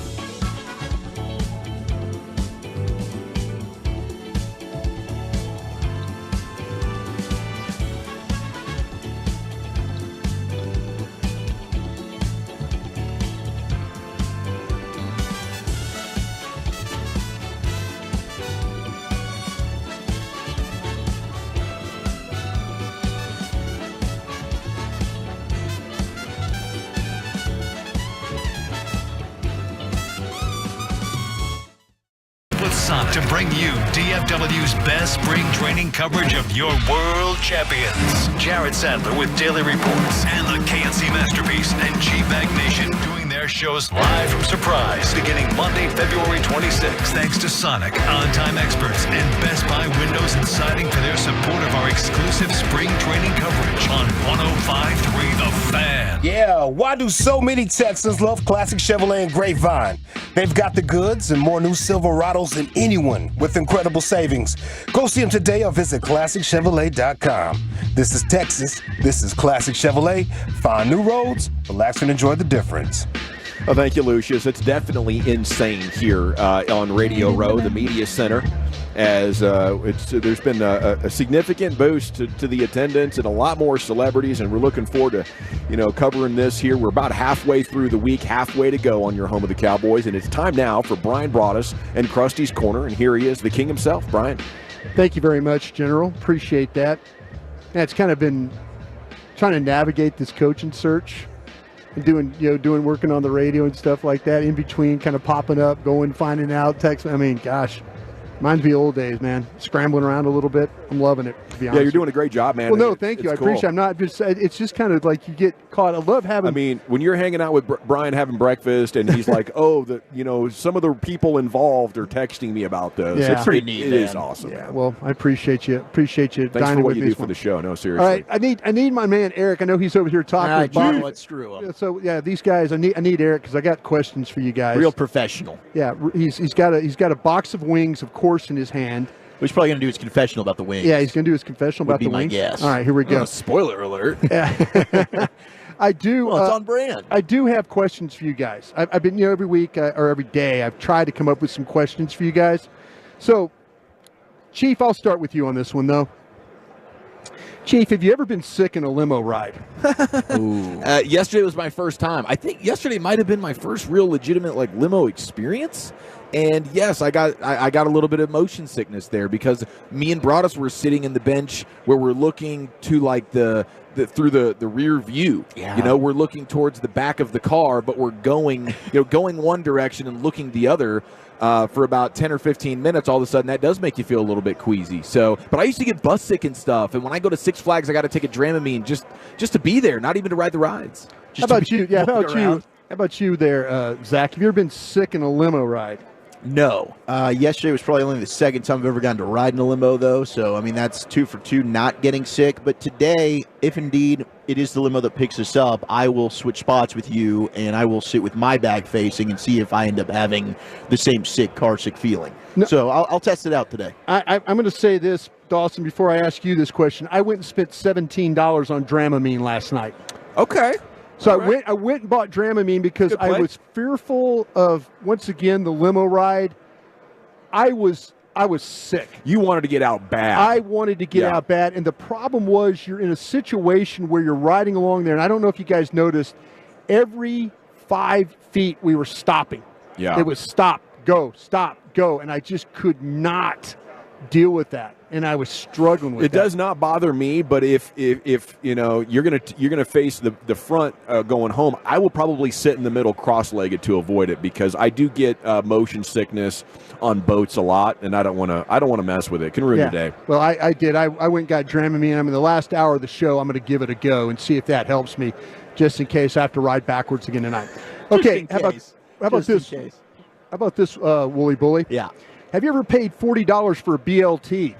$40 for a bacon, lettuce, tomato sandwich? You ever paid $40 for a BLT? No, and I never would. I would not order it if I saw that it was $40. I mean, what was this, premium candied bacon, something super fancy? Oh, it was a BLT on Texas toast, standard tomato, lettuce. Yeah, probably some mayonnaise on it. It looked like I was enjoying some $38 French toast. Okay. So that's what I'm saying. I would rather do a $38 French toast. Yeah, I would just feel better BLT. about that. At least we can pretend it's fancied up. I couldn't do a $40 BLT. I think you got out ordered by Dawson. I can't do that. Dawson did order the what was it, the French toast? French toast, but it had the bananas, but the banana was in the skin. Yeah. It was in the peel. So this sounds been cooked. Yeah, it had been cooked in there. This sounds fancy. It sounds like $38 worth of French toast. Well, I did. I paid $40 for a BLT this morning. Oh, geez. It was good. It could have been a little bit better, but it was good. Hey, Dawson, Yeah. You ever put down $100 just to make sure you had a table at a restaurant for reservations? No, I never had to pay for a reservation like that. Yeah. How about you there, Chief? Ever paid for one? I mean, it's Super Bowl week. No, I never have. But Is that a serious question? I haven't spent $100 on anything. Not for one You particular. should have seen how item in a long ticked off time. Eric got. We went and got coffee at the Dunkin' Donuts downstairs. She's like, "Can I get ice in this nitro cold brew?" And the lady's like, "No."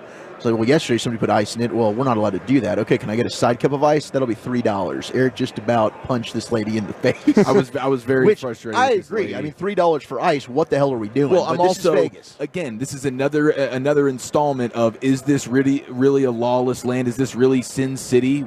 When you're telling me that you can't put ice cubes into my nitro cold brew coffee, And what are we yesterday, doing? I got ice in mine too. So it must just have been the worker yesterday. Maybe they didn't know the rules. I don't know. But when can you not put ice in this? I mean, don't be a stickler about the ice. You know, it's the Chipotle guy who wants to skimp on the meat when he's putting it in your bowl. Like, come on, ridiculous. dude, What are you this doing? isn't yours. Well, I'm It going got to. crazy for me last night as well, talking about Sin City. Yeah. A French toast muffin.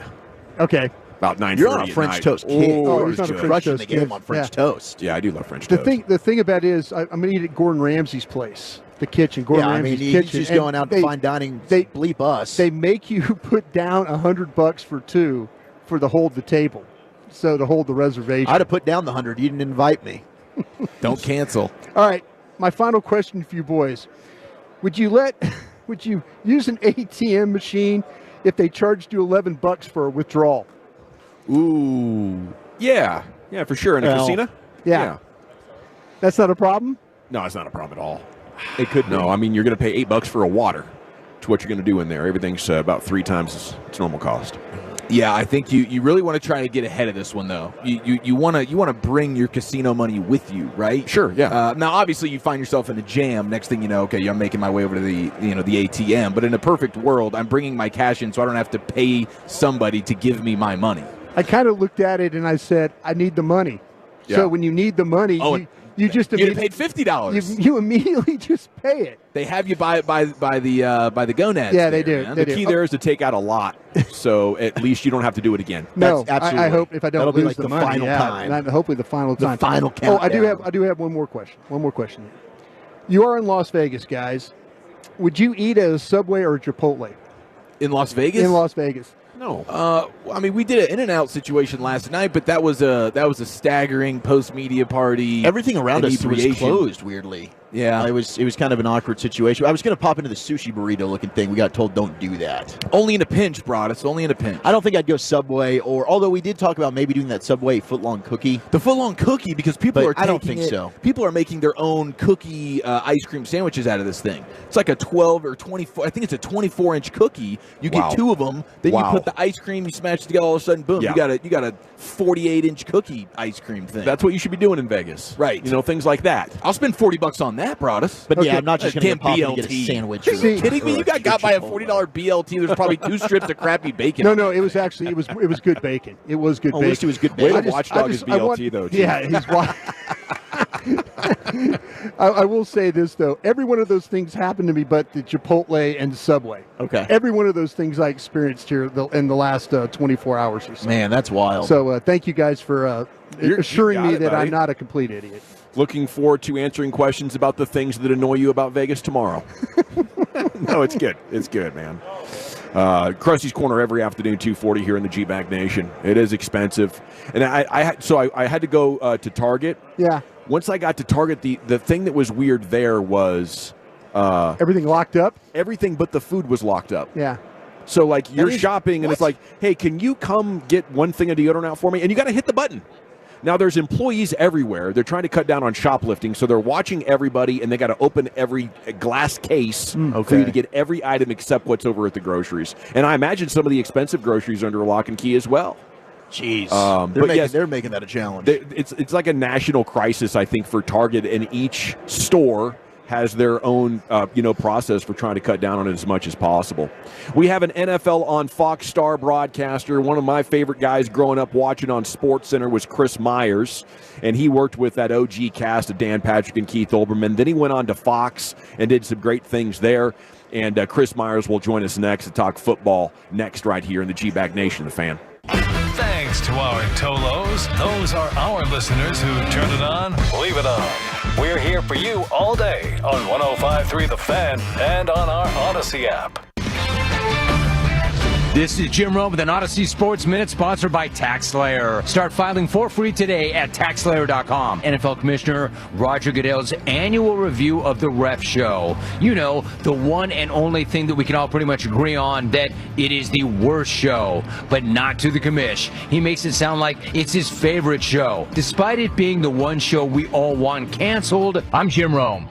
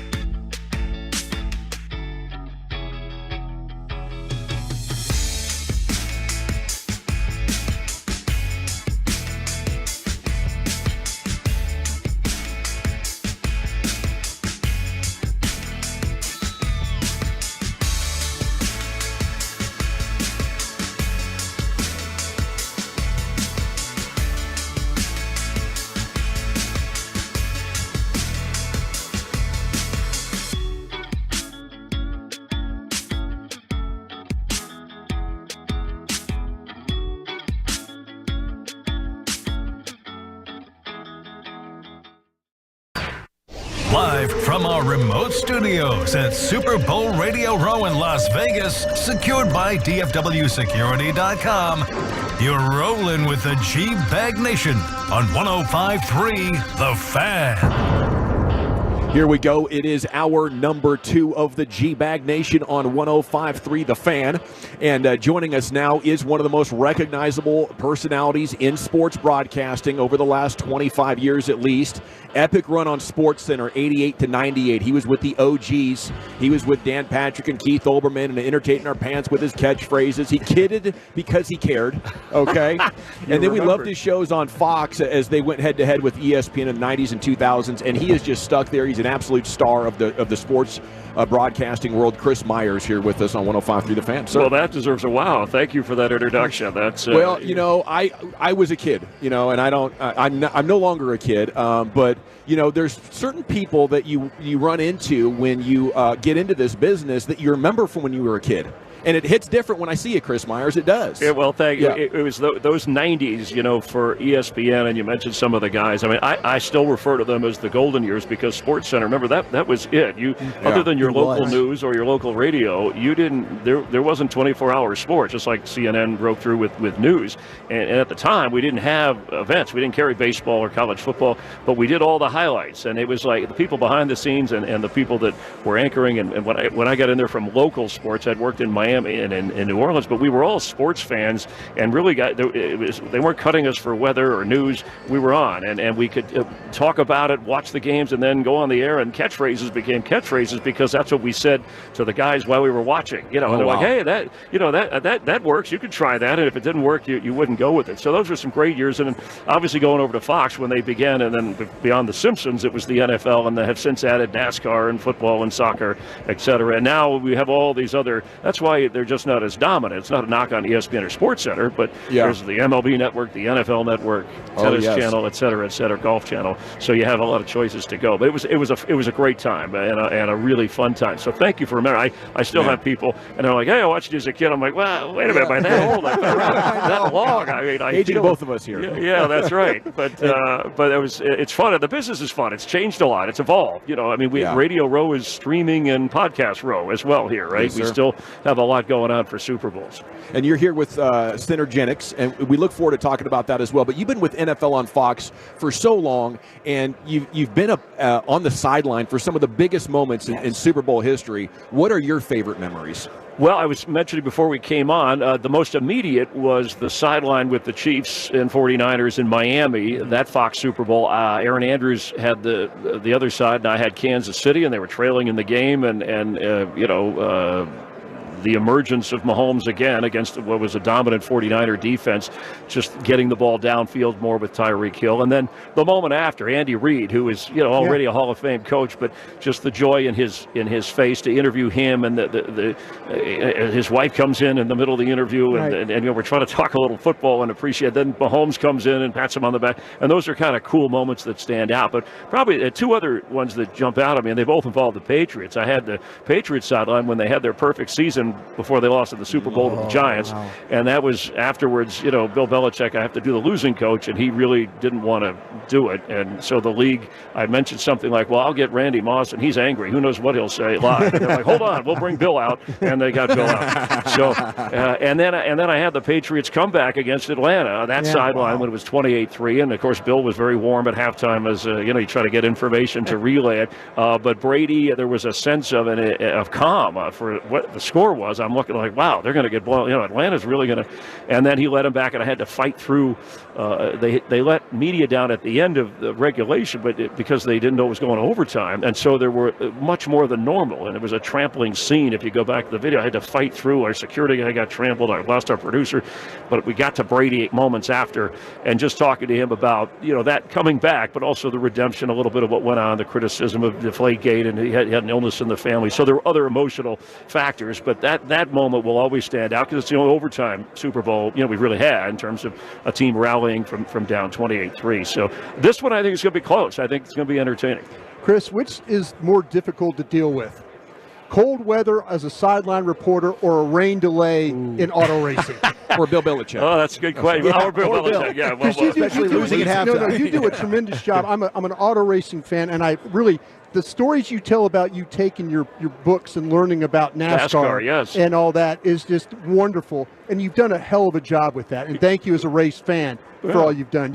You've made those guys shine. Well, thank you. You really have. Growing up, I mean, my brothers were big NASCAR guys, and I knew I was an outsider when they called me a stick and ball guy. I'm like, well, come on. They're like, stop watching football and come out to the races with us. So it was an easy adjustment because as the pre-race host and post-race, you get to talk, and then you let the guys in the booth kind of handle their thing. So the toughest adjustment, Bill Belichick called his last game, by the way, as a Patriot head coach. It was a weird, quirky thing in the schedule when they played the Jets, and we didn't know in the snow in Foxborough that it was going to definitely be his last game, but we had a hint, and he was very, I got to say, he was as gracious and as warm as I'd ever talked to him before a game. Talked about his family, his kids, talked about the first concert he went to, which was, it talked about almost going to Woodstock. Imagine that, Bill Belichick at Woodstock. Amazing. So, and a little bit, and some football stuff, so that was kind of interesting. But your question was the most challenging thing, and I think the rain fill was always fun because I had notes, and we had our Hollywood hotel, and we'd bring in drivers. What was the other part of what the most challenging? The cold weather you have to deal with. Like you get a Green Bay game,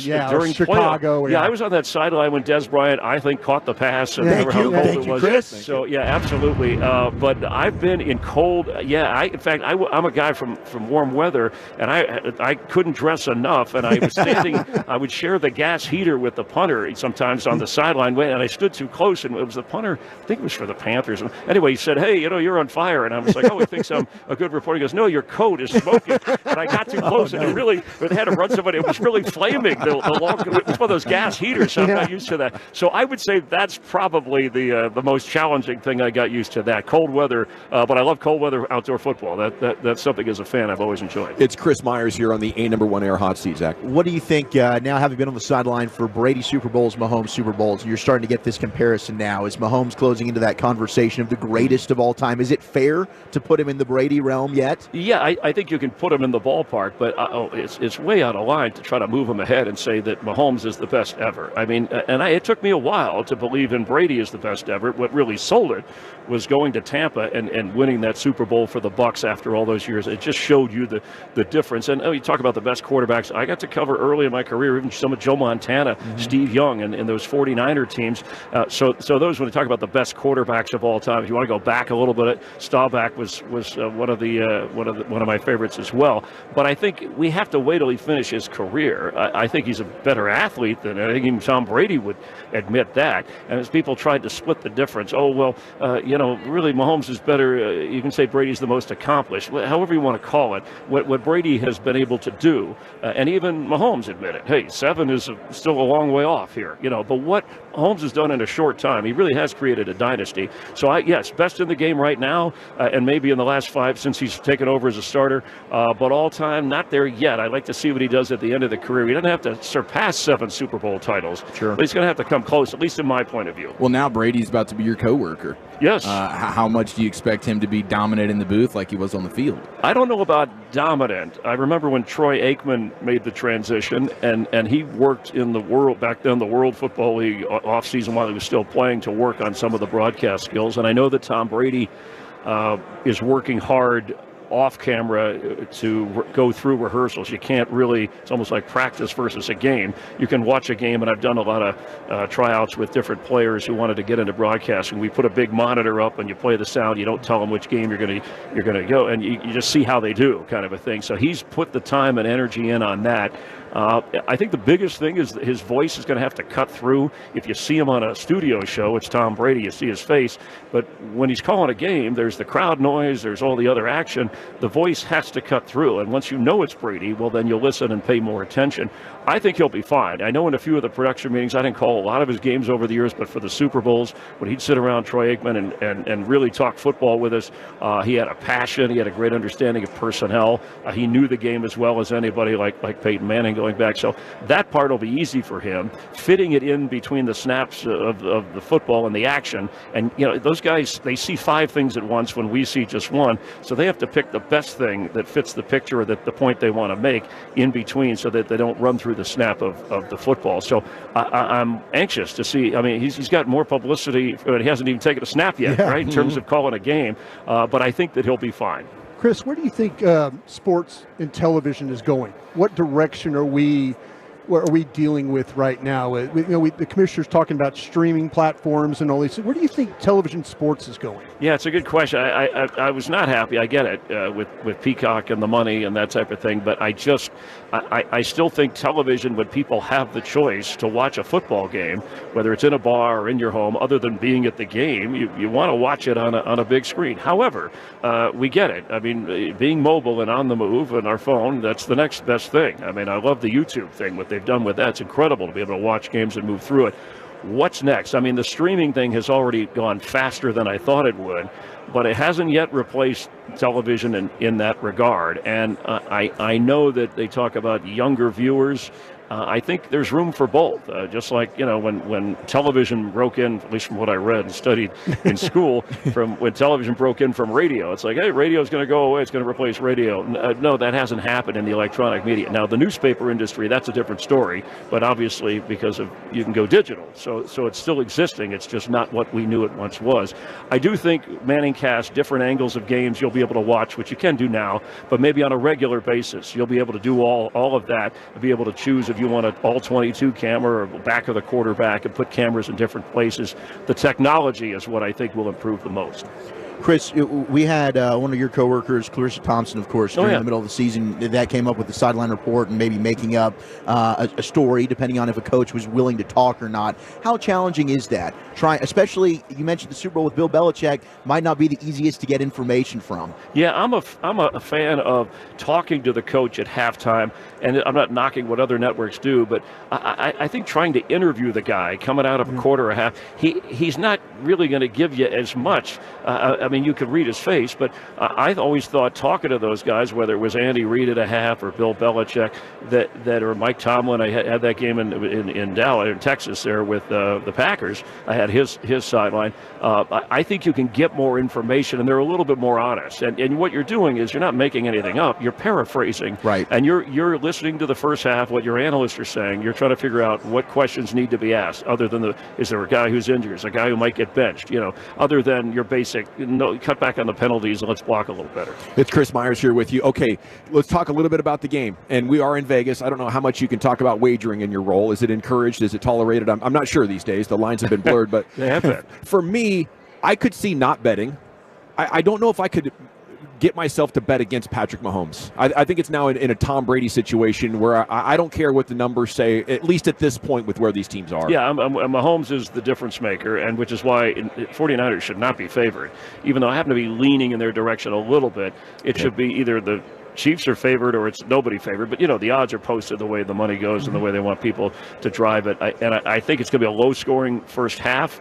I think, and I'm relating a little bit to when I covered the 49ers Chiefs last time. Mahomes is still there, and Mahomes is still great. The Chief defense has been the story all year with them. I mean, that's how they could win on the road. And Mahomes, to his credit, has adjusted to short passing game, and he's a great player no matter what he has to deal with at the receiver position. I think the 49er offensive skill set is outstanding. Their defense concerned me a little bit in their two playoff games that they got run on so much, so consistently. Yeah. And I heard, I think it was Kittle this week already, said, hey, we needed that wake-up call. We won by double digits during the year, got a little bit cocky, and we need to toughen up in that regard. So, and Brock Purdy, he's got the nerves of a burglar at Fort Knox. I mean, he'll throw a ball right in the middle, and even if it's picked, he'll come back. He'll hang in there. And then the new element, that only because it was there, his running helped win that game against Detroit. If he didn't run like he ran, I mean, I don't know that they come out of there with a victory. But I'm with you at the end of the day. I mean, the quarterback is it. Andy Reid, an extra week of time. He's always good off a bye week as a coach. Kyle Shanahan's got a little history, whether it was with Atlanta as an OC or the head coach the last time with the Niners. But Purdy's an upgraded quarterback for them, and what they've shown coming back says to me that we're in for a wild one. And I could see the 49ers rallying. As long as they don't let Mahomes have the ball last, then they have a chance of winning it. Chris Myers, NFL on Fox. Okay, why does your Wikipedia say you were born in 1959 or 60? I try to move that way up into like the 70s. No, I don't know why. Okay. I didn't put. It's funny. You're not in control of those pages. Other people are.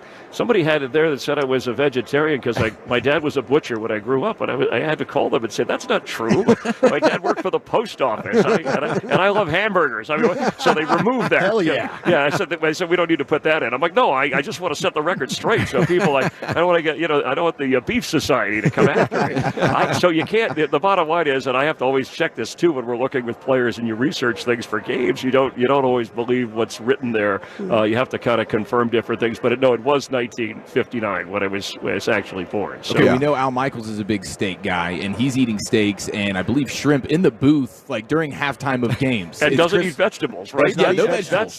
That's the thing that is that on his Wikipedia page? If you better be. Sure. He's a true All-American hero because of it. But I'm curious, is Chris Myers doing any eating at halftime in the booth when calling games? No, but I'm an iced tea fanatic. I mean, when I wake up, if I don't have it, I get the shakes. I mean, it's really, and so there's, and I'm a real stickler about iced tea. Dunkin' Donuts is better than Starbucks iced tea. McDonald's is better than Burger King. I mean, Bojangles, In-N-Out. In Texas, it's Whataburger. Their iced tea is very good. Taco Casa, bro. And Chicken Express. Chicken Express. Okay. Serious. Chick-fil-A has great iced tea. And I'm not a big, if you say sweet tea in the South, it's like so much sugar. So you got to half and half it, a little bit. Yeah. Or you just add something. But iced tea is what if I don't have that, and they always tease me in the truck too. They'll hear me in a break. It could be like it's a 28-28 game of the fourth quarter. And I'm like, Chris, you okay? And they can hear me say, can I get a fresh iced tea? You'll be all right, Chris. Just hang on. We're getting to wrap it up. We got to give you a chance to talk about Synergenics. Yeah, and Synergenics, it's really low T, your testosterone. You get a little older, your energy goes, even if you eat right and exercise. So they will, if you go, and I'll give you the website, fixmylowt.com. Synergenics is the company, fixmylowt.com. Within about 20-25 minutes, they'll tell you your testosterone levels to see what kind of help you need.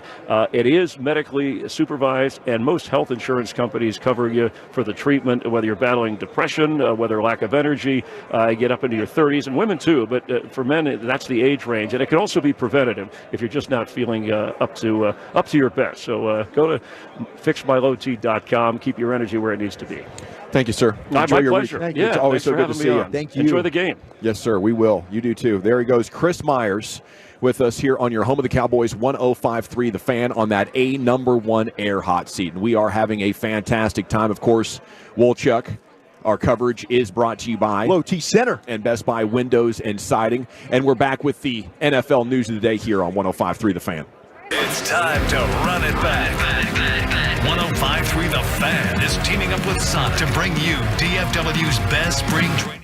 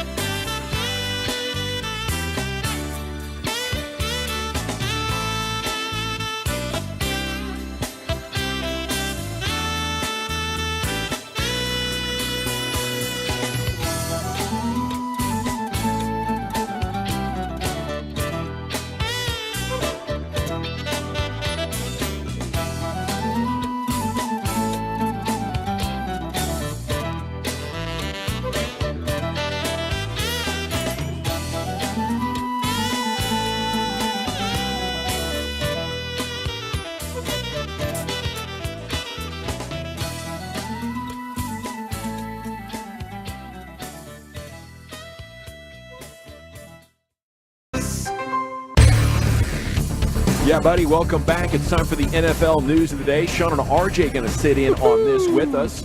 Segment's brought to you by Soda, state of the art, and the Frankels. Life's unpredictable. Accidents happen. Frankel & Frankel, the go-to attorneys for car and truck wrecks in DFW. If you or a loved one's been in an accident, contact Frankel & Frankel for a free consultation. That's 214 or 817-333-3333. Go to truckwreck.com, and here's Wolchuk with that football news. Hardest working men in show business. You got the 3:30 a.m. show, and then we're back here on Radio Row now, joining our show, and then also pre-recording interviews. I don't know how you guys are doing this. I don't think we would be running on fumes. You should have seen them 10 years ago in New York when they were also partying until 2 a.m. It's amazing. But East Coast time, we had the extra hours. COVID took away our East Coast Super Bowls. They did. We Miami, missed Tampa and Miami.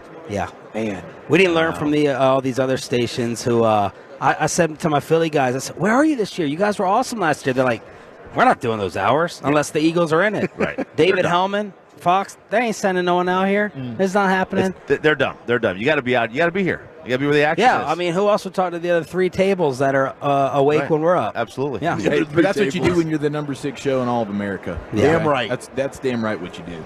Thanks, Jerry. Making it happen. And you guys will be out tomorrow. Yeah, we'll see. I heard Corey Majors cornered the guy who came up with the list last night and hold up, he did. Tacos to his throat. Why don't you like us? Why don't you like us? That's on me, though, because I should have known Corey had reached a level of inebriation. When I saw Barrett, I shouldn't have pointed out to Corey that Barrett was over there and he should go get the early scoop on what his ranking was going to be. But he teased it. He was like, find out tomorrow. I think you guys might be number 1. I just had a conversation with Mr. Barrett, and he was looking for Gavin. No. Whoa. I was going to get a quote. He didn't say why. The general he Gavin did not Dawson. say why, but he said I need maybe beat an East Coast station. He said I need to talk to Gavin. That would be cool. Okay. Maybe he was looking for Gavin Spittle to get the quote on the number 1 PD. Or maybe he was. That could be. Maybe he wanted to. Look at Dawson. He's looking for Barrett right now. It's very possible he was also calling to say, "Hey, look, I just want to let you know you're not going to be on it at all," and he wanted to give you the heads up. So that there's that too. Right. Not likely, but whatever. Damn, Choppy. We liked the first time you said it. I know. not I'm just the look. I got to second cover time. all my bases here. I'm like a gotcha. bad reporter. Look, as I've said throughout all the entire Just in year, case. the other two shows have been getting the dominant ratings. We got this nice little ranking, but we didn't get paid for it. You guys have been getting paid with the ratings. So 2024, Some of them. We're coming back. You're the fan, dude. We love you. Now, we did have some coordinator news today. The Chargers are naming Michigan's Jesse Minter their defensive coordinator. Greg Roman expected to be their offensive coordinator as the Cowboys are still in search of theirs. We talked about this yesterday. Justin Fields, maybe to Pittsburgh. Art Rooney on a potential trade for a veteran quarterback. We're not closing the door on anything. Mike Tomlin basically told the media this is the last year for Kenny Pickett there in Pittsburgh to try and figure it out. I wouldn't mind a Justin Fields in Pittsburgh scenario. I think this might be able to work. I also saw this floated out there. If Washington cannot flip with Chicago to get number 1, maybe they trade their second-round pick to Chicago to get Justin Fields, and they take Marvin Harrison Jr. with the second overall pick. Don't take any of these quarterbacks. Oh, Fields is a fascinating topic because you're either in, out, and if you're in the middle, right, you should be out because as Michael Lombardi told us, Justin Fields' agent is going to say... I wouldn't listen to Lombardi. He really doesn't know what he's saying. That's a good point. By the way, you guys, I don't know why you had him on. I mean, he gave us the Rick Martindale insight. Yeah. I mean, Brian, what the hell have you been doing? You got to have to pay Justin Fields at least what Daniel Jones got. No chance. You can't do that. I'm leaning more towards Trey Lance, and we're not at that point in his career yet. There hasn't been enough disappointment yet. But if I'm trading for him, I'm like, no, we're not giving up maybe more than a third. And we're looking at this as a bridge.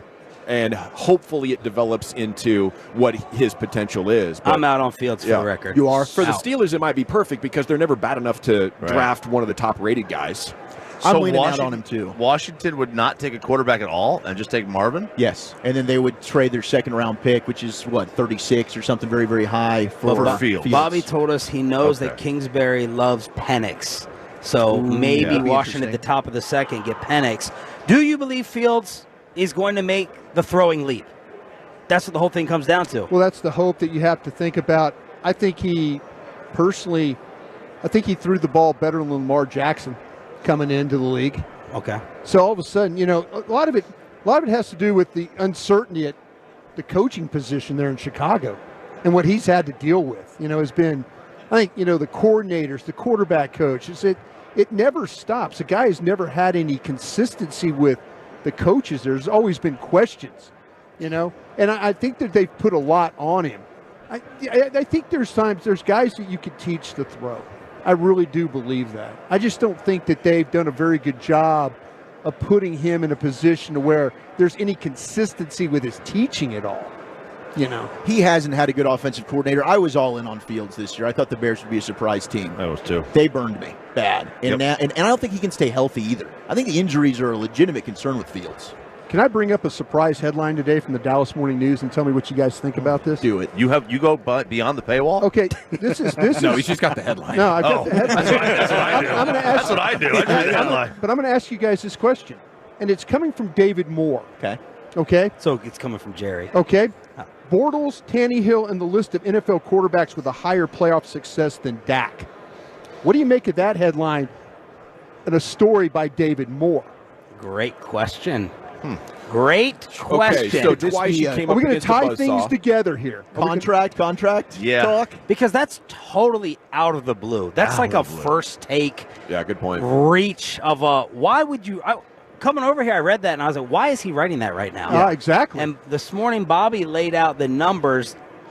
Choppy's dream scenario and a lot of others is to let both McCarthy and Dak ride. Yes. Into a year. I mean, we've talked about this. And Bobby That's did what the David Moore is helping condition the audience to. Yeah, that's what I think. He's putting out things that you can add up and be like, okay, so maybe it does make sense what the Cowboys are about to do. So the Dak homers won't get all. Look, if you're not going to sign him, if you're not going to extend him, the one option is to let it ride out. The other option is, and Jerry will never do this because of his age, if you're not going to sign him to an extension, then you might as well trade him. And then might as well just trade Lamb and Micah, get 7 first-round picks or 5, whatever, probably 7, and just reset. But Jerry's not going to do that. I don't think Jerry would do that at his age. He wants to win now. He doesn't want to. Although you can rebuild overnight in this league. You can. Yeah, no, I think that's a really interesting trend with all these quarterbacks becoming available, and I think the smart team should be fluid if they're in a situation like Dak or Goff or Stafford, where, hey, is there a better player out there? We like our guy, and maybe we will pay him, but is he the best quarterback that's going to be available? You've sat and watched Aaron Rodgers, Tom Brady, and Peyton Manning become available and decided we're going to pass because we have Tony Romo and Dak. My question in all this is, the first time they didn't extend Dak, they knew, okay, prove it. He'll still take our money when we give him the deal. And Bobby does not think that this time around you disrespect him and you put out these feelers and you don't give him his extension now in the offseason, he's out. I kind of feel like, though, that his life off the field is tied to Dallas. When you look at him, I think that having a baby now, he's got the baby coming. He's got that home he has built here. Like every other player in the history of the world. I understand. They all have babies. They all have houses. I understand. I just don't see Dak Prescott being the guy to being Dak Prescott in Nashville, Tennessee, or New Orleans, Louisiana, or one of those places. Oh, he wouldn't be. I think Dak Prescott is who he is because he plays quarterback for the Dallas Cowboys. But do you think Dak thinks that? I think that he has to give it if he wants to continue on. Now, maybe he's tired of you waking up at 5:30 in the morning and going after him every day. I think last year really. Me? I want to pay him. All the interception questions. No, I'm just saying that. I'm just saying. Of course. Mike McCarthy has to feel the same way. Oh, yeah. Mike McCarthy's like, listen, I've won 36 games, and they're not going to give me. They're throwing parades for me in Carolina. Yeah. They're throwing a parade for me in Atlanta. Yeah. They're throwing a parade for me in New Orleans. Right. He's probably thinking the same way. Let me make a little analogy just because I saw the guy when we were walking in. Jalen Smith walked by us, and not one damn head turned. 3 years ago, right? You're the Dallas Cowboys, and middle linebacker, you're swiping, and Jalen Smith gets stopped. And he's not walking just through. And then, boom, you're in another city, you're in another market. That's what Jerry thinks that they should all realize and believe and fear. Go ahead, take the star off.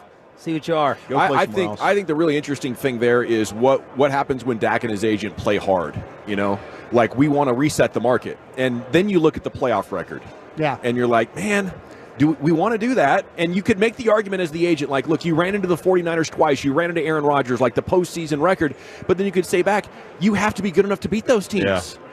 You know? So Yeah. I just hope that the Cowboys are looking at this in a very aggressive way and not in a way that, you know, they're making the playoffs and everything is good, which they love the status quo. Josh got to go through Mahomes sooner or later. I mean, you got to go through these teams. You do. Last thing, NFL news of the day, Chip Kelly interviewing with possibly the Seattle Seahawks for their offensive coordinator job. Is he on the verge of getting fired there at UCLA, Chop? It's kind of late, right? If you're going to fire him, there's it's a weird deal. They're a hopeless. They have no facilities. I don't even think they have an indoor practice facility that's full of 100 yards. I think it's like a 50-yard facility. Like they're a hopeless. They're not bought into sports, football at UCLA, and you have to be if you want to compete in the Big Ten. His beating USC this year saved him. He had one foot in the parking lot. He's probably looking, he's the one that had the great rant about all the teams that need to come together and play football, and we don't need UCLA women's basketball traveling all the way to Ann Arbor, Michigan to play a game there. Yeah. He goes, if you want to do football, great. But these other sports, no. He sees what's about to happen to college football. Yeah, I wish he would just use commas when he speaks because he just speaks so fast. Yeah, he's a rambling man. Sean, RJ, Bobby, 5:30 to 10 weekday mornings here on the Fan. We'll see you guys later tonight. See you tonight. Thank you so much. Hey, night, boys. Yeah, buddy. Here's the number 5 for y'all. Okay, speaking of Seattle, Sean Alexander is going to join us at 4 o'clock.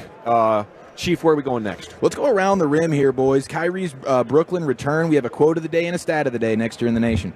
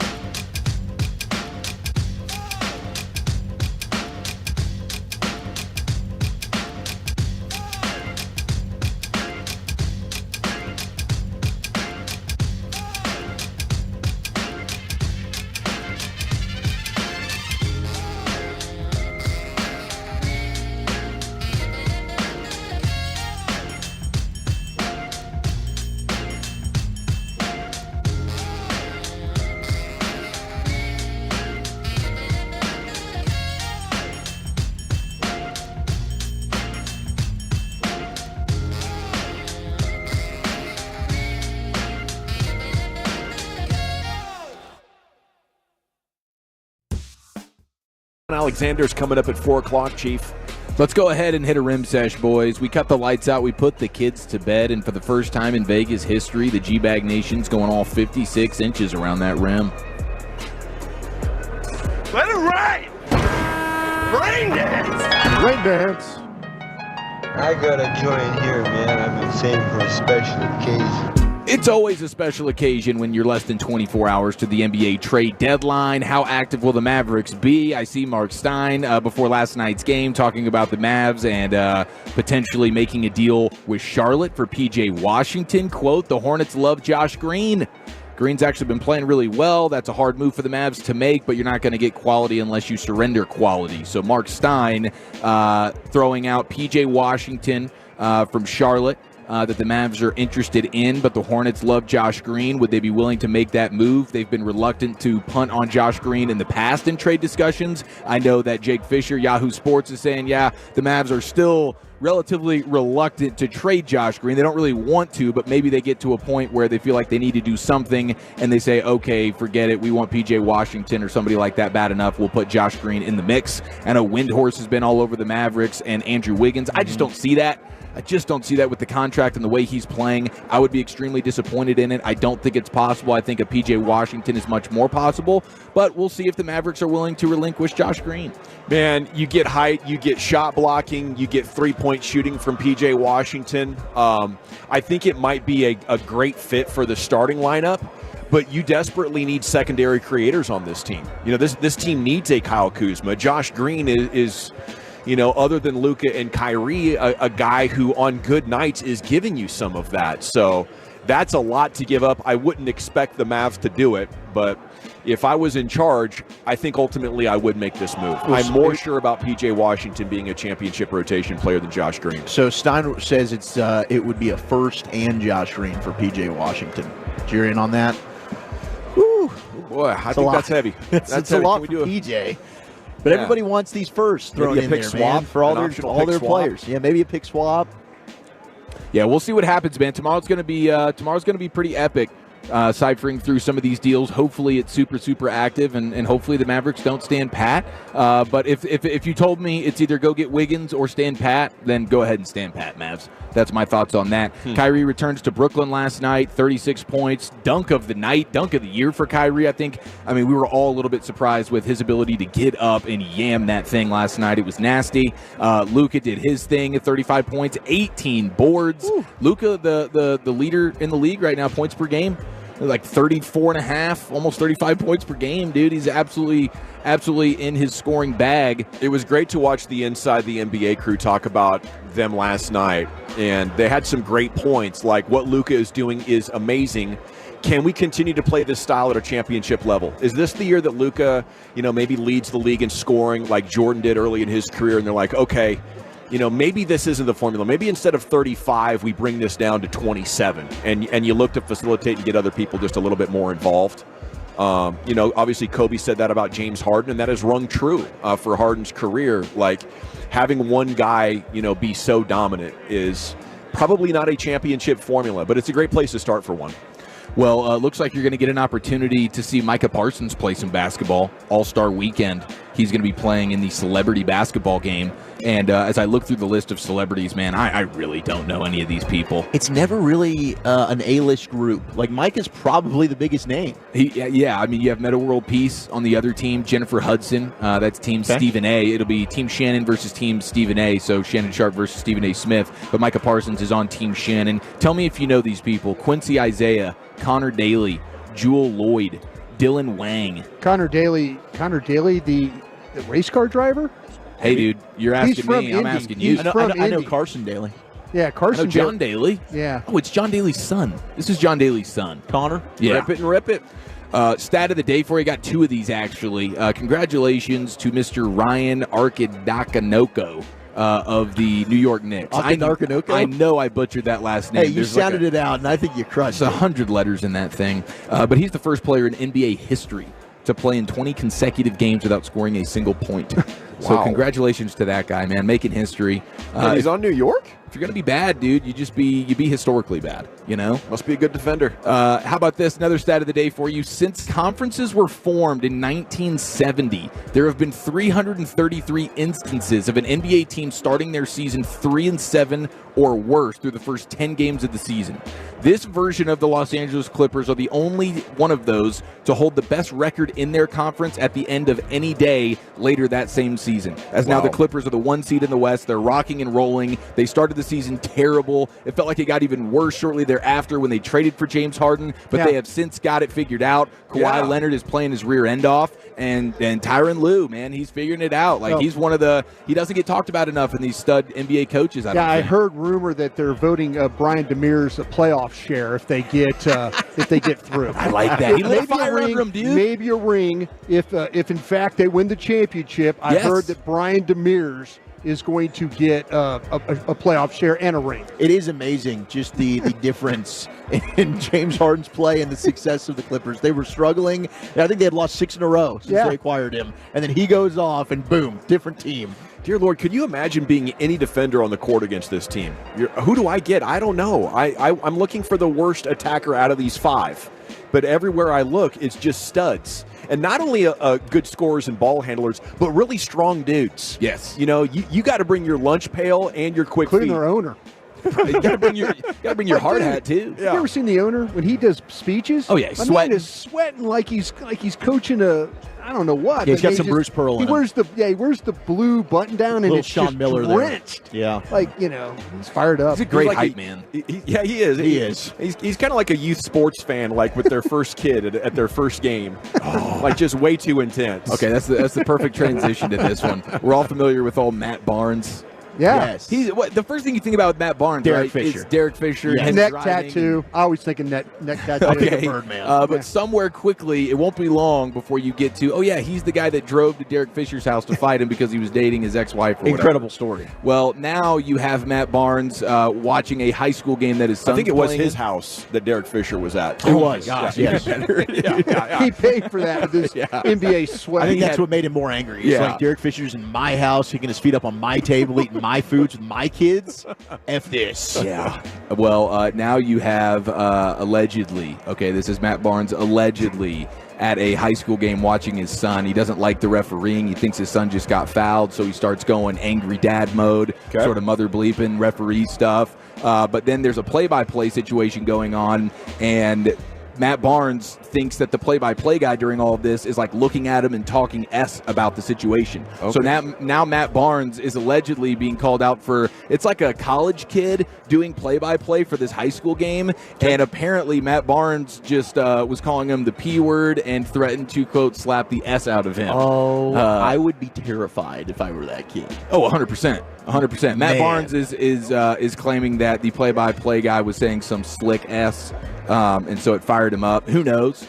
But that's just a dad out there getting fired up, watching his kid. And when you have NBA standards for your kid, yes, I think you're even more hyper, angry dad at times, trying to make sure everything's going smoothly. His son's team lost by like 20 points in that game. It is perhaps the greatest challenge of a parent is how cool and calm can you remain at some of these games. And some guys knock it out of the park.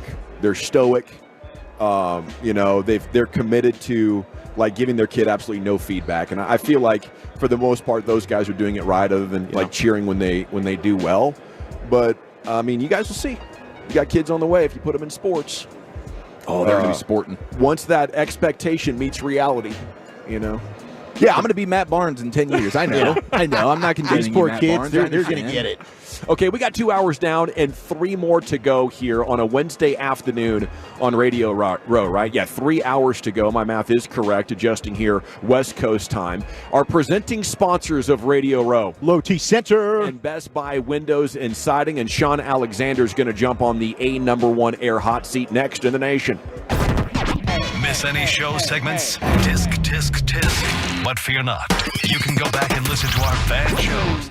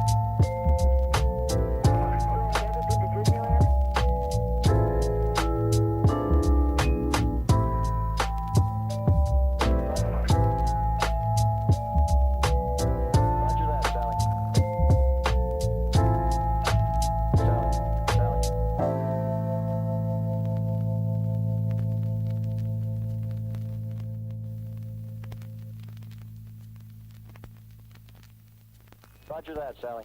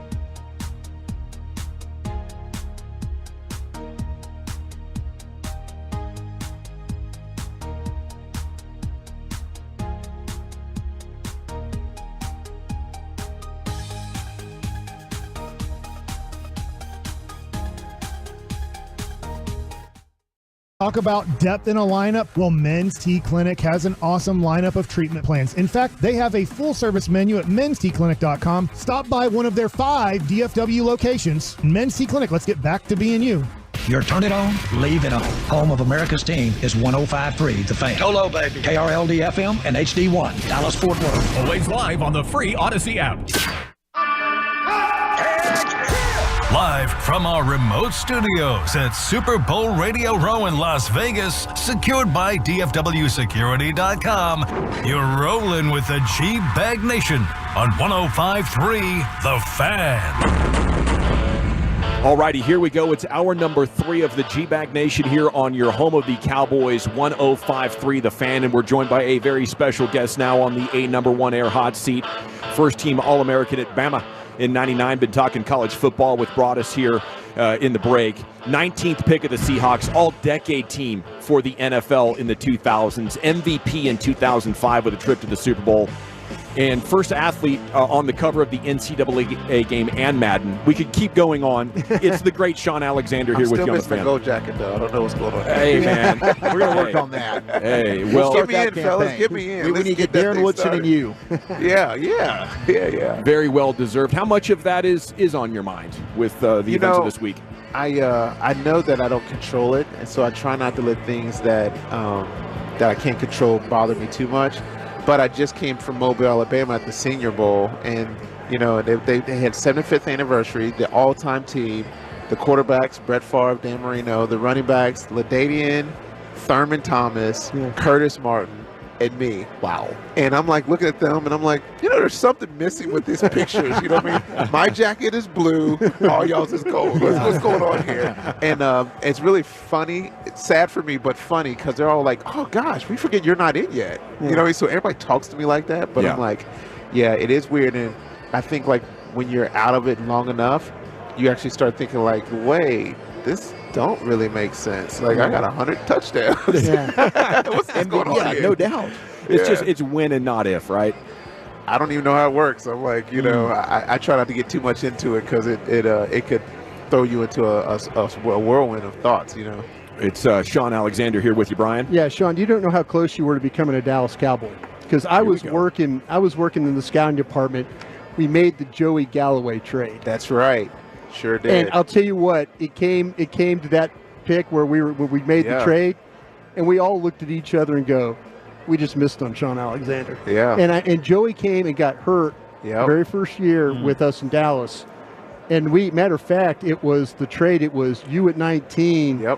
and then the receiver the following year that was drafted. I mean, the pick went from the 19th and then to the 7th the following year because of how. But we absolutely loved you, and a lot of teams did. A lot of teams that loved your running style. But I was going to ask you a question because you had such a nose for the end zone. Yeah.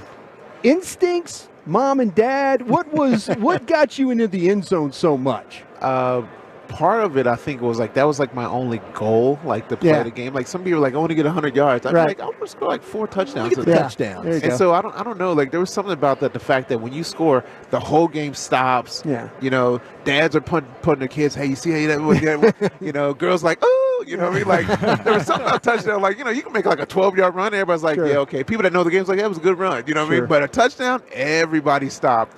And there was something in little Sean I was in at 4th grade was like, I want to do that. Yeah, I would play. So defense. You figured that out real fast. Yeah, in 4th grade, I played defense, and then I ran a kickoff back, and then I ran another one back. We were playing the Blackhawks, and they beat us 38-12.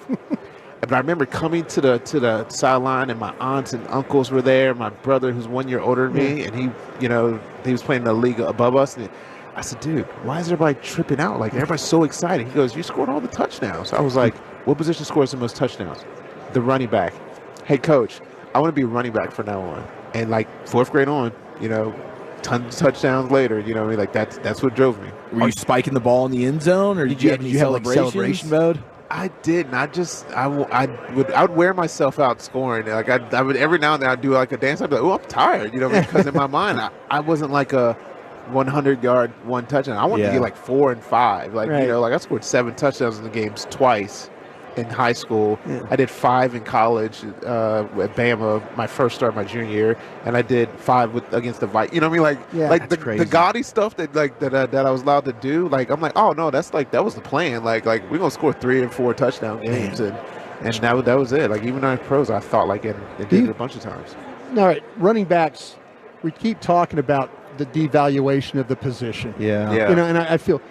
You guys going to get a union anytime soon to help you with the situation? You have to feel every time you see when you're thinking well, here we go again. Here we go with our running back. That we need to do something, but I feel like they could make it where the running back gets his contract, but then if he hits these bonuses, it doesn't hurt the team. So I feel like the NFL could just think that out. Hey, if the best 1, 2, 3 running backs to do this, if they have this many carries, 1, 2, 3, all the way down to 10, you know what I mean?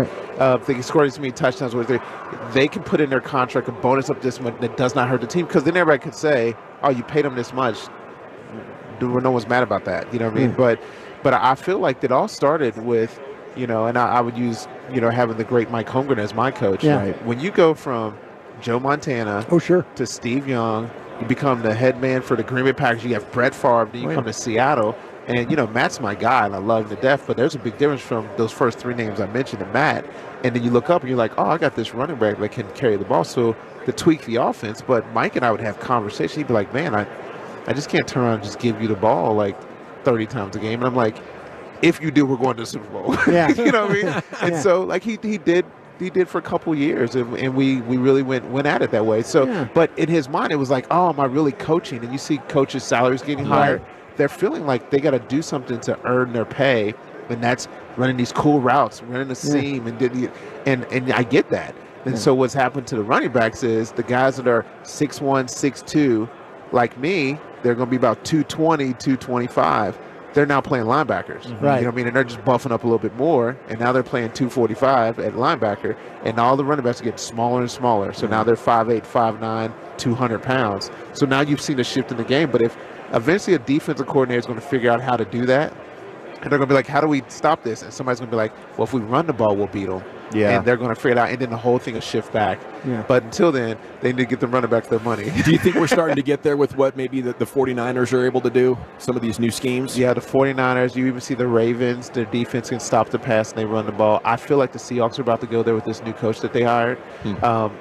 You're about to see all of it shift back. And, it'll take a couple years, but when you got young quarterbacks that have been trained to throw the ball on time at the right spot, and just look at AFC, there's 6 great ones right now, then you want to try to figure out how to get that one and then make your offense about that. But if you figure out how to stop that, then you have to go back to running the ball to move the ball. It's future Hall of Famer Sean Alexander here with you on The Fan. Now, Brian mentioned Dallas. I'm from Washington State, so I know, and I was on sports radio when you guys were going to the Super Bowl, so I know very well how much of a legend you are up there. And people, when I go back up there, still talking about you. But what would your thought have been if the Cowboys had taken you and not made that trade? Well, I don't think anybody knew how close I was to Emmitt Smith. You know what I mean? So it was one of those things like, man, I'm going to go play behind, a mentor, a friend, a big brother. So even when I was in the contracts, like, should I sign this franchise tag? Yeah. Emmitt was the first one. Don't do it. Now you guys know I did, and it worked out. We went to Super Bowl one year, So I didn't go with his plan, but like I had a voice that could explain to me the thought process of doing that, and so it would have been really, really cool. But I got Ricky Waters, and he was amazing. I want him to get to the Hall of Fame because, people say silly things when you're young. You know what I mean? And so 10,000 rushing yards and 70-something touchdowns, like he was one of the best also. He was good. He was good. So he taught me so much. So I was really thankful to be with Ricky. But Ricky knew, like, after, like, the first year, man, he's like, we're eating dinner in the training camp getting ready for the second season. And he goes, you're like the best that we've ever had.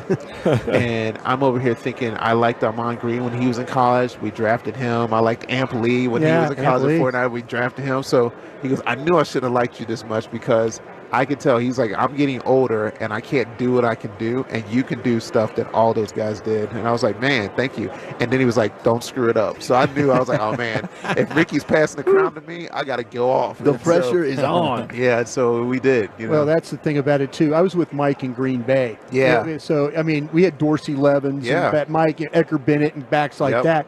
But when Mike was with Roger Craig.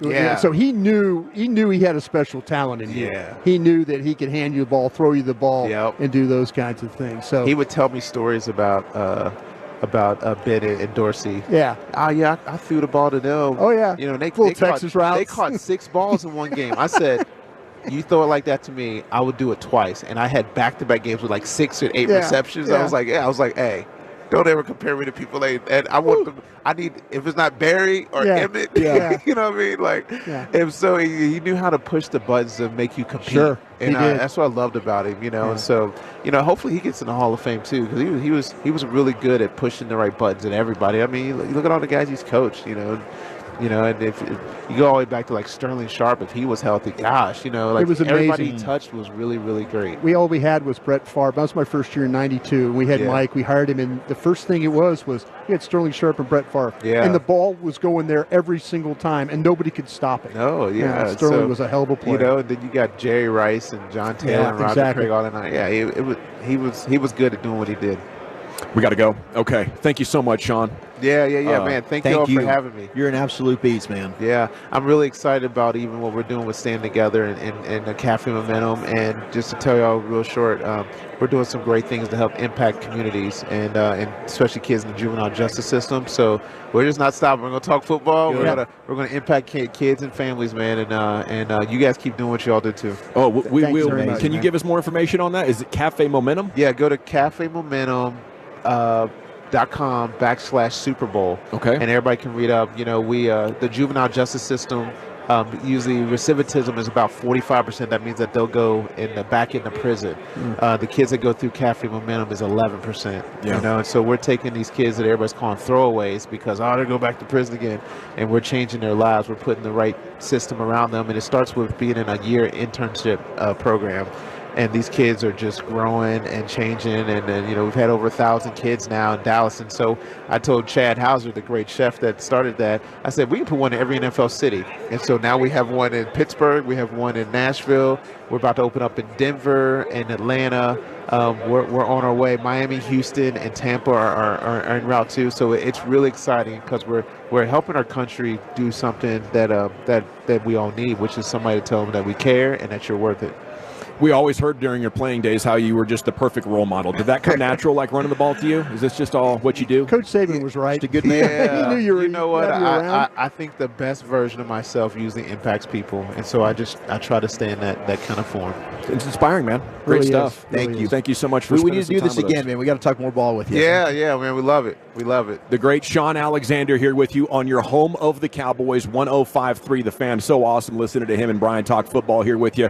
And we're back with more coverage. Woolchuck's Top 10. Where are we going with it? All right, we've got National Fettuccine Alfredo Day. I've got the top 10 Italian-American dishes. What's your favorite? That's next. Sports with lots of laughs mixed in.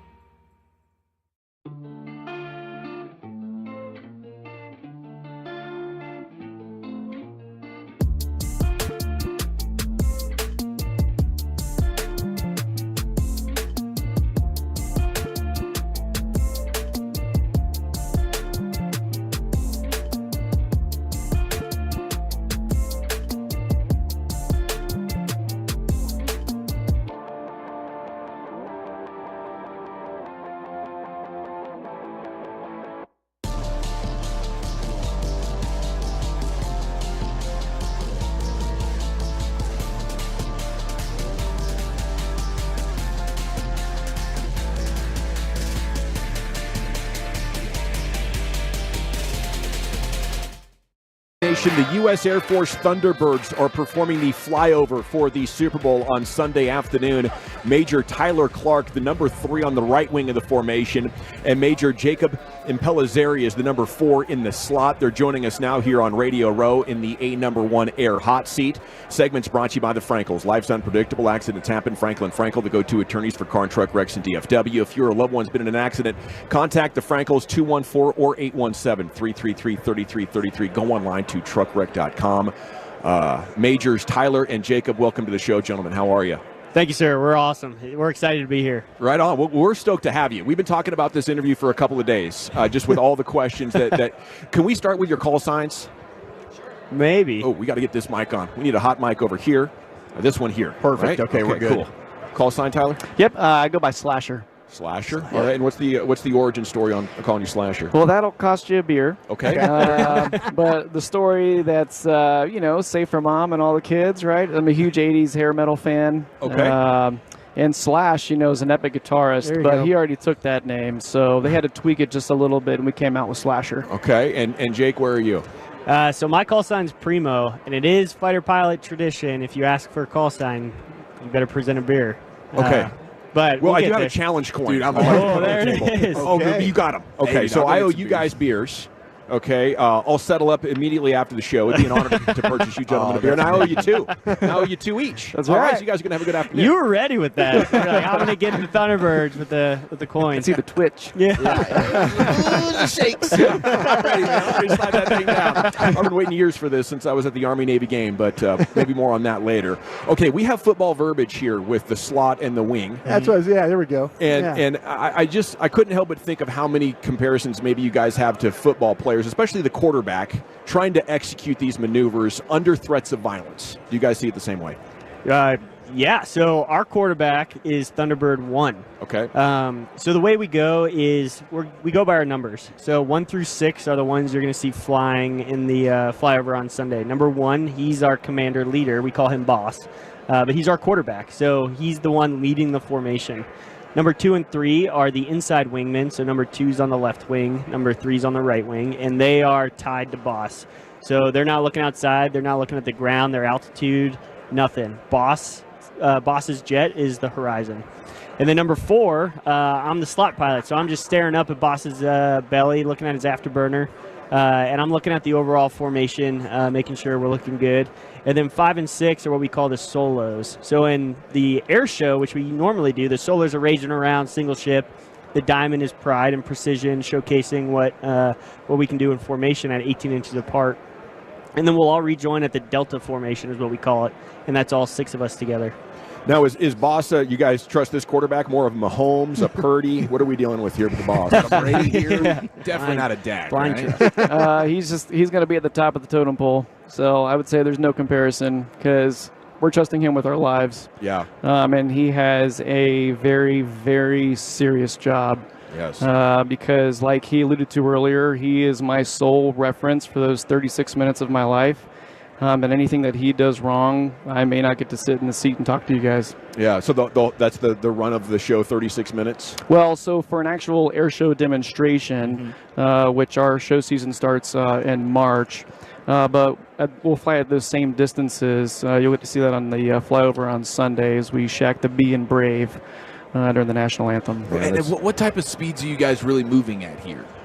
So for the flyover, we fly in ground speed, and it's all wind corrected for that. So we're shooting for 375 knots ground speed, which is probably around 350 cal, which is in miles per hour. We're talking 400, 450 miles an hour. In an actual air show, if you come see us perform at an air show this season, Slasher talked about trust in boss. We have a motto on the team. It's called blind trust. So we are blindly trusting each other to do what you have to do, so we don't put jets together, don't put jets in the ground. But we will really fly 18 inches apart. We will really fly 100 feet off the ground doing loops and rolls, and we'll be flying upwards, 700-800 miles an hour. How are you confident? Sorry, Brian, I just wanted to follow up on that. How can you be confident 18 inches apart in the air like that? I mean, we feel turbulence in a plane, and it's moving. Yeah. How can you be so sure? That's training and experience. So all of us on the Thunderbird team, we've all had 10-plus years flying fighters for the United States Air Force. And with that comes a plethora of experience across multiple different airframes. So that's kind of a starting point. And then as a member of the Thunderbirds, we go through a rigorous winter training season. We're actually on our way out of the winter training cycle right now. And we'll start these maneuvers a little bit farther apart, and we work to build trust within each other. And then as we can prove our stability within the formation, then we'll slowly work it in closer and closer and closer. I was going to ask you, I've interviewed race car drivers before, and they talk about driving the car through the seat of their pants. Mm-hmm. When you fly a plane like this, how do you feel the plane and what it's doing? Where's your sensor point? Yeah, so that's a really good question. You know, when you're brand new to the team, it feels like, you know, we've already taken off and gotten halfway through the show, and it feels like you're still sitting on the ground. You're that far behind the airplane. But like Slasher said, you know, we're flying twice a day, 6 days a week to build that blind trust. And eventually, it's funny, you don't know how many fine muscles you have, but you get a feel for that fine muscle memory, and then you transition to that type 1 brain, and then now you're trying to always be proactive. And, you know, Boss is basically singing to us when he's out there. So he's pretty much the only one talking on the radio, and he is commanding or announcing every airspeed change, every turn. And if he calls a left turn, it's at the T and turn. We're expecting him. We're blindly trusting that he is going to bank his wings and turn. So everything's on a cadence. Everything is pre-coordinated. And you're always trying to be proactive. It's proactive flying that's going to keep you safe. Once you start getting reactive, that's where dangerous situation is going to... Can you guys ever have a bad day? Absolutely, just like anybody. You know, we're always striving to fly the perfect air show. But that's what makes us the greatest demonstration squadron in the world. It's because we know we'll never get there. We know we'll never fly the perfect air show, but we still strive for the perfect air show. You know, the season ends in November, but every sortie we fly is a training mission. We're always striving to be better. So absolutely we can have bad days. Some of these videos that come out that are so great are other people that get to go up in the plane and then they're passing out due to the G-force. How long did that take you to get used to? Sorry, could you repeat that first part of the question? G-force. The G-forces, sure. Other people are just going to go up there and it's like, oh my God, you see him coming in and out of consciousness. Yeah, sure. G-forces are interesting, and a lot of that really is individual to the human body, okay? Generally speaking, if you're in pretty decent shape or you have extremely high blood pressure, you're probably going to be able to handle the Gs. But much like working out or playing sports, the more you do it, you also start to build a tolerance for it as well. Now, the Viper, or the F-16 that we fly on the team, is a 9G capable jet. And then in the configuration that we fly it, which is clean, so we don't have anything hanging off of the wings. The engine produces 29,000 pounds of thrust just in one jet. We can accelerate at 9Gs, especially at lower altitudes, and that can do some serious damage to the human body. So people on the team and fighter pilots in the Air Force, we also wear G-suits. That doesn't really offer a whole lot of protection. You're talking like maybe a G1/2 to 2 Gs of extra protection on the human body. So, amazing. Yeah, it can be pretty intense. It's Majors Tyler Clark and Jacob Impellizzeri here with you on 105.3 The Fan, members of the Thunderbirds. And you guys are the real deal. We're not show pilots, right? That's what I've been told. We're combat experienced. Is that safe to say? Yes, sir. Okay, and how different is that? You know, when going back and forth from the two disciplines. Yeah, so we're still active duty Air Force. You know, the Thunderbirds are a selectively manned unit. We're 135 personnel strong, so you have to apply to join the Thunderbirds. So we both came from we call it the CAF. It's the Combat Air Force, flying, combat coded F-16s in my case, F-15s in Slasher's case. It's same but different. It's similar. So the discipline's still there, same flying style. The way the Thunderbirds perform, what we try to showcase is something tangible that one each civilian can look up and understand.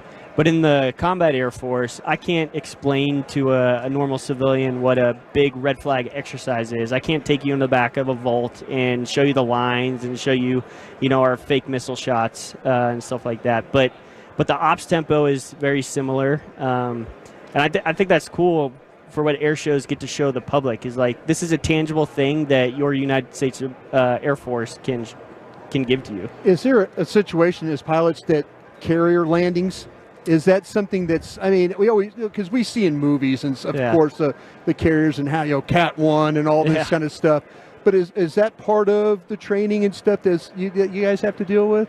Not for the Air Force. That's specific to Navy. Specific to Navy. Okay. Now, Air Force fighter jets do have a hook. We have a hook, but most Air Force base runways have a cable on it. Okay. And just for emergencies only. So if we lose our brakes in the F-16, then we can drop the hook. You hook. can hit the hook. Yeah. Okay. But if we tried to land on a carrier, our landing gear's still a little tiny and just rip right but off. But they don't. There's no crossover at all. Then. No, sir. Okay. I got you. How combat ready are your jets right now? They are not. Okay. But the unique thing about these aircraft is it is an F-16, and they did come from combat squadrons previously. They're painted red, white, and blue, but they've had some modifications done to them so that we can fly them in an air demonstration. But what also is unique is, let's just say that all heck breaks loose in the world. There's no longer an air demonstration squadron for any branch in the military anymore. It's around 72 hours to take those F-16s, make them combat coded, and then send them to whatever combat unit needs them. That's great. So Brian brought up like we see in movies. So when you watch, I was talking to you guys about Masters of the Air, which is a tremendous show, or even Top Gun Maverick, like just came out. Well, for you must have a different perspective watching these. How accurate is it when you see the flights depicted in film? So I'll talk to both. Top Gun 2, I thought, was an incredible movie. I was very, very... Now, there is Hollywood in it, but I was very impressed on how realistic they tried to make it. So I appreciated how much effort they put into Top Gun 2. And then Masters of the Air, just an absolute incredible show, showcasing the realism of what those fort pilots had to go through in World War II. Have you ever flown in one of those old the relics of those planes? Have you ever got to take one up? I've never. I've walked through a bunch, but my dream's to get in a P-51. Yeah, that'd be my dream as well. There you go. Only in a World War II trainer. That's the only experience I have, but not an actual combat World War II fighter. How many of those are even around still? There's quite a bit. In the air show circuit, there's this group called the Commemorative Air Force, and they travel around the country. They've got B-17s, B-25s, P-51s, Corsair, just the plethora of World War II airplanes, and they take them around the air show circuit. And you actually pay to get on B-17 or B-25. Wow. Is this y'all's first Super Bowl flyover? Yes, it is. Yes, sir. Before this, what other things have you done? So this is my first season on the team. Okay. So everything about this year is going to be my first on the Thunderbirds. In my previous aircraft, I've done flyovers before, but nothing to this magnitude. Do you have a rooting interest in the game? Carolina Panthers, maybe next year. Teams can turn around quickly in the NFL. Absolutely. That's true. Just and like you? that. Bengals. Yeah. We were talking over there. I'm rooting for the Bengals. So this is my third season on the team. First Super Bowl, but we do the Daytona 500 every year. Oh, cool. So Heck of a job. Yeah. Next week after the Super Bowl, we're going out to Daytona to do that. We'll be at the Indy for the Indy 500 this year. We do that one every other year. And then the Air Force Academy graduation we'll do every year. So after you guys fly over, do you land and then come to the game? So we will. So they gave us, they gave the team credentials for official purposes. So we'll come to the game. Then we'll have some meet and greets we have to do, some more media training, some media stuff we got to do. And then hopefully you get to kind of wave and say hi to the public out there. Yes, sir. That's awesome, man. Primo, Slasher, it's been a pleasure to get to know you guys. It really has been an honor. Thank you, really guys. has. I'll be looking for you at quitting time here for those cold beers. Perfect. So don't be afraid to take me up on that. It won't be hard to find out there. Maybe I'll go pick some up for you at the break. Thank you, gentlemen. Awesome. Thank you, sir. Yes. All right. There they are, the Air Force Thunderbirds be flying over the Super Bowl. Thanks for answering all of our questions. Now, when we return here in the G-Bag Nation, are we going to get that top 10, Wolchuk? Yes, I can give you the top 10. I can also pay off on the Brett Favre. That's next on the Fan. Coming up Thursday morning on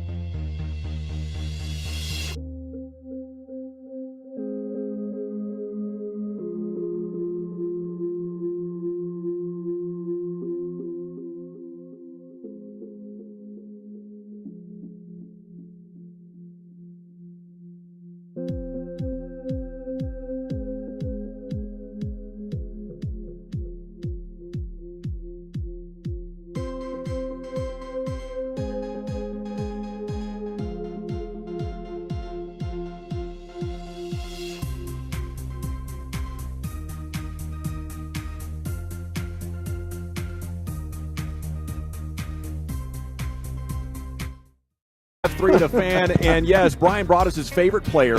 A lot of Cowboys fans' favorite player, the future Hall of Famer Darren Woodson here with you on 105 through the fan. And a good afternoon to you, sir. How the heck are you? I'm doing great. Back on Media Row and, enjoying every bit of it. Yes, sir. Now, are you a Vegas guy? You like Vegas? Not really.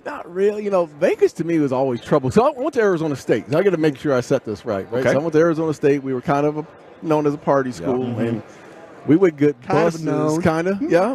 We would get on these buses together. I don't know, maybe 100 and some of us. Wow. And we would make our way up here to Vegas, and my Lord, I lost years. You were never a character problem. No, I know I wasn't. But in college, I was young and dumb, and it got a little out of hand. So from that point on, when I got into the league, I was like, nah, I'm not doing Vegas. Dude, that Arizona State recruiting trip must have been epic. Oh, my gosh. Oh, my God. So I'm from the Valley anyway, right? I'm from Phoenix, but I've seen, when it's really eye-popping when from guys from the East Coast come in, like Aliquippa. They come in from Pennsylvania, and they come to Phoenix, and they get off the plane, and they line it. I mean, they had all the cheerleaders out there hanging out, and the Sun Angels, and they're just coming back from 10 degrees on the East Coast, and they get off that plane, and it's 80 degrees, and they're like, oh, my God. It's unbelievable. Oh, my God. Like, I'm watching their eyes. I'm like, oh, got him. Done. Got him. He's not lying, man. We haven't even left the airport. You're done. Well, I mean, the fact we have a Super Bowl here in Las Vegas is nuts. If your 90s Cowboys were here for a Super Bowl in Vegas, we've heard some of the legendary party stories. How much of a problem would we maybe have had? Yeah. This could look, Jimmy, no problem. Not a problem. He'd keep it on lock. Oh, he's on lock. You better not do something stupid, right? Jimmy would have it on lock. After Jimmy, there would have been a problem. Our 95 team that played at the Super Bowl in Phoenix, we were practicing and guys were showing up in limos. Yeah. To practice. They didn't get on the bus. Yeah. is showing up in limos to the practice field, and we were just a little bit.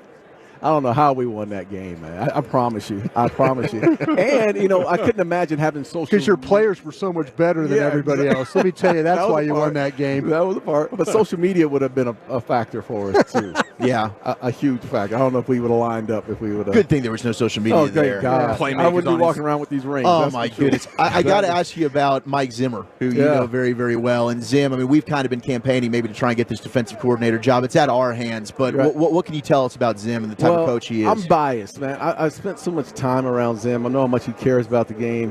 He's from a background. His father was a coach. His son Adam, who God bless him. God rest his man. Yeah, it's a tough one. But who just passed away, was a coach as well, and it just runs in his blood. It's just this entire season, he's pretty much sat on the sideline, and I can't tell you how many times this year he and I talked about football, like every week. Yeah. Like every week he's calling about so-and-so and this and that, and he's just so engaged in the game that, again, I'm biased by it, but, if you want someone that's going to shock the system, he's not going to be your best friend. He's just not. He and I became friends after a long time because there was a respect factor that ended up being a friendship, but he's tough, hard-nosed. Some players will not want to play for him because the expectations are going to be harder than they've expected in the last few years. Sure. But he knows the game better than anyone, and he's going to coach hard. And I think that, to me, that's the shock this team needs. Speaking of coaches, how special was it to see Jimmy in the ring this year? That was special. It was special. Look, I don't know who Jimmy is. I honestly don't, because the guy I knew, he just yelled and cussed at me. Like, I was the idiot, right? That's all. Every time I saw him, I was, my name is Idiot, because that's all. He was so tough on everyone outside of Troy, Emmett, Mike, and everybody else. He's coming at you, and he's, he was really, really hard on the players, but he had so many personalities within that locker room that I think the greatest job that he ever did is not so much on the field, but it was the fact that he knew how to push us to play at the levels and get us engaged before the games. And, practices were hard as hell, man. I'm talking full padded practice when Broadus and those guys were up in Green Bay just walking around in shorts and all that. We were in full pads, had to wear a mouthpiece during practice because we hit so much, but that was the mentality. So when we played the game on Sunday, it was like, man, this is a break. This is actually fun. We're looking forward to this right now. Yeah, this is what we're looking forward to. But phenomenal coach, and did a great job of building a staff around him. And that staff went on to be head coaches around the league. It's interesting because you bring that up with, Jimmy's going to yell and cuss and scream at you. Yeah. Zim is a guy that's going to shake it up. It seems now you've got a lot of player type of coaches. Yeah. And there's different ways to skin a cat, as Stephen Jones always likes to tell us, right? But which coach has got the most out of you, and do you think this team has a little bit of a complacency issue, maybe why they're not able to get over that hump with accountability? That's a hard question for me to answer because I'm not in the locker room. If I was in the locker room, then I would have a better sense of, because I can remember when Jimmy was gone and the sense in that locker room became, we're entitled because we won 3 Super Bowls, and now we're 5-11, and we still think, we're entitled to having some success, and it doesn't work that way, right? So I'm not sure what the dynamics are. I can tell you this: I think when you look at this team holistically, I don't know if Dak needs a guy who's going to yell and scream at him. I don't know that. I don't think he's a guy that probably is built that way. I think he's down the road enough, and he's become the leader of this team, that maybe you don't need to yell and scream at him. But then you got guys that are on that defensive side of the ball. And look, the defensive guy says, and he'll tell you this. Yeah. We are the least respected. You're running down on special teams. You're going to be in the special teams meeting. Yeah. We call it the blue jersey. Defensive players wear blue jerseys. The offensive guys wear the white jersey. You're going to run down on special teams. You're going to be treated a certain way. The coaches on the defensive side are usually a little bit rougher and tougher. Yeah. And they want to, what we call MF you all the time, right? Mm-hmm. And you kind of get accustomed to that. Like, okay. Even when Bill Parcells came in, he didn't talk to the quarterbacks like, recklessly. He'd walk over to us and go, he'd be like, nice, throw flowers at Quincy, Carter, and even though Quincy, when he's throwing flowers at him, he's going to get him to play, but then he comes over to us and he's like, you mother, he's going in on us. But, it just depends. I still think this team needs a little bit of both. Yes.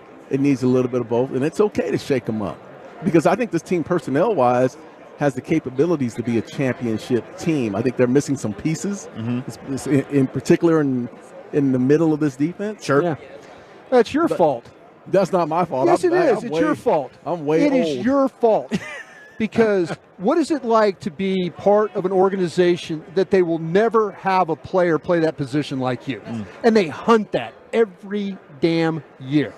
They hunt a guy like you, and there's not a guy like you. I thought that, at the back end of the season, I think the safety play dropped. But early on with Donovan and Curse and those They don't guys, I thought see they it, played Woody. well. I thought they played well They early don't on in that see it. season. You know that. Yeah, but, look, hey, that's up to you to say that. For me, I think that the middle of this defense needs to get better. Hands down. Hands down. And BU and I have had these conversations in the past. Like, when your guys up front can play at a high level, and you got a nasty linebacker. The linebacker does not have to be the nicest guy. Yeah. He could be kind of a jerk, and you let him be a jerk. That's the kind of guy that I'm looking for. Somebody that's slobbering on the weekends and, kind of Charles Haley-like. Yeah, a little crazy. Yeah, a little crazy. I need want that that. guy. I want that guy. Man, could you take me into some of these crazy Jimmy Johnson tough practices? Like, we just talked to Brian Billick the other day. I'm blown away. He's coaching the Baltimore Ravens, one of the greatest defenses ever. They win a Super Bowl. They're not doing any Oklahoma drills in practice at that time. Now, I'm sure you guys are, right? I mean, we got Darren Woodson versus Emmitt Smith in Oklahoma drills? Yeah. Are you freaking kidding me? Well, first of all, Emmitt never was. And if Emmitt ever tells you that he did a hitting drill when he was playing with the Cowboys, that is a lie. That would be a lie. Matter of fact, when I came in the league, first person that I tangled up with was Michael Irvin. And Jimmy Johnson grabbed me to the side and said, hey, Michael Irvin? It's okay. Like, he's going to fight you back. Yeah. You go ahead and rough him up. Yeah. He says, you see number 22? And I said, yeah. And he says, you let him run through the drill. All I want you to do is grab him, butt him up, don't hit him, right? He says, you see number 8? And I said, yeah. And he says, you hit number 8, I'll cut your ass. I knew the pecking order early on, right? Yeah. So I never had the chance to hit Emmitt or really get entangled up with, with Mike and all them. You had to watch your mouth around Troy as well. But, that was kind of, how things shook out back then. But Jimmy was tough on, like, there was an expectation with Jimmy. There really was. Like, if you didn't do your job Monday, if I didn't do my job on Sunday, I didn't sleep, because Monday I knew when the film came on. Man. Woo, boy. A number of years ago, we were talking with Jerry Jones, and I don't know why it came up, but the question was, who's the guy from the Cowboys in your ownership that you think would be the toughest guy, could whoop anybody? And he said Michael Irvin. What was your experience tussling with Michael Irvin over the years? I think Michael Irvin had one of the toughest mindsets, and was one of the guys that, mentally was – there wasn't a time where I looked at Mike and I said, oh, he's defeated. Like, he was even after a bad loss, he would step up and get on that podium and stand it, like, just take all the darts. He just did it. I mean, that was just him. So mentally, yeah, he's a guy that's going to be there. He's going to be one of the guys at the end there. But I played with guys like Tony Tolbert, man. Tony Tolbert, dude. Like, people don't have no idea the mental toughness of Tony Tolbert. He'd show up every day. For 9 straight years, he didn't miss a practice with bad knees. Yeah. And he taught me how to be a professional. Show up, when to show up, how to show up, do the little things. Daryl Johnson being another one. You walk around and look at Daryl Johnson, his fingers are all mangled up, would not miss practice. And that was the mentality back then, because if your leaders and your top dogs aren't missing practice, you ain't missing practice. How much Toradol do you think you consumed throughout the course of your career? Just to make it through practice. Oh, my God. I tell you what, Toradol, I don't know. I feel like a dope fiend half the time I used to walk. It wasn't so much practice. It was game time for me. Right. And I came in the league. I got a quick one.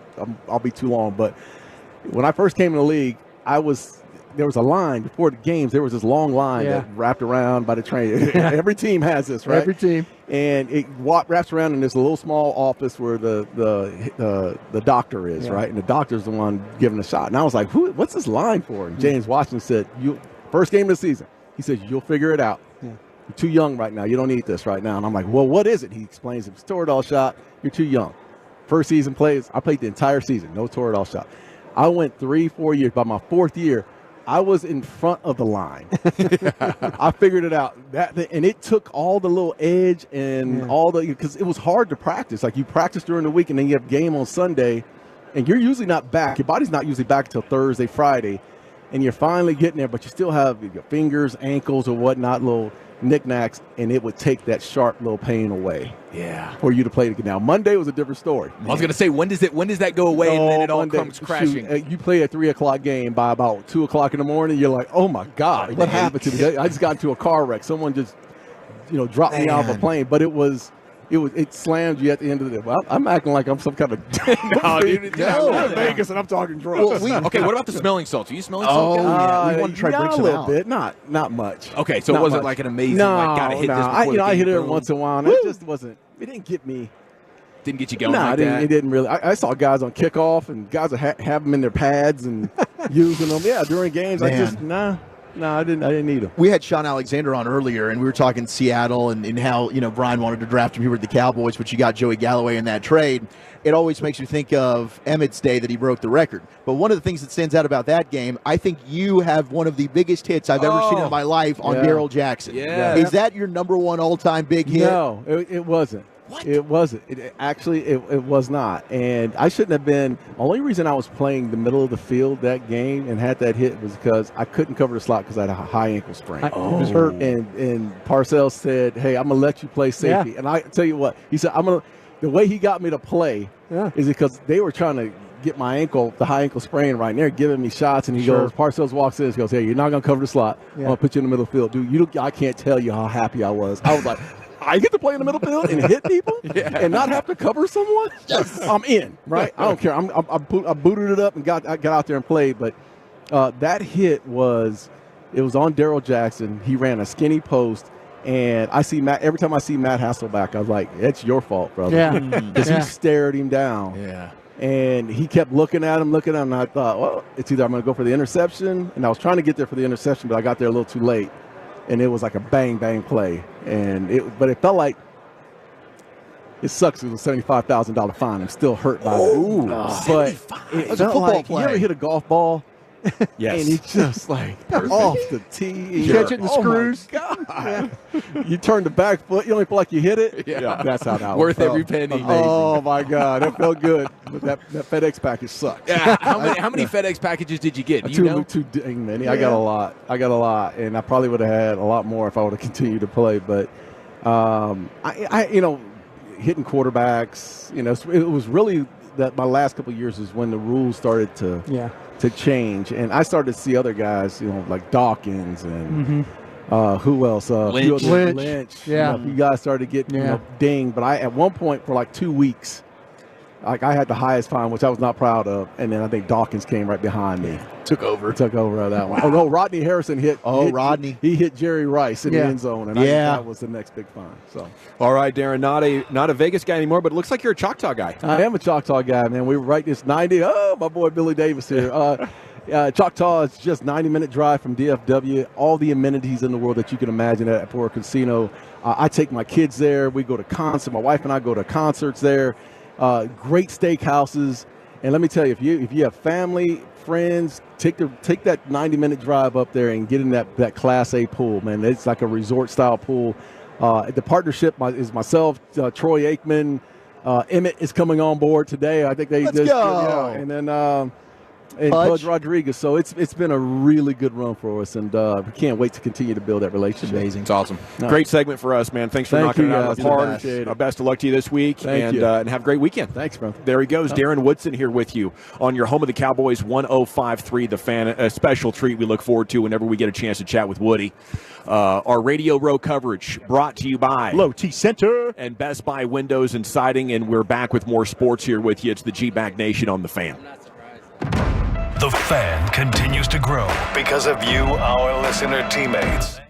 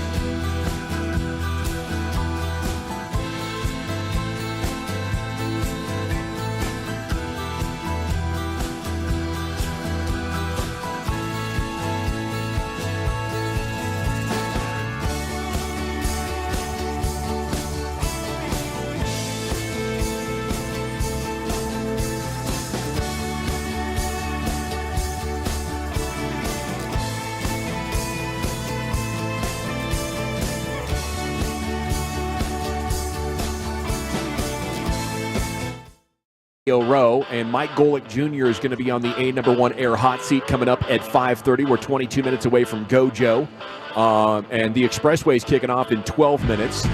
LA Live with Lucius Alexander's coming up at 5:40 here on The Fan. We did not get a chance to get to Wolchuk's top 10 because we had some esteemed guests, the Thunderbirds, who are doing the flyover from the U.S. Air Force. They were with us.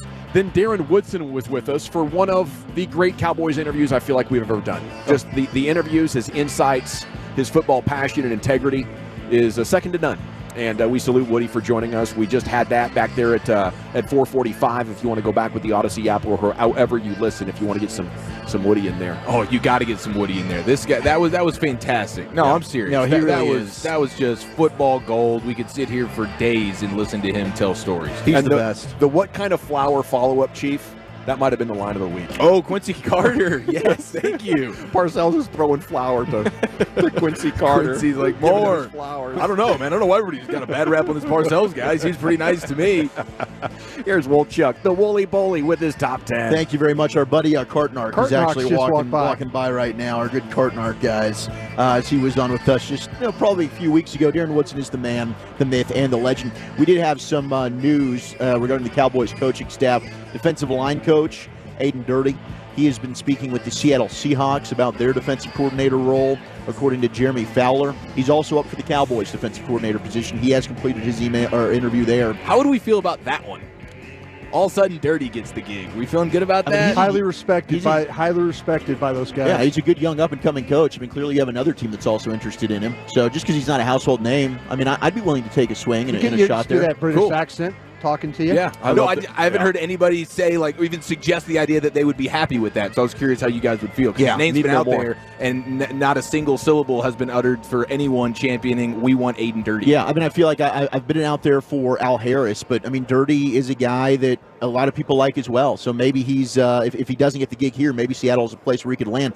Commanders put in a request to interview Cowboys tight ends coach Lundo Wells for their offensive line coach position. Here we go. Under Dan Quinn. But Cowboys blocked the request, so Lundo Wells will not be going anywhere. There you go. Good, man. You can't just let everybody do their thing. All of a sudden, it's making Dan Quinn's feeling more and more like the enemy. I mean, he is now. He's a commander. But it's all like, okay, hey, you deserve to go. Dan Quinn, nice guy. Don't be stealing all my dudes here. There are people that believe that Lunda Wells is a better line coach than he is a tight ends coach. Wow. Talented guy. Yep.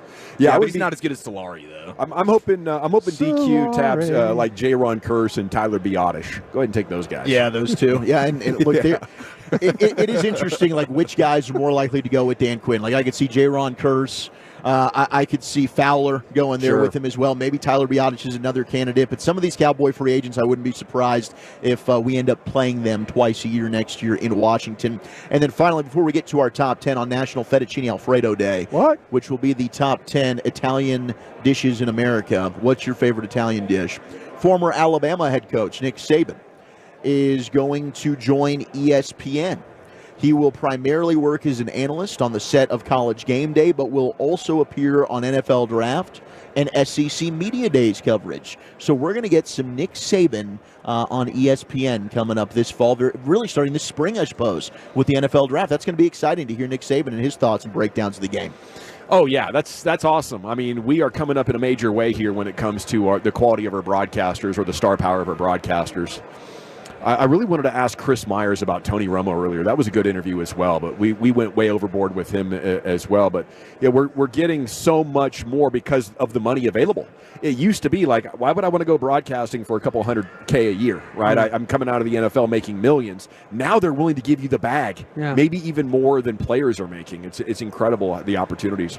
It really is. And so let's slide into the top 10. By the way, we did have one of our guests dropped Brett Favre, like about three. I think it was Sean Alexander. About did, three different times. Sure the text did. line blew it up. So in honor of that, and if you're new to the program, of course, Brett Favre has a famous NFL Films moment where he is giving his Keith Jackson impersonation, and it goes a little bit like, "Mama gave me 8 of them flapjacks, and Mama take away 5 of them flapjacks. I want to stay hungry." For the Crimson Tide. Okay, I think moving forward, we just need to be breaking into that. Okay, so next time somebody name drops Favre, as soon as they finish whatever they're talking about, the next thing that gets uttered without explaining anything, and then we just pick up the interview and move on, and they're going to be a little bit deer in the headlights, but that's okay. So once they're done with the answer. Yes. Yeah. You don't want to step all I feel over. rude. I'd go into the answer. I honestly immediately do it. Just immediately what do the it. hell, dude? I want to see their reaction when you just do it. Next right thing on. you know, I really get slapped in the face here. It's not even the UFC woman. I'll put a bet payoff on you if you don't do it, Woolchuck. A bet payoff on me? That's what I'm proposing, and I think Brian and Eric would vote with me. You guys can go bleep yourselves. Unanimous. I'll be the judge of that, all right?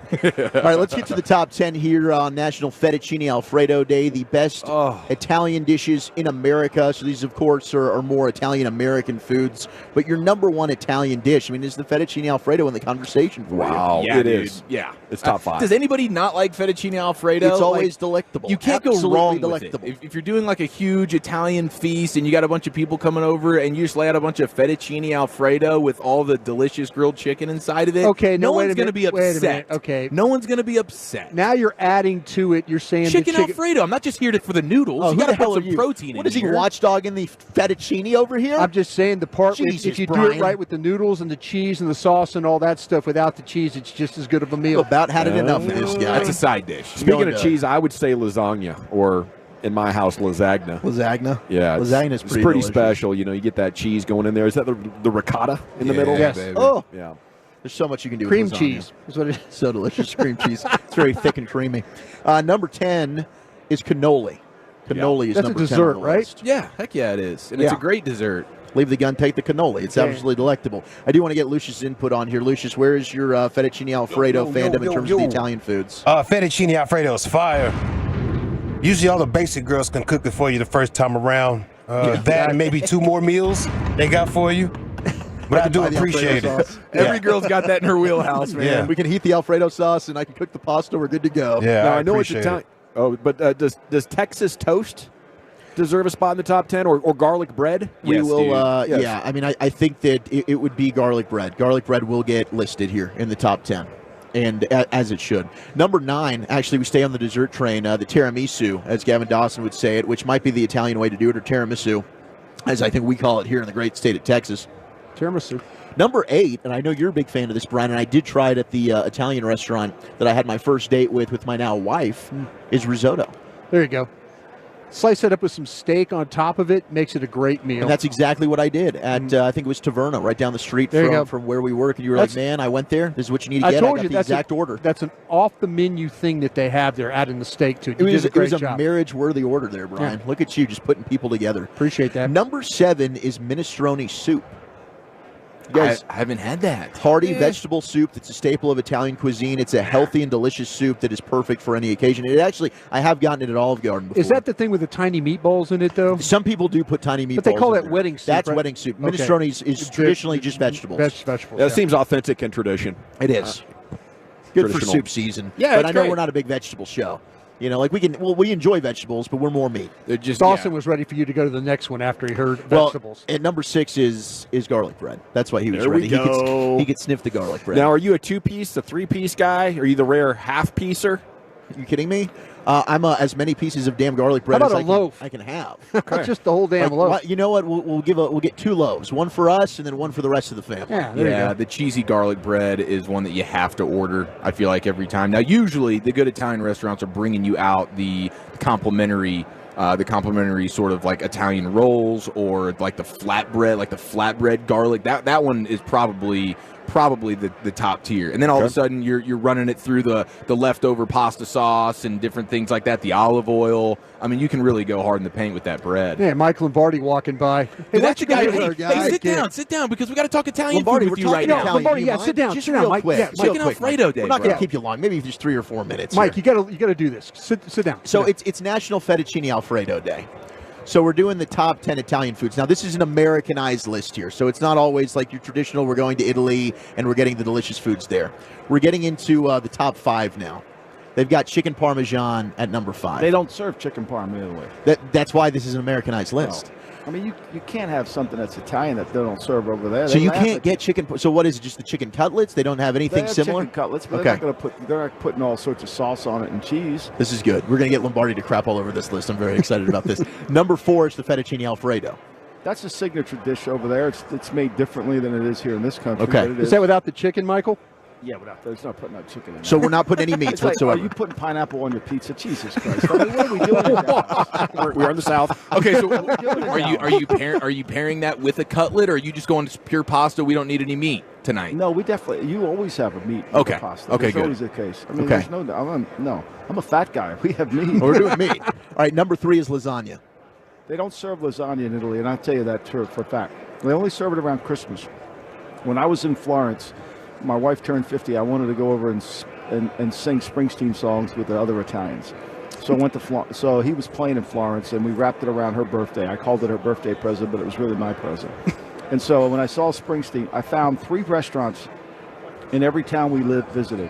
One town was in Imprenieta. We were there for 7 days, right outside of Florence. Another town was in Siena. We were there for 3 days. And I got every one of those restaurant owners to make lasagna for me. Okay. They made it for me. But I had to order it, and I had to come back later. Oh. Because they don't have it. They don't make it just naturally. Sure. Right? But so, yeah, it's more of an American dish. It's their Christmas dish, really. Okay. But it's done with the bechamel sauce, which is, it's not like heavily cheese like ours. It's a roux. Okay, so they're not really using the ricotta? Look at you. Look at It's a real- Buckethead the Buckethead saving. with the Cajun roux. Buckethead saving your big ass. Okay, number 2 is spaghetti and meatballs. Okay, I mean that's all right. I mean, they're not as big meatball people over there as we are. One meatball, Michael? One big one or multiple littles? Have you ever had Rayo's meatballs? No. They're the best meatballs you could ever have. But you got to have the Rayo's in Harlem meatballs. They're the best meatballs you could ever have in your life. Okay.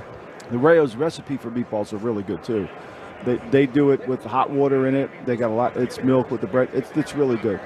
But I would say the spaghetti and meat over there, they don't really have. They have their Sunday dinners that has all sorts of meats in it, but none of them are meatballs. Okay. Right. So the gravy, right? That you take all the meat. We call it gravy in Jersey. They call it sauce over there. They call it. They call it sauce. Right. Okay. But it has all sorts of different meats in it, but none of them are meatballs. And then number 1 is pizza. Well, I mean, thin, not that crap, the thick crust. I mean, the thin crust. Right? Yes, Yeah, I yes. can get that. But that's really like an appetizer. Okay, so that's not going to be a main. We're going to start with that, and then we'll move on. I mean, like, you got to have they have certain, like in Rome, they have the pepper and the pepper pasta, right? Uh-huh. That's one of the signature dishes in Rome. You got to make that correctly, right? And then you got to make the fettuccine correctly. And then there's all sorts of other sorts of dishes that they kind of put in. And we've Americanized them from the Depression. All the Italians that move over here, they did. I don't know what the hell I'm talking about, but they moved over here, and that's how kind of what they did. Okay, so I thought we were going to talk about the Cowboys. Well, we could. We always could talk about the Cowboys, but we want to talk food with you. What is your number 1 Italian food? For me, I love lasagna. I love lasagna. I'm a huge lasagna fan. That's why I made them order it over there all the time. There's a dish that they make in Naples that is filled with onions. They start with all the meat sauces, and then they have these Italian onions that are just incredible, and the sauce, it gets cooked for 3 or 4 days. I watch a lot of YouTube Italian channels. Yeah. Just the cooking channels on YouTube, they're fascinating. Yeah. It's Italia Sequestra, it's called. You can get them on YouTube. You can find anything out on YouTube. You can find out who killed Kennedy on YouTube. But anyway, I watch all that, and this dish is over. It's a Naples staple. And they all these regions have their own dishes. That would be my favorite. Well, what I can't find on YouTube is who's going to be the next defensive coordinator. You gave us the Wink Martindale nugget earlier with Sean and RJ. Any scuttlebutt going around here that you've heard? I think Martindale's going to go. He's interviewing for a college job right now. I really don't. I mean, I think it's really hard. Okay, if you're Mike McCarthy and you hire, I said this to Bucket, if you hire a guy and you bring him in and you give him a 2-year contract, and Mike's on 1 year, how do you look at that guy and say, wait a minute? Mike says to Jerry, wait a minute, you're going to give Rex Ryan a 3-year contract and I'm on a 1-year deal? What does that mean? How can I do that? So that to me leads me down a road I'm not sure where they're going to go. Who, since you led us down this road, what's the origin story for calling Broadus Buckethead or Bucket? I don't know where it came from. I think he was standing in the rain I don't know how that all became, but it stuck. Certain things stuck. Like my grandson, I was called Papa for 3 or 4. Once he learned how to talk, I became peaky. I don't know where he got it from, but now I'm peaky forever. Yeah. He's bucket forever. We can't change it. No, we call him bleed pole. Yeah. Testosterone and weight loss. Who signed this ball? Maybe we should get on this. We're talking food, and you got this testosterone and weight loss. Well, ball. I mean, look at us. We're definitely not a testosterone and weight loss show. The great Michael Lombardi. We're Thank like you, 8 guys. minutes for break. Thanks for sitting down with us. Thank you, Mike. Mike Golick Jr. is set to join us, and we'll talk Cowboys defensive coordinator and so much more when we return. It's the G-Bag Nation on 105.3 The Fan. I want to chat with you about my friends at Men's T Clinic, though. This stuff is revolutionary. It is life-changing. Tolos all over North Texas have been raving about the life-changing aspects that have come into play once they've sat down and visited with their professional at Men's T Clinic.